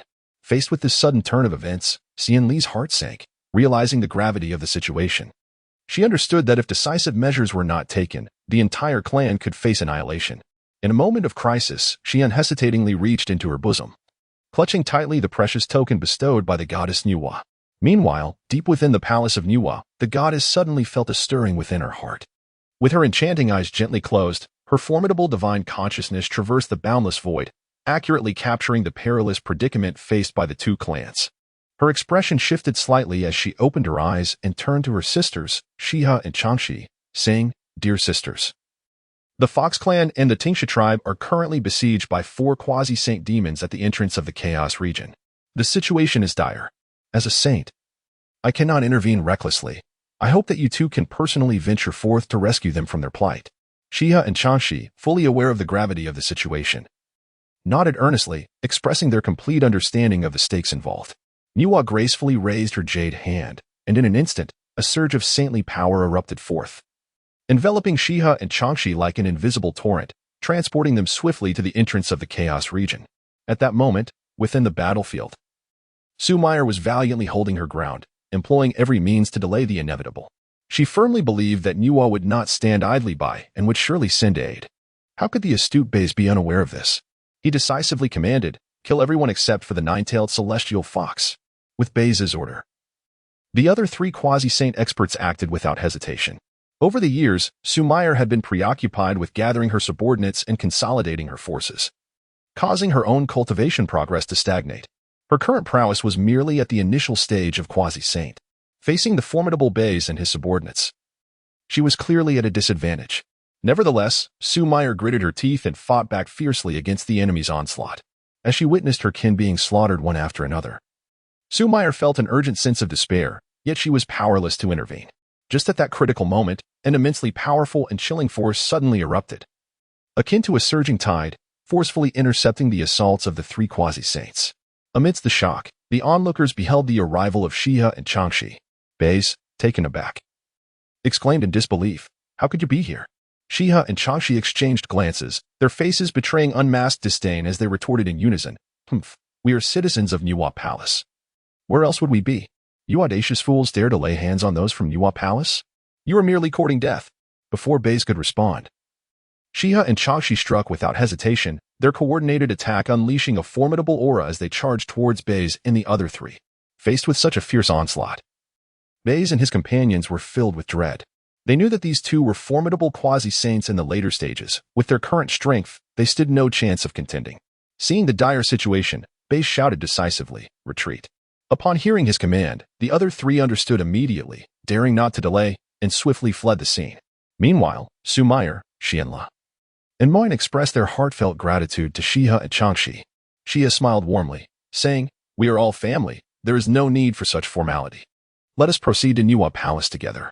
Thanks to the timely assistance of Shiha and Changshi, although the Fox clan and the Tingsha tribe suffered significant losses, they managed to preserve their lives and escape the clutches of the demon court. However, Su Meyer remained concerned about the situation with Kuei-Nyo, uncertain if their ally would successfully reach the Jiejiao. At that moment, Kuei-Nyo was leading his kin in a frantic dash, nearing the vicinity of Kunlun Mountain. Suddenly, three powerful demon gods appeared before them, blocking their path. Kuei-Nyo's heart sank, fully aware that breaching this barrier would not be an easy task. Fortunately, at this critical juncture, the Taoist duobao of Jiejiao arrived, wielding the Qingping sword of the Tongtian teacher. The Qingping sword sliced through the air, emanating a chilling brilliance and unleashing unparalleled might, forcing the three demon gods to retreat repeatedly. Yet, keen observers could discern that it was not merely the strength of duobao that was at play, rather, the Tongtian teacher, far away, was remotely controlling the sword through some secret method. As Beis and his companions hurried back in a state of alarm, Emperor Jun, seated upon his throne, had already received word of these developments. The sudden eruption of power from the Saint of the Upper Clear could not have escaped the attention of the numerous mighty beings of the primordial world. Being a sovereign ruler, Emperor Jun was the first to sense something amiss and immediately employed the mystical capabilities of the Hichu and Luoshu to discern what had transpired. Indeed, after thorough investigation, Emperor Jun discovered that the three renowned demon gods of his own court were engaged in fierce conflict with those of Jiejiao. To his astonishment, Kuei-Nyo was also aligned with Jiejiao. A frown creased Emperor Jun's brow as he pondered the reasons behind the escalating tensions between the two factions. Without delay, he utilized a secret method to contact one of the demon gods, seeking to understand the intricacies of the situation. It is crucial to note that unless one attained the realm of a saint, ordinary cultivators could not directly probe the affairs of the three realms, let alone gaze freely into any corner of existence. Only through powerful artifacts capable of discerning celestial secrets could one hope to uncover the underlying mysteries. Once Emperor Jun grasped the full narrative of the events, his previously stern visage remained unexpectedly calm, as if nothing had stirred his inner peace. However, his longtime subordinates were acutely aware that beneath this seemingly tranquil facade lay a suppressed fury, ready to erupt like a volcano at the slightest provocation. Then, Emperor Jun spoke slowly, his deep, thunderous voice resonating like a clap of thunder in the ears of the three demon gods. "Return at once." These few simple words struck the hearts of the listeners like a heavy hammer, instilling a sense of dread within them. They understood that the trouble they had stirred up was no trifling matter. Even a single goddess like Nüwa was not someone they could easily provoke. Moreover, there were three saints stationed atop Kunlun Mountain. In the 33 heavens, within the demon court, Emperor Jun sat regally upon his throne, casting a commanding gaze upon those below. His eyes blazed with intensity, his expression cold and resolute, as he decided not to delay further but to execute the plans he had long since prepared. Time flowed swiftly, and 10 years passed in the blink of an eye. The returning Beis and others were met with no severe punishment from Emperor Jun. Instead, he ordered Beis to redeem himself through merit, to observe the outcomes of his actions. Within the demon court, the 10 great demon gods had gathered. Among them was a Baizé of mid-level quasi-saint status, while the remaining 9 were formidable beings of early quasi-saint rank. Additionally, there were over 100 peak Deluo Jingxian masters, along with nearly 1,000 demon gods ranging from early to late Deluo Jingxian. The congregation of such an elite assembly was a direct result of the substantial rise in the fortunes of the demon race following the establishment of the demon text, allowing for their rapid advancement. Jun gazed upon the densely packed, powerful demon gods beneath him, and a surge of boldness welled up within his heart. Suddenly, he rose to his feet and proclaimed loudly, "All demon gods, heed my command. From this day forth, any who refuse to submit to my demon court shall be executed without mercy. By say, you shall personally lead the troops to the U2 clan and ensure that their patriarch is brought back. Should there be any further mistakes, do not blame me for my lack of compassion." In his words, Di Jun's gaze betrayed his extreme dissatisfaction and a hint of anger towards Bai Zai's recent missteps. Meanwhile, at the eastern shores, the two human ancestors were equally engaged in relentless endeavors. They were tirelessly urging the human race to accelerate their cultivation progress, while meticulously arranging powerful defensive formations in each city of the human realm. A fierce struggle concerning the survival and decline of their race had already commenced. This formation was ingeniously designed, intricately interconnected, enveloping the land like an all-encompassing net. Each city was inscribed with formidable array patterns capable of vanquishing Tai Jingxian, their mysterious and radiant glow seemingly containing boundless power and majesty. Along the eastern shores stood thousands of human cities, scattered like stars across the land. Though appearing dispersed, these cities were intricately linked through formations, collectively forming an immense array. This grand formation resembled a complex and precise machine, where each component played a crucial role. The human race named this remarkable array the Flame of Civilization Array, symbolizing its sacred mission to protect humanity and inherit the flame of civilization. This remarkable array was not achieved overnight. Rather, it was the result of the human race's diligent research and exploration over tens of thousands of years. Comprehending the array techniques passed down by the celestial saints, and skillfully blending the unique geographical and cultural characteristics of human cities. As the master of the main array, one could harness the collective power of countless cities, transforming it into an indomitable force. Simultaneously, it could carry the immense fortunes of the human race, akin to an extraordinary sword, safeguarding all of humanity from external harm. The accomplishments of this grand design were inseparable from the tireless efforts of Daochen and the three ancestors of humanity. They continually refined the formation, offering invaluable suggestions to the skilled practitioners within the array hall, and through collaborative improvement, they ultimately brought the Flame of Civilization array to perfection. On another front, the area around Wanshou Mountain buzzed with extraordinary activity. In recent years, the human race had taken on the guise of a construction frenzy, rapidly erecting cities in the vicinity of Wanshou Mountain. In a remarkably short span, nearly 5,000 new cities had emerged. Such astonishing speed and scale left even the resident Jin Yuanzi utterly astounded. Daochen gazed upon the flourishing scene before him, his heart brimming with contentment. He observed that the human race here had gradually settled down, leading a life of peace and prosperity. Thus, he resolved to embark on his journey home, returning to Mount Buzhou to continue honing his abilities. For he understood well that the road ahead remained long and fraught with challenges. Only through the relentless enhancement of his own strength could he hope to ascend to the exalted pinnacle and forge an even more resplendent future for humanity. A profound intuition subtly whispered to Daochen that the towering and enigmatic peak of Buzhou Mountain undoubtedly concealed extraordinary treasures. This conviction became one of the pivotal reasons he had yet to transcend to the realm of the great Luo Golden Immortal, perpetually lingering within the confines of the Tai Golden Immortal level. After bidding farewell to Sui Ren and Jin Yuanzi, Daochen resolutely turned and embarked on the journey back to Buzhou Mountain. Before his departure, he thoughtfully bestowed upon Sui Ren and Jin Yuanzi the communication talismans meticulously crafted by Nüwa, ensuring that they could maintain close contact in the future. The remarkable capabilities of this communication talisman stemmed from a wondrous tale Daochen had previously shared with Shihe and Changxi. In that narrative, a fascinating method of real-time dialogue across vast distances was vividly illustrated, replete with numerous astonishing and imaginative elements. However, what took Daochen by surprise was that when he last attempted to connect with Nüwa using the Nüwa command, she, through her profound understanding of the laws of creation and extraordinary wisdom, successfully transformed this concept of long-distance communication into reality. Though this seemingly unremarkable communication talisman did not even qualify as a low-grade spiritual treasure, it undeniably possessed the ability for distant dialogue, leaving one in awe. Reflecting on this, Daochen couldn't help but sincerely exclaim, "Master is truly remarkable. Truly a being who commands the laws of creation." Even the advanced mobile communication functions of later generations could be ingeniously developed by her. It is worth noting that the original Nüwa command merely had a restriction imposed by Nüwa herself. Once someone triggered this restriction, Nüwa could instantly sense it and, utilizing her saintly power, establish a connection directly with the holder of the command. This astonishing communication talisman was indeed supremely convenient. It eliminated the need for the cumbersome operations of the past. As long as both parties possessed the talisman, they could effortlessly communicate regardless of the distance. Without relying on the formidable power of a saint, the vast and boundless world of the primordial era, far from the devastated realm of a cataclysmic divine calamity, was now an expanse tenfold greater than before.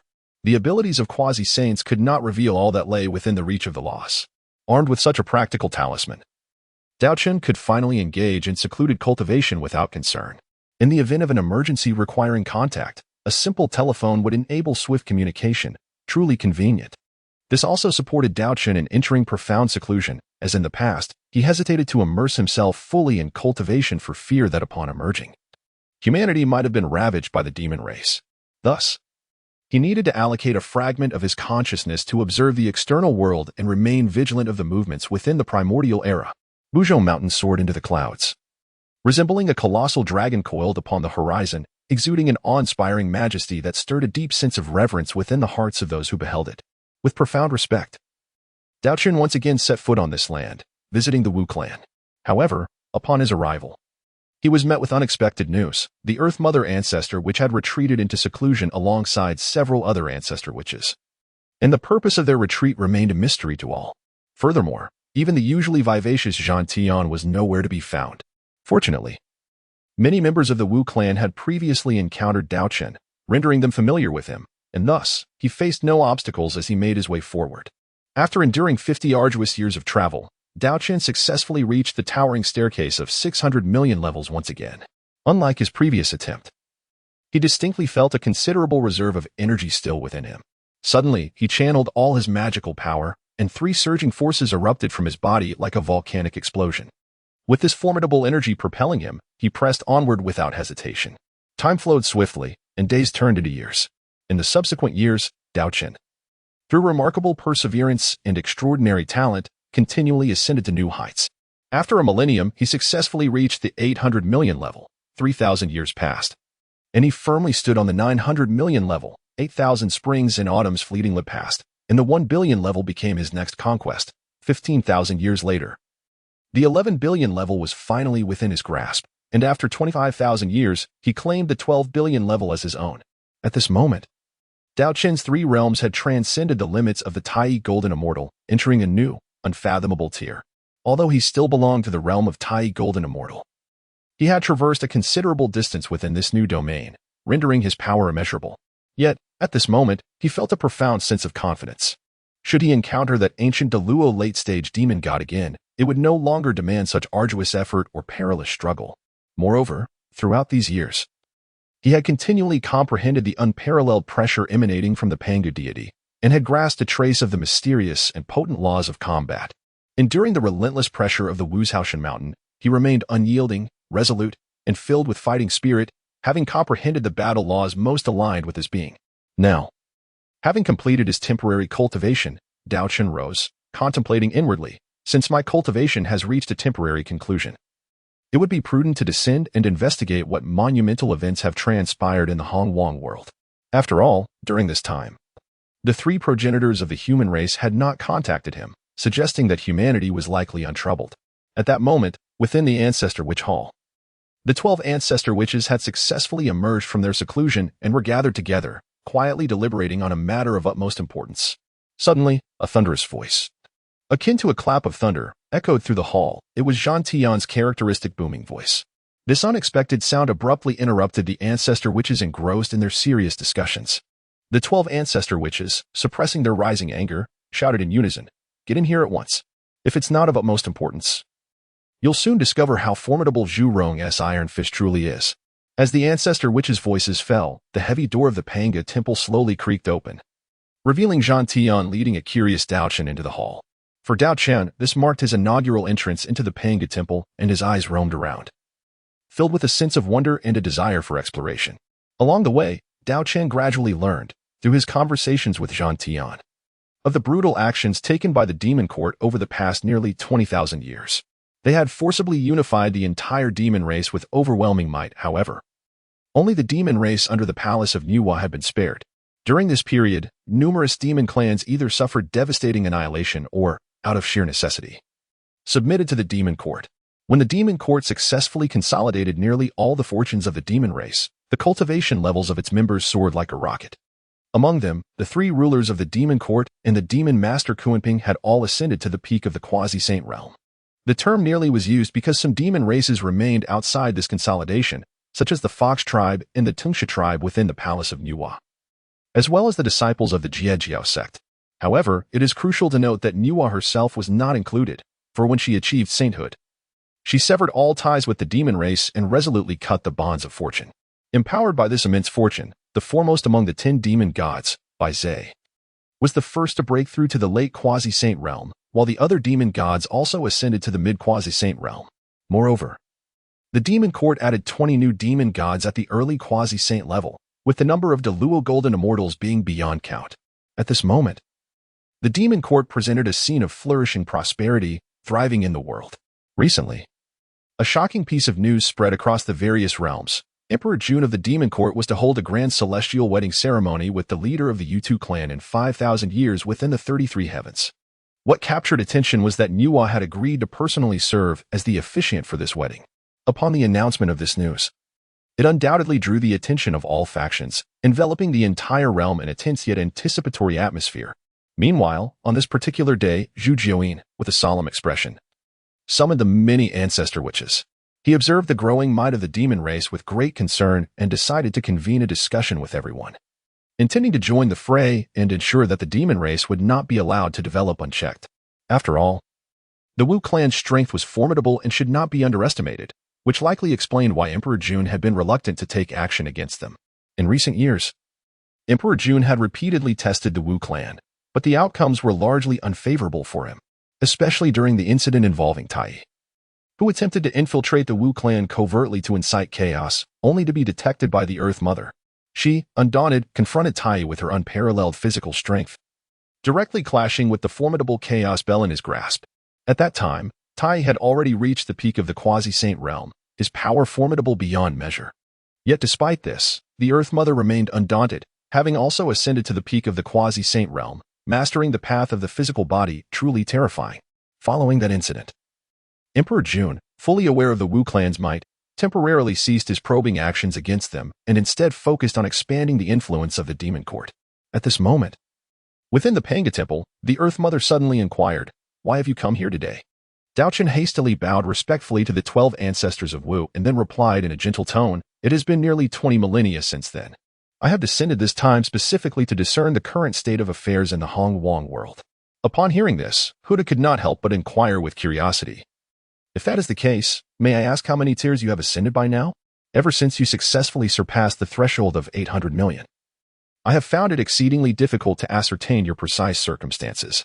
Daochen spoke with an air of tranquility. "My current progress has reached the 1.2 billion threshold. Yet I fear I cannot ascend further in the immediate future. It will require considerable accumulation before I can truly reach the pinnacle." His words reverberated through the air like thunder, leaving the likes of Emperor Jiang and others in stunned disbelief, their faces awash with incredulity. It is worth noting that Huta ranks among the top 3 formidable entities of the 12 ancestor witches. However, despite this, her cultivation has only attained 800 million at present. Zhurong's eyes widened, her skepticism and disdain unmistakable as she exclaimed, "How can this be possible? You, a mere human, dare to boast such grandiose claims? It's nothing short of a fool's dream."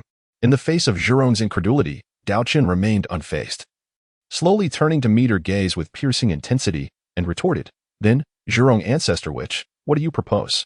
Zhurong scoffed, a hint of disdain curling at the corners of her mouth as she replied, "Since you are so brimming with confidence, let us engage in a contest. Of course, a character as insignificant as you is unworthy of my direct involvement. I shall summon a great witch to battle you, should you prevail against him. Perhaps there might be some credibility to your claims." With that, she stepped out of the Panga Divine Hall and called out to the crowd, "Shengchen, come forth and show this human a lesson." As her voice echoed, a towering figure emerged from the crowd, a man of formidable stature, akin to an iron tower. He wielded a weapon, exuding an aura that sent shivers down the spine. Daochen scrutinized the legendary great shaman, Shengchen, who had bequeathed the world with the enduring legacy of his battle dance and indomitable spirit. As the impending confrontation loomed, Daochen felt no trepidation, rather, he was filled with an exhilarating eagerness. He understood that in the Wu clan, a realm where might reigns supreme. Everything must be substantiated through strength. If one cannot demonstrate formidable combat prowess, no amount of eloquence would earn them respect.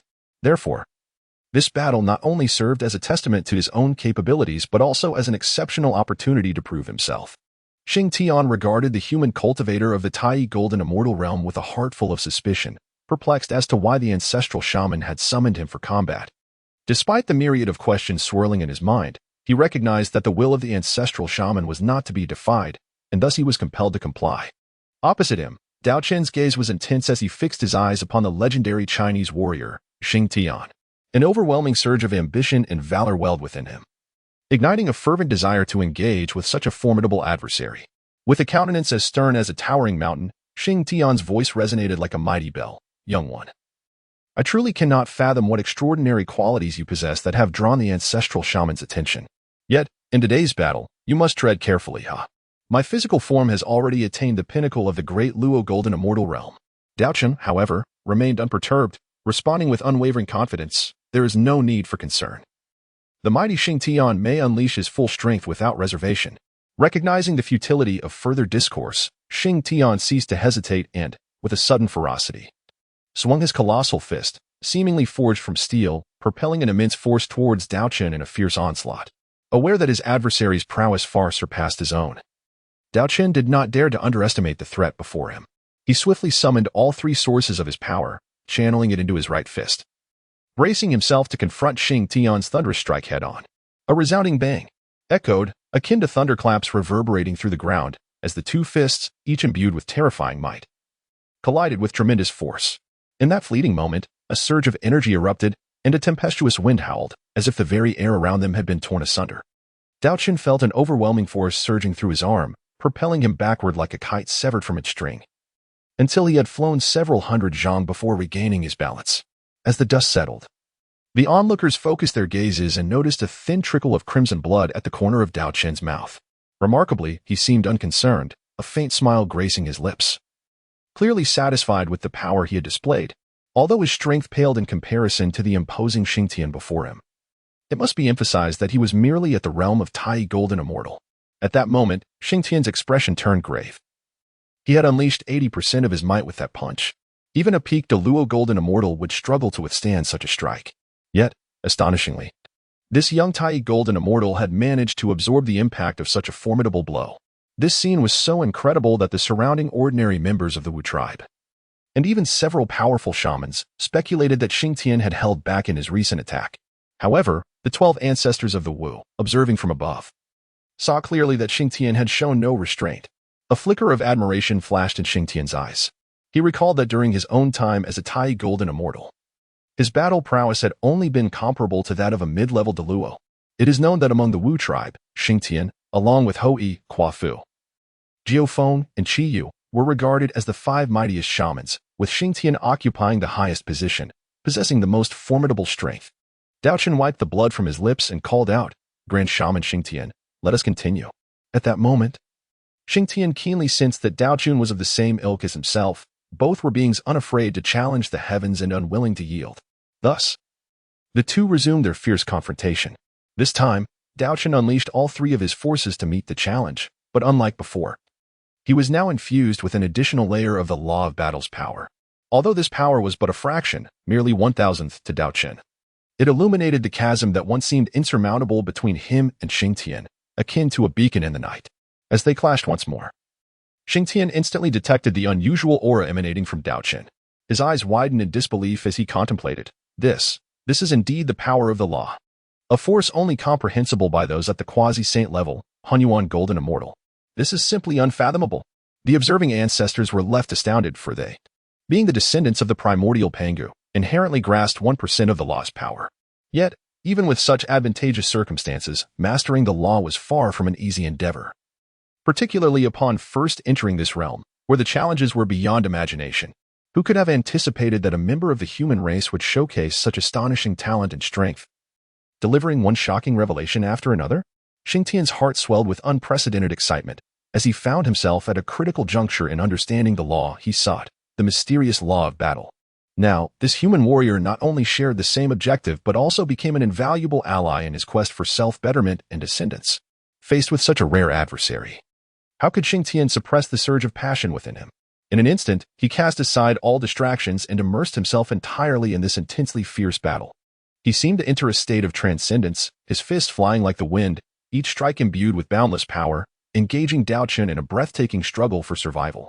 The battlefield transformed into a maelstrom of chaos. Thunder and lightning erupted as both combatants exchanged blows, neither yielding an inch, plunging the world into darkness, obscuring the sun and moon. This extraordinary clash persisted for an entire century. Just as everyone believed this fierce confrontation would continue indefinitely, Daochen suddenly ceased his movements. The crowd gasped, their gazes fixated on Daochen and Shengchen. It turned out that Shengchen had achieved an extraordinary breakthrough, one that transcended mere elevation and realm. He had attained a fresh understanding of the supreme law, specifically the law of battle. Even more astonishing was that Shengtian's comprehension had reached the 1% threshold. Simultaneously, Daochen had also attained this remarkable level of insight into the law of battle. The sight left all present in awe, demonstrating that only through such life and death struggles could one rapidly enhance their grasp of the law. Seeing this development, Emperor Jiang decisively led Shengtian toward the Panga shrine without hesitation. He had resolved to utilize the power of the Panga blood pool within the shrine to assist Shengtian in breaking through his current limitations. Should Shengtian emerge from this retreat successfully, the Wu tribe would welcome their 13th ancestor. Upon arriving at the Panga shrine, Shengtian immediately sat down cross-legged, entering a state of profound meditation, fully devoted to breaking through to the quasi-saint realm. After all, once he succeeded, he would officially become the 13th ancestor of the Wu tribe, wielding even greater power.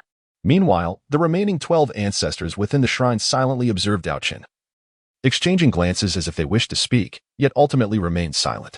Upon witnessing this, Daochen felt a sense of bewilderment and could not help but urge, "Esteemed ancestors of the Witch clan, what is it that you wish to convey?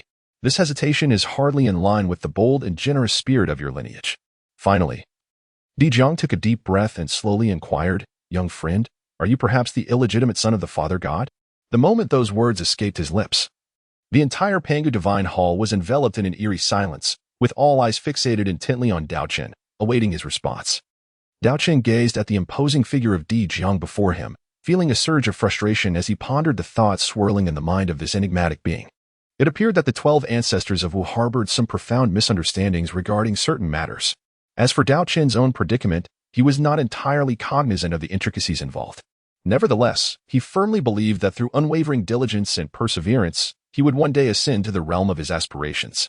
At that moment, Zhu Jioyin slowly shook his head and spoke, "Young friend, might you be interested in learning the 9 transformations of mysticism from my Wu clan?" Upon hearing this, Daochen was taken aback.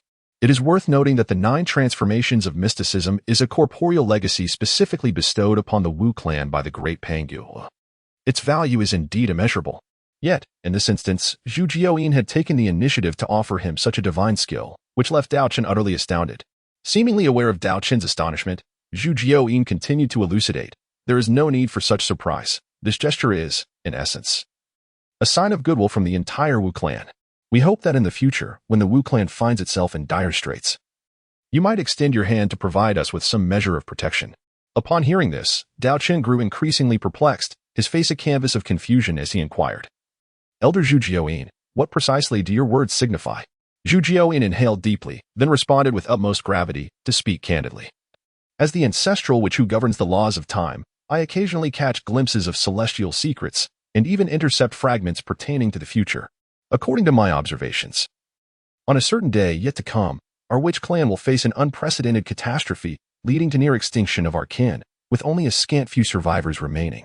For many years, our clan has been diligently strategizing in secrecy to confront this impending doom. Yet, regrettably, no matter how fervently we strive, that predetermined future remains stubbornly unchanged." Daochen's lips curled into a subtle smile as he softly uttered, "The King of Heaven covers the tiger of the earth?" However, his words fell upon the stillness like a stone cast into a tranquil lake, failing to stir even the slightest ripple. The surroundings were enveloped in silence, with no one responding to his seemingly nonsensical remark. Upon witnessing this, Daochen furrowed his brow slightly. Pausing for a moment before speaking once more, the extraordinary changes remained unchanged. This time, his voice rose a notch, yet the outcome was still disappointing, as the crowd remained utterly unresponsive. At that moment, the 12 ancestor witches exchanged glances, regarding Daochen as though he were a peculiar creature, their eyes brimming with confusion and bewilderment. It was as if they were silently questioning why this young man was so strange and inexplicable. Meanwhile, the Earth Mother, who had a slight understanding of Daochen, could not help but inquire, "What exactly do you mean by all this?" Her tone carried a hint of curiosity and perplexity. Upon hearing the inquiry from the Earth Mother, Daochen felt a pang of disappointment and inwardly mused that perhaps he had overthought the situation. He smiled and replied, "The Witch Clan has bestowed upon me such a generous gift, I am truly at a loss for how to repay it. However, rest assured that should I encounter any members of the Witch Clan in need of assistance in the future, I shall do everything within my power to provide protection." With that, he turned to the Earth Mother, his gaze sincere. As his demeanor shifted to one of solemnity, Daochen addressed the Earth Mother with utmost seriousness, saying, "Earth Mother, there is a particular saying I hope you will keep in your heart. If one day you find yourself struck by a profound realization and feel compelled to undertake a monumental act of virtue, please remember to call upon the great Tao for witness, rather than the heavenly Tao." As he spoke, he gestured toward the magnificent Pangu temple, continuing, "This temple is a treasure left behind by the great Pangu, and even the heavenly Tao finds it challenging to monitor what transpires within its confines. Thus, there is no need for concern about being detected when discussing this matter here." Having said this, Daochen stepped forward, extending his right index finger and gently touching the center of the Earth Mother's brow. A faint beam of light emanated from his fingertip, swiftly entering her mind. As the light infused her consciousness, the Earth Mother experienced a thunderous resonance within her mind, and vivid images of the underworld surged forth like a tidal wave. Moments later, she fully comprehended the information, and a look of enlightenment spread across her face. Could this be the destiny she was meant to fulfill? She gazed at Daochen, her eyes reflecting both gratitude and contemplation of her uncertain fate. With heartfelt appreciation, the Earth Mother expressed, "I have come to understand, and I sincerely thank you, young friend, for your assistance." However, at that moment, an unforeseen change occurred. A beam of blood-red light suddenly shot forth from the depths of the Pangu temple, piercing directly into her brow with alarming swiftness. Instantly, an overwhelming aura of terror, emanating from the great Pangu himself, enveloped the entire temple. Daochen was no stranger to the oppressive presence of the great Pangu. In an instant, the aura of the great Pangu flickered like lightning. Yet that fleeting moment was enough for everyone present to feel an unparalleled weight and shock. The Earth Mother's previously clear gaze became clouded, as if she had lost consciousness. The vivid images Daochen had just revealed to her vanished like smoke, leaving no trace behind, erasing all memory of them. The sudden turn of events left her in a state of panic, utterly bewildered. Meanwhile, Zhu Jioyin, witnessing this unfolding drama, was beset by a torrent of thoughts. Especially upon sensing the sudden arrival of Pangu's oppressive force, coupled with the strange occurrences surrounding the Earth Mother, he keenly discerned that significant mysteries were concealed within. Without hesitation, Zhu Jioyin called upon the laws of time at his command, striving to glean the future's trajectory through divination. As time passed, he immersed himself in the workings of the temporal laws. After a brief period, his complexion turned exceedingly pale, akin to a blank sheet of paper, devoid of color. He appeared as though all his vitality had been drained, leaving him feeble to the core. Yet, even in his weakened state, a glimmer of uncontainable joy sparkled in his eyes. With a trembling voice, he exclaimed, "The future of our witch clan has indeed altered. Though I cannot clearly perceive the specifics, it is evident that it is fundamentally different from before." Upon hearing this, the other ancestral witches, including Di Jiang, were struck with disbelief, their expressions shifting dramatically as they pressed. "Is what you say true, second brother? You mustn't deceive us." Zhu Jioyin nodded earnestly, his tone resolute as he replied, "I swear by the name of the laws of time, there is not a shred of falsehood in my words." With Zhu Jioyin's unequivocal affirmation, the other ancestral witches erupted in excitement, their joy palpable. They understood that all these changes stemmed from Daochen's earlier actions. Di Jiang, stepping forward without hesitation, imparted the invaluable 9 transformations of the profound art to Daochen as a token of gratitude and admiration. He spoke earnestly. This 9 transformations of the profound art is a powerful physical cultivation technique practiced by our Father God Pangu. Its might is unparalleled. Reaching the Hunyuan de Luo Golden Immortal stage is merely the beginning. Our Father God had already approached the threshold of the Great Tao, half-step Hunyuan Wujijing Immortal. Yet, we currently reside in the quasi-saint level. To truly master this technique, it will require your relentless effort. Upon hearing these words, Daochen slowly closed his eyes, wholeheartedly absorbing the complete transmission of the 9 turns mystical art. Once he had fully digested the teachings, he finally opened his eyes and, with a deep bow towards Di Jiang, expressed his profound gratitude. "Thank you, Senior Di Jiang, for generously imparting such a precious technique. I shall endeavor with all my strength to live up to your expectations. Di Jiang, witnessing this, chuckled and waved his hand dismissively, jovially responding, "Ha ha, brother Daochen. You have rendered great service to my Wu clan, so there is no need for such formality between us. From this day forth, let us address each other as brothers." Seeing the unwavering stance of Emperor Jiang, Daochen could only nod helplessly and respond, "Since it is thus, I shall humbly comply with your command, brother Jiang. Please allow me to pay my respects." At that moment, Zhu Jioyin, who was nearby, suddenly interjected with a question, "Brother Daochen, regarding the celestial marriage hosted by the demon court, do you believe it would be prudent for our Wu clan to launch a surprise assault, catching them off guard?" Daochen pondered briefly before responding, "I have heard from Zhang Tian that the demon court currently possesses 4 formidable beings at the peak of the quasi-saint level. It seems that confronting them directly would not be a simple task, would it?" Upon hearing Daochen's words, Hongmeng let out a cold snort, his face betraying a hint of displeasure, clearly dissatisfied with Daochen's underestimation of the witch clan's strength. Then, too hurried to clarify, "What you may not know, my esteemed brother Daochen, is that our witch clan comprises 12 ancestral witches, including 4 peak quasi-saint powerhouses and 8 at the late quasi-saint stage. Furthermore, warriors such as Xing Tian possess the capability to contend with those at the mid-quasi-saint level. Given such a formidable lineup, do you still doubt our witch clan's ability to handle this situation?" Daochen continued. "Do you possess a strategy to counter the demon clan's great array of the celestial stars?" Hongmeng replied, "What is there to fear? They have their formations. But do we not have our own? We, the 12 ancestor witches, have long since mastered the 12 capital heavenly gods' great formation, capable of summoning the divine manifestation of our Father God to cleave through the cosmos." Daochen was rendered speechless. The witch tribe was indeed formidable. He then suggested, "Why hesitate? Let us strike once their celestial marriage is complete. It would be prudent to wait until the ceremony concludes and the heavenly Tao bestows its merits, catching them off guard. When the merits descend, they will lack the time to absorb and transform that power into combat strength, which would surely be most distressing." Zhu Jioyin laughed heartily and remarked, "Daochen, my dear brother, you speak wisely. Moreover, considering that the officiant is your esteemed master, there may be additional advantages. Thus, we shall wait until the Holy Mother Nüwa reaps her benefits before we take action." Daochen was taken aback to realize that his subtle thoughts had been perceived by Zhu Jioyin. He scratched his head and offered an awkward smile. On the side, Ho Tu's eyes flashed with a hint of envy. Having a disciple who cared for him in such a way seemed quite appealing. In the vast expanse of the primordial world, the aura of the Panga god emanating from the Wu clan surged like a tempest, instilling fear in the hearts of all powerful beings. They pondered in their minds, questioning whether the Panga god had truly perished. If so, what could this terrifying presence be? Within the boundless chaos, the Dao ancestor, Hongjun, slowly opened his eyes, a look of astonishment upon his face as he murmured, "This is impossible. This is the aura of Pangu. Could it be that he has left behind a hidden hand?"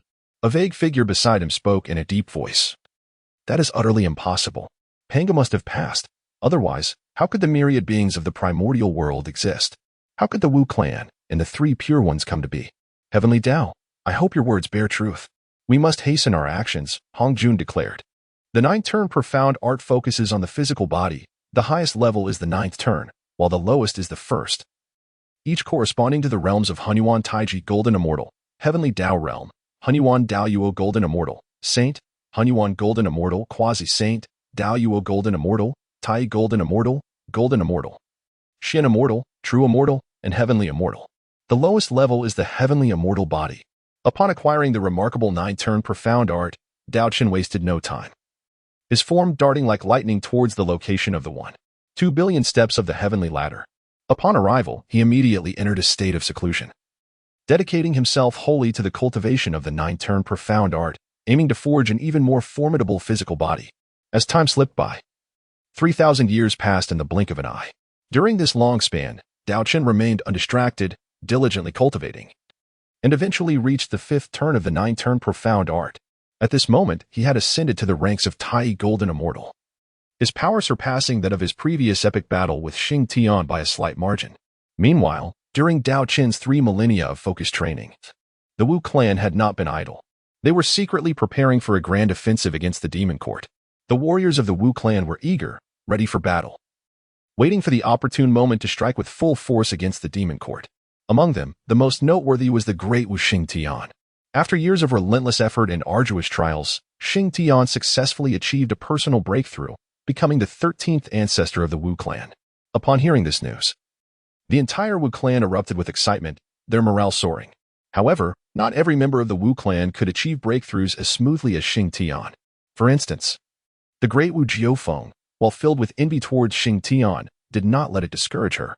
Instead, she devoted herself even more fervently to her cultivation, seizing every moment to enhance her strength, eager to break through her own bottleneck and ascend to the rank of ancestor. Jiufeng was no ordinary figure. She was the younger sister of the thunder ancestor Wu Chang.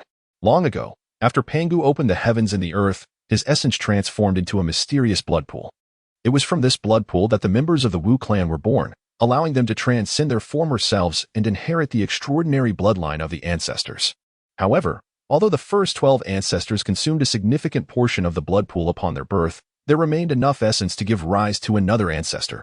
For reasons unknown, Jiufeng's bloodline fell just short of the ancestral threshold, failing to fully awaken, and thus she could not wield a unique power as the other ancestors did. Nevertheless, Jiufeng refused to relinquish hope. After extensive exploration and study, she discovered that if she could profoundly comprehend the laws of the universe, her bloodline's ascension would no longer be a distant dream. Currently, she stood merely a step away from the realm of the ancestors, with that final step hinging upon her understanding of the laws. Yet, this barrier loomed like an insurmountable chasm before her. Even Xingtian, by a fortunate twist of fate, encountered Daochen, who shared insights into the laws of battle, leading to his breakthrough into the ancestral realm. The legendary 12 ancestors, the 13 ancestors each demonstrated the powerful laws they had mastered, unveiling them before Jiufeng. Regrettably, despite this display, Jiufeng was still unable to discern a unique law that belonged solely to her. Wu Chang looked at his sister, who wore a frown day in and day out. Feeling deeply troubled, after much contemplation, he decided to seek the wisdom of Zhu Jioyin, the sage of the Wu clan. Upon meeting Zhu Jioyin, Wu Chang urgently inquired, "Second brother, it cannot continue like this with Jiufeng in distress. Please offer me some guidance on how I might assist her." Zhu Jioyin furrowed his brow slightly, lost in thought for a moment. After a while, he slowly raised his head and said, "In my opinion, why don't we consult Daochen? This young man is known for his cleverness and resourcefulness. Perhaps he can devise a solution to Jiufeng's predicament." As soon as he finished speaking, Zhu Jioyin swiftly produced a miraculous artifact granted by Daochen and began to establish contact with him, who was far away.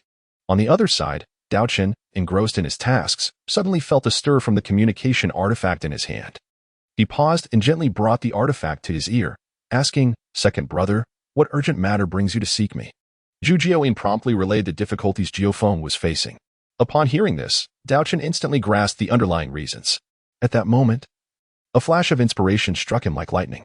Daochen could not help but muse inwardly at the time of the great witch Jiufeng's birth.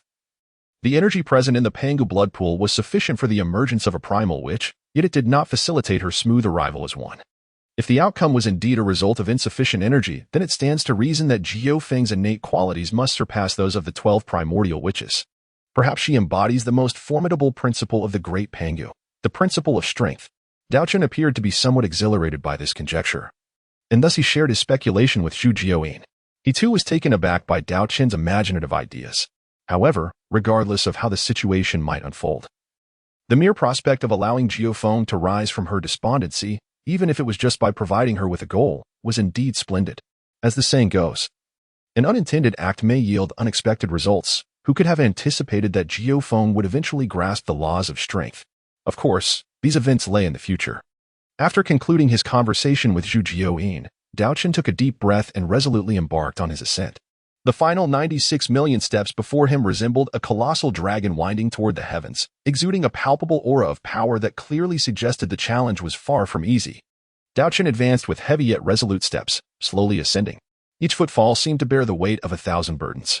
Yet, his gaze remained imbued with unwavering determination and indomitable spirit.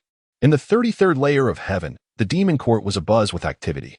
Countless demon clans, deities, and saints surged in from all directions, converging upon the magnificent and breathtakingly grand demon court. They gathered with hearts full of joy and anticipation, united in their efforts to prepare for an unprecedented grand celebration. The sole purpose of this festivity was to extend their most heartfelt and fervent congratulations to their revered sovereign. At this moment, The entire demon court was adorned in resplendent decorations, every corner festooned with lights and red silks, exuding an atmosphere of jubilant celebration. The main hall was vast and seemingly boundless, stretching endlessly before the eye. This grand hall not only boasted immense scale but also concealed intricate mysteries, offering a sense of paradise within. Above the main hall, 6 exquisitely ornate thrones floated, each radiating a dazzling brilliance that exuded an unparalleled aura of nobility. Their purpose was unmistakable. These thrones were meticulously prepared for the 6 saints of the heavenly path. Indeed, Emperor Jun had extended a sincere invitation to Nüwa to personally officiate his wedding, and even included the illustrious 3 purities, as well as the renowned saints Jian and Juandi among the guest list. However, the exalted saints did not descend in person. Instead, they dispatched their esteemed disciples to represent them. The Grand Master Xuandu of the Ta-Ching sect and the Lamp Master of the Yu-Ching sect arrived gracefully, accompanied by 12 golden immortals including Guangqingzi. Simultaneously, the Treasure Master of the Jie and his disciples arrived with remarkable speed. The demon court was alive with activity, a spectacle of gathered talents. It is noteworthy that the 3 purities had initially intended for their disciples to refrain from participating in such festivities. However, upon reflection, they realized that their disciples, having diligently pursued their studies on the mountain, had not had the opportunity to experience the world. Prolonged seclusion could lead to arrogance and ignorance of the vastness of existence in the hierarchy beyond. Thus, after careful deliberation, the 3 purities decided to allow their disciples to descend, both to broaden their horizons and to remind them of the arduous journey that lay ahead in their cultivation. Unexpectedly, even the reclusive ancestor of the underworld river, who typically immersed himself in the pursuit of the ultimate sacred path, made an appearance at this gathering. His presence underscored the significance and exceptional nature of this assembly. The Western teachings naturally would not miss such a splendid opportunity. The medicine master and Maitreya, esteemed disciples of the Western saints, bore the responsibility of representing their sect at the banquet. These 2 were no ordinary figures. They were destined to become the supreme authorities within the Buddhist realm. Once all the guests were seated, the tables before them were laden with a dazzling array of delicacies. Among them were numerous innate spiritual fruits and exquisite, fragrant wines. Such a sumptuous feast left all in awe of the demon court's lavish hospitality. For wandering cultivators, the spiritual fruits and wines on the table were undoubtedly precious treasures. While they may not rival the legendary 10 supreme innate spiritual roots, they were certainly rare and valuable wonders. At that moment, a sound of footsteps drew the guests' attention, and they beheld Emperor Jun entering the grand hall alongside the leader of the Moon Rabbit clan, Yushi. Coincidentally, Lady Nüwa also manifested before the assembly at that precise moment. The atmosphere within the hall became fervent, with all present brimming with anticipation for the forthcoming celebration. Everyone respectfully bowed, uniting in a chorus, "Hail, Lady Nüwa." Lady Nüwa smiled gently, elegantly waving her jade arm, and a soft yet powerful force, akin to a spring breeze, enveloped the assembly, lifting them gently. Turning her head, she acknowledged Emperor Jun with a subtle nod. With a smile upon his face, Emperor Jun extended his long hand, tenderly taking the delicate hand of the enchanting Yushi. Together, they stood side by side, gazing toward the infinite expanse of the heavens. Emperor Jun proclaimed loudly, "Heavenly path above, today I, Emperor Jun of the Demon Court, wish to take Yushi of the Moon Rabbit clan as my wife. To remedy the deficiencies in matrimonial ties within this primordial realm, I ask the heavenly path to bear witness." However, as time ticked away, the sky remained tranquil, showing no sign that the heavenly path had acknowledged Emperor Jun's words. Just as speculation stirred among the crowd, Lady Nüwa suddenly conceived an idea. She retrieved a vibrant red embroidered ball from her sleeve and unhesitatingly cast it into the sky, intoning, "I am Nüwa. Today, I offer this treasure of matrimonial fate." The red embroidered ball, to witness the heavenly marriage of the Emperor and Empress. May the heavenly path bear witness. As her words echoed, a thunderous sound reverberated through the air. The once clear sky darkened ominously, and a colossal eye of the heavenly path materialized, its gaze flickering with an awe-inspiring light, embodying immense authority and power. Then, a deep, oppressive voice emerged from the eye, approved. With this affirmation, countless radiant merits of the heavenly path cascaded down like a torrential rain, illuminating the world in a golden hue. Notably, the red embroidered ball cast by Lady Nüwa claimed a substantial portion of those merits, while the remaining merits gracefully showered upon Emperor Jun and Yushi. Witnessing the heavenly path's acknowledgement of their union, Lady Nüwa nodded with satisfaction before vanishing from sight. However, prior to her departure, She discreetly placed a mystical restriction upon Fushi to safeguard him from unforeseen misfortunes, fully aware of the subtle machinations of the witch tribe. Just as Lady Nüwa turned to leave, Emperor Jiang led the other 12 ancestral witches in a swift dash toward the towering and enigmatic 33rd layer of heaven. Concurrently, numerous valiant witches and countless warriors of the witch tribe had already engaged in a fierce and bloody battle against the demon soldiers in the other realms.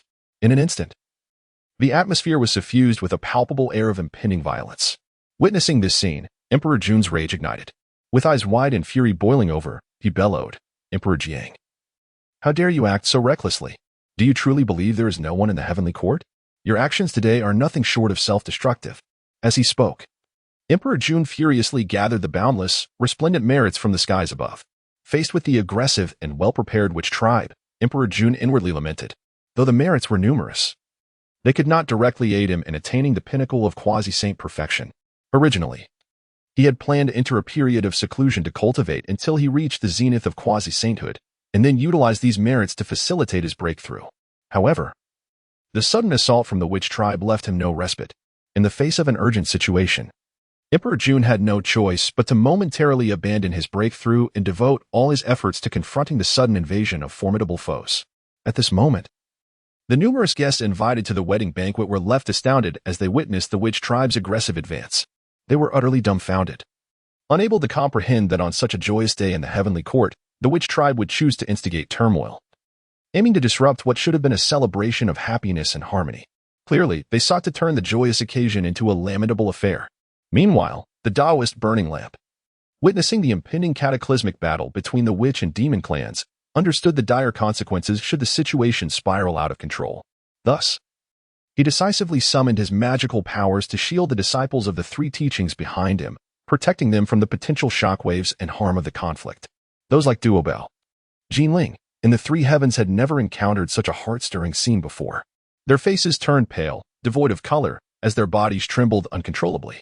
It is worth noting that among them, the most powerful was Duobao, who had attained the perfect realm of Tai Jingxian.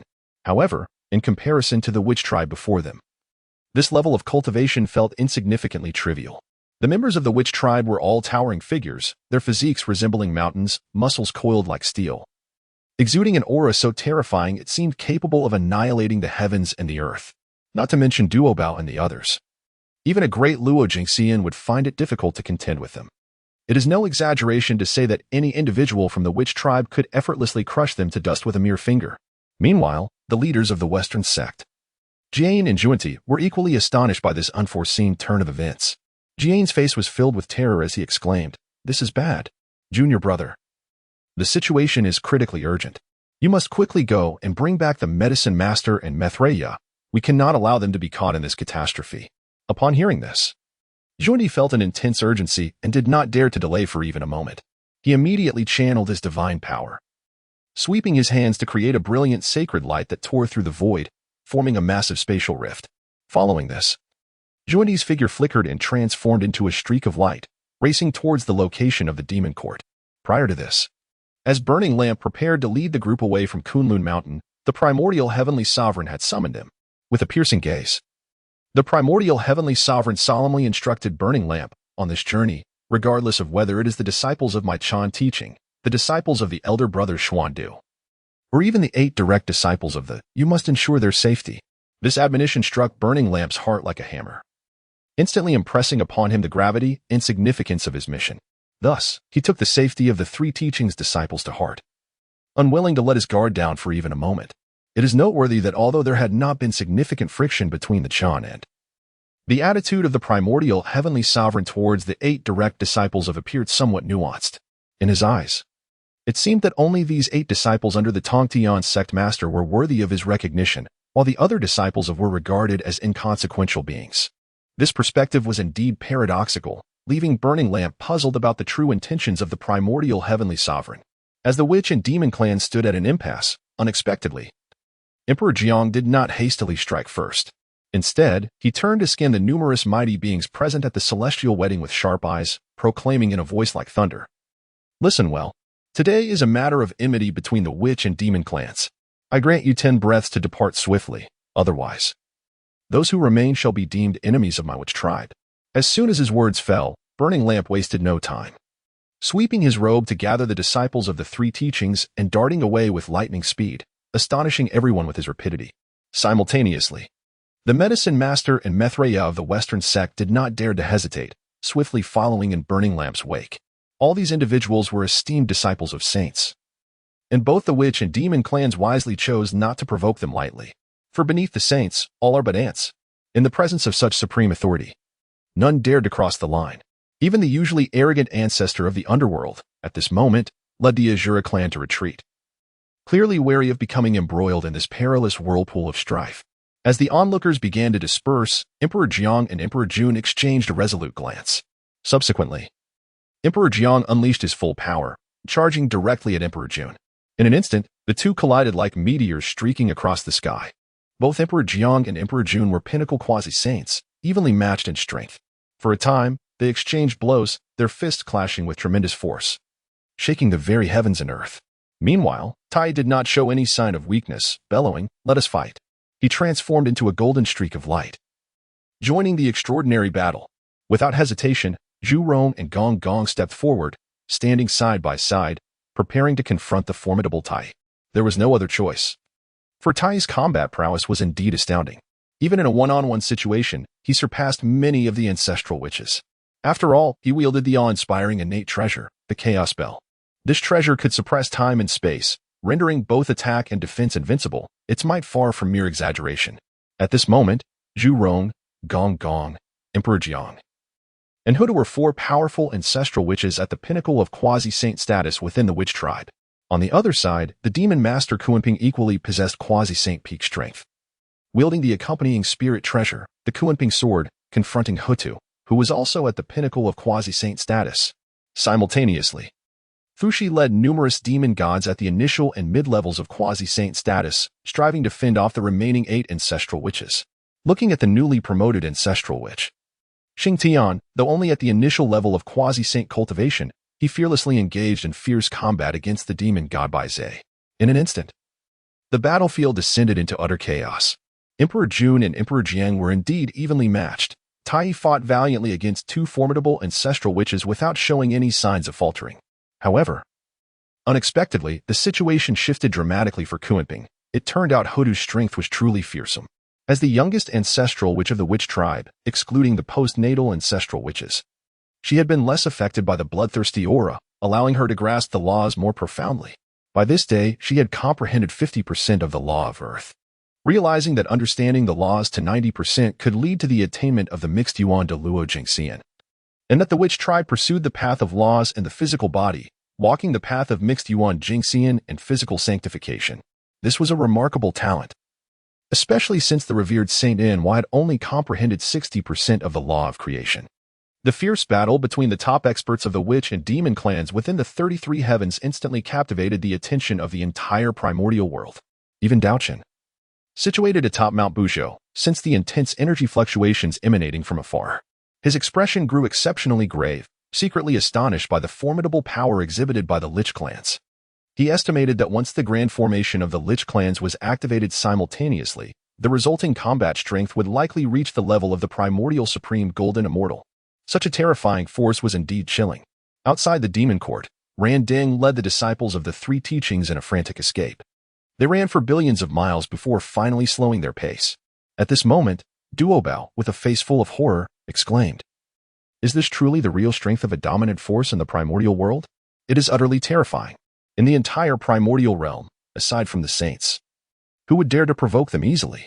Beside them, the three heavens showed concern, as they were somewhat aware of the animosity between Daochen and the demon race. Having witnessed the unfathomable strength of the demon race, they could not help but worry for Daochen's safety. Although they had previously heard that Daochen could slay powerful beings at the peak of the great Luo Golden Immortal stage, it was evident that there were many quasi-saints within the demon race. Observing the tumultuous situation before them, Randing sighed deeply, lamenting, "I truly do not know who will ultimately emerge victorious in this great war. If one side can successfully unify the primordial world, could they indeed attain the position of a saint through such unparalleled fortune?" The scene suddenly shifted to Di Jun and Di Jiang, who were now drenched in blood. Their bodies marred with wounds, their garments stained crimson, clearly suffering severe injuries. Meanwhile, Tai Yi's plight was even more dire. as he was being relentlessly suppressed by the formidable ancestral witches Zhu Rong and Gong Gong. Even though the chaos spell was a treasure of innate origin with astonishing power, each activation demanded tremendous energy. Conversely, the witch race primarily cultivated physical strength, possessing extraordinary endurance. Looking over at Kunping, the situation was even more tragic. He was being utterly dominated by the ancestral witch Ho Tu, reduced to a pitiable state, resembling nothing more than a mere bloodied figure. In contrast, Fushi's condition was relatively better. He led the remaining surviving quasi-saint demon gods to swiftly establish the small Zhou star array, engaging in fierce combat with the 8 ancestral witches and gaining a slight advantage. However, amidst this fierce battle, Xingtian exhibited a stunning turnaround. Although his realm was initially inferior to Bai Zhe, he became increasingly fearless and formidable in combat due to the powerful enhancement of the laws of war. Growing stronger with each encounter, Bai Zhe, who followed the path of severing the 3 corpses, was a late quasi-saint. Yet his comprehension of the laws was merely at the threshold. At first, Xingtian was at a disadvantage, being suppressed by Bai Zhe. However, as time passed, he gradually turned the tide and managed to reach a stalemate with Bai Zhe. This remarkable development was attributed to his continuous enhancement of the laws of war during combat. Currently, Xingtian's understanding of the laws of war had reached 1.5, a rapid advancement that was truly astonishing. Overall, in terms of top-tier combat strength, the demon race was somewhat lacking. If Ho Tu were given a little more time, Kunping would soon lose his combat ability. Nevertheless, the number of individuals at the Great Luo stage within the demon race was quite considerable. Fortunately, the witch race also possessed top-tier ancestral witches like Jiufeng, Qiyu, and Hoi, whose strength was exceptional, able to match 10 opponents of the same realm single-handedly. The battle between the two sides was indeed thrilling. With the outcome remaining uncertain, Dijun gazed solemnly at the chaotic battlefield, which was clearly at a disadvantage, inwardly lamenting. He could not have anticipated that the previously seemingly assured victory would develop into such a situation. The demon race was already at a disadvantage, and if effective measures were not taken to turn the tide, the consequences would be dire. Recalling the intelligence received before the battle, Dijun could not help but feel a surge of anger. It had been clearly stated that the witch race had only 8 ancestral witches. Yet who could have predicted that they had concealed their true strength from the very beginning?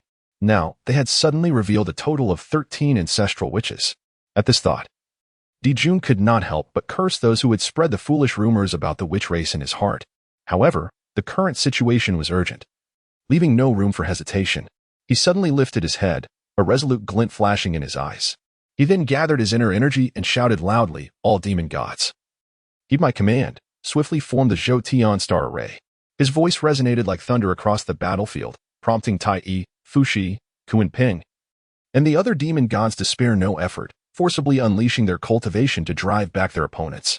Immediately, they darted like meteors towards the central gathering point of the demon gods. Upon arrival, everyone swiftly took their positions. Dijun was the first to cast the He Tu and Luo Shu in his hand, which shimmered with dazzling light, intertwining and emanating a mysterious and powerful aura. As Dijun, Tai Yi, Fushi, and Kunpeng performed their respective incantations, profound and obscure runes flew from the He Tu and Luo Shu, merging into the surrounding void. Simultaneously, the other demon gods began to move. 365 great Zhou star banners slowly rose under the control of quasi-saints or great Luo golden immortals, fluttering in the wind, while 14,800 small Zhou star banners were orderly arranged under the control of numerous early-stage great Luo golden immortals, forming a densely packed formation. In an instant, the entire world seemed to be enveloped by this resplendent star array. Endless starlight cascaded from the heavens, resembling silver chains descending upon the mortal realm, resonating with the Zhou star array and continuously infusing it with energy. The power of the stars from the primordial cosmos converged, transforming into colossal star giants that surged forth, overwhelming the witch race. The demon court truly had an abundance of great Luo golden immortals. One could imagine that the emergence of demon texts had caused the fortunes of the demon race to soar. It was precisely because of this surge in fortune that great Luo powerhouses emerged as rapidly as bamboo shoots after a rain. At this moment, Di Jiang observed coldly as the demon race was about to unleash the powerful formation they had previously used, yet he showed no intention of intervening. For he understood well that in the face of absolute, overwhelming strength, any resistance would be futile. Moreover, Di Jiang had already resolved to not only defeat the demon race with unmatched power, but also to utterly shatter their will on a spiritual level. Beside him, Zhu Jiaoyin anxiously called out, "Elder brother, quickly activate the formation, and do not let your guard down." Ho Tu and the other ancestral witches also turned their gazes towards Di Jiang, their eyes filled with anticipation and trust.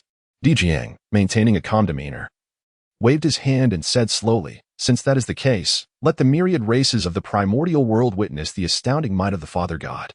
Before his words had faded, Di Jiang and the other 11 ancestral witches simultaneously unleashed their powers, collectively activating the legendary 12 capital heavenly god-killing formation. In an instant, a towering giant figure rose behind them. Initially, this figure stood only 10,000 zhang tall, but as energy continually gathered, its body rapidly expanded to 100,000 zhang. Then 1,000,000 zhang. Ultimately, that colossal form pierced the clouds, breaking through the sky, resembling a grand and towering divine mountain, delivering a breathtaking visual impact. Observing the formation being arranged by the demon race, Di Jun was taken aback. He could never have anticipated that the witch clan harbored such a terrifying trump card. In a state of shock, Emperor Jun made a swift decision, unhesitatingly choosing to burn his own essence to accelerate the formation of the demon clan's grand array. Intending to compete with the witch clan, in the 33 heavens, the breathtaking battle between the witch and demon clans had reached a critical juncture. At this moment, all beings in the primordial world were fixated on this intense conflict. For everyone understood that the outcome of this clash would determine who would ultimately dominate this vast expanse of land. Even the exalted Shencheng and several other saints were, without exception, closely monitoring the developments of the battle. On the battlefield of the witch and demon clans, the demon side surged with momentum. Led by the unparalleled powers of Emperor Jun and Tai, as they unleashed the formidable Zhou Tian starry array. This array resembled an immense bridge connecting heaven and earth, drawing in the endless starlight from the primordial cosmos. As the formation operated, these resplendent rays of starlight converged, gradually giving rise to an enormous, awe-inspiring giant of starlight. This giant towered like a majestic mountain, its size surpassing imagination, radiating a blinding brilliance, with every ray imbued with cataclysmic power. Simultaneously, the witch clan did not wane in resolve. The 12 ancestral witches transformed into a crimson light, merging instantaneously into the towering body of Pangu. In that moment, the previously motionless Pangu body seemed suddenly infused with life, emanating a vibrant aura as if awakening self-awareness. The Pangu body slowly raised its hands, clenched its fists tightly, then relaxed. After repeating this several times, it appeared to realize the absence of something vital and bellowed to the heavens, "Axe, come." This roar resonated like a thunderous bell, echoing across the sky, producing sound waves that rapidly spread throughout the primordial world. However, before anyone present could react, an unexpected event occurred. The chaos bell, which had remained concealed within the Zhou Tian starry array, suddenly shot forth without warning, spinning violently in the air and creating a tempestuous current, before hovering steadily before the Pangu body. On Kunlun Mountain, Laozi of Taiji and Yuan Shi Tianzun stood together, their expressions grave. The innate treasures they held, the Taiji diagram and Pangu banner, trembled violently in their grasp, as if an invisible force was tugging at them, threatening to break free. This sudden turn of events left the two in shock, exchanging incredulous glances. Could it be that the legendary Father God had not truly perished, but had been summoned back by the witch clan through some mysterious means? Once this thought surfaced, it spread wildly in their minds like rampant weeds. For a time, Laozi of Taiji and Yuan Shi Tianzun found themselves in a profound dilemma. On one hand, they had a deep emotional attachment and reliance on their treasures. Allowing them to fly away would undoubtedly diminish their own power. On the other hand, if they did not intervene, and these treasures fell into the hands of the witch clan, especially the unparalleled Kai Tian axe, it would spell catastrophic doom for the entire primordial realm. Just as they hesitated, a voice, resonant like a mighty bell, echoed from the void. "Taiji, Yuan Shi, quickly manage your treasures. If the Kai Tian axe truly reappears and is wielded by the witch clan, the vast primordial realm will be doomed." At the sound of this, Laozi of Taiji and Yuan Shi Tianzun jolted, regaining their focus. They understood that this voice belonged to the supreme Dao ancestor, Hongmeng. With the celestial spokesperson having spoken, they dared not delay further. Immediately, they unleashed their saint-level power, channeling all their might to suppress the trembling Taiji diagram and Pangu banner. Under their combined efforts, the previously restless treasures gradually calmed, securely held in their grasp once more. However, at the same time, the Pangu body displayed signs of frustration for failing to summon the Taiji diagram and Pangu banner. Yet, it was clear that it had no intention of yielding. Suddenly, it erupted with a surge of vital energy, rapidly coalescing in the air into a colossal blood-red divine axe. This axe, both in form and size. Mirrored the legendary Kai Tian axe, exuding a terrifying aura that sent shivers down the spine. The Panga body, towering and formidable, radiated an overwhelming presence and power. Gripping the blood-red Kai Tian axe, its blade shimmered with a chilling light, capable of severing all obstacles in its path. The Panga body gazed at the starry giant of the demon court with a mixture of determination and authority. Abruptly, it swung the axe with earth-shattering force towards the starry giant. At that moment, inside the starry giant, Emperor Jun was filled with dread. He could hardly believe that the adversary could conjure such a terrifying axe. Yet, retreat was not an option. He immediately shouted, "All demon gods, heed my command. Exert your utmost power. Our success hinges on this moment." Upon hearing Emperor Jun's command, Tai, Fuxi, Kuanping, and the other demon gods, without a shred of hesitation, unleashed their ultimate techniques, willing to sacrifice their own strength to bolster their power output once more. In an instant, the starry giant blazed with radiant brilliance. The giant quickly responded, its hands moving to gather a dazzling light that coalesced into an immense shield. This shield appeared indestructible, inscribed with intricate, mysterious runes that gleamed with an otherworldly glow. Just as the Panga body swung its axe, it struck heavily against the shield raised by the starry giant. A thunderous roar erupted, akin to the crashing of thunder across the heavens, shaking the very earth. In an instant, the heavens and the earth transformed, the wind surged, and the sun and moon lost their radiance. The entire primordial world trembled violently, as if the apocalypse were upon them. Suddenly, a blinding white light erupted from the site of the fierce battle, rapidly spreading across the vast expanse like a tidal wave. Wherever this light passed, the fabric of space twisted and shattered, reducing all to mere dust. The countless beings of the primordial realm instinctively shut their eyes against the terrifying energy shock, fearing that the brilliance would blind them. Yet, some reckless souls attempted to force their eyes open to witness the cataclysmic clash, only to be struck blind by the overwhelming light, forever deprived of sight. Simultaneously, the land itself suffered unprecedented devastation from this monumental conflict. Countless weaker creatures, unable to escape in time, met a gruesome fate, perishing instantly to the deafening roar that shattered the skies. Even some of the more powerful races were not spared, suffering heavy casualties. Fortunately, the human race atop Mount Wansha was shielded by the protective array set by Xin Yuanzi, allowing them to evade disaster. Meanwhile, at the eastern sea's edge, the three ancestral figures of humanity reacted with remarkable swiftness, fully aware of the gravity of the crisis, and without hesitation activated the long-cherished Great Fire Array. In an instant, a dazzling brilliance soared into the heavens, forming an impenetrable shield that enveloped the vast expanse of the human realm. As the formation activated, many cultivators within the human ranks mobilized, channeling their inner energies to forge a surging force, bracing for the impending calamity. At that moment, every face was etched with determination and resolve.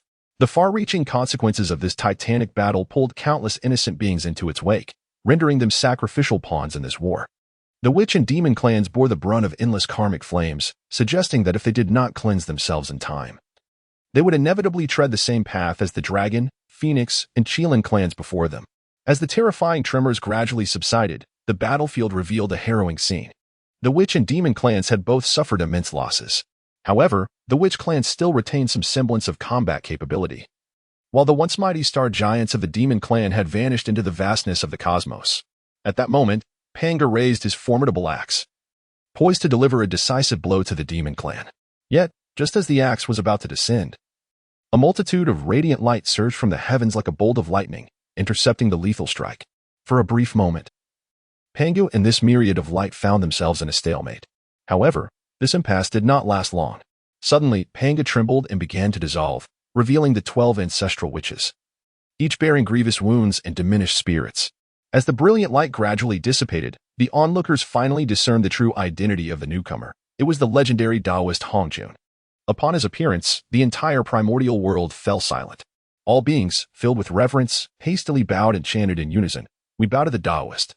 Their voices echoed through the heavens, resonating endlessly. With a countenance of authority, Hongmeng spoke softly, "I am Hongmeng, entrusted with the responsibilities of the heavenly Tao, momentarily overseeing its operations. The witch and demon conflict has led to the tragic demise of countless beings within the primordial realm, an act that stands in defiance of the heavenly Tao. Henceforth, the demons shall govern the heavens, while the witches shall govern the earth, each fulfilling their respective duties. And for 10,000 years, no dispute shall arise. Should anyone contravene this decree, they will face the overwhelming retribution of karmic flames and be forever suppressed, with no hope of resurgence." Upon hearing this proclamation, the witches bristled with indignation, struggling to accept such a judgment. Yet, having expended all their strength in their previous efforts, they were now powerless to resist. Zhou, with a darkened gaze, recognized the unfavorable turn of events for the witches. Any attempt at rebellion would likely yield dire consequences. Thus, he suppressed his anger, restraining the irascible Zhou, who was poised to erupt once more. Hongjun surveyed the surroundings, noting that both the witch and demon clans had fallen silent, seemingly acquiescing to his established rules, and he nodded in satisfaction before gradually fading from sight. With the departure of the Taoist, the cataclysmic battle between the witch and demon clans finally ceased. The primordial world returned to a state of tranquility, as if the brutal conflict had never transpired. On Mount Buzhou, Daochen sat quietly, observing the unfolding events. He felt no surprise at this outcome, having anticipated such a resolution given his keen insight into the situation. What he did not foresee was that Hongjuan's appearance represented the will of the heavenly Tao. It was evident that this mysterious and powerful entity had begun to merge with the Tao, elevating his status to one of utmost reverence and awe. Henceforth, the heavenly Tao would be embodied by Hongjuan, while Hongjuan would not be merely an extension of the heavenly Tao. At the Panga Temple, Emperor Jiang and the others returned with heavy hearts. Zhou, seething with rage, bellowed in fury. This old Hongjuan is clearly biased towards the demon clan. Had he not intervened, our strike would surely have claimed the lives of Dijuan and Tai. Truly infuriating. The remaining witches shared his outrage but felt powerless, relegated to muttering curses in their hearts. Zhu Jioyin narrowed his eyes slightly and spoke softly. Previously, I risked my life to probe into our clan's future, and I found it perplexing. Our witch clan is so formidable. How could we ultimately face such a tragic fate of annihilation? After much contemplation, I have begun to formulate some conjectures. Putu, with her enchanting eyes, turned to Zhu Jioyin, eagerly urging him on. Second brother, do not keep us in suspense. Please, share your thoughts. The other ancestral witches echoed her sentiment, pressing for his insights. Zhu Jioyin nodded gently, pausing for a moment before revealing his conjecture. Reflecting on the calamity of the Dragon and Han era, the three primordial clans, Dragon, Phoenix, and Qilin, were undeniably powerful entities. At that time, all beings believed that one of these clans would sweep across the realms, uniting the vast primordial lands and ascending to the supreme throne of the universe. However, the outcome was utterly unforeseen, as the three clans engaged in a brutal struggle, leading to mutual destruction and their subsequent disappearance from the stage of the primordial world. Look at the Dragon clan now, burdened with immense karmic debts, their path of cultivation fraught with difficulties, every step akin to climbing to the heavens. In contrast, the circumstances between our witch clan and the demon clan bear striking similarities, do they not? Had Daochen been present, he would have wholeheartedly praised Zhu Jioyin, acknowledging him as the true strategist of the witch clan for contemplating such profound implications. Upon hearing these words, Huda frowned slightly, deep in thought. Before nodding in agreement, what you say is indeed insightful. In your view, what course should our witch clan take moving forward? Candle 9 spoke with a grave expression, saying, at present, I remain unaware of the specific circumstances surrounding this calamity, yet it is my conjecture that only my younger sister possesses the ability to mitigate this crisis. Since even Hongjun has personally intervened, it would be prudent for us to refrain from engaging in direct confrontation with the demon clan for the time being. Allow me to calm my mind and diligently deduce a path to survival for our witch clan. Meanwhile, the demon emperor Dijuan summoned the high-ranking officials of the demon court to discuss the current predicament. Fushi, deep in thought, gradually voiced, Your Majesty, do you not find this situation rather peculiar? It seems that a certain entity is deliberately favoring our demon clan. As he spoke, Fushi gestured towards the sky, the implications of which were unmistakable. Tachi, seemingly indifferent, replied, Isn't this all the more advantageous? We can take this opportunity to recuperate. When our strength has sufficiently increased, we shall annihilate the witch clan once and for all, eradicating future threats. However, Dijuan interrupted Taichi, turning to Fushi and inquiring, Shi Wang, please continue. Evidently, even Dijuan harbored doubts regarding the Taoist ancestors' inexplicable favoritism. Fushi nodded slightly and continued, the moment that being manifested today, I was suddenly reminded of a phrase spoken by the former human sage Daochen, by using history as a mirror. One can discern the rise and fall of powers. This phrase illuminated my mind like a flash of inspiration. Your Majesty should understand that for cultivators like us, many sudden thoughts are seldom without purpose. There is a profound meaning hidden within. If that being stands with us, why not declare our demon court as the sovereign of heaven and earth? Why merely allow the witch and demon clans to share dominion? Furthermore, why the stipulation that no conflict may arise for 1,000 years? This suggests that after a millennium, there will be no restrictions. 1,000 years for our demon clan signifies an opportunity to enhance our strength, enabling us to contend with the witch clan. I boldly speculate that this act is not to favor our demon court, but rather to support the weaker side. It appears that this being desires our demon clan to have time for further development, ultimately achieving the strength to rival the witch clan. Fushi finally gathered the courage to express his unreserved thoughts. Yet, at that moment, he remained oblivious to the fact that all of this was orchestrated by Nüwa in secret. In truth, Nüwa was subtly utilizing the creative powers she had left within Fushi to influence his thoughts, allowing him to perceive these details. Her intention was simply to make Fushi comprehend that the calamity had arrived, with the witch and demon clans as its protagonists, akin to the primordial three clans of yore. Thus, he would grasp that the ultimate fate of the witch and demon clans was already inscribed in the annals of history. On another front, Daochen pondered Fushi's words, as if catching a fleeting glimpse of inspiration. However, he could not fully unravel the intricacies of the matter. Just then, while the assembly was lost in contemplation, Fushi suddenly requested, "Your Majesty, I humbly ask that you lend me the river map and Luo book for a time. I wish to utilize them to deduce the heavenly mechanisms and ascertain the future trajectory of our demon clan's fate."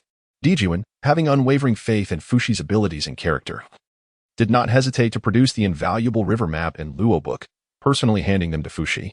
Moreover, Daochen generously bestowed upon Fushi 2/10 of the merits derived from the heavenly marriage to aid him in effectively deducing the heavenly mechanisms. After accepting the river map and Luo book, along with the immense merits, Fushi wasted no time, turning and entering the demon court's residence to commence his seclusion. At that moment, a singular thought consumed him. He must validate his astonishing conjecture deep within his heart. If the truth aligned with his expectations, the demon clan must promptly devise comprehensive countermeasures.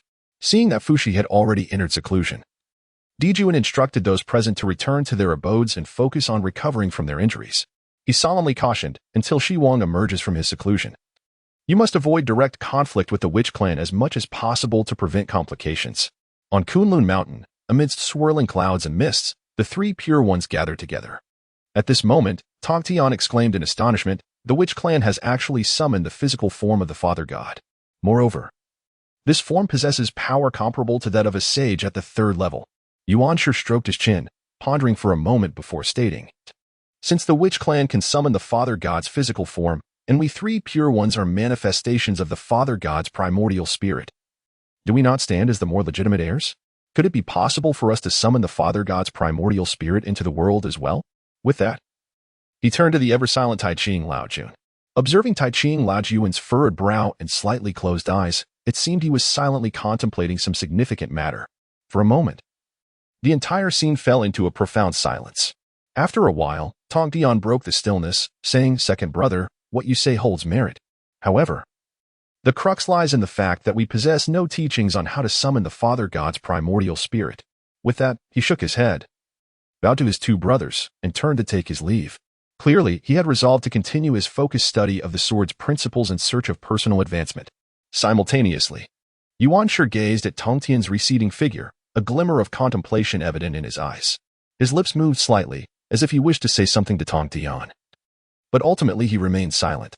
In Wanshou Mountain, even amidst the unprecedented and fierce warfare between the witch and demon clans, Jin Yuanzi remained entirely uninterested and unfazed. At this moment, his thoughts were wholly absorbed in the relentless pursuit of breaking through his own cultivation. Simultaneously, he awaited the return of his dear friend Hongmeng with quiet anticipation. On this day, Jin Yuanzi emerged from his seclusion.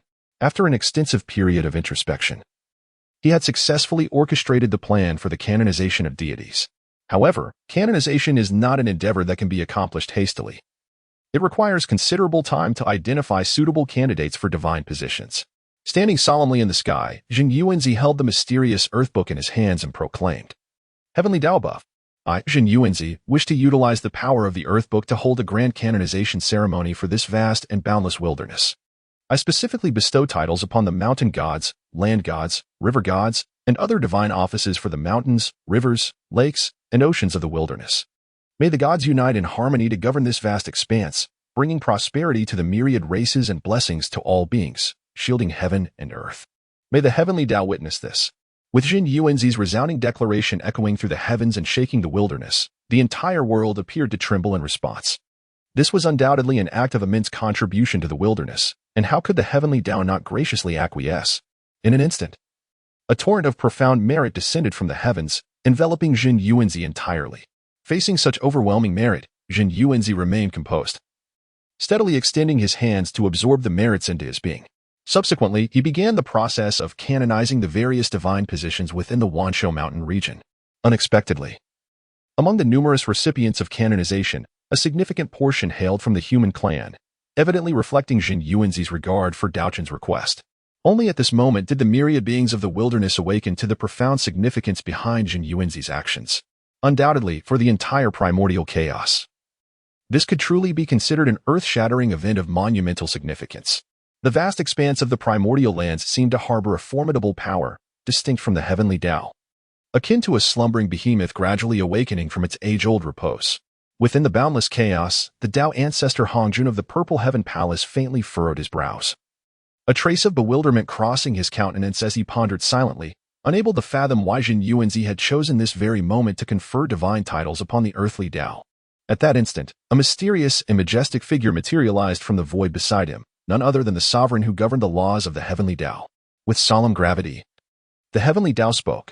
Hongjun, I have recently sensed faint stirrings of the earthly Tao's revival. It appears an anomaly has emerged within the primordial chaos. You must swiftly locate this variable and address it appropriately, lest unforeseen consequences arise. Hongjun's eyes flickered with perplexity as he inquired, if that is so, why then did you permit Jin Yuanzi to proceed with the earthly Tao's deification? Would this not hasten its resurgence? The heavenly Tao shook its head lightly, exhaling a sigh before explaining, this matter is an inevitable progression in the primordial world's evolution. Whether sooner or later, it was bound to occur. Though I wield dominion over the primordial realm, even I cannot forcibly intervene in such predestined affairs. The great Tao encompasses 50, yet the heavenly Tao derives but 49, with one elusive variable remaining beyond grasp. This so-called anomaly of the primordial chaos is likely that which eludes comprehension. Confronted with such circumstances, even beings as mighty as you and I cannot directly eradicate it. Only by enlisting the aid of the primordial beings might we hope to uncover and ultimately extinguish it. Upon hearing this, Hongjun's expression grew increasingly solemn. Having meticulously schemed across countless eons, he was resolute in allowing no disruption to his grand designs. Without hesitation, he summoned his terrifying might, verging upon the half-step heavenly Tao realm, and vanished into the void, commencing a silent and covert sweep across the primordial world in hopes of swiftly uncovering that deeply concealed anomaly. The towering Mount Buzhou pierced the heavens, its summit seemingly bridging the celestial and terrestrial realms. The celestial stairway leading to its peak was perilously steep, evoking awe and trepidation in all who beheld it. Yet upon those very steps, a lone figure struggled upward, Daochen. By now, Daochen was battered and bloodied, his robe stained crimson, each laborious step a testament to his waning strength. His breath grew faint, like a flickering candle in the wind, teetering on the brink of extinguishment. Still, he clenched his teeth and pressed on, for fewer than 100 steps remained between him and the summit. At last, after one final arduous ascent, Daochen could endure no more.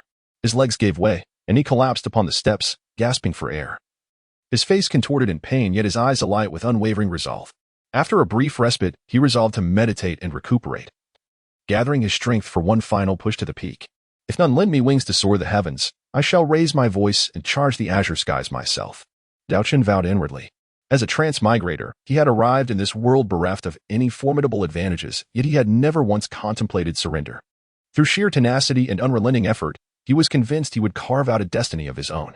Unbeknownst to Daochen as he rested upon Mount Buzhou's celestial stairway, the lingering aura of the great Pangu's might shrouded the region, causing Hongjun, who scoured the heavens and earth, to overlook this very place.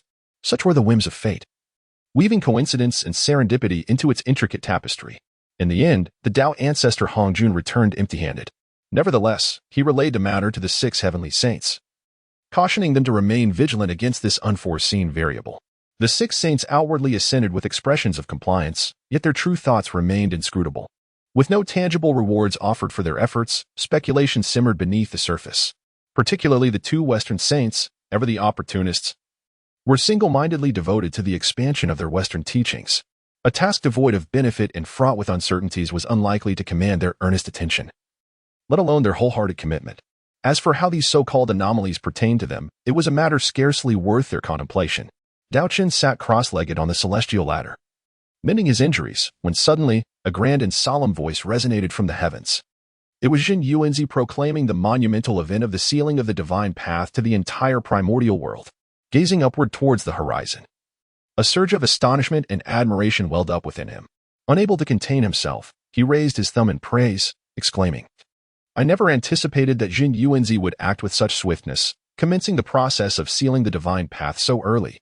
Daochen's eyes sparkled with curiosity as his mind raced through various legends surrounding the underground tunnels. He murmured to himself, wondering if the legendary tunnels might be revived through this divine sealing opportunity. If unsuccessful, it seemed the primordial world would continue under the singular dominance of the heavenly Tao. With this thought, Daochen gently shook his head and sighed inwardly, remarking, "What purpose does my contemplation serve? When catastrophe looms, there will surely be those of stature to bear the burden. I shall only fret about this matter when I have ascended to such heights myself."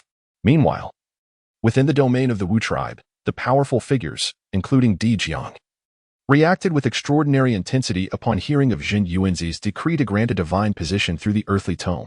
Their expressions grew solemn, their eyes ignited with flames of fury. Notably, the tempestuous Zhurong and Gonggong could no longer contain their wrath, vociferously insisting on confronting Jin Yuanzi for an explanation. At that moment, Huda rushed in, arms outstretched to block Zhurong and Gonggong. Anxiously, she implored, "Third brother, fourth brother, please do not act rashly. Though Jin Yuanzi's actions may seem presumptuous, they are ultimately for the benefit of the beings of the primordial world. Even the heavenly Tao has bestowed merit, acknowledging this matter. Should we recklessly provoke a confrontation now? Hongjun may intervene once more. We are currently grievously wounded and should not engage in further conflict," Zhu Jiaoying grimly asserted. "Our immediate priority must be to heal our wounds. We cannot allow the demon race to recover first. Otherwise, how shall our Wu tribe contend with them? As you have witnessed, the demon race's strength has significantly surpassed what it once was, no longer the easy prey we once knew." Zhurong and Gonggong shared a silent understanding, declaring in unison, "Let Jin Yuanzi count himself fortunate. He will face severe repercussions in the future." They exchanged knowing glances, their long-standing disputes within the Wu tribe evident. But this tacit agreement was a testament to their shared resolve. In the demon court, Di Jun and others paid little heed to Jin Yuanzi. Once the Wu tribe was dealt with, Jin Yuanzi would be their next target, allowing him a fleeting moment of triumph. Time flowed unrecorded in the primordial world, and 2 millennia passed. Yet, the vast expanse of the primordial realm remained serene and tranquil.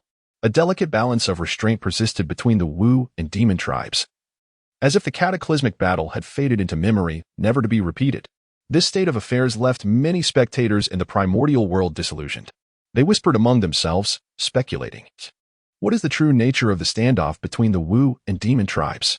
How could so much time pass with no movement? Have they indeed relinquished their ambitions for supremacy?" Simultaneously, Di Jun in the demon court was beset by worries, plagued by 2 troubling matters that caused him great distress. The first was that his empress, Yueshi, had successfully borne him 10 children, all possessing the bodies of golden crows. In years past, when Di Jun merged with Tai, he had already reached the profound realm of the Tai golden immortal, his innate qualities extraordinary. Now, these 10 golden crows were born with formidable cultivation akin to golden immortals. A remarkable feat indeed. Yet, despite this, Di Jun found himself troubled. The reason was simple. These mischievous little golden crows were unruly and disinterested in cultivation, struggling to control their innate solar fire. Moreover, their antics often led to chaos, causing significant trouble for the demon court. In exasperation, Di Jun had no choice but to confine them within the Tang Valley of the Sunstar, hoping to curb their behavior. However, he understood this was merely a temporary measure that did not address the root of the problem. The second matter of concern was that since the earth-shattering battle between the Wu and demon tribes concluded, Fuxi had sealed himself away, dedicating himself to the profound study of heavenly secrets. Time passed swiftly, and 2 millennia had elapsed, yet he had yet to emerge from his long-closed door. At this moment, the atmosphere in the heavenly court was tense, with numerous demon deities poised for action, fervently requesting Di Jun's command to lead an army against the Wu tribe, eager to avenge their prior humiliation. After all, the demon race had suffered greatly in the last conflict, enduring substantial disgrace. Furthermore, the prohibition issued by the Dao ancestor had long expired, yet Di Jun hesitated to order an assault on the Wu tribe, leaving many demon gods perplexed and dissatisfied. Amidst the rising tensions among the demon deities, Di Jun remained silent, providing no clear explanation. The reasons for his indecision were merely conjectures shared with Fuxi, lacking conclusive evidence. However, Behind this seemingly chaotic scenario, a key figure, Bai Zhe, understood the underlying intricacies, thanks to Bai Zhe's years of subtle suppression and guidance. The impulsive demon gods managed to temporarily restrain their impulses, refraining from seeking trouble with the Wu tribe on their own accord. What then? Accounted for the demon race's current haughty demeanor? It transpired that, through years of growth and development, the overall strength of the demon race had ascended to an unimaginable level. Over 40 new quasi-saint powers had emerged. This not only compensated for the casualties suffered during the last battle with the Wu tribe, but even marked a significant leap in strength, beyond the quasi-saint tier. The demon race had also made notable advancements at various other levels of power. Consequently, despite having witnessed the terrifying strength of the Wu tribe, the demon gods dared to be brazen and provocative. Mount Buzhou soared into the clouds, seemingly connecting heaven and earth. At this moment, standing before the final step, Daochen was filled with both anticipation and trepidation. With just one more step, he would reach the pinnacle, becoming the first being since the inception of the primordial world to conquer Mount Buzhou. Daochen took a deep breath, gathering all his strength into his feet before taking that decisive step that would determine his fate. The moment his soul touched the mountaintop, a powerful surge of energy erupted beneath him, causing Mount Buzhou to tremble slightly. The entire primordial world swayed faintly in response, though the tremor was so brief and subtle that it went unnoticed by other living beings. Upon reaching the summit, Daochen no longer restrained his physical form. Sitting cross-legged, he unleashed the power he had long accumulated, and his physical cultivation surged like a raging torrent, ascending directly to the pinnacle of the great Luo Golden Immortal Realm. This breakthrough elevated his combat prowess to unprecedented heights. After his ascension, Daochen eagerly scanned his surroundings, his eyes gleaming with anticipation. Desperate to uncover the legendary artifacts or mysterious inheritances rumored to reside here. Yet, to his disappointment, the mountaintop was barren. Nothing conspicuous caught his eye. How can this be? He murmured to himself. Where are the treasures? The legacies? At the very least, shouldn't there be a Chaos Supreme treasure or something? Filled with doubt, his gaze eventually settled on a simple stone platform nearby. Upon it rested an unassuming disc-shaped object, though outwardly plain. An instinct told him that this disc might conceal profound secrets. After all, placed here by Panga the great god, guarded by countless trials, it could not possibly be ordinary. Daochen approached the stone platform slowly, meticulously examining the circular disc. Its surface was etched with 6 fan-shaped sections, each depicting a different creature, some resembling dragons, others akin to phoenixes, and still others bearing strange forms hitherto unseen. These representations were so lifelike that they seemed poised to leap forth from the disc at any moment. What could this object be? Daochen furrowed his brow, lost in contemplation. Could these creatures be the key to unraveling the secrets of the disc? Or perhaps they symbolize some ancient law or power? In that moment, a myriad of conjectures flooded his mind. Daochen cautiously extended his hand and gently lifted the mysterious disc. Filled with curiosity, he examined it closely from all angles, and when his gaze fell upon the back of the disc, he was irresistibly captivated by the imagery etched upon it. Before him lay what appeared to be an unfathomably deep abyss, evoking an impression of boundlessness and an eternal void that seemed impossible to measure. As Daochen gazed deeper into the mesmerizing disc, he felt an irresistible urge to channel his own magical essence into it, seeking to unravel its enigmatic secrets. Yet, despite his fervent attempts, the disc remained utterly unresponsive, akin to a slumbering behemoth indifferent to his power. Just as Daochen was wholly absorbed in his investigation, an unforeseen change occurred. The disc, which had lain quietly in his hand, suddenly transformed into a streak of luminous energy, swiftly darting towards his forehead with breathtaking speed. Daochen was utterly unable to react, forced to watch helplessly as the disc merged into his very being. In that fleeting moment, an overwhelming wave of fear surged within him, causing his complexion to change dramatically. He hastily closed his eyes and turned inward to examine the condition of his sea of consciousness. Upon entering this realm, he was astounded to find the disc quietly suspended beside his primordial spirit, resembling a silent mountain. Just as Daochen was still reeling from the shock, a clear and youthful voice suddenly resonated in his mind. "Are you the master?" This abrupt voice made Daochen shudder, and he widened his eyes, exclaiming sternly, "Who dares to intrude upon my sea of consciousness? Reveal yourself at once." As his voice resonated, 2 diminutive figures gradually materialized before his eyes. Upon closer inspection, he discovered they were 2 childlike apparitions, one male and one female, both exquisitely crafted and utterly adorable. They blinked their large eyes, gazing at Daochen with a look of innocent bewilderment. Upon witnessing the scene, Daochen felt his vigilance slightly relax. Yet he remained cautious and did not let his guard down. Tentatively, he inquired, "Are you the spirits of this plate?" Hearing his question, the two little beings exchanged glances before nodding in unison. However, instead of alleviating his confusion, the confirmation only deepened it. Daochen furrowed his brow, his gaze piercing as he fixed it upon the two before him, pressing further, "If that is the case, why do you call me your master?" Initially hesitant, the two spirits eventually began to divulge their tale upon sensing Daochen's friendly and sincere demeanor. It turned out that the seemingly ordinary plate possessed an extraordinary origin. It was known as the Six Paths of Reincarnation plate, a relic left behind by the great Pangu. When Pangu first acquired these two spirits, they had only just begun to awaken to a faint consciousness. According to them, Pangu had rescued them from the clutches of a band of villains. Yet, those malevolent individuals did not relent and relentlessly pursued Pangu, who ultimately led them into the boundless chaos. Thus, through the passage of countless years, Pangu faced innumerable trials and tribulations, until one fateful day he harnessed his immense divine power to establish the primordial world.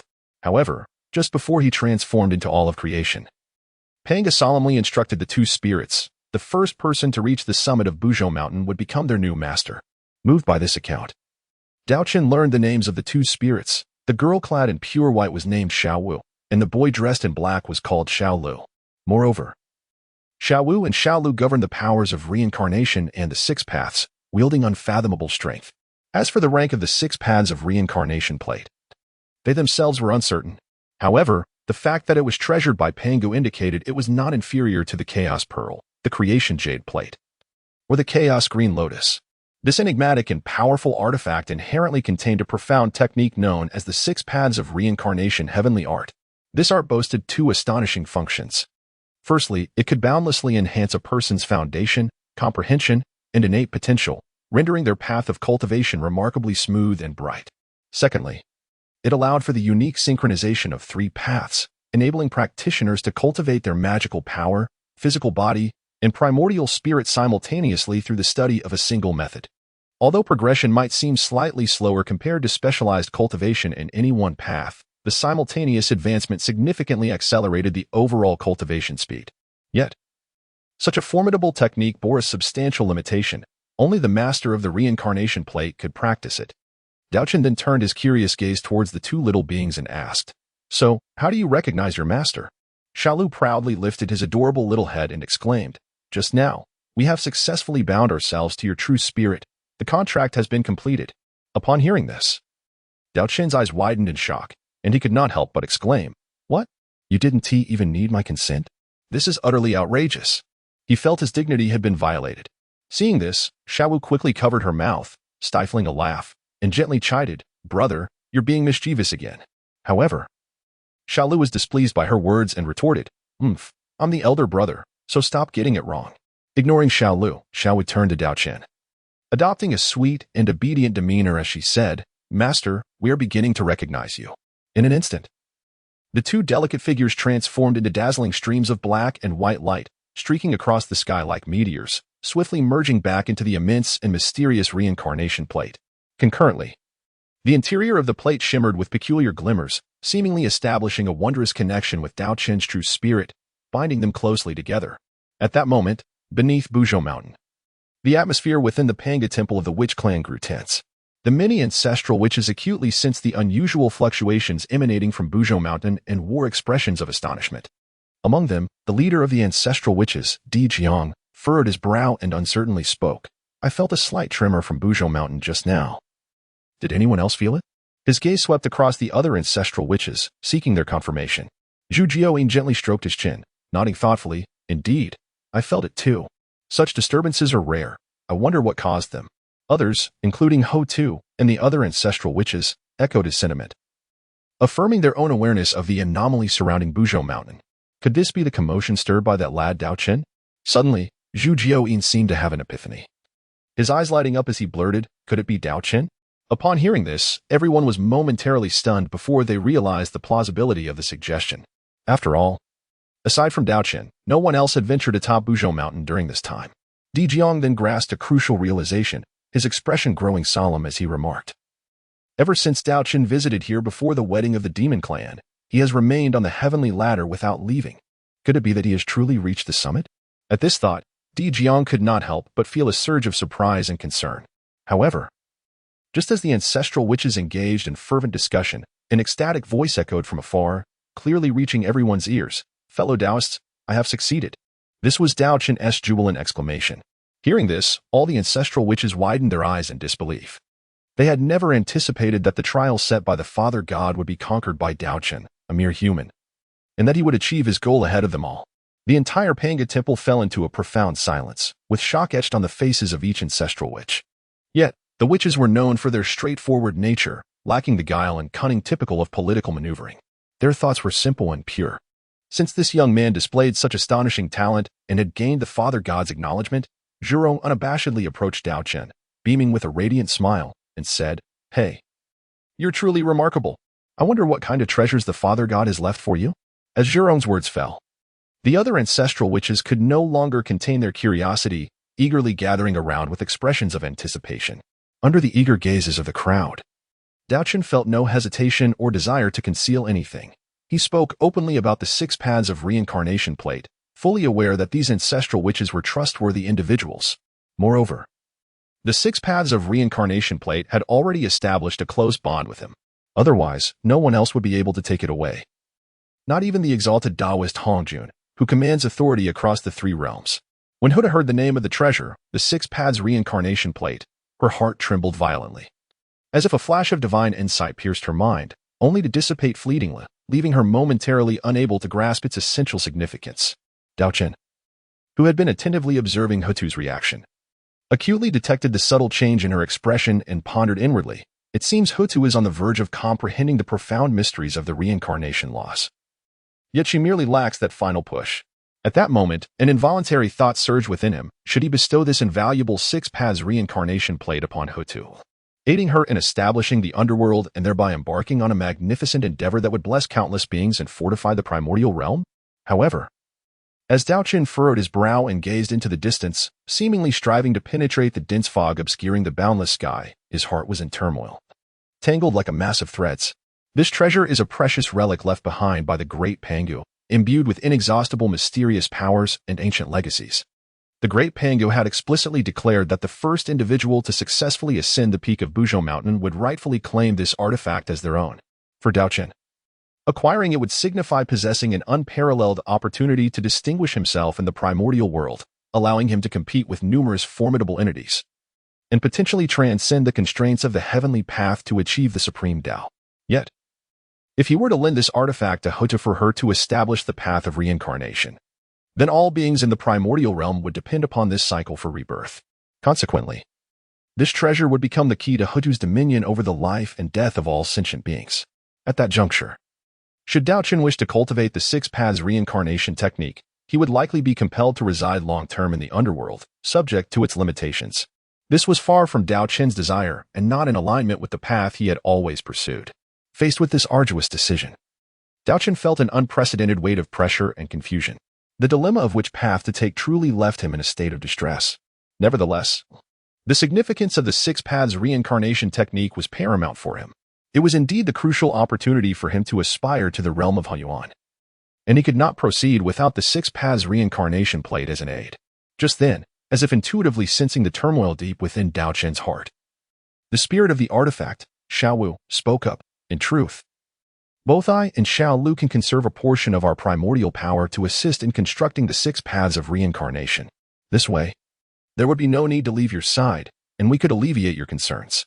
Upon hearing this, Daochen was taken aback, astonished as he retorted, "What? Xiao Wu?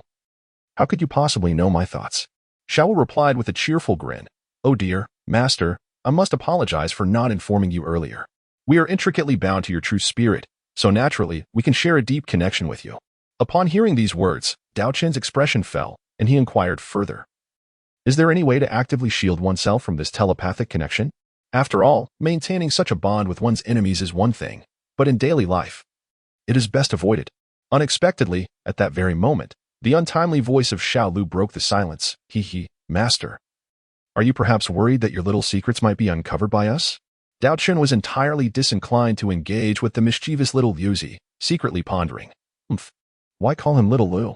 From this moment forth, I shall simply refer to him as Old Lu." At that juncture, Xiao seized the opportunity to interject. No problem. Master, all you need to do is employ your spiritual power to sever the connection with the 6 paths of reincarnation. Upon hearing this, Daochen hesitated not for an instant, immediately springing into action. However, old Lu, standing nearby, could not help but emit a series of mocking clucks. His derision unmistakable as he ridiculed Daochen's hasty maneuvers. Witnessing this scene, Xiao could no longer tolerate it. She charged forward and delivered a sharp rap to old Lu's head, exclaiming, "How dare you mock the master again? Can't you distinguish between senior and junior?" Old Lu winced in pain, yet he quickly regained his composure, inwardly musing that although Xiao Wu appeared gentle and endearing, she was surprisingly fierce when provoked. Meanwhile, Daochen, with a grave expression, addressed them. "Xiao Wu, old Lu, under the condition that you do not harm yourselves. Each of you shall extract a strand of primordial power for me." Upon hearing this, old Lu ceased his previous frivolity and replied earnestly, "All right." After all, when it came to serious matters, old Lu proved to be quite dependable.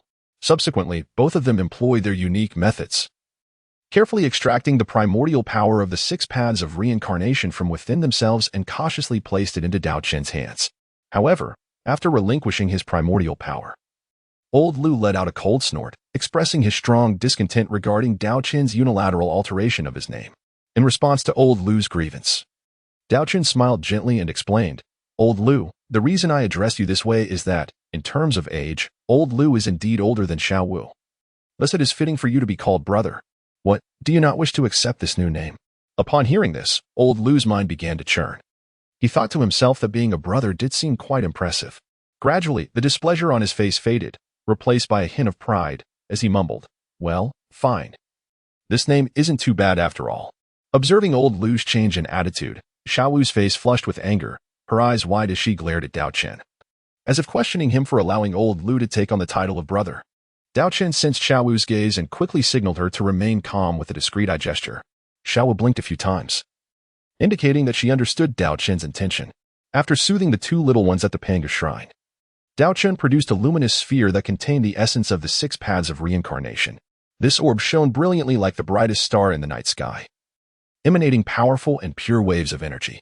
Gently cradling the sphere, he approached Ho Tu and sincerely said, "Sister Ho Tu, this is the primordial force of the 6 paths of reincarnation. I understand its extraordinary significance for you, and it will undoubtedly aid you in fulfilling your destiny. Please accept it." Ho Tu nodded slightly, expressing her gratitude, though a hint of doubt lingered in her heart regarding Daochen's unwavering confidence in the power's benefits. She could not help but feel an intense yearning for it as her gaze fell upon the primordial force. Unhesitatingly, she extended her hands to receive the glowing orb from Daochen. The moment she made contact, a peculiar sensation washed over her, as if the orb had found its rightful place, swiftly merging with her being. Instantly, her mind cleared, and a torrent of secrets and mysteries regarding the path of reincarnation surged forth. With her eyes tightly shut, she became completely immersed in profound insights into reincarnation. As time passed, a mysterious law of reincarnation began to manifest around Ho Tu, resembling a graceful dragon spiraling around her. The aura emanating from this law was ancient and solemn, inspiring a sense of awe. The ancestral witches, including Di Jiang, were left speechless, utterly astonished that their younger sister had grasped the law of reincarnation. In response to their surprise, Daochen quickly explained, "Do not be alarmed, everyone. This is the future of your witch clan.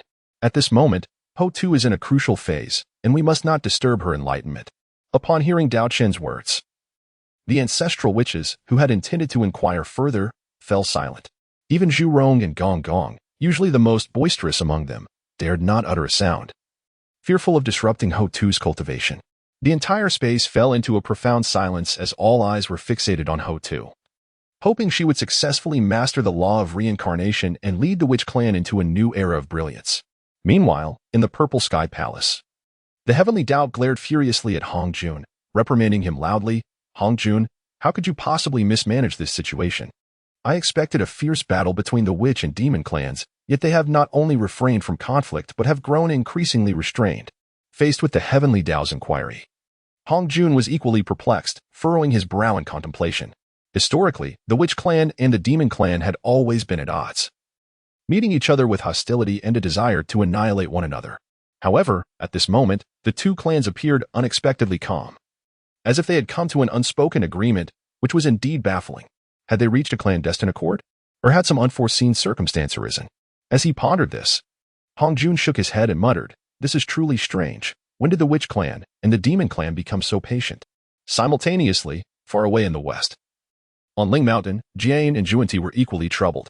The sparse population in the western lands hindered the development of the western sect, making it challenging to expand its influence.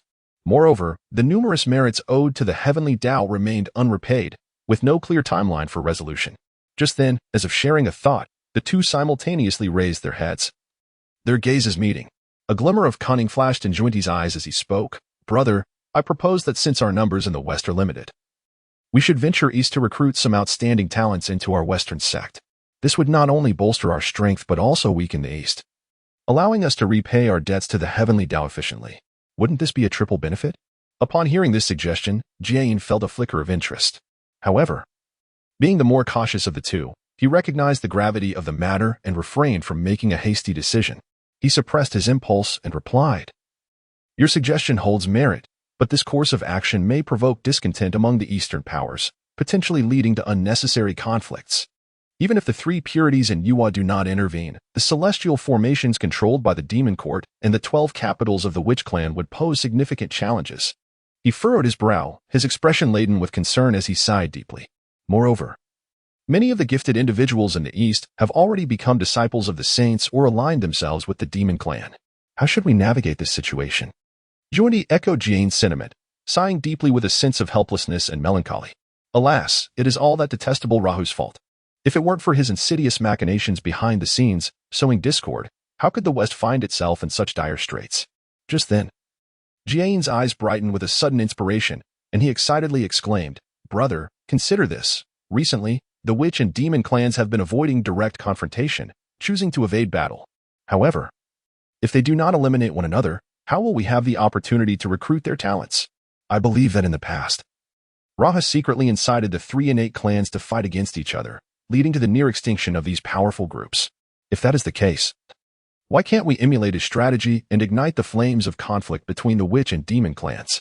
Once they are embroiled in a fierce battle, we can seize the chance to rescue some formidable individuals and bring them into our western sect.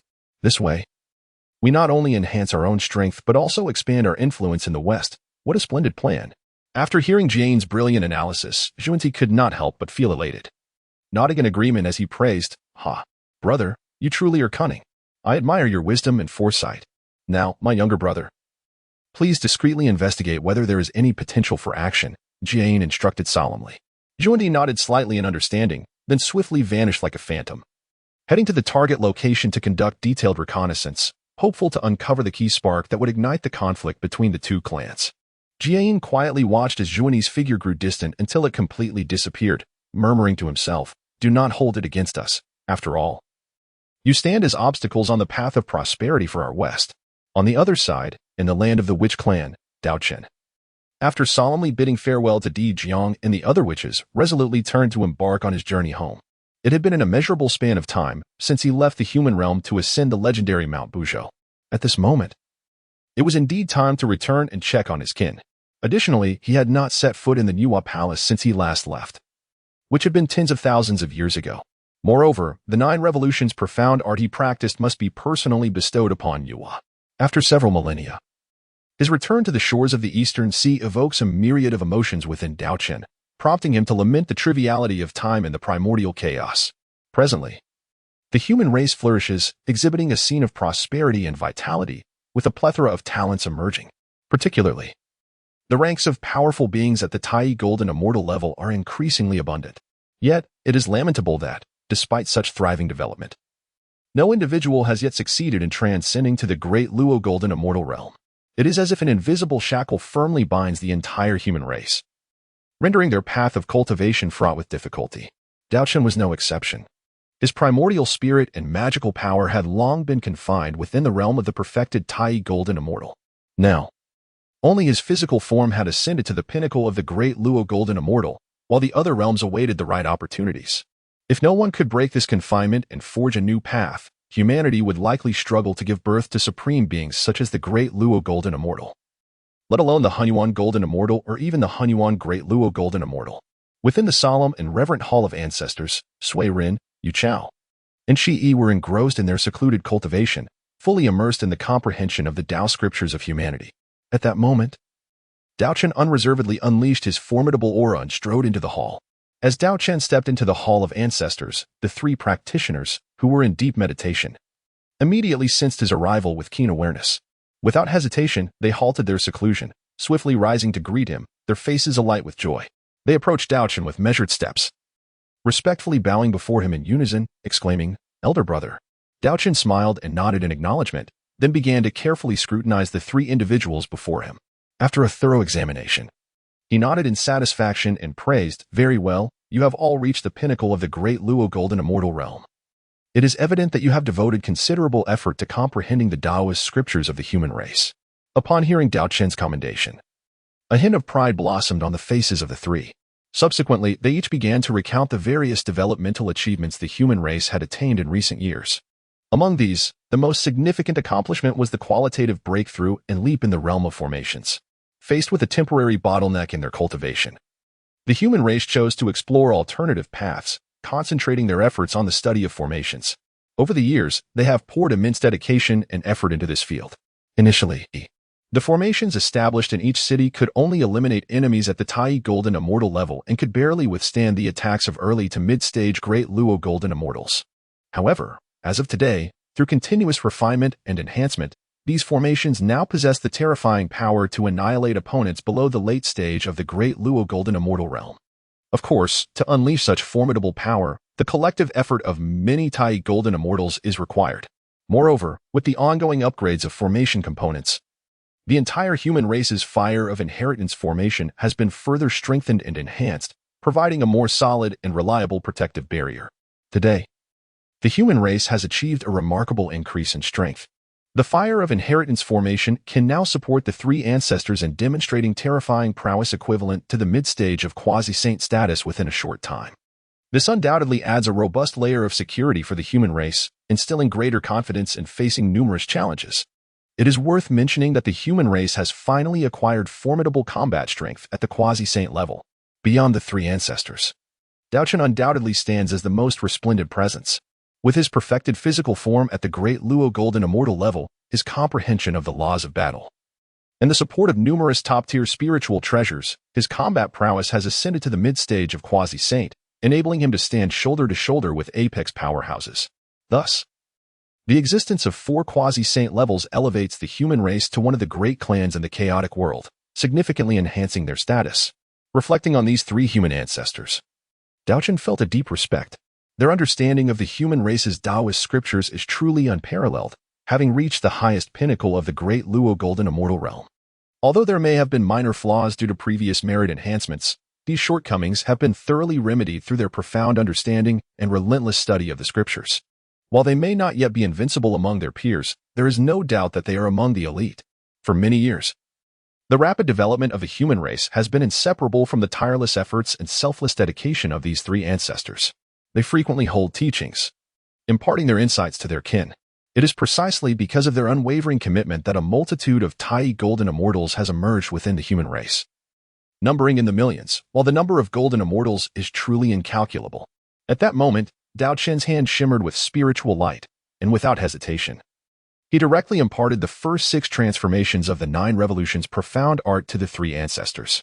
It is noteworthy that this 9 Revolutions profound art was left by the Panga deity, and mastering the 6th transformation would forge a formidable physical form at the Great Luo Golden Immortal level.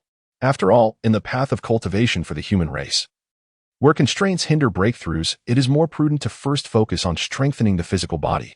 In doing so, not only does the prospect of becoming invincible within the same realm become a tangible goal, but even the seemingly remote possibility of confronting quasi-saints with a Great Luo Golden Immortal physique transforms into a feasible endeavor. Daochen spoke with a grave expression. This is the sacred method of cultivating the physical form of the Panga deity, whose exquisite intricacies are unparalleled throughout the vast primordial world. You must devote yourselves to this practice wholeheartedly. There can be no trace of negligence. Upon hearing these words, the 3 ancestors nodded solemnly in response. "Elder brother, rest assured. We shall dedicate ourselves fully and will never betray the illustrious reputation of this 9-turn profound art." Daochen nodded slightly, signifying his trust in the 3 ancestors. He was acutely aware that these three individuals possessed extraordinary perseverance. Were it not for their formidable resolve, how could they have elevated their cultivation to the pinnacle of the great Luo golden immortal realm within mere tens of thousands of years? Amidst the bustling affairs of the human race? Only if there existed exceptionally gifted individuals among the human lineage would Daochen bestow upon them the nine turns mysterious art. Otherwise, even if he were to impart it, they would likely lack the requisite aptitude for its cultivation. Time swiftly passed, and a century elapsed in the blink of an eye. On this day, Daochen bid farewell to the three ancestors, preparing to embark on his journey back to the palace of Nüwa. The location of the palace was well known to Daochen, as it had once been his long-term residence. Hence, this return journey required no guidance from Nüwa. Within the distant palace of Nüwa, Nüwa and the others had naturally already received the news of Daochen's impending return. They were all brimming with excitement, eagerly anticipating his arrival, as if they could hardly wait to welcome him back. However, such fervent enthusiasm was also tinged with a sense of helplessness. The palace of Nüwa bore witness to countless years of memories. Standing before the palace gates, Daochen felt a myriad of emotions surge within him. Many years had passed since his last departure from this place. Now, as he returned to familiar grounds, he could not help but reminisce about the moments he spent here and the meticulous guidance Nüwa had bestowed upon him. With a heart full of trepidation, Daochen slowly entered the palace gates. Along the way, the familiar sights flooded his vision, evoking a profound sense of nostalgia. At last, he arrived before the hall of Nüwa. From a distance, he beheld Nüwa seated majestically upon the principal throne, flanked by the celestial maidens Shi and Changxi. Additionally, he spotted Su Meier, Su Xianlu, and Moen among the assembly of his fellow disciples. Daochen strode into the grand hall, bowing deeply to Nüwa. Master, your disciple has returned. Over the years, I have missed you dearly. I hope you have been well. His voice resonated with genuine emotion. Nüwa inclined her head slightly in acknowledgement, then her gaze fell upon Daochen, scrutinizing him from head to toe before remarking, "Why do you remain at the Taiyu realm? It appears that your efforts in cultivation have been somewhat lacking these past years." Her tone carried a hint of reproach. Upon hearing this, Daochen hastily retorted, "Master, do not underestimate me. Although I currently stand at the modest realm of Tai, my strength should not be dismissed. Moreover, my physical form has already attained the consummate stage of Deluo. Even when facing a quasi-saint, I possess the capability to contend. And I would never tarnish the illustrious reputation of our Wang Palace."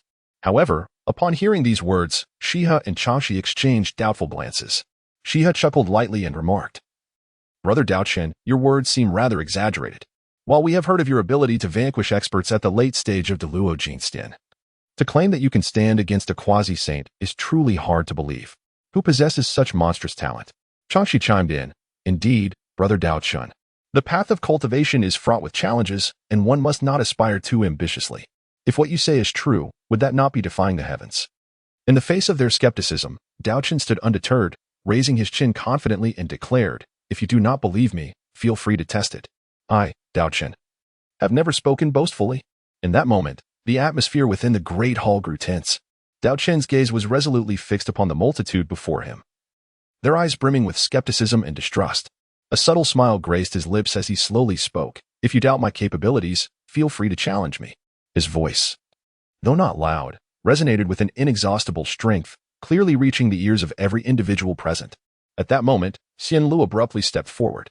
Her figure was graceful, her beauty unparalleled, and a spark of challenge gleamed in her enchanting eyes. She locked her gaze onto Daochen and, with a delicate yet assertive tone, declared, "Humph.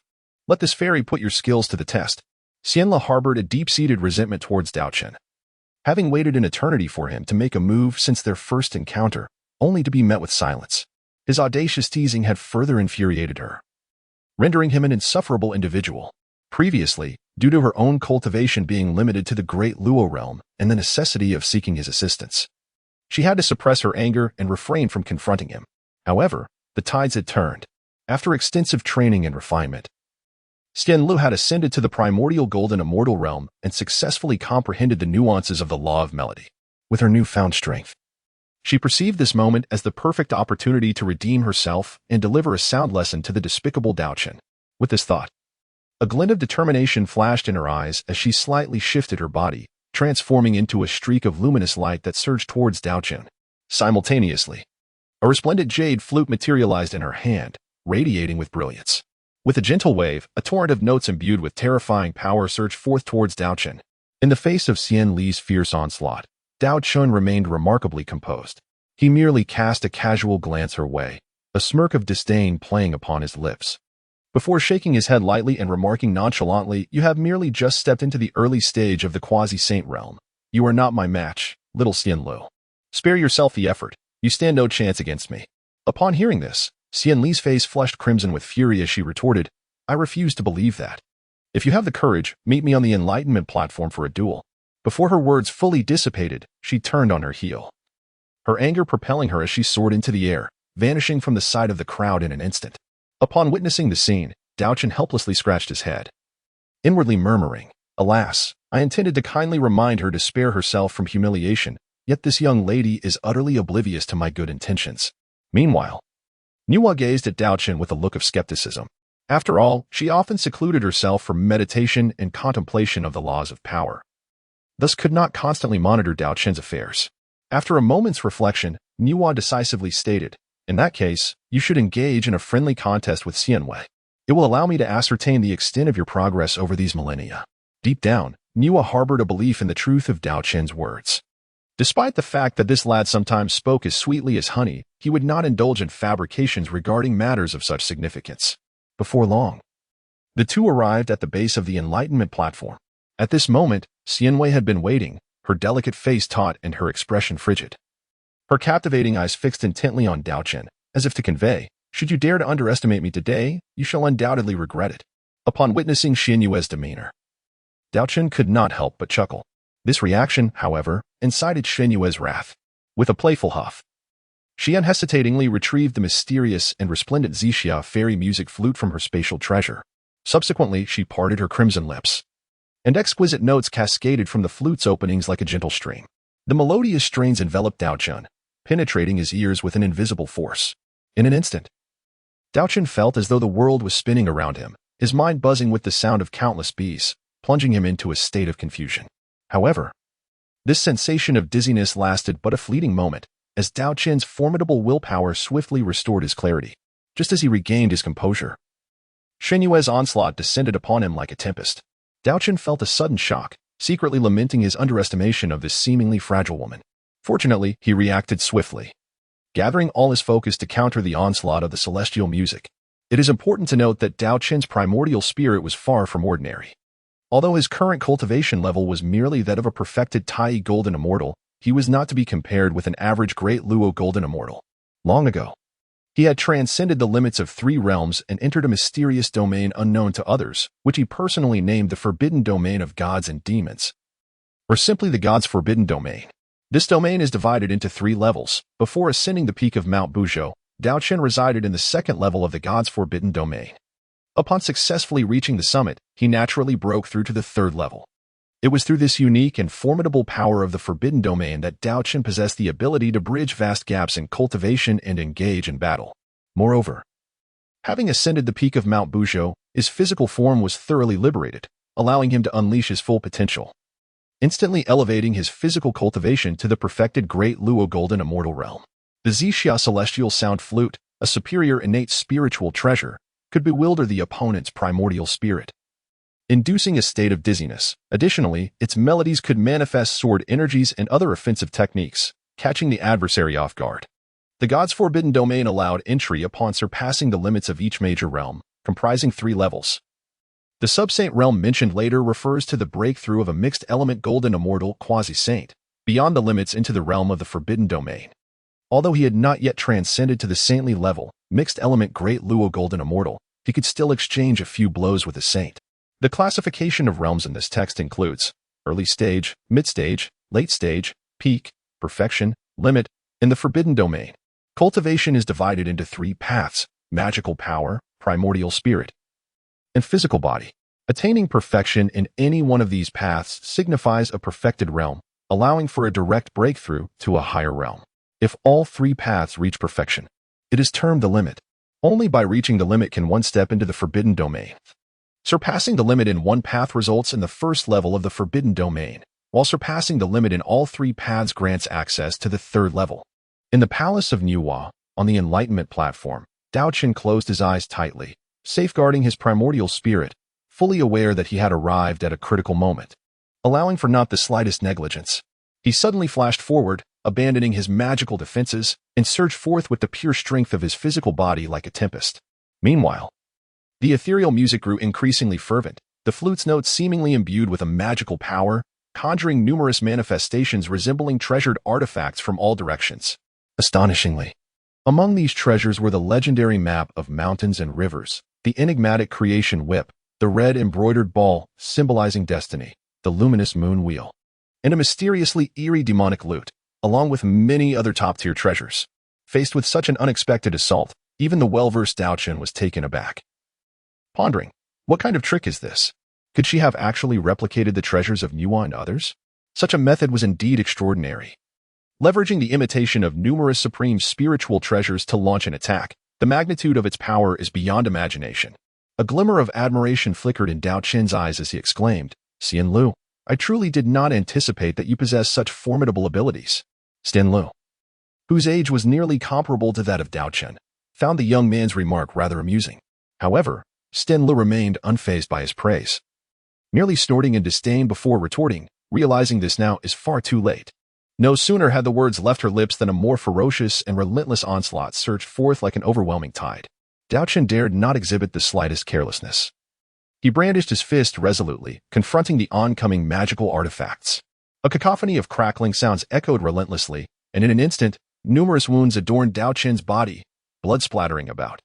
Yet, despite this, the injuries merely grazed his flesh, failing to penetrate his sinews and bones. Daochen furrowed his brow slightly, gently massaging his injured fist. After taking a deep breath, he shouted loudly, "It seems that I must show some real skills. Be careful, little immortal Lu." With that, he abruptly focused his energy, his muscles tensing as a powerful force surged within him like a raging flood.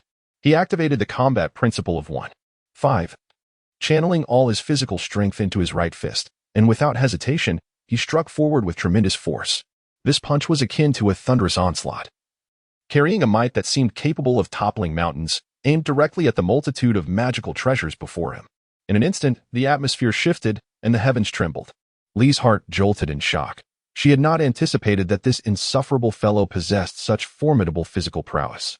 Moreover, his understanding of the principle surpassed her own. While Lu had only grasped the melody principle to a degree of 1, it paled in comparison to the combat principle. The myriad spiritual treasures, conjured from the sound of the flute, vanished without a trace under the force of his attack. Simultaneously, Daochen's fist, imbued with the power of thunder, struck towards her with blinding speed. In that fleeting moment, Li's complexion turned as pale as paper, devoid of color.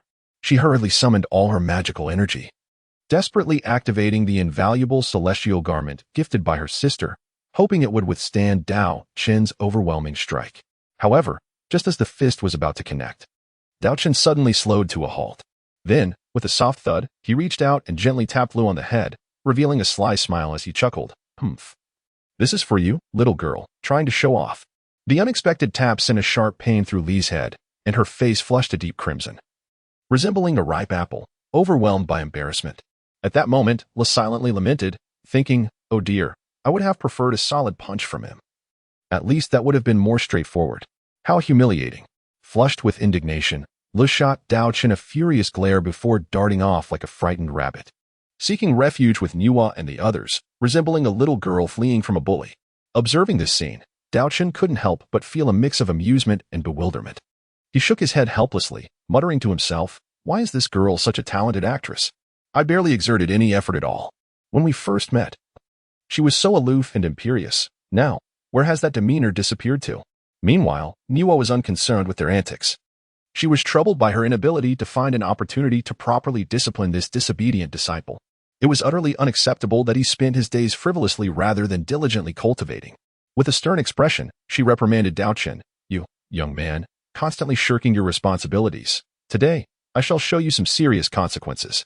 As it happened, the Earth Mother had previously sent a message indicating her interest in taking Daochen as her disciple. With a flash of thought, Nüwa appeared firmly on the enlightenment platform. At that moment, a familiar sensation surged within Daochen, prompting him to ponder, could it be that my master is eager to guide me once more? With this thought in mind, Daochen did not dare to delay. He promptly spoke, "Master, I am fortunate to have acquired the 9 transformations profound technique, a legacy of the great Pangu. From the Witch clan, I wish to present this technique to you, Master. Please accept it graciously. Nüwa was momentarily taken aback, having not anticipated that Daochen would obtain such a precious technique from the Witch clan. She mused, could it be that the Earth Mother secretly taught him? However, Daochen's next words dispelled her doubts. He continued, rest assured, Master, the acquisition was entirely legitimate. I assisted Emperor Jiang and his companions with a significant issue. And in gratitude, they unanimously agreed to impart the 9 transformations profound technique to me, with no restrictions on passing it to others. I now wish to be the first to share this technique with you. Having said this, Daochen stepped forward, extending his right hand, his fingers poised like a sword, gently touching Nüwa's forehead. In an instant, a radiant light enveloped them, and the secrets of the 9 transformations profound technique flowed into Nüwa's consciousness. She immediately closed her eyes, entering a state of deep contemplation. True to its legacy from the great Pangu, the 9 transformations profound technique was replete with endless mysteries and intricate truths, leaving Nüwa increasingly astonished. Those who practiced this technique would endure trials akin to 9 deaths and rebirths. Mastery of the 9 transformations would grant the practitioner a physical form on par with innate treasures, reaching the realm of impervious to all loss. Neither spells, divine powers, nor curses and seals could inflict harm upon the practitioner. In the timeless expanse of the primordial world, 3,000 years had elapsed since Daochen's return. During this time, Nüwa remained in seclusion, diligently cultivating to break through to higher realms. Simultaneously, Daochen was not idle. He focused on mastering an extraordinary technique known as the 6 paths of reincarnation. This enigmatic art could be divided into 2 crucial components. The first was the foundation building chapter, which comprehensively enhanced one's innate qualities and potential. The second was the transcendence chapter, which allowed simultaneous cultivation of the 3 paths for a leap in realm. However, practicing the foundation building chapter was no simple task. A key requirement was to experience the suffering of reincarnation before one could begin. Due to the current lack of conditions for reincarnation, Daochen was compelled to temporarily set aside the foundation building chapter and delve into the transcendence chapter first. Over the course of 3,000 years, he devoted himself entirely to this wondrous technique. Regrettably, despite his immense efforts, his magical power and spiritual progress stagnated, as if he had encountered an invisible barrier preventing further advancement. Fortunately, the 6 paths of reincarnation demonstrated remarkable responsiveness and human-like design. When it sensed Daochen's cultivation had reached an impasse, it automatically redirected all energy originally meant for enhancing magical power and spirit into refining his physical form. This resulted in a breakthrough, elevating his physical body to the realm of true invincibility. In earlier times, he could likely only defeat early-stage quasi-saints. Now, he could contend against ordinary mid-stage quasi-saints. Considering the combined strength of his 3 paths and equipped with no formidable treasures, it would depend on the type of laws and the practitioner's understanding of them when facing mid-stage quasi-saints with deeper insights. Nüwa had also imparted the 9 transformations profound technique to Shihe, Changxi, Lu, and others, including Su Mei and Moyin. After all, they had joined the Nüwa palace. They were all part of the same family, and Nüwa would not show favoritism. Consequently, key members of the Nüwa palace began their seclusion to practice the 9 transformations profound technique. As for the Fox clan and the Tongue Snake clan, Nüwa established a small world for their survival. Upon hearing Nüwa's words, Daochen genuinely envied her mastery of the laws of creation. The act of forging worlds is inextricably linked to these laws, as all things require them for their genesis. Nüwa smiled and remarked, since you are so intrigued, allow me to impart my insights on the laws of creation to you. Grateful for her generosity, Daochen readily accepted, for she is his esteemed mentor, and he felt it was well-deserved.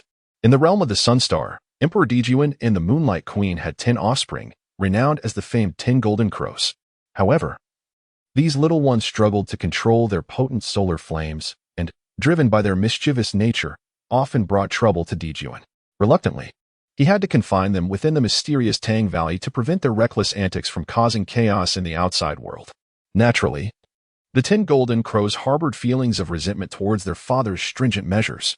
Had it not been for their mother, the Moonlight Queen, who frequently visited and patiently soothed their restless spirits, they might have recklessly attempted to breach the barrier in a desperate bid for freedom. Alas, despite each of them having cultivated to the realm of Tai Golden Immortal, they remained powerless against the formidable barriers set by Dijuan, a pinnacle quasi-saint. The strength of this barrier was immense. Only a saint could hope to breach it undetected in this vast, primordial world. However, as fate would have it, two saints from the Western teachings, the Jian and Zhuanti, unexpectedly arrived, seemingly intent on stirring the winds of change. More than 3,000 years ago, Zhuanti had been tasked by his senior brother Jian to closely monitor the movements of the demon clan's heavenly court, seeking an opportunity to incite the cataclysmic battle between the witches and the demons. After a long and fruitless search for a suitable chance, he inadvertently overheard a conversation among the demon gods concerning the 10 golden crows. This unexpected revelation sparked a brilliant plan within him. If he could orchestrate a conflict between the 10 golden crows and the witch clan, ideally resulting in the demise of a few, it would be perfect. In doing so, Dijuan would undoubtedly be provoked into action. With this thought, Zhuanti wasted no time in discussing a unified plan with Jian. They understood that the Sun Star was Dijuan's stronghold. Even saints had to tread carefully in such a domain, wary of any missteps that could reveal their presence. Nevertheless, both Zhuanti and Jian had resolved to take the risk.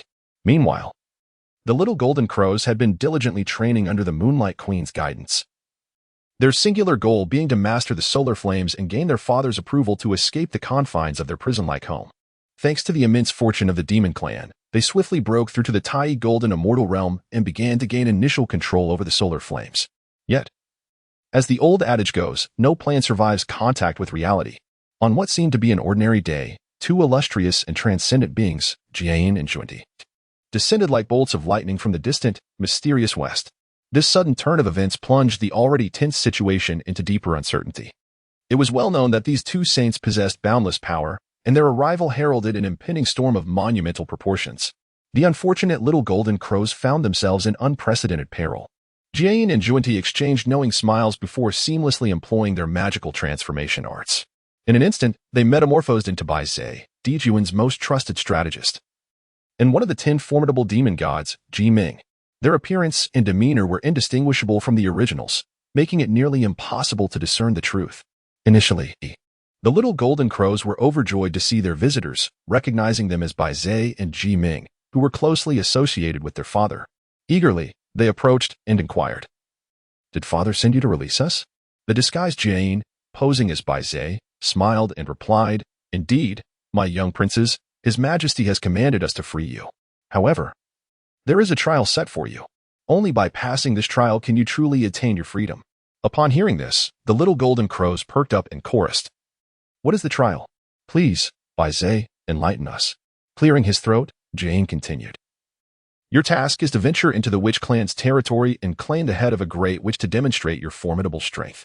Only then can you fulfill His Majesty's expectations. Thanks for your support. Please encourage me to continue." Under the meticulous planning of Jian and Zhuanti, the 10 golden crows stealthily departed from the Sun Star while their father remained unaware, dashing toward the lower realm like 10 streaks of golden light. They embarked on a significant mission to accomplish the task assigned by their father. At the fringes of the witch clan's territory, where the Kwafu tribe thrived, fate played its hand. The 10 golden crows coincidentally arrived at the witch clan's stronghold. Unfortunately, the mightiest being among them, the great witch Kwafu, was absent at that moment. With cold determination, the golden crows surveyed the witch clan below. After a brief contemplation, one of them boldly proclaimed, "Brothers, this witch clan's strength should not be underestimated. But we bear an important mission and must not waver. I propose we activate the Golden Crow Formation and annihilate this clan in one fell swoop. In doing so, we can swiftly complete our father's task and escape this Tang Valley prison." One of the younger golden crows expressed concern, hesitatingly saying, "Eldest brother, if we activate the Golden Crow Formation, its immense power may not only obliterate this witch clan, but also threaten the neighboring tribes." The eldest golden crow scoffed, disdain evident on his face. "Humph! Our demon court reigns supreme in this primordial world. Why should we care for the survival of these weak clans? Completing Father's mission is paramount. Obey my orders, brothers, and prepare to act swiftly." With that, he transformed into his true golden crow form, radiating brilliant golden light.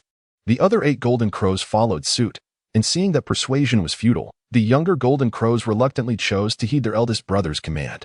Immediately, the 10 golden crows launched their assault without hesitation. In an instant, countless beings of the witch race and other tribes gazed skyward, witnessing 10 immense fireballs ablaze, resembling the blazing sun, radiating unbearable heat and dazzling light. The relentless torrents of solar flames danced through the air like fiery serpents. The Kwafu tribe found itself at the forefront of this onslaught. At this critical moment, only 3 formidable warriors, each at the initial stages of great witch cultivation, stood guard within the tribe. Yet, against the overwhelming might of the 10 golden crows, even with their utmost efforts to resist, they appeared somewhat powerless and constrained. The Kwafu tribe was renowned among the witches for their towering stature and extraordinary strength, earning them the moniker of giants. Nevertheless, in the face of the Golden Crow formation, these 3 great witches dared not relent, exerting every ounce of their strength to withstand the ferocious assault of the solar flames and protect their relatively weaker kin behind them. Meanwhile, several prominent witches, including Jiufeng, Hui, and Kwafu, were engaged in mutual training to refine their physical prowess. Suddenly, they collectively sensed the emergence of what seemed to be 10 additional miniature suns in the sky. With a seething wave of heat rushing toward the direction of the witch tribe like a tumultuous torrent, some members of the tribe, whose cultivation had not yet reached the minor witch level, could barely withstand the scorching heat, struggling to maintain their footing. Realizing the dire situation, Kwafu and the others wasted no time and swiftly made their way to the side of the disturbance. At that very moment, in the heavens above, the heavenly Emperor Dijun suddenly sensed a violent eruption of solar flames from the mortal realm. A jolt ran through him, and he immediately recognized the gravity of the situation, decisively ordering Bai Zhe to descend and investigate the unfolding events. However, inexplicably, a profound sense of unease welled up within Dijun's heart. Simultaneously, as Hui, Kwafu, and the other great witches arrived at the Kwafu tribe, they beheld the 3 valiant great witches of the Kwafu clan, who were expending their last vestiges of strength to pursue the 10 golden crows in the sky. They aimed to shield their kin from the scorching solar flames with their towering forms. Tragically, by the time Hui and the others reached the scene, the 3 great witches had already exhausted their life force, ultimately perishing in a noble sacrifice. Their precious lives exemplified profound guardianship and responsibility toward their kin. Witnessing this, the imposing and formidable Kwafu was consumed by rage, unleashing a thunderous roar. "How dare you act so recklessly? You are courting your own demise." Without hesitation, he summoned every ounce of his combat prowess, channeling it into a terrifying force capable of annihilating the heavens and earth. Charging like a meteor ablaze with fury toward the Golden Crow formation above, a resounding crash echoed as the seemingly indestructible Golden Crow formation cracked under the weight of Kwafu's cataclysmic strike, fracturing into a myriad of fissures before shattering completely. In the blink of an eye, as Kwafu launched his assault, Hui unveiled his unparalleled archery skills, drawing his bow with fluid grace. He swiftly loosed 3 shimmering arrows that shot forth like lightning. Without mercy, he fired 9 arrows in succession, each imbued with boundless power and lethal intent. Astonishingly, the 9 arrows homed in with unerring accuracy on the 9 golden crows in the air. Accompanied by piercing cries of agony, the struck golden crows lost their balance, plummeting to the earth like meteors, disintegrating upon impact. With the fall of the 9 golden crows, the earth trembled violently, fissures spreading across the surface. Even more terrifying, from the sites where the golden crows fell, boundless flames surged forth, rampaging like wild stallions, turning everything in their wake into desolate wastelands, a scene of unimaginable devastation. Hui's expression remained grim as he gripped his bow tightly, knocking another arrow aimed at the trembling little golden crow in the air. The small golden crow, paralyzed by fear, watched helplessly as its 9 brothers fell, their lives extinguished in an instant. Terror gripped its heart, and it dared not linger, expending all its strength to flee toward the horizon, desperate to escape this horrifying place. Yet Hui, having attained the pinnacle of great witch cultivation, would not easily let the little golden crow escape. With a swift motion, he loosed an arrow crackling with the wrath of the witch race, shooting directly toward the little golden crow, aiming to obliterate it in one strike. At that moment of imminent peril, a powerful presence descended, revealing Bai Zhe and other experts who had arrived just in time. They swiftly unleashed quasi-saint-level power, forming a sturdy shield to protect the little golden crow. Simultaneously, Xingtian, who was sequestered in cultivation, sensed the familiar and potent energy fluctuations. Instantly, he recognized that Bai Zhe of the demon race had appeared, recalling their previous confrontations. A strong battle intent surged within him. Without hesitation, he harnessed his unparalleled physical prowess as an ancestral witch, crossing the void to stand before Hui and Kwafu. Confronting Bai Zhe directly, faced with the formidable Xingtian, Bai Zhe did not hesitate. He understood the urgency of the situation. Lingering any longer could attract the attention of other ancestral witches, leading to disastrous consequences. Thus, he decisively seized the little golden crow and, with a flash, transformed into a streak of light, swiftly escaping the scene. In the demon court, Daochen was engrossed in handling intricate affairs. However, as the golden crows fell one after another, an unusual sensation surged through his heart like a tidal wave. This feeling arose so abruptly that even the formidable demon emperor found himself taken aback. In an instant, Daochen felt as if his heart had been struck by a heavy hammer, sending waves of agonizing pain through him. Meanwhile, the empress, Yushi, standing beside him, also keenly sensed the abnormal fluctuations. Her beautiful gaze met Daochen's, and in that shared glance, they both discerned profound concern and unease.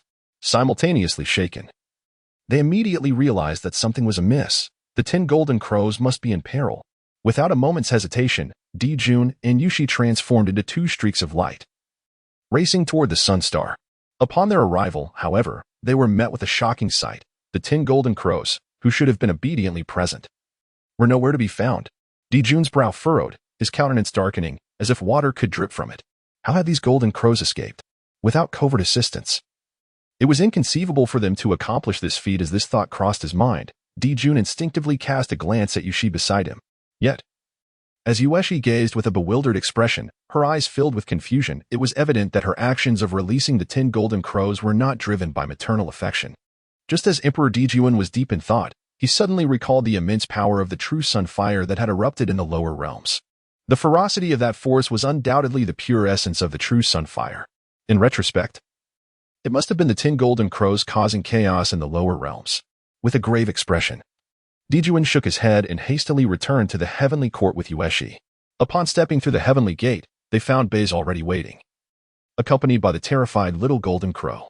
The little golden crow caught sight of Daochen and Yushi approaching and could no longer contain its grievances and sorrow, tears streaming down like a torrential flood. In a flash, it dashed to Daochen, kneeling before him with a thud, sobbing uncontrollably as it began to lament. "Father, mother, you have finally come. Woe is me. All 9 of my brothers have perished." The little golden crow's heart-wrenching cries shattered the hearts of all who heard them.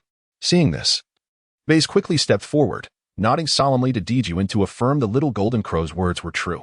Upon hearing this dreadful news, Daochen's eyes widened in shock, a wave of immense fury surging within him. His aura erupted suddenly, causing the surrounding space to tremble slightly with his wrath. Who dares to be so audacious? Who has slain my sons? Daochen bellowed through gritted teeth, his voice resounding like thunder, deafening all present. Baze took a deep breath to steady himself before responding, "Your Majesty. As far as I know, it was the great archer Hui of the Witch Clan who struck." "The Witch Clan? Such audacity!" Daochen roared with unrestrained fury. Baze swiftly summoned the various demon gods. "Today, the Witch Clan shall pay a grievous price for this." Baze, not daring to delay, immediately bowed and replied, "Yes, Your Majesty." However, just as he turned to gather the heavenly generals, a calm yet weary voice interrupted, "Hold on." Daochen and the others turned to see Fushi had appeared before them. Seemingly frail and worn, his profound cultivation almost undetectable.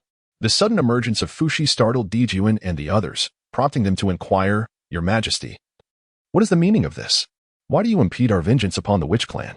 Fushi gently shook his head, speaking softly, "Your Majesty, do not rush.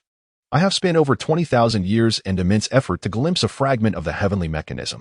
According to what I have perceived, the conflict between our demon clan and the Witch Clan may lead to our annihilation, following the tragic fate of the primordial 3 clans." Upon hearing this, Daochen and Baze's expression shifted dramatically, waves of shock surging within them as they exclaimed in unison, "Is this truly the case? How can this be?" They stared in disbelief at the unfolding situation. Fushi's expression grew serious as he turned towards Daochen, bowing deeply, and gravely stated, "Your Majesty, I have exhausted all efforts. But alas, one cannot defy destiny. The demon clan must act with utmost caution in the future, especially regarding the West." Before he could finish, Fushi's figure suddenly became indistinct, as if swallowed by an invisible force. In an instant, he dissipated into the ether like smoke, leaving no trace behind. The onlookers stood in stunned silence, at a loss for words.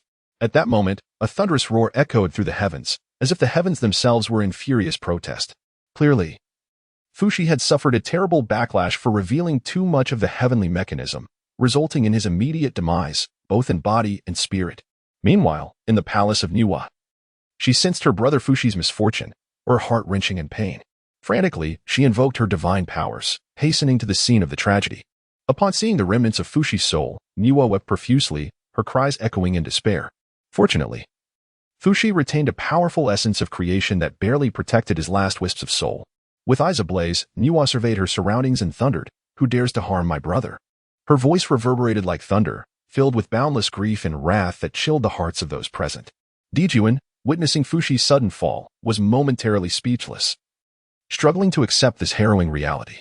Beside him, Baze furrowed his brow, deep in thought, seemingly pondering crucial clues. Dijuan approached Nüwa, heavy-hearted, recounting how Fushi had endeavored to unveil the heavenly mechanism for the benefit of the demon clan.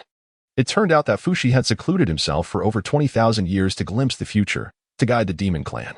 Now, having finally emerged, he could only leave behind a few fleeting words before his untimely end. Hearing this, Nüwa's heart began to piece together the puzzle. A flicker of profound hatred crossed her beautiful eyes, quickly masked by her cunning composure. Suppressing her inner sorrow, she refrained from further words.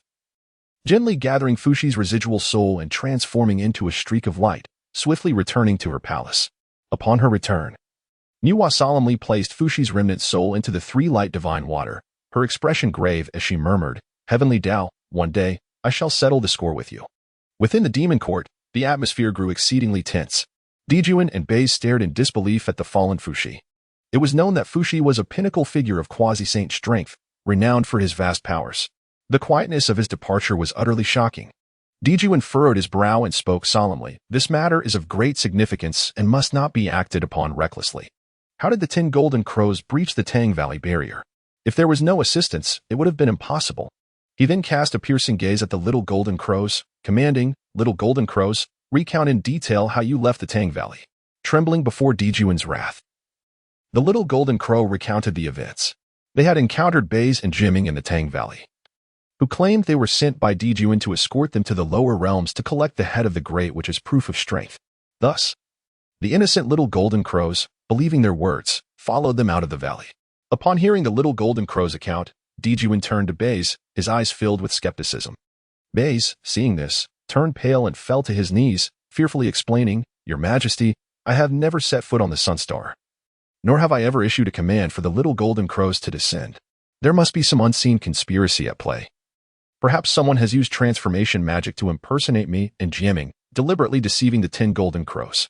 I implore your Majesty to investigate the truth." Beside them, Yueshi was already in tears, sorrowfully pleading, "Your Majesty, our children have perished unjustly. You must avenge them." Dijuan helped Baze to his feet, declaring, "I trust you." Before his demise, Fushi warned us to be cautious of the West. Could it be that this incident was orchestrated by those from the West? Yet, what exactly are they hoping to achieve with their actions? For a moment, both Dijuan and Baze fell into deep contemplation, grappling with the monumental enigma concealed beneath the surface. Baze furrowed his brow and, after a moment of reflection, spoke slowly, "As far as I know, the beings in the Western lands are quite scarce.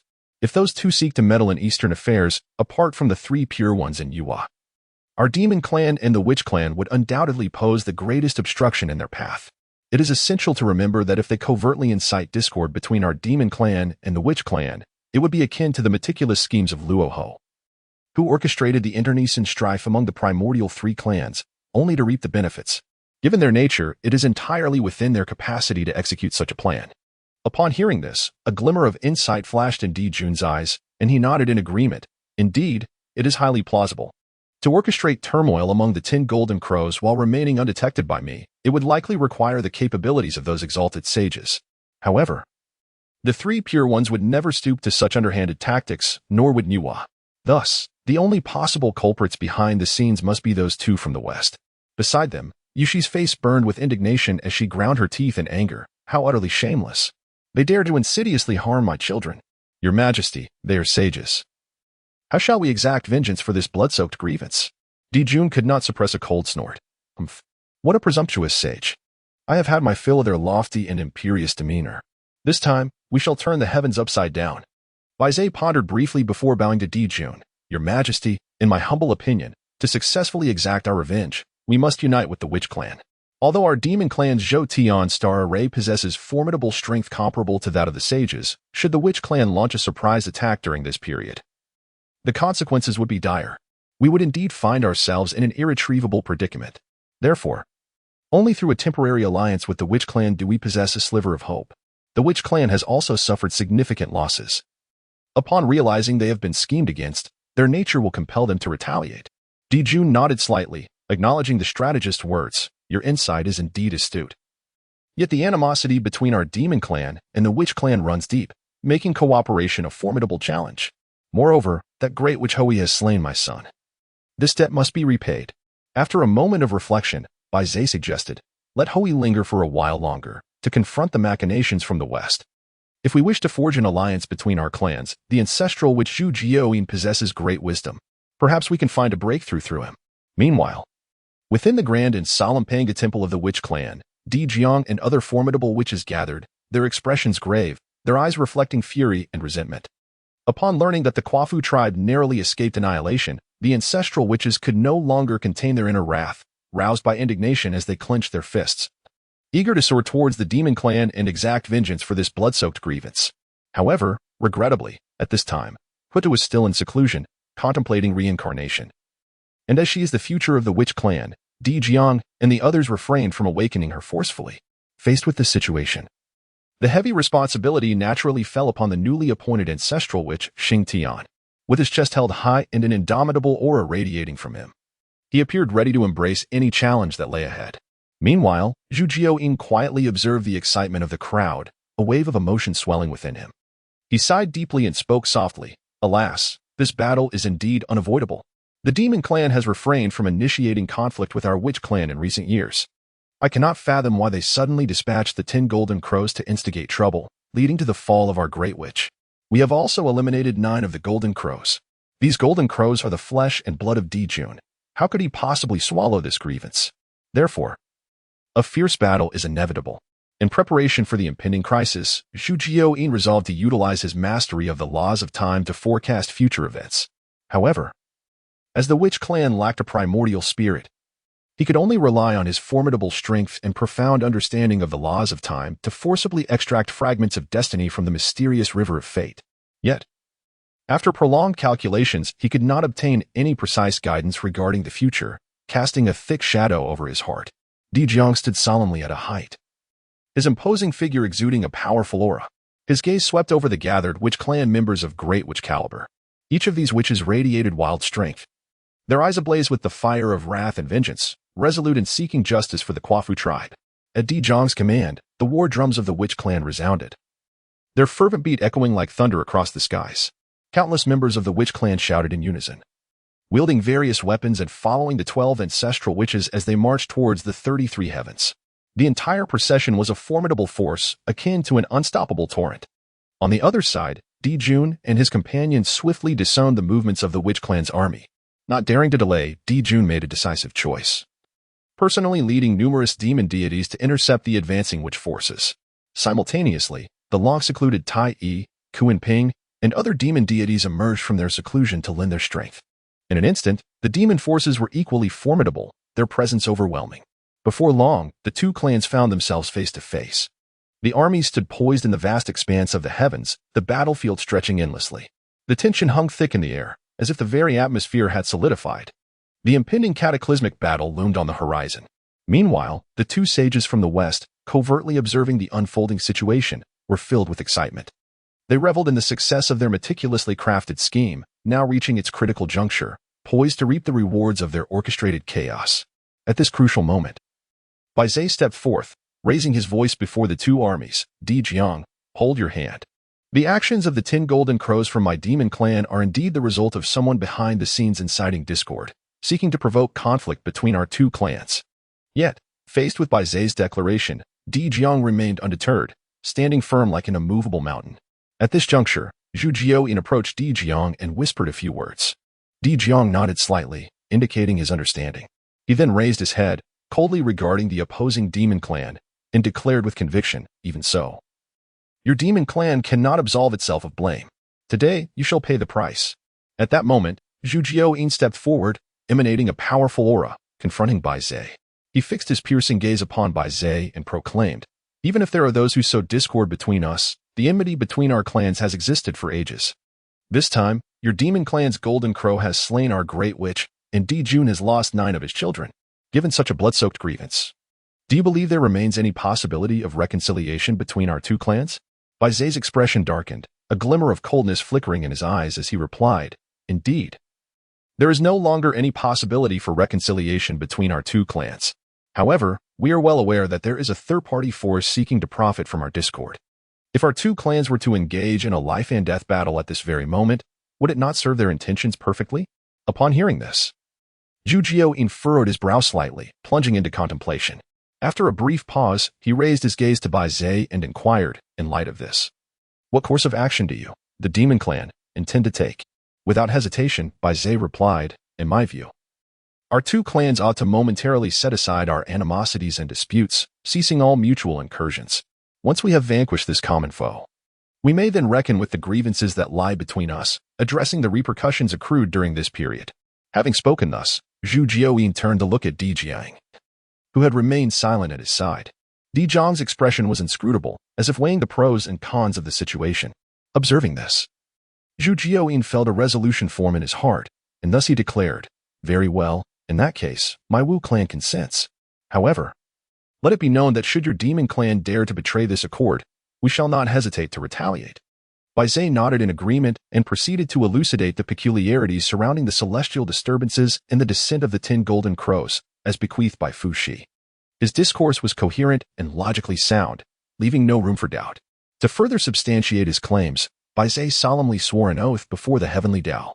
Zhu Jiao, with a grave expression, nodded in acknowledgement and stated, "If indeed this is the case, it stands to reason that the Western forces are orchestrating this from the shadows. Should that be true, let us join forces to deliver an unforgettable lesson to the West, so they may comprehend what it truly means to be the sovereign of the primordial wilderness." In that instant, the esteemed sages of the primordial wilderness exchanged glances, their faces etched with skepticism. Just moments ago, tensions ran high, and they seemed poised for a deadly confrontation. How, then, had they suddenly redirected their focus towards the west? Within the Three Pure Ones Taoist temple atop Kunlun Mountain, the Tongtian teacher could no longer contain his elation and burst into raucous laughter. "Ha ha ha. I never imagined that Jane and Juandi would find themselves in such a predicament." His laughter echoed throughout the temple, lingering in the air. Conversely, within the Nüwa palace, a starkly different atmosphere prevailed. Ever since Nüwa had brought back the residual soul of the great deity Fu Shi, her countenance had been marred by worry and sorrow. Daochen observed the situation with keen eyes and felt a deep ache in his heart. He employed every possible means to offer comfort and encouragement, ultimately managing to lift Nüwa's spirits, if only slightly. Daochen was acutely aware of the gravity of the situation, and he dared not be negligent in the slightest. He retrieved the Six Paths reincarnation disc to obscure the horizon, successfully shielding himself from the scrutiny of the heavenly Tao. Subsequently, he confided in Nüwa about the impending establishment of reincarnation by Hutu. When that time comes, Fu Shi would be able to reincarnate and eventually return to the world. Upon hearing this news, a glimmer of hope flickered in Nüwa's eyes, instantly revitalizing her previously listless spirit. However, Daochen refrained from directly disclosing the relevant records of future events to Nüwa due to the immense causality involved. Should this information leak, it was highly likely that the heavenly Tao would detect a clue through the trace of her primordial spirit entrusted within it. At that point, the situation would spiral out of control, leaving no possibility for negotiation. The heavenly Tao and Hongjun would undoubtedly devise every means to confront Nüwa and Daochen, particularly with Daochen being such an unforeseen variable. In the past, when Huda was shown images of the future underworld, an overwhelming force erupted from the Panga Shrine, sealing away Huda's memories out of fear that the news would leak and the heavenly Tao would be forewarned. At that moment, through the divine power manifested by Nüwa, Daochen witnessed the witch and demon clans aggressively preparing to wreak havoc in the Western world. He could not help but rub his eyes vigorously, his face a mask of disbelief, pondering whether this was truly the primordial world he remembered. After careful consideration, Daochen inferred that the West was likely on the brink of disaster.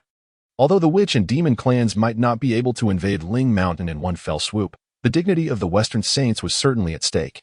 It is worth noting that the formation of the Zhou Tian star array and the 12 capital heavenly gods array of the witch and demon clans were not merely names. They possessed terrifying powers comparable to that of saints. In contrast, Jian and Juanti had only just attained their saintly status for a brief while, and their cultivation levels likely remained at the first level of sainthood. Thus, it seemed that the two saints of the West were bound to suffer significant losses in this confrontation. Daochen was thoroughly engrossed in observing the unfolding scenes, as if he were part of them. In the West, Jian and Juanti gazed in astonishment at the approaching tide of the witch and demon clans. their expressions filled with disbelief, inwardly lamenting their predicament. Initially, they had expected the two clans to engage in combat without hesitation, yet they found themselves hesitating and bickering instead. At this moment, all beings in the east focused their attention on Ling Mountain, eagerly anticipating the spectacle of how the Western teachings would respond to this situation. Jiayin and Zhuani exchanged glances, each recognizing the futility in the other's eyes. They understood that this battle was inevitable. Yet they could not allow the battlefield to be set at Ling Mountain. Otherwise, the hard-won foundation they had established might be obliterated, rendering all their efforts meaningless. With this thought, they no longer hesitated, immediately collaborating to unleash their divine powers, appearing at the eastern border to intercept the advancing armies of the witch and demon clans. When Jiayin and Zhuani beheld the scene before them, they could not help but gasp in shock. Among the demon forces, a multitude of quasi-saint powers had gathered. While on the witch side, most of their ancestral witches had reached the pinnacle of quasi-saint level, their strength unfathomable. Jiayin composed himself, adopting a solemn demeanor, and shouted loudly, "You must retreat at once. The Western teachings will overlook your past transgressions and will no longer hold you accountable." He spoke with an air of superiority, believing in his noble status.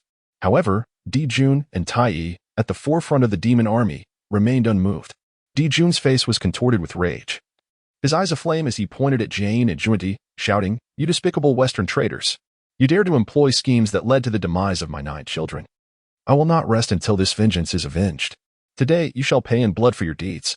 Beside him, Tai Yi held the chaos spell, emanating an overwhelming pressure. Poised to strike. Leading the 12 ancestral witches, Di Jiang surged forward to confront the witch clan's formation, their expressions grave, radiating immense power. Di Jiang's gaze pierced the sky as he directed his attention toward Jiayin and Zhuani, bellowing, "Form the array." This thunderous command reverberated through the air, shaking the very hearts of those present. At the same time, Di Jun, witnessing the witch clan's boldness, decided there was no need for further discussion. He waved his hand vigorously, and amidst the shimmering light, the He Tu and Luo Shu appeared in his grasp, following Di Jun's lead. The demon saints and gods swiftly retrieved their treasured Zhou Tian star banners, methodically arranging their troops. In an instant, the atmosphere shifted dramatically, as if an invisible force enveloped the heavens and the earth, creating an incredibly tense ambience. Meanwhile, Jiayin and Zhuani summoned their full powers in preparation for the assault from both clans. Soon, an immense figure materialized, none other than the legendary Pangu's divine body. The witch clan had made thorough preparations for their battle against the demon clan, having procured a formidable giant axe from their treasury, intending to bestow it upon Pangu's divine body to unleash even greater strength.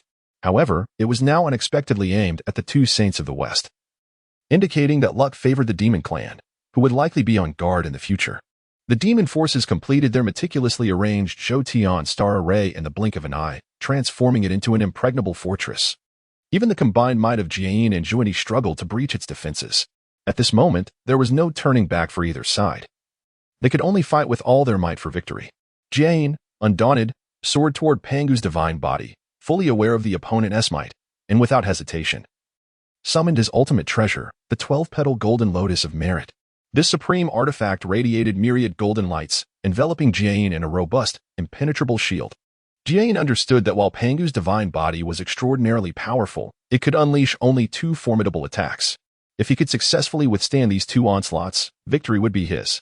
On the opposite side of the battlefield, Zhuani engaged fiercely with the demon clan's Zhou Tian star array. The demons summoned colossal starry giants to pummel Zhuani relentlessly. Faced with this awe-inspiring and formidable formation, Zhuani focused intently and decisively activated the Qinglian Baos banner bestowed upon him by Jiayin. The banner responded to the winds, fluttering and resonating as it unleashed a torrent of azure light, swiftly expanding into a massive and sturdy azure barrier. This barrier stood firm like an iron wall, effectively intercepting the formidable attacks of the starry giants. It is worth noting that the Qinglian Baos banner was one of the renowned 5-directional flags, renowned for its extraordinary defensive capabilities, rivaling even the 12-petal golden lotus of merit. Yet, Zhuani showed no sign of retreating.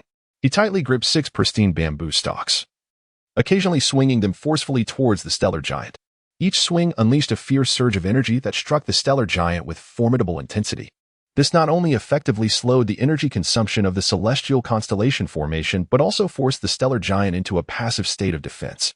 At this moment, neither side gained the upper hand, resulting in a stalemate. All eyes were fixed intently on the battlefield, hearts filled with speculation regarding the outcome of this fierce confrontation. Particularly within the Nüwa palace, Daochen, with a look of anxiety, posed a question to Nüwa, Master. Do you believe this connection can withstand the might of Pangu's physical form?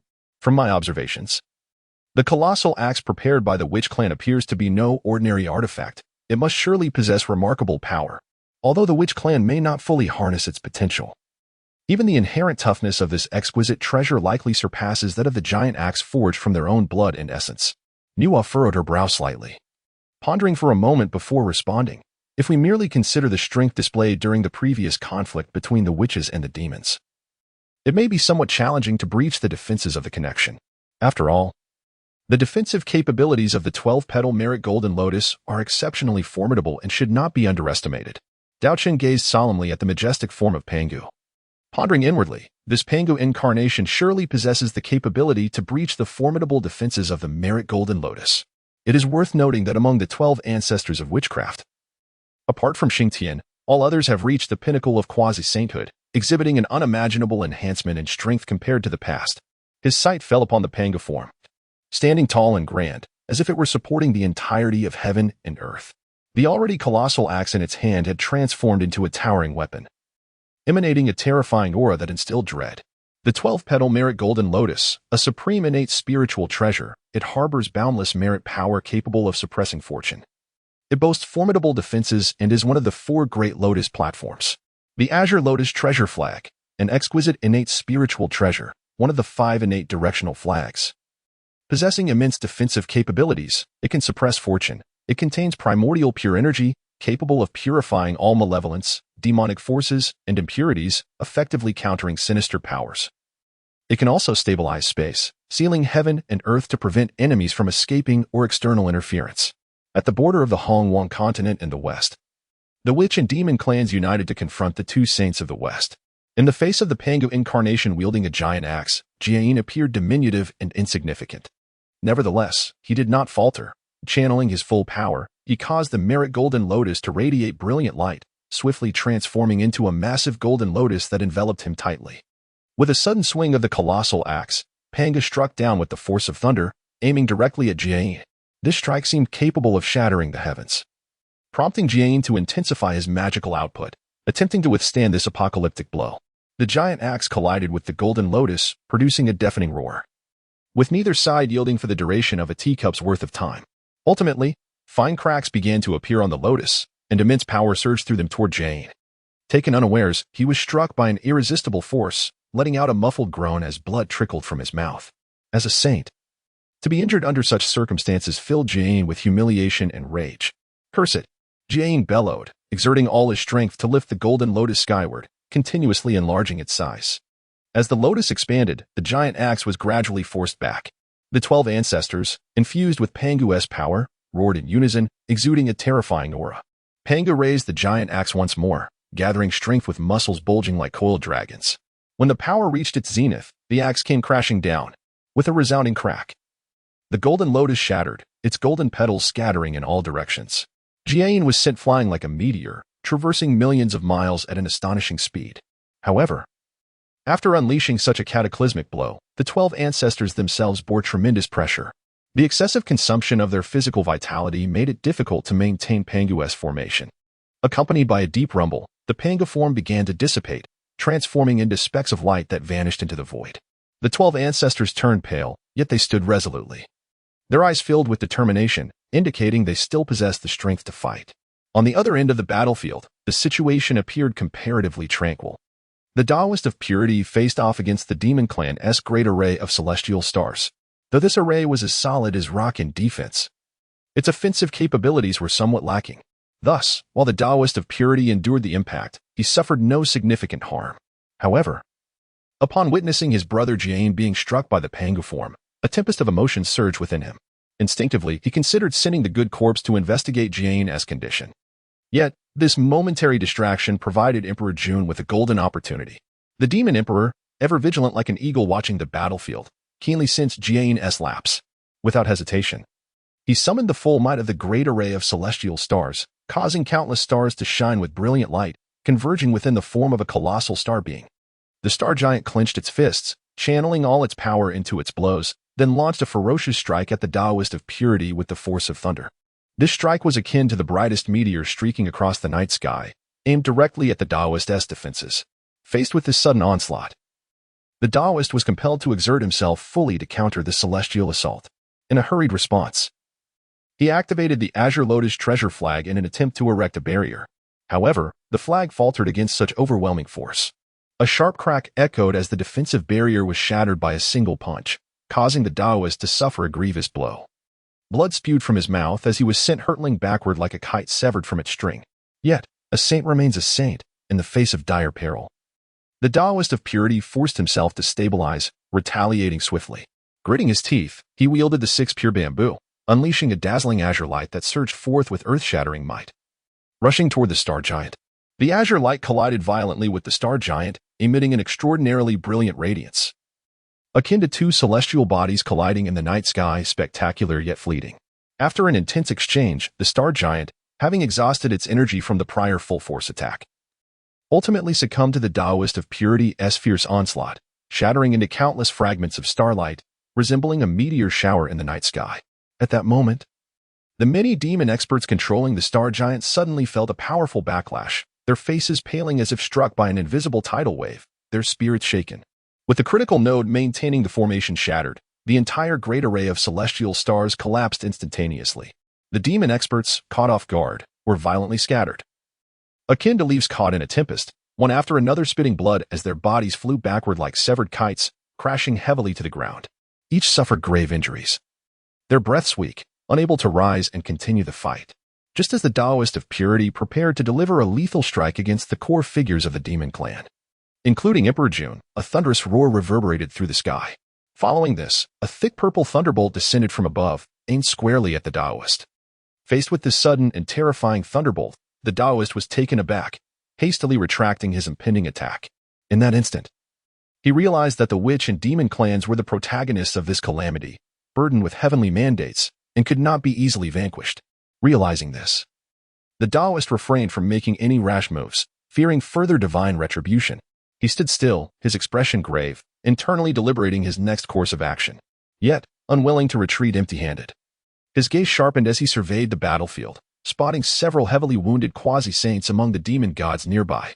Unable to resist, without hesitation, he waved his sleeve, employing his divine powers to envelop these injured quasi-saint demon gods within, transforming into a streak of light as he sped towards Spirit Mountain, millions of miles away.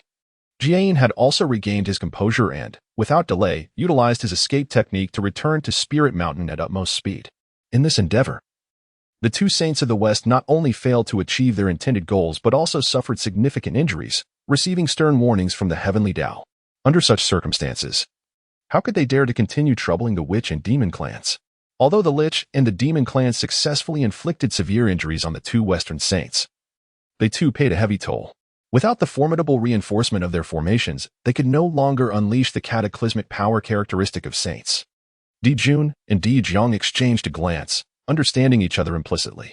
In accordance with their prior agreement, they issued commands, leading their respective kin to gradually withdraw from the battlefield and embark on their return journey. This breathtaking war ultimately concluded with both sides suffering grievous losses. However, through this intense clash, countless beings in the primordial world came to a profound realization. Those exalted and seemingly invincible saints were not entirely unconquerable. This newfound awareness, akin to the first ray of sunlight at dawn, illuminated the hearts of many with hope and courage. Although ants may not topple the heavens, they can certainly shatter its majesty. In the aftermath of this battle, a piece of news spread like wildfire throughout the primordial realm. The two Western saints had been secretly scheming, meticulously orchestrating the reckless descent of the 10 golden crows from the demon court, thereby artfully inciting the extraordinary conflict between the Lich and demon clans. Once this shocking revelation came to light, it triggered a tremendous uproar. The already tarnished reputation of the two Western saints plummeted like a crumbling edifice, becoming the target of widespread disdain. Nevertheless, the two saints did manage to secure a measure of gain, successfully abducting 8 formidable beings at the initial stage of quasi-sainthood from the demon court. For the Western Church, this was a small consolation, preventing their elaborate machinations from completely spiraling into futility, thus averting a total loss of both name and fortune. Deep within the Crimson Ocean, The ancestor of the underworld river felt a surge of genuine admiration upon hearing that the Lich and Demon clans could engage in such a thrilling battle against the lofty saints. Ever since the Dao ancestor attained sainthood, saints had been regarded as supreme and invincible in the eyes of the masses. Yet now, the Lich and Demon clans, armed with their formidable strength and fearless courage, boldly challenged the saints and achieved remarkable results, regardless of the ultimate outcome of this war. They had undeniably shattered the long-held notion that all beneath the saints were mere ants. Simultaneously, far atop Kunlun Mountain, Yuanchi Tianzuan regarded this spectacle with scorn. He scoffed, exclaiming, "How disgraceful for us saints to be wounded by the Lich and Demon clans. This is utterly preposterous." His words brimmed with disdain for the two Western saints and fury at the audacity of the Lich and Demon clans to challenge the dignity of the saints. Atop the Western Spirit Mountain, Jiayin and Zhuanti stood opposite each other, both wearing expressions of helplessness. They had initially believed their plan to be flawless, only to find the demon race unexpectedly vigilant. Not only did they easily see through the Western machinations, but they also unexpectedly forged a temporary truce with their former enemy, the Lich clan, to unite against the West. With a pallid complexion, Jiayin wearily addressed Zhuanti, "Junior brother. I have sustained grave injuries in this endeavor and find myself utterly powerless. The affairs of the Western Church will likely fall upon your shoulders from here on. I must immediately enter a deep state of seclusion to recuperate. Unless there is a significant external threat to the Spirit Mountain, do not disturb my cultivation." Zhuanti, upon hearing this, was greatly shocked. He had never anticipated that Jiayin's injuries were so severe as to necessitate an extended retreat for healing. Furrowing his brow, he murmured with concern, "What shall we do, elder brother?" After a moment, as if recalling something, he quickly inquired, "By the way, elder brother, what should we do with the 8 quasi-saint-level demon gods I brought back from the demon camp?" After a brief silence, Jiayin seemed to ponder a strategy. Shortly, he opened his eyes, determination in his gaze, and replied, "Since these demon gods have fallen into our hands, let us directly convert them, integrating them into the powerful foundation of our Western Church. In doing so, our efforts will not have been in vain." Meanwhile, the primordial land welcomed a brief period of peace once more. Upon returning to the demon court, Dijun immediately summoned his trusted advisor Bai Zhe, entrusting him with a highly confidential mission. This matter was of great significance, known only to Dijun, Tai, and Bai Zhe, with even the esteemed demon master Kuanping excluded from awareness. For the demon race, this task was crucial, bearing immense implications for their future development and the fate of their lineage. Simultaneously, the Witch clan chose to retreat to the unfinished mountain, with the 12 ancestral witches entering seclusion for healing, refraining from external conflicts. In the ensuing millennia, the Lich and Demon clans maintained a relative peace, with no new fires of war igniting between them, as if the grievances of the past had been quietly soothed by the passage of time. On the shores of the East Sea, the 3 ancestral figures of the human race recently noticed unusual occurrences in some tribes located on the fringes of human territory. Many tribes had inexplicably vanished. This bizarre phenomenon raised their alarm. Thus, the 3 ancestors personally ventured to investigate these areas. However, despite their utmost efforts, they could not uncover any concrete leads regarding the missing populace. In utter frustration, the 3 ancestors had no choice but to urgently contact Daochen, who was in seclusion at the Nüwa Palace. At that time, Daochen was deeply engrossed in his cultivation, but upon receiving this message, he promptly concluded his retreat, seeking an audience with Nüwa to request leave to return to the human realm and uncover the truth. Upon his return to the shores of the East Sea, the 3 ancestors immediately disclosed the details of the incident to him without reservation. Upon hearing this news, Daochen felt a tightening in his heart. He was acutely aware of the unique efficacy of human flesh and souls, realizing the gravity of the situation. Consequently, he resolved to lead the 3 ancestors of the human race to conceal themselves near the afflicted tribes, patiently awaiting the opportunity to unmask the hidden instigator. As time slipped by and years quietly passed, on this particular day, the once clear sky was abruptly shrouded by a vast, ominous cloud. This dark mass descended like a ferocious beast, sweeping across the land with an imposing presence, as if intent on devouring the nearby human tribes entirely. Daochen's gaze was icy, and an overwhelming aura erupted from him, akin to a towering mountain. Without hesitation, he swung his right arm, his fist delivering an unparalleled force that thunderously struck forth. In an instant, a dazzling fist radiance sliced through the heavens like a bolt of lightning, hurtling directly towards the dense black clouds. A deafening roar resounded, as the black clouds were instantly torn apart by the terrifying might of his punch, scattering like shattered black fabric. As the clouds dissipated, the concealed figure within was finally revealed to be an enormous, majestic tiger. Upon closer inspection, this tiger emanated an immense aura, unmistakably a demon god at the initial stage of quasi-saint realm. Its bell-like, massive eyes gleamed with a ferocious light, fixated intently on Daochen. Upon witnessing this, Daochen was filled with rage, his fury surging like a tempest, and he bellowed, "Audacious tiger demon! How dare you harm my human kin? Such a transgression deserves nothing less than 1,000 deaths." The tiger demon, however, remained unfazed, instead bursting into a boisterous laugh, exclaiming, "Aha! Who would have thought that your insignificant human flesh possesses such miraculous properties, enabling me to swiftly regain my strength? Today marks your misfortune." Upon hearing those words, Daochen's heart ignited with fury, akin to a volcano erupting, his eyes glinting with a coldness sharp as a blade. He bellowed, seeking death. As his voice resonated, a resplendent 12th grade pure world white lotus blossomed beneath his feet, its holy radiance cascading down like a waterfall, elevating his form as though a divine being had descended. Simultaneously, he gripped a long sword that shimmered with the brilliance of countless stars, its blade pulsating with the power of infinite galaxies. He resembled a war deity, exuding unmatched might. As he charged fiercely towards the tiger demon, faced with Daochen's formidable advance, the tiger demon's gaze turned increasingly frigid, its low growl laced with deep-seated hatred. "So it is you. It was you who killed my grandfather during the migration of your human race. This blood debt shall be repaid in full today."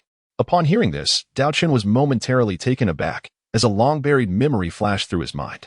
After a brief moment, he suddenly recalled that many years ago, he had indeed slain a formidable late-stage Deluo Jin Xian from the Tiger clan on his journey. However, faced with such a formidable adversary now, how could he possibly retreat? A cold, mocking smile crept across his face, his voice piercing like ice. "Ah, so that was your grandfather. Alas, since you dared to obstruct the path of our human race, there is but one fate that awaits you. Today, I shall send you down to reunite with him." With that, the star sword in Daochen's hand erupted in resplendent brilliance, a cataclysmic sword energy roaring forth, akin to the reverse flow of a celestial river, hurtling towards the tiger demon. Daochen ceased to speak, his lips firmly sealed, and his eyes radiated a chilling intent to kill. He understood that engaging in futile dialogue with the dying tiger before him was utterly pointless. Suddenly, the magical energy surrounding him surged like a tumultuous tide, transforming into a resplendent star that emitted a brilliant light of annihilation, which he then unleashed without reservation upon the tiger demon. During the Holy War, the tiger demon, still recovering from severe injuries, had seen its power dwindle to the brink of quasi-saint status. Daochen, possessing a formidable physique and enhanced by a supreme spiritual treasure, had the advantage from the very outset of the conflict. The tiger demon struggled to withstand the onslaught, but soon found itself unable to cope with Daochen's fierce assault, prompting thoughts of retreat as it attempted to flee. Daochen would not allow such an escape. In a flash, he transformed into a streak of light, pursuing relentlessly. The three ancestral figures of the human race exchanged glances, and without hesitation, followed closely behind. Although they lacked the strength to intervene in the quasi-saint battle, they would not remain idle should Daochen find himself in peril. The group raced forward, chasing the desperate tiger demon, covering thousands of miles in the blink of an eye. At that moment, a contingent of figures suddenly appeared ahead, reinforcements from the tiger clan. The leader was a quasi-saint in the early stages of power, accompanied by 6 peak Great Luo Golden Immortals. This tiger demon, already wounded, was in a state inferior to that of its earlier counterpart, who had absorbed a portion of human essence and was now significantly healed. Faced with such a formidable adversary, Daochen remained unfazed, his eyes glinting with cold determination as he spoke. "Sui Rin, Yu Chao, Ziyi, do not underestimate the enemy. Let us stabilize our formation for now. Once I have dealt with these 2 quasi-saint tiger demons, I shall join forces with you." The 3 from the Sui Rin clan, their expressions grave, replied in unison, "Elder brother, rest assured. During this period, we have diligently cultivated our profound skills, and our combat prowess has surpassed all previous levels. Today, we shall seize this opportunity to demonstrate our progress." Daochen wielded the celestial sword, its brilliance akin to a rainbow, and his form moved with the swiftness of lightning, instantly engaging in a fierce battle with the 2 demon deities. In an instant, the winds and clouds transformed, and the very heavens trembled. The violent energy surged forth like a tempest, capturing the attention of various races, all acutely aware of this earth-shattering confrontation. Daochen understood that this battle must be resolved swiftly, otherwise, the consequences would be dire. With a single thought, the principles of combat within him layered and surged forth like a tsunami, propelling his strength to its zenith in an instant. However, both of his opponents were quasi-saints. Incomparable to the great Luo, and even with all his might, Daochen found it challenging to inflict fatal damage upon the two demons. Without hesitation, he summoned the Six Paths of Reincarnation disc, transforming it into reincarnation armor and the Six Paths sword, its power rivaling that of innate treasures. Though constrained by his own capabilities, it was sufficient to instill fear in his adversaries. The expressions of the two demon gods shifted dramatically. Their hearts filled with dread as they unmistakably sensed the terrifying aura of the treasure, prompting them to retaliate with all their might. With the protection of the purifying White Lotus and the reincarnation battle armor, Daochen, relying on the formidable strength of his Deluo extreme realm physique, forsook defense to launch an unrelenting offensive, advancing like a deity of war. After nearly 1,000 rounds of intense combat, Daochen finally seized upon a flaw in his opponent's defense. The reincarnation sword emitted a brilliant radiance, slicing through the void like a bolt of lightning, striking the tiger demon with precision. A chilling scream echoed as the tiger demon was severed in an instant, both body and spirit annihilated. Upon witnessing this, another member of the tiger clan was struck with terror, his soul nearly fleeing as he turned to escape. Would Daochen allow him to escape? His figure flickered, relentlessly pursuing like a specter. However, a semi-saint, intent on fleeing, proves exceedingly difficult to capture. Daochen once again fused the reincarnation battle armor with the Six Paths sword, and the Six Paths reincarnation disc rolled forth like a colossal millstone, instantly reducing the fleeing demon clan quasi-saint to mere ashes, leaving not a trace behind. Had it not been for the quasi-saint's severe injuries and overwhelming fear, such an effortless demise would not have been meted out. Meanwhile, in a different arena not far away, the three ancestors faced a contrasting scene. Despite confronting 6 adversaries with only 3, with one ancestor pitted against 2 formidable tiger clan warriors of equal caliber, their profound cultivation and seamless cooperation rendered the struggle fiercely contested, with no clear victor emerging at that moment. However, Daochen was not one to grant these tiger warriors a fair opportunity for battle. Without hesitation, he unleashed his terrifying quasi-saint level prowess, sweeping toward the 6 great Luo Jingxian. Alas, those 6 great Luo Jingxian did not even have the chance to muster a semblance of resistance before being obliterated by Daochen's astonishingly powerful and overwhelming assault.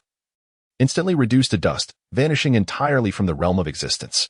Daochen's expression was grave as he solemnly stated, "The words of that tiger demon have surely reached your ears. Should such confidential matters be divulged, our human race will undoubtedly fall into a dire predicament. Thus, I implore the 3 of you to accompany me. We must annihilate the entire tiger clan to prevent any information from leaking." The 3 ancestors, acutely aware of the gravity of the situation, nodded in agreement and voiced, "Indeed, the immediate priority is to eradicate the roots of this threat to secure our future." Without hesitation, Daochen led the 3 ancestors directly to the tiger clan stronghold. With the elite warriors of the tiger clan already eliminated by Daochen, the remaining members, though numerous, posed no significant threat, as their strongest were merely at the late stages of the great Luo Golden Immortal Realm. The 4 ancestors of the human race descended upon the tiger clan like a tiger among sheep, unleashing a brutal and bloody massacre. In the span of a single night, the once mighty tiger clan faced utter annihilation. Once the dust had settled, Daochen utilized the 6 Paths of Reincarnation wheel to erase all traces of the event, subsequently leading the 3 ancestors away in silence. However, despite the complete eradication of the tiger clan, Daochen's anxiety remained unabated. His brow furrowed deeply as he spoke gravely. Although the tiger clan has been vanquished, this incident has transpired over several centuries. It is uncertain that whispers of it will not escape. Time is of the essence. We must immediately notify all of humanity to prepare for battle. This is a war for our race, a struggle for survival. Upon receiving their orders, the 3 ancestors swiftly set to work. They traveled tirelessly to mobilize forces and meticulously arranged the array of the crucial Fire of Inheritance formation to ensure its stable operation. This formation was the foundation of human survival and could not be compromised. Meanwhile, in the distant demon court, Emperor Jun sat upon his throne, a storm brewing in his expression as he listened to his subordinates' reports. The tiger clan had suffered a catastrophic extermination. Astonishingly, not only was the identity of the perpetrator unknown, but all traces of the conflict had been cleverly concealed. Emperor Jun's brow furrowed in contemplation, pondering, could this truly be the work of the Witch Clan? Yet, given their usual modus operandi, why would they bother to cloak their actions so meticulously? Are they truly concerned about exposing their movements? What a farce. When has the Witch Clan ever feared revealing their deeds? As he pondered, a guard hurriedly approached to report, "Your Majesty, Lord Baizhe is currently not within the heavenly court." Upon hearing this, Emperor Jun felt a surge of agitation. Without the astute Baizhe to strategize alongside him, he found himself momentarily at a loss in the face of this bewildering situation. Just as Emperor Jun was deep in thought, another demon god rushed in. Kneeling hastily to report, "Your Majesty, there is a survivor from the Tiger clan seeking an audience outside." Emperor Jun's spirits lifted at this news, and he commanded, "Quickly, admit him." Moments later, the Tiger clan survivor staggered into the hall. Upon entering, he collapsed to the ground, prostrating himself before Emperor Jun, trembling as he uttered, "I pay my respects to your Majesty. Our Tiger clan's elder has discovered that consuming the flesh and blood of humans not only accelerates healing but also aids in enhancing one's cultivation, and has specifically sent me to report this to your Majesty." Emperor Jun, visibly anxious, swiftly rose and helped the survivor to his feet, speaking with urgency and concern, "Please, rise. Hurry and recount the details of what transpired. Do you know which force dared to annihilate your Tiger clan?" The survivor, struck as if by lightning, stared wide-eyed in disbelief, his lips quivering as he murmured, "What? My Tiger clan has been exterminated? How is this possible? Everything was fine when I left." He fixed his gaze intently on Emperor Jun, as if seeking a glimmer of hope or explanation in his expression. Seeing this, Emperor Jun's countenance darkened further. His brow furrowed as he contemplated the implications and potential threats posed by this upheaval.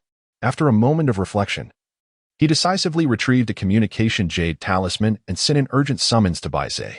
As time ticked away, at last, after a prolonged wait, a streak of white light dashed across the distant sky and swiftly landed before Emperor Jun. The figure was none other than Baizhe, clad in flowing white robes, exuding an air of elegance, yet unable to conceal the gravity etched on his face. Baizhe clasped his hands in salute and respectfully inquired, "Your Majesty summoned me in haste. May I ask the purpose?" Without further ado, Emperor Jun delved straight to the point, asking, "What is the current progress on the important matter I entrusted to you?" Baizhe slightly bowed and responded, "In accordance with your Majesty's directive, I have dispatched 10 powerful quasi-saint demon gods to lead many exceptionally talented younger members of our demon race into the myriad demon realms. Even should our demon race face a catastrophic disaster in the future, with the strength of this new generation, we may still have hope for resurgence." Emperor Jun nodded in satisfaction at this response. He then took a deep breath and relayed the astonishing news he had just learned from the Tiger clan survivor, discussing with Baizhe the schemes and dangers lurking within. Baizhe's brow furrowed deeply, his expression laden with concern as he advised, "Your Majesty, in my humble opinion, this could very well be the doing of the human race. The flesh and blood of humans possesses remarkable healing properties, akin to the finest of medicinal remedies. However, I am perplexed as to who would dare to slaughter our Tiger clan so brazenly. The human race has existed for but a short time, and yet they possess the terrifying might to vanquish quasi-saints." Upon hearing this, Emperor Jun nodded thoughtfully, slowly articulating, "I recall that within the palace of Nüwa, there is indeed a disciple of human origin. This individual is extraordinarily gifted, and it is not entirely implausible that they could wield quasi-saint level power." Baizhe, realizing this, quickly urged, "Your Majesty, since we now know that the human race possesses such extraordinary capabilities, why not seize this opportunity to lead our forces directly into their territory? If we can obtain sufficient human flesh and blood, it will surely enable our demon race to rise swiftly and achieve dominance. Moreover, as I understand it, only a few thousand years have passed since the conclusion of the Battle of the Saints. The Witch clan is likely still recuperating from their severe losses. Should we capitalize on this fleeting opportunity, we could bring the human race under our control and restore the strength of our demon race in no time, paving the way to annihilate the Witch clan and unify the entire primordial world." After a moment of silence, Emperor Jun nodded slightly, signaling his agreement with Baizhe's counsel. Although the warnings and advice given by Fushi echoed in his mind, he could not suppress his excitement and yearning in the face of this once-in-a-lifetime opportunity. Furthermore, he had already secretly laid many contingencies for the future development of the demon race. Even if this venture were to end in failure, there would still be a glimmer of hope for survival and resurgence. Resolved, Emperor Jun no longer hesitated and decisively issued his command, "Immediately summon all the soldiers of the demon court to assemble and prepare for battle, directing our forces straight towards the human realm." In an instant, the entire demon court was engulfed in a tense and bustling state of preparation for war. On the other side, Daochen returned to the East Sea with a heart full of trepidation. From the moment he set foot on this familiar land, a sense of inexplicable dread enveloped him. It seems as though an earth-shattering event is on the verge of unfolding. given his current level of cultivation and state of being. Such a premonition is certainly not without foundation. It undoubtedly heralds the approach of a significant crisis. After much contemplation, it appears that the only entity capable of evoking such a profound sense of foreboding must be the demon tribe. Daochen dared not delay for a moment. He promptly retrieved the communication artifact he carried and swiftly established contact with Zhu Jioyin, who was far away on Mount Buzhou. A flash of spiritual light flickered, and Daochen's anxious voice resonated through the artifact. Second brother, recently, I have been plagued by an unsettling feeling, sensing that the demon clan might be planning significant actions, likely detrimental to our human race. Following this, Daochen solemnly articulated the remarkable effects that human flesh could have against the demon clan, particularly its unique ability to breach the physical defenses of the witch clan. Upon hearing this, Zhu Jioyin, on the other end, was taken aback, beads of sweat forming on his forehead.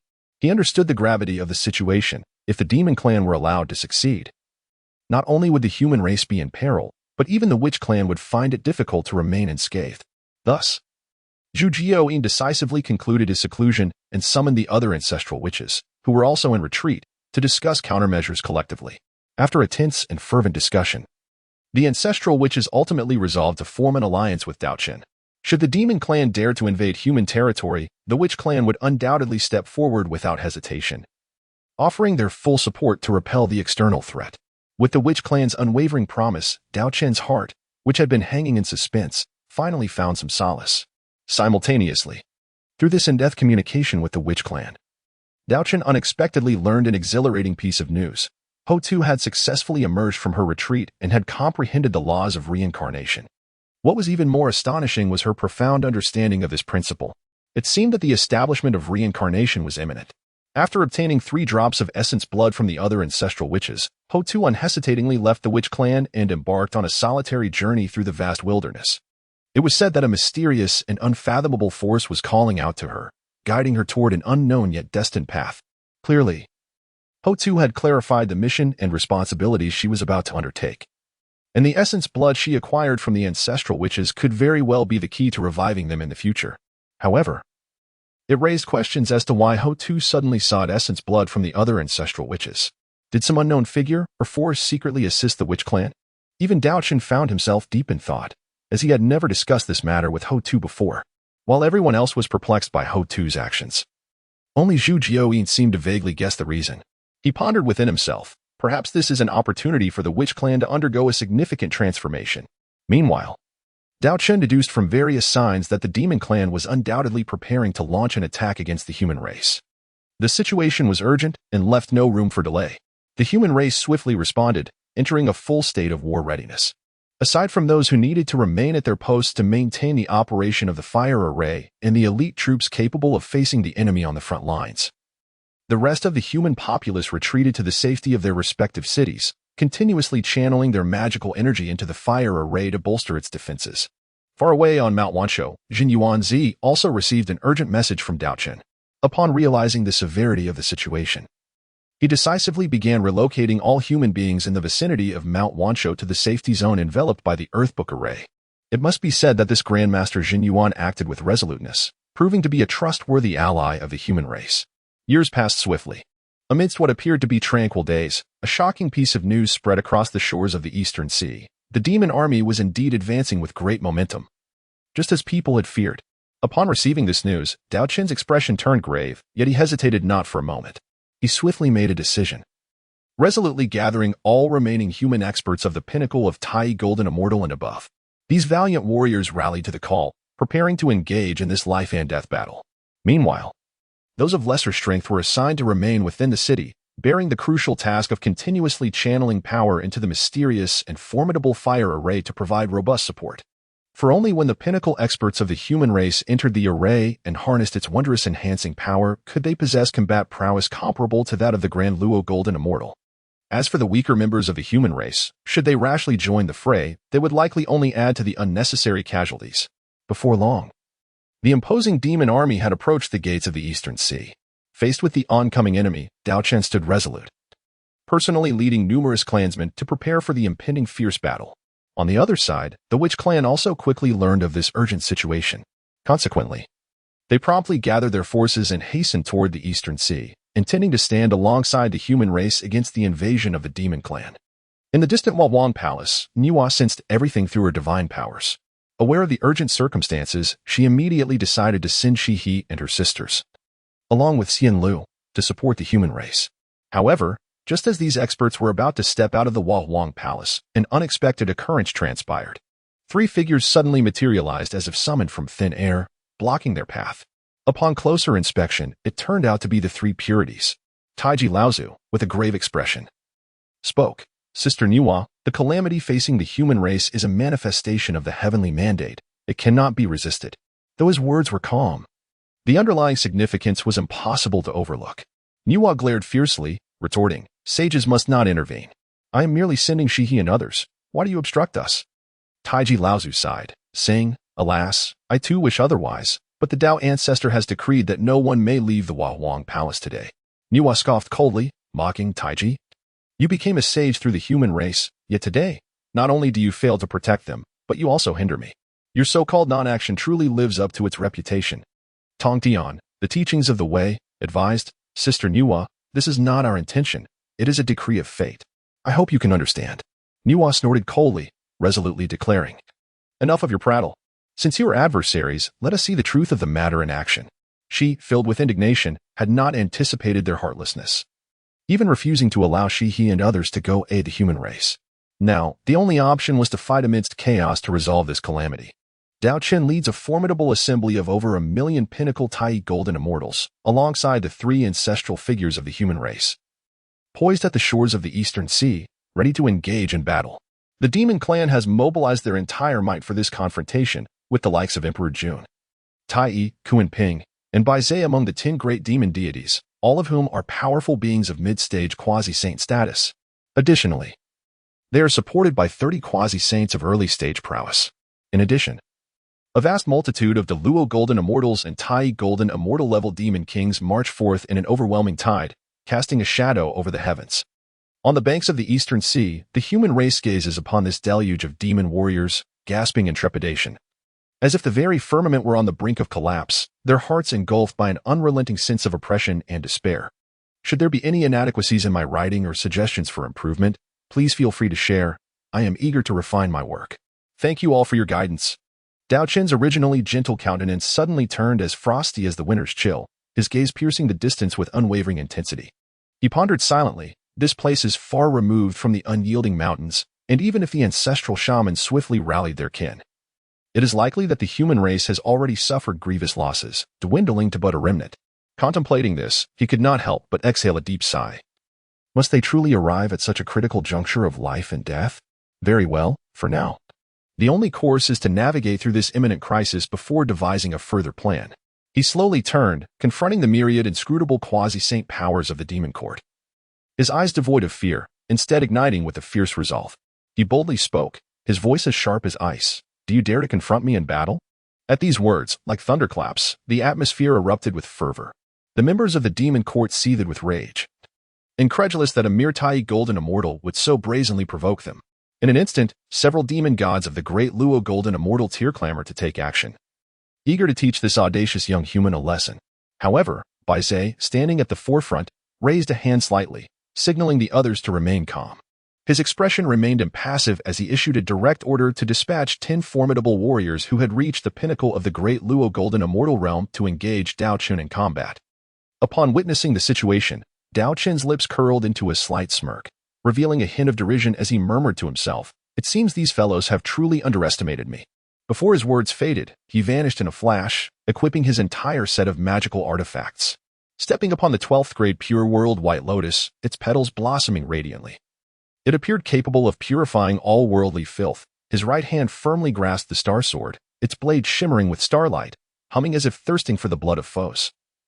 Clad in the reincarnation armor forged from the Six Paths reincarnation disc, its runes gleaming with an overwhelming pressure, he was armored to perfection. With preparations complete, Daochen wasted no time and initiated the assault. Like a meteor streaking across the heavens, he surged towards the 10 great Luo Golden Immortals with astonishing speed. In an instant, sword energy surged and brilliance radiated, heralding the commencement of an earth-shattering battle. Emperor Jun sat regally upon his exalted throne, casting a disdainful glance at Daochen below. his lips curling into a sneer as he slowly spoke. The one from the Nüwa palace dotes rather excessively on this disciple, bestowing upon him two supreme innate spiritual treasures, even a treasured artifact. However, even if Nüwa intervenes at this moment, it is unlikely she can rescue her beloved disciple from peril. The Six Paths reincarnation disc was at least a treasure of chaos. Emperor Jun mistakenly believed it to be an innate supreme treasure. Nevertheless, Daochen could only exert a fraction of its power. Emperor Jun's confidence was not unfounded.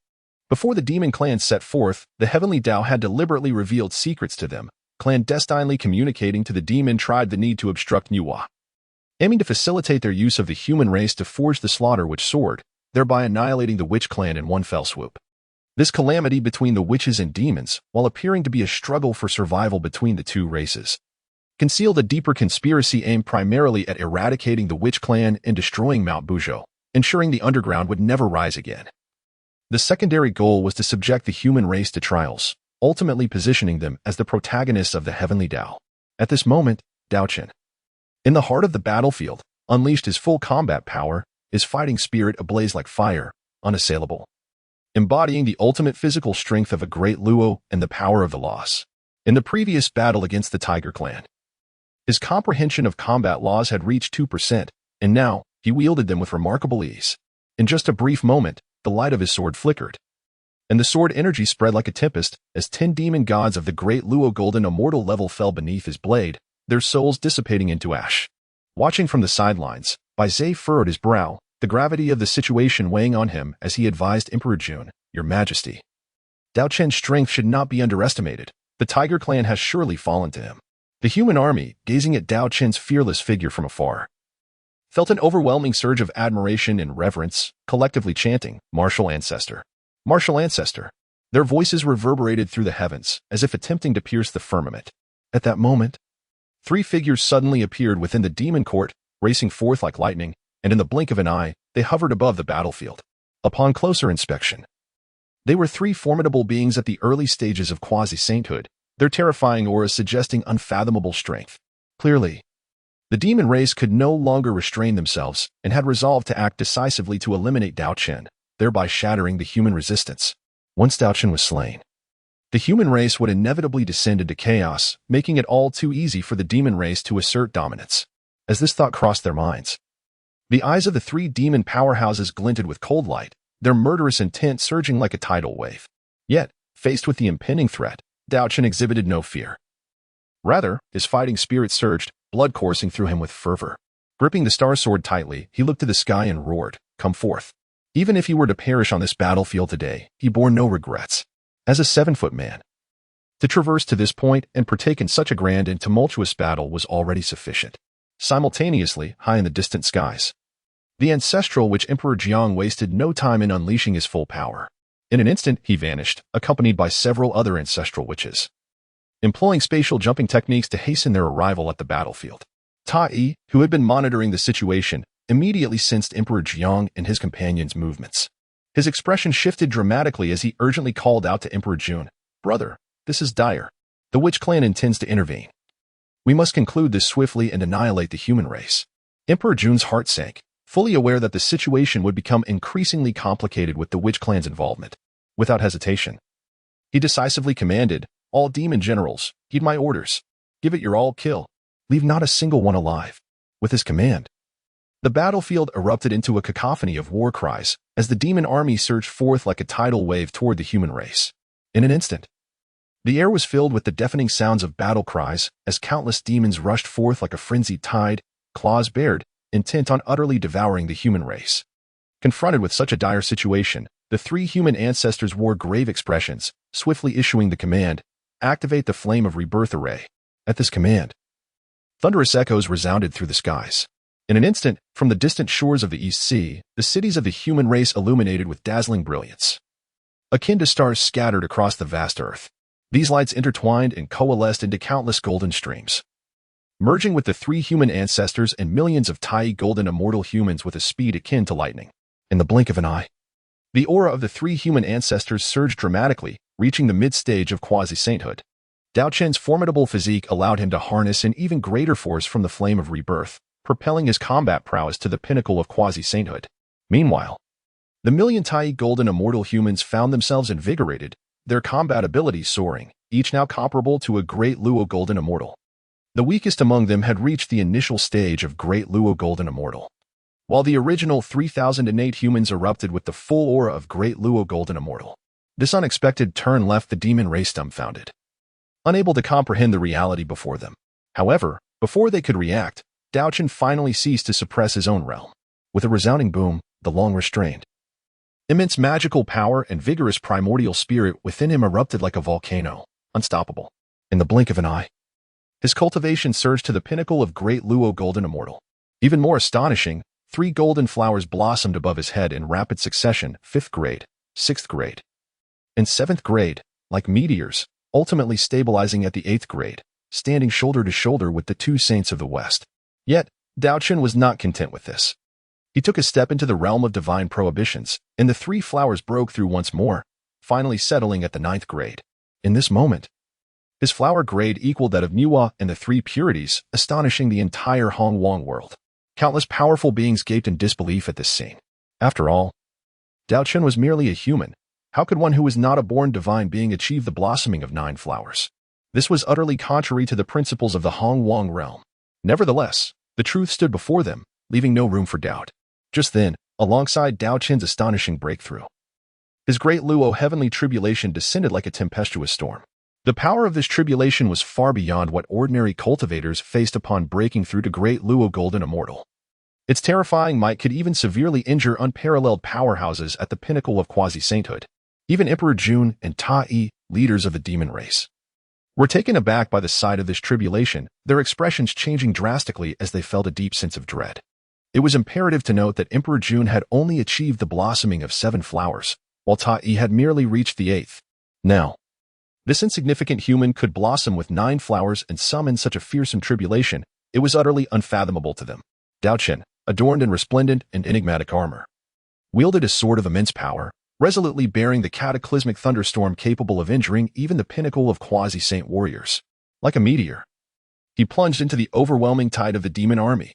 The terror of this cataclysmic thunderstorm stemmed from 3 reasons. First, Daochen's arduous and protracted cultivation journey endowed him with profound depth. Each training session was a challenge to his limits, every drop of sweat crystallizing into the foundation of his strength. Second, he successfully ascended beyond the pinnacle of the Tai golden immortal realm into a domain deemed a taboo for both gods and demons. Third, he vowed to shatter the shackles of the Luo golden immortal that bound humanity, paving the way for a higher realm.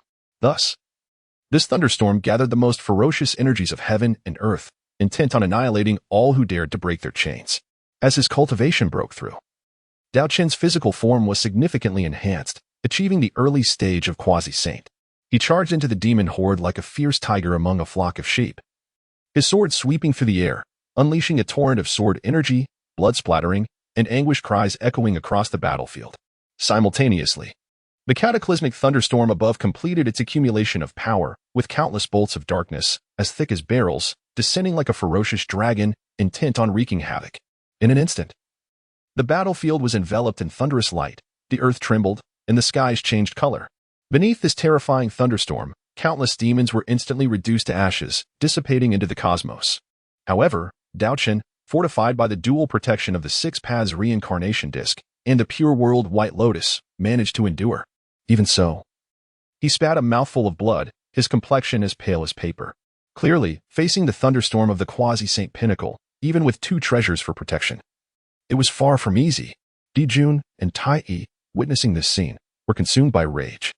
They never expected that a single strike of the thunderstorm could inflict such heavy casualties on the Luo golden immortals and Tai golden immortal experts of the demon clan.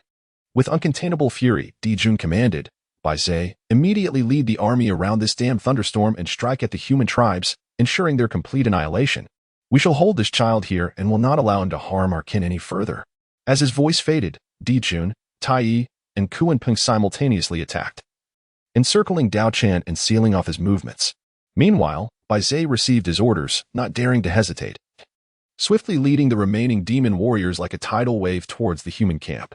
Faced with the overwhelming demon army, the 3 ancestors of humanity bore solemn expressions yet showed no fear, loudly rallying their troops. "Warriors, today's battle concerns the survival of our kin. Only by fighting to the death can we grasp a sliver of hope. Fight! Fight! The human warriors roared in unison, their voices reverberating through the heavens. They gazed at Daochen, who stood resolute on the battlefield like a god of war, witnessing him slay countless formidable foes in a brief span, igniting boundless courage and faith within their hearts. With such a leader charging into battle, what was there to fear? If not now, then when? Thus, all embraced a mindset of sacrifice, charging unhesitatingly towards the demon army. In that instant, the sounds of battle and clashing weapons intermingled, transforming the entire battlefield into a hell of blood and fire, where both sides engaged in a heart-stopping struggle for survival. At that moment, Daochen watched helplessly as Bai Zhe led a host of quasi-saints and Luo golden immortals fiercely charging towards the human ranks. A flicker of helplessness crossed his eyes, soon replaced by a glint of cunning. He abruptly turned, his gaze sharp as a blade, directly challenging Dijun, Tai, and Kuan-Ping. Humph! You ignorant little birds truly believe humanity fears you? Today, let me demonstrate my might. Dijun, Tai, and Kuan-Ping, upon hearing this, were instantly consumed by rage, their fury palpable. They had never endured such humiliation. The three simultaneously bellowed and attacked without hesitation, vowing to obliterate this arrogant fool amidst the thunderstorm. However, they had not anticipated that everything lay within Daochen's control. A subtle smirk graced his lips, and then, like lightning, he lunged straight at the three. In the blink of an eye, he had dragged them into the terrifying thunderstorm. Once within its confines, the four became targets of the thunderstorm's wrath. Thick bolts of lightning danced like silver serpents, striking down relentlessly. Yet Daochen remained undaunted, for he grasped the supreme treasure, the Six Paths reincarnation disc. Thanks to its defensive prowess, the cataclysmic thunderstorm's might was significantly diminished upon striking him, equivalent only to what a late-stage quasi-saint could endure. Thus, these thunderbolts could not inflict fatal harm upon him. In contrast, Dijun, Tai, and Kuan-Ping were far less fortunate. The moment they entered the thunderstorm zone, they were unprepared for a particularly ferocious bolt of lightning. This strike was devastating, hitting them squarely, leaving them numb and seeing stars. Especially for Dijun and Kuan-Ping. They were immediately sent reeling, spitting blood and sustaining severe injuries. Only Tai, with the formidable defense of the innate treasure, the Chaos Bell, managed to barely withstand the thunderstorm's assault, remaining unharmed. However, compared to the other powerful beings, Dijun and Kuan-Ping found themselves in a dire predicament. Despite possessing many spiritual treasures, most emphasized offense and lacked top-tier defensive artifacts. Dijun could only depend on the He-Tu and Luo Shu to feebly resist the thunderstorm's onslaught, while Kuan-Ping appeared even more beleaguered.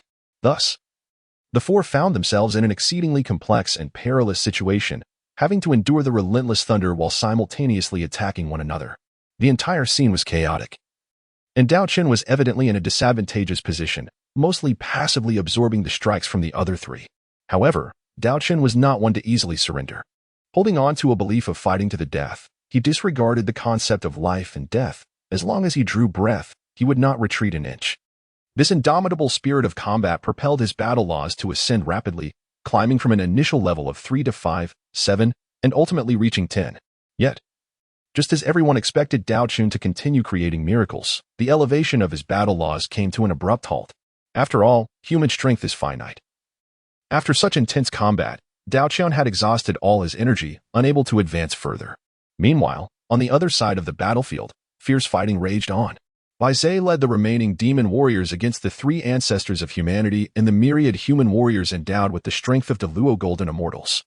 Faced with such formidable foes, humanity showed no fear. The three ancestors coordinated seamlessly, jointly confronting Bai Zhe, displaying astonishing combat prowess. While the other human warriors formed small formations of 100, middle formations of 1,000, and grand formations of 10,000, even tens of thousands forming elite formations, employing exquisite tactics and close cooperation to staunchly resist the demon onslaught. However, the demon side not only had Bai Zhe, a quasi-saint powerhouse, but also numerous other formidable quasi-saints and Luo golden immortals. The moment they clashed, the carnage was extreme. Countless lives, both human and demon, fell like meteors, their lights extinguished in an instant. Despite the human forces numbering in the millions, they struggled to withstand such a fierce assault, suffering rapid losses within a short span. Their numbers had been halved. On the battlefield, many severely injured human warriors chose to self-destruct, sacrificing their lives to deliver a final blow to the enemy. They used their flesh and blood to slow the demon advance, successfully protecting the hundreds of billions of their kin behind them. However, as time passed. The elite human forces suffered grievous losses, dwindling to less than a third, including the remaining innate humans. At this juncture, these precious entities have utterly vanished from the world.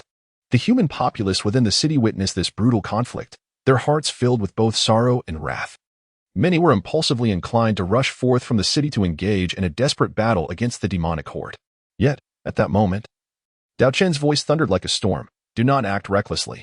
We must maintain the flame array, the three ancestors of the human race. Witnessing the fall of countless elite warriors, were consumed by an inferno of rage.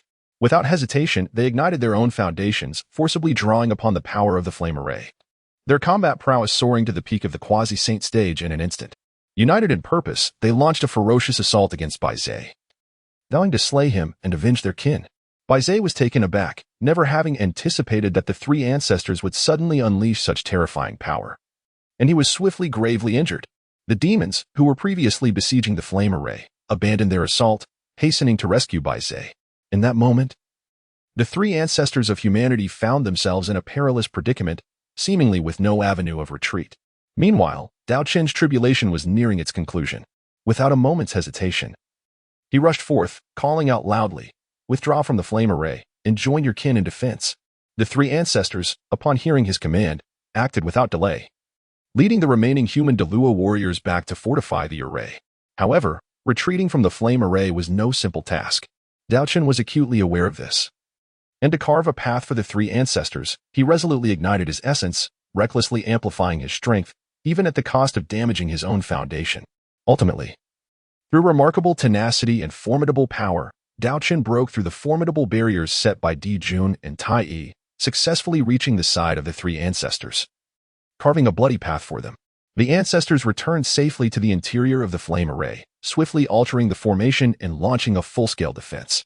Seeing this, Di Jun could not help but lament, "Daochen, your ability to delay us for so long, even leveraging the power of the tribulation to inflict wounds upon us, is indeed admirable. Alas, we have now forged an irreconcilable enmity. Otherwise, I would have truly wished to recruit you under my banner." Daochen stood upon the battlefield, unyielding in the face of Emperor Jun and Tai Yi, and instead, he threw his head back in laughter. "Ha ha ha. Today's battle is exhilarating, utterly delightful. Emperor Jun, Tai Yi, prepare yourselves to face my wrath." Before his words had fully escaped his lips, the magic within Daochen surged like a tempest, his form transforming into a blazing comet, hurtling towards the quasi-saint enclave of the demon clan. With his charge, his body swelled dramatically, akin to a volcano on the brink of eruption, exuding an awe-inspiring might. Emperor Jun's pupils constricted, alarm bells ringing in his mind as he gasped in horror. Not good. He intends to self-destruct. This scene was all too familiar. Long ago, Hong Yun had made a similar resolute sacrifice, exacting a heavy toll upon them. At this moment, Daochen had long since cast aside any thoughts of life or death. In his heart, he silently vowed, "Little 5, old 6, my life is in your hands." As the final words left his mouth, a thunderous explosion erupted, reverberating through the heavens and the earth, as Daochen's form shattered instantaneously, transforming into a dazzling radiance that engulfed the cosmos. Daochen has ascended to the realm of Deluo, his strength unfathomable. At this moment, the power of his self-detonation is astonishing, rivaling the peak of quasi-saint. Although Emperor Jun and the other two are quasi-saint peak powerhouses, they have yet to recover from the injuries sustained during the battle against the saints, compounded by the severe blows dealt in this tribulation. As they bravely endure the terrifying force of Daochen's explosion, they are immediately gravely wounded, their combat effectiveness plummeting. Had it not been for Emperor Jun and his companions sacrificing themselves to shield the other demon clans from the residual shockwaves of the explosion, the devastation would have been even greater. Nonetheless, this self-detonation has resulted in the annihilation of several early-stage quasi-saint demon gods. Within the Shinho Great Formation, the three ancestors of the human race and millions of their kin, witnessing Daochen's resolute self-sacrifice to protect humanity from the demon race, are overwhelmed with sorrow, their tears flowing like rain. At the moment of Daochen's self-detonation, Nüwa felt an inexplicable resonance, her heart filled with profound sorrow.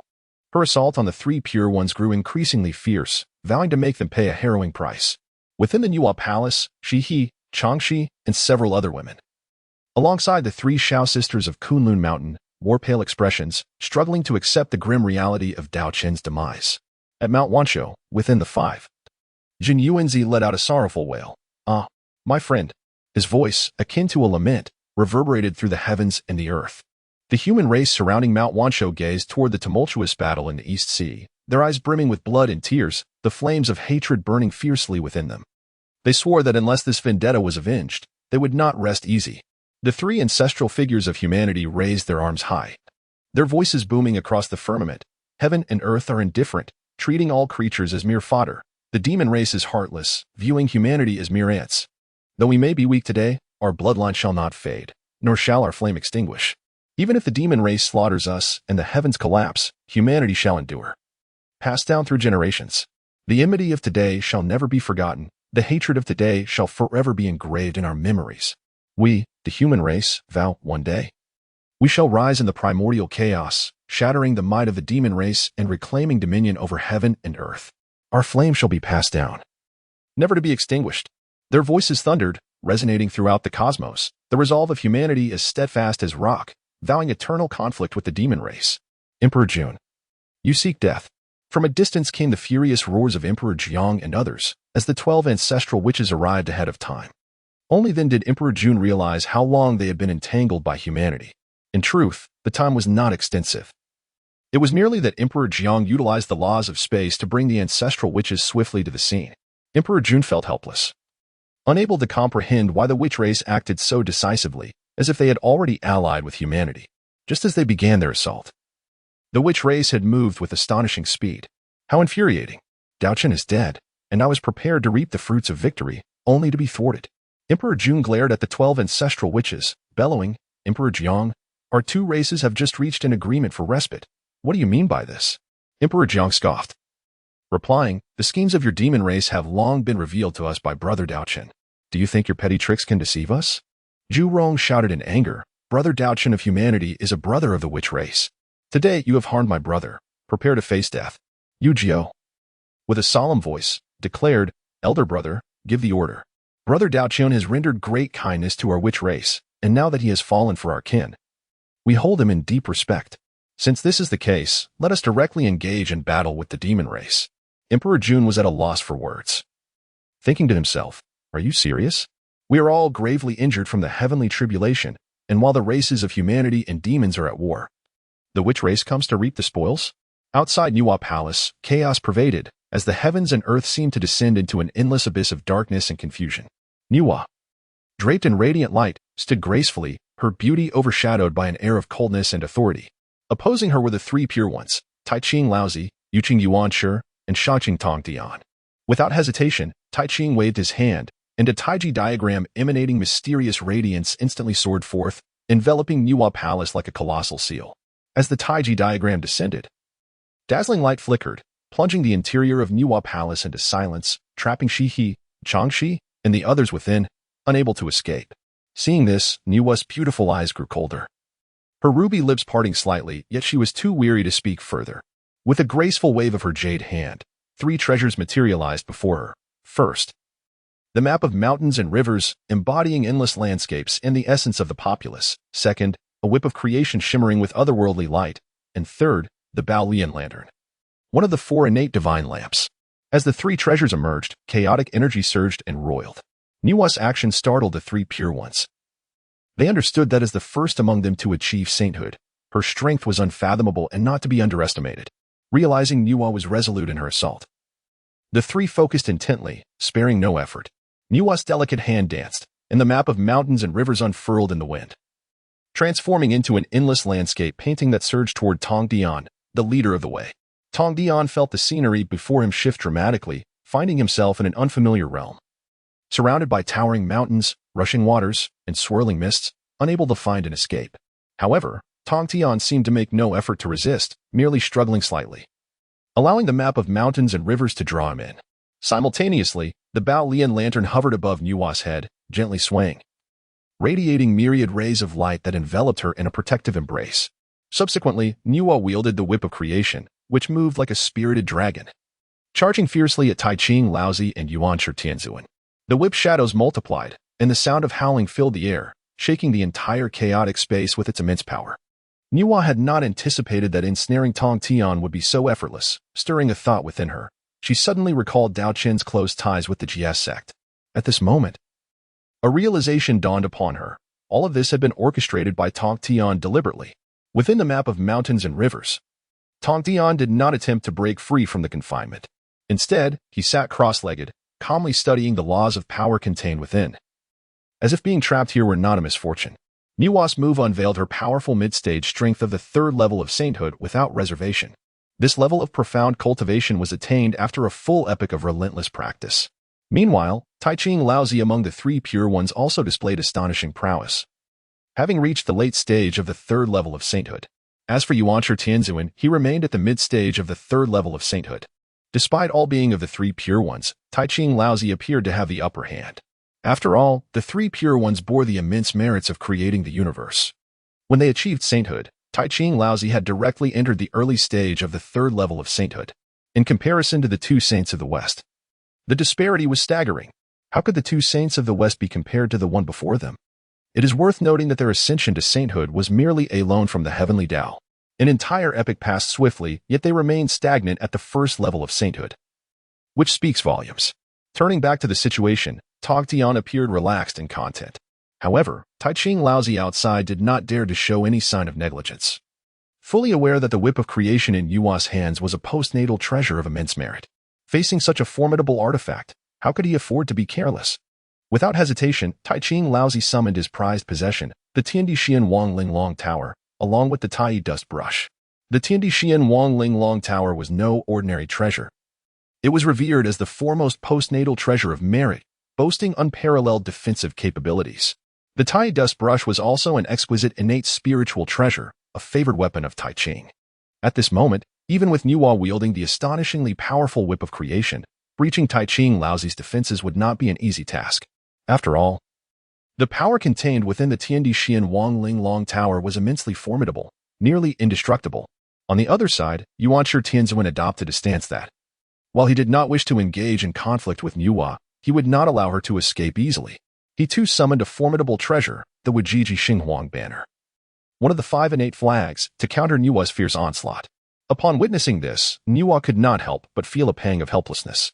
She pondered inwardly, given the similar realms they occupied and the formidable defensive spiritual treasures they each possessed, even if her whip of creation was immensely powerful, breaking through the defenses of Taiching Laozi and Yuanshi Tianzuan in a single strike would be a daunting challenge.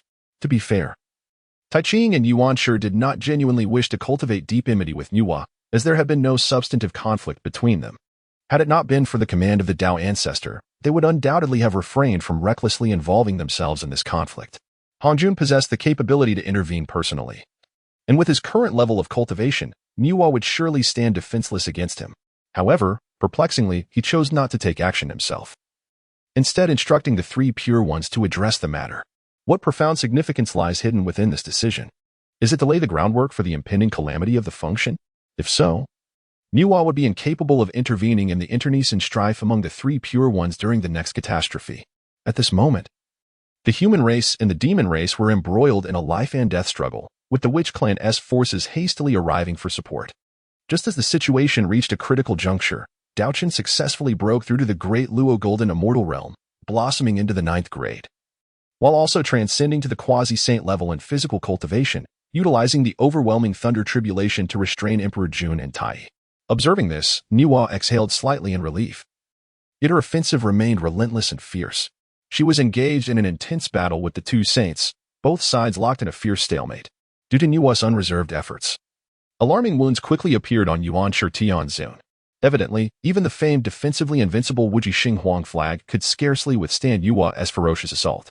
Faced with such a situation, Yuanshi Tianzuan finally abandoned his dismissive attitude, fully concentrating on the fight. With a grave expression, he summoned his treasured artifact, the Three Treasures Jade Rui, preparing for a true contest against Nüwa. Meanwhile, the Taiji Laozi, who had been observing the battle, discreetly cast a glance at the map of mountains and rivers. From the slight squint of his eyes and his contemplative demeanor, it was evident that he was fully aware of the clandestine maneuvers orchestrated by Tong Tian. However, Taiji remained silent, merely pausing his path of non-action and quietly observing the fierce battle from the sidelines. Their primary objective in this endeavor was to restrain Nüwa and prevent her from intervening in the calamity. Thus, Taiji focused intently on Nüwa, wary of any lapse that might allow her to escape. The Taiji diagram, a congenital supreme treasure, It suppresses fortune. It seals heaven and earth. It possesses suppressive power. The map of mountains and rivers, an exceptional innate spiritual treasure, a divine map encompassing the world's mountains and rivers. Capable of evolving endless worlds and possessing formidable sealing and suppressive abilities. The red lotus flower of white lotus. The red flower transformed from the pure lotus of creation, pure world lotus, an exceptional innate spiritual treasure, obtained by Taiji Laozi. The three treasures jade rui, the white lotus transformed from the pure lotus of creation, pure world lotus, an exceptional innate spiritual treasure. Its formidable power suppresses fortune and protects oneself while also serving for offense and defense. The Qingping sword, transformed from the green lotus leaf of the pure lotus of creation, pure world lotus, an exceptional innate spiritual treasure, acquired by Shencheng Tog Tian. The Bao Lian lantern, an exceptional innate spiritual treasure, the foremost among the four great spiritual lanterns, containing the seven treasures' mysterious fire. Capable of resisting the attacks of the Zhuxian sword and the Kaidian axe. The Wuji Xinghuang flag, an exceptional innate spiritual treasure, it suppresses fortune. Stabilizes a realm to prevent the loss or destruction of fortune. It is defensively unparalleled, even capable of withstanding attacks from congenital supreme treasures. At this moment, Yuan Shi Tianzun wielded the formidable three treasures jade rui, with the Wuji Xinghuang flag hovering steadily above him. This duo of treasures, one for offense and the other for defense, complemented each other seamlessly, allowing him to navigate the battlefield with ease. In contrast, Nüwa also stood ready, showing no signs of weakness. As Yuan Shi Tianzun revealed his exceptional innate spiritual treasure, the three treasures jade rui, it was clear to all that he was now earnest in his approach, no longer underestimating this formidable opponent. The two sides exchanged blows. Various arcane spells and treasures intertwining and clashing amidst the chaos, creating turbulent waves of energy. In the heat of battle, Nüwa suddenly swung her creation whip like a bolt of lightning towards Yuan Shi Tianzun. Sensing the imminent danger, Yuan Shi Tianzun hastily summoned his magical powers, fully employing his defensive measures to counter this fierce strike. Yet, to his astonishment, this seemingly ferocious whip was merely a feint. While he was preoccupied with the creation whip, Nüwa quietly summoned another treasure, the red embroidery ball. This red embroidery ball, an exceptional innate spiritual treasure, not only possessed tremendous offensive power but also governed worldly fates. More critically, after achieving a heavenly marriage, the red embroidery ball had absorbed a vast amount of merit energy, greatly enhancing its potency. Just as the red embroidery ball was about to strike Yuan Shi Tianzun, Taiji swiftly launched the Tower of Heaven and Earth to intercept the powerful blow. Although Yuan Shi Tianzun remained uninjured, he was nonetheless drenched in cold sweat. Observing this, Nüwa silently lamented, "What a pity." In that critical moment, Nüwa suddenly felt a sharp pain in her heart, as if struck by an invisible hammer. She instantly realized that her disciple was in peril. In a state of frantic urgency, Nüwa opened her divine eye, capable of perceiving all things, piercing through layers of mist to the shores of the eastern sea. As she beheld the scene before her,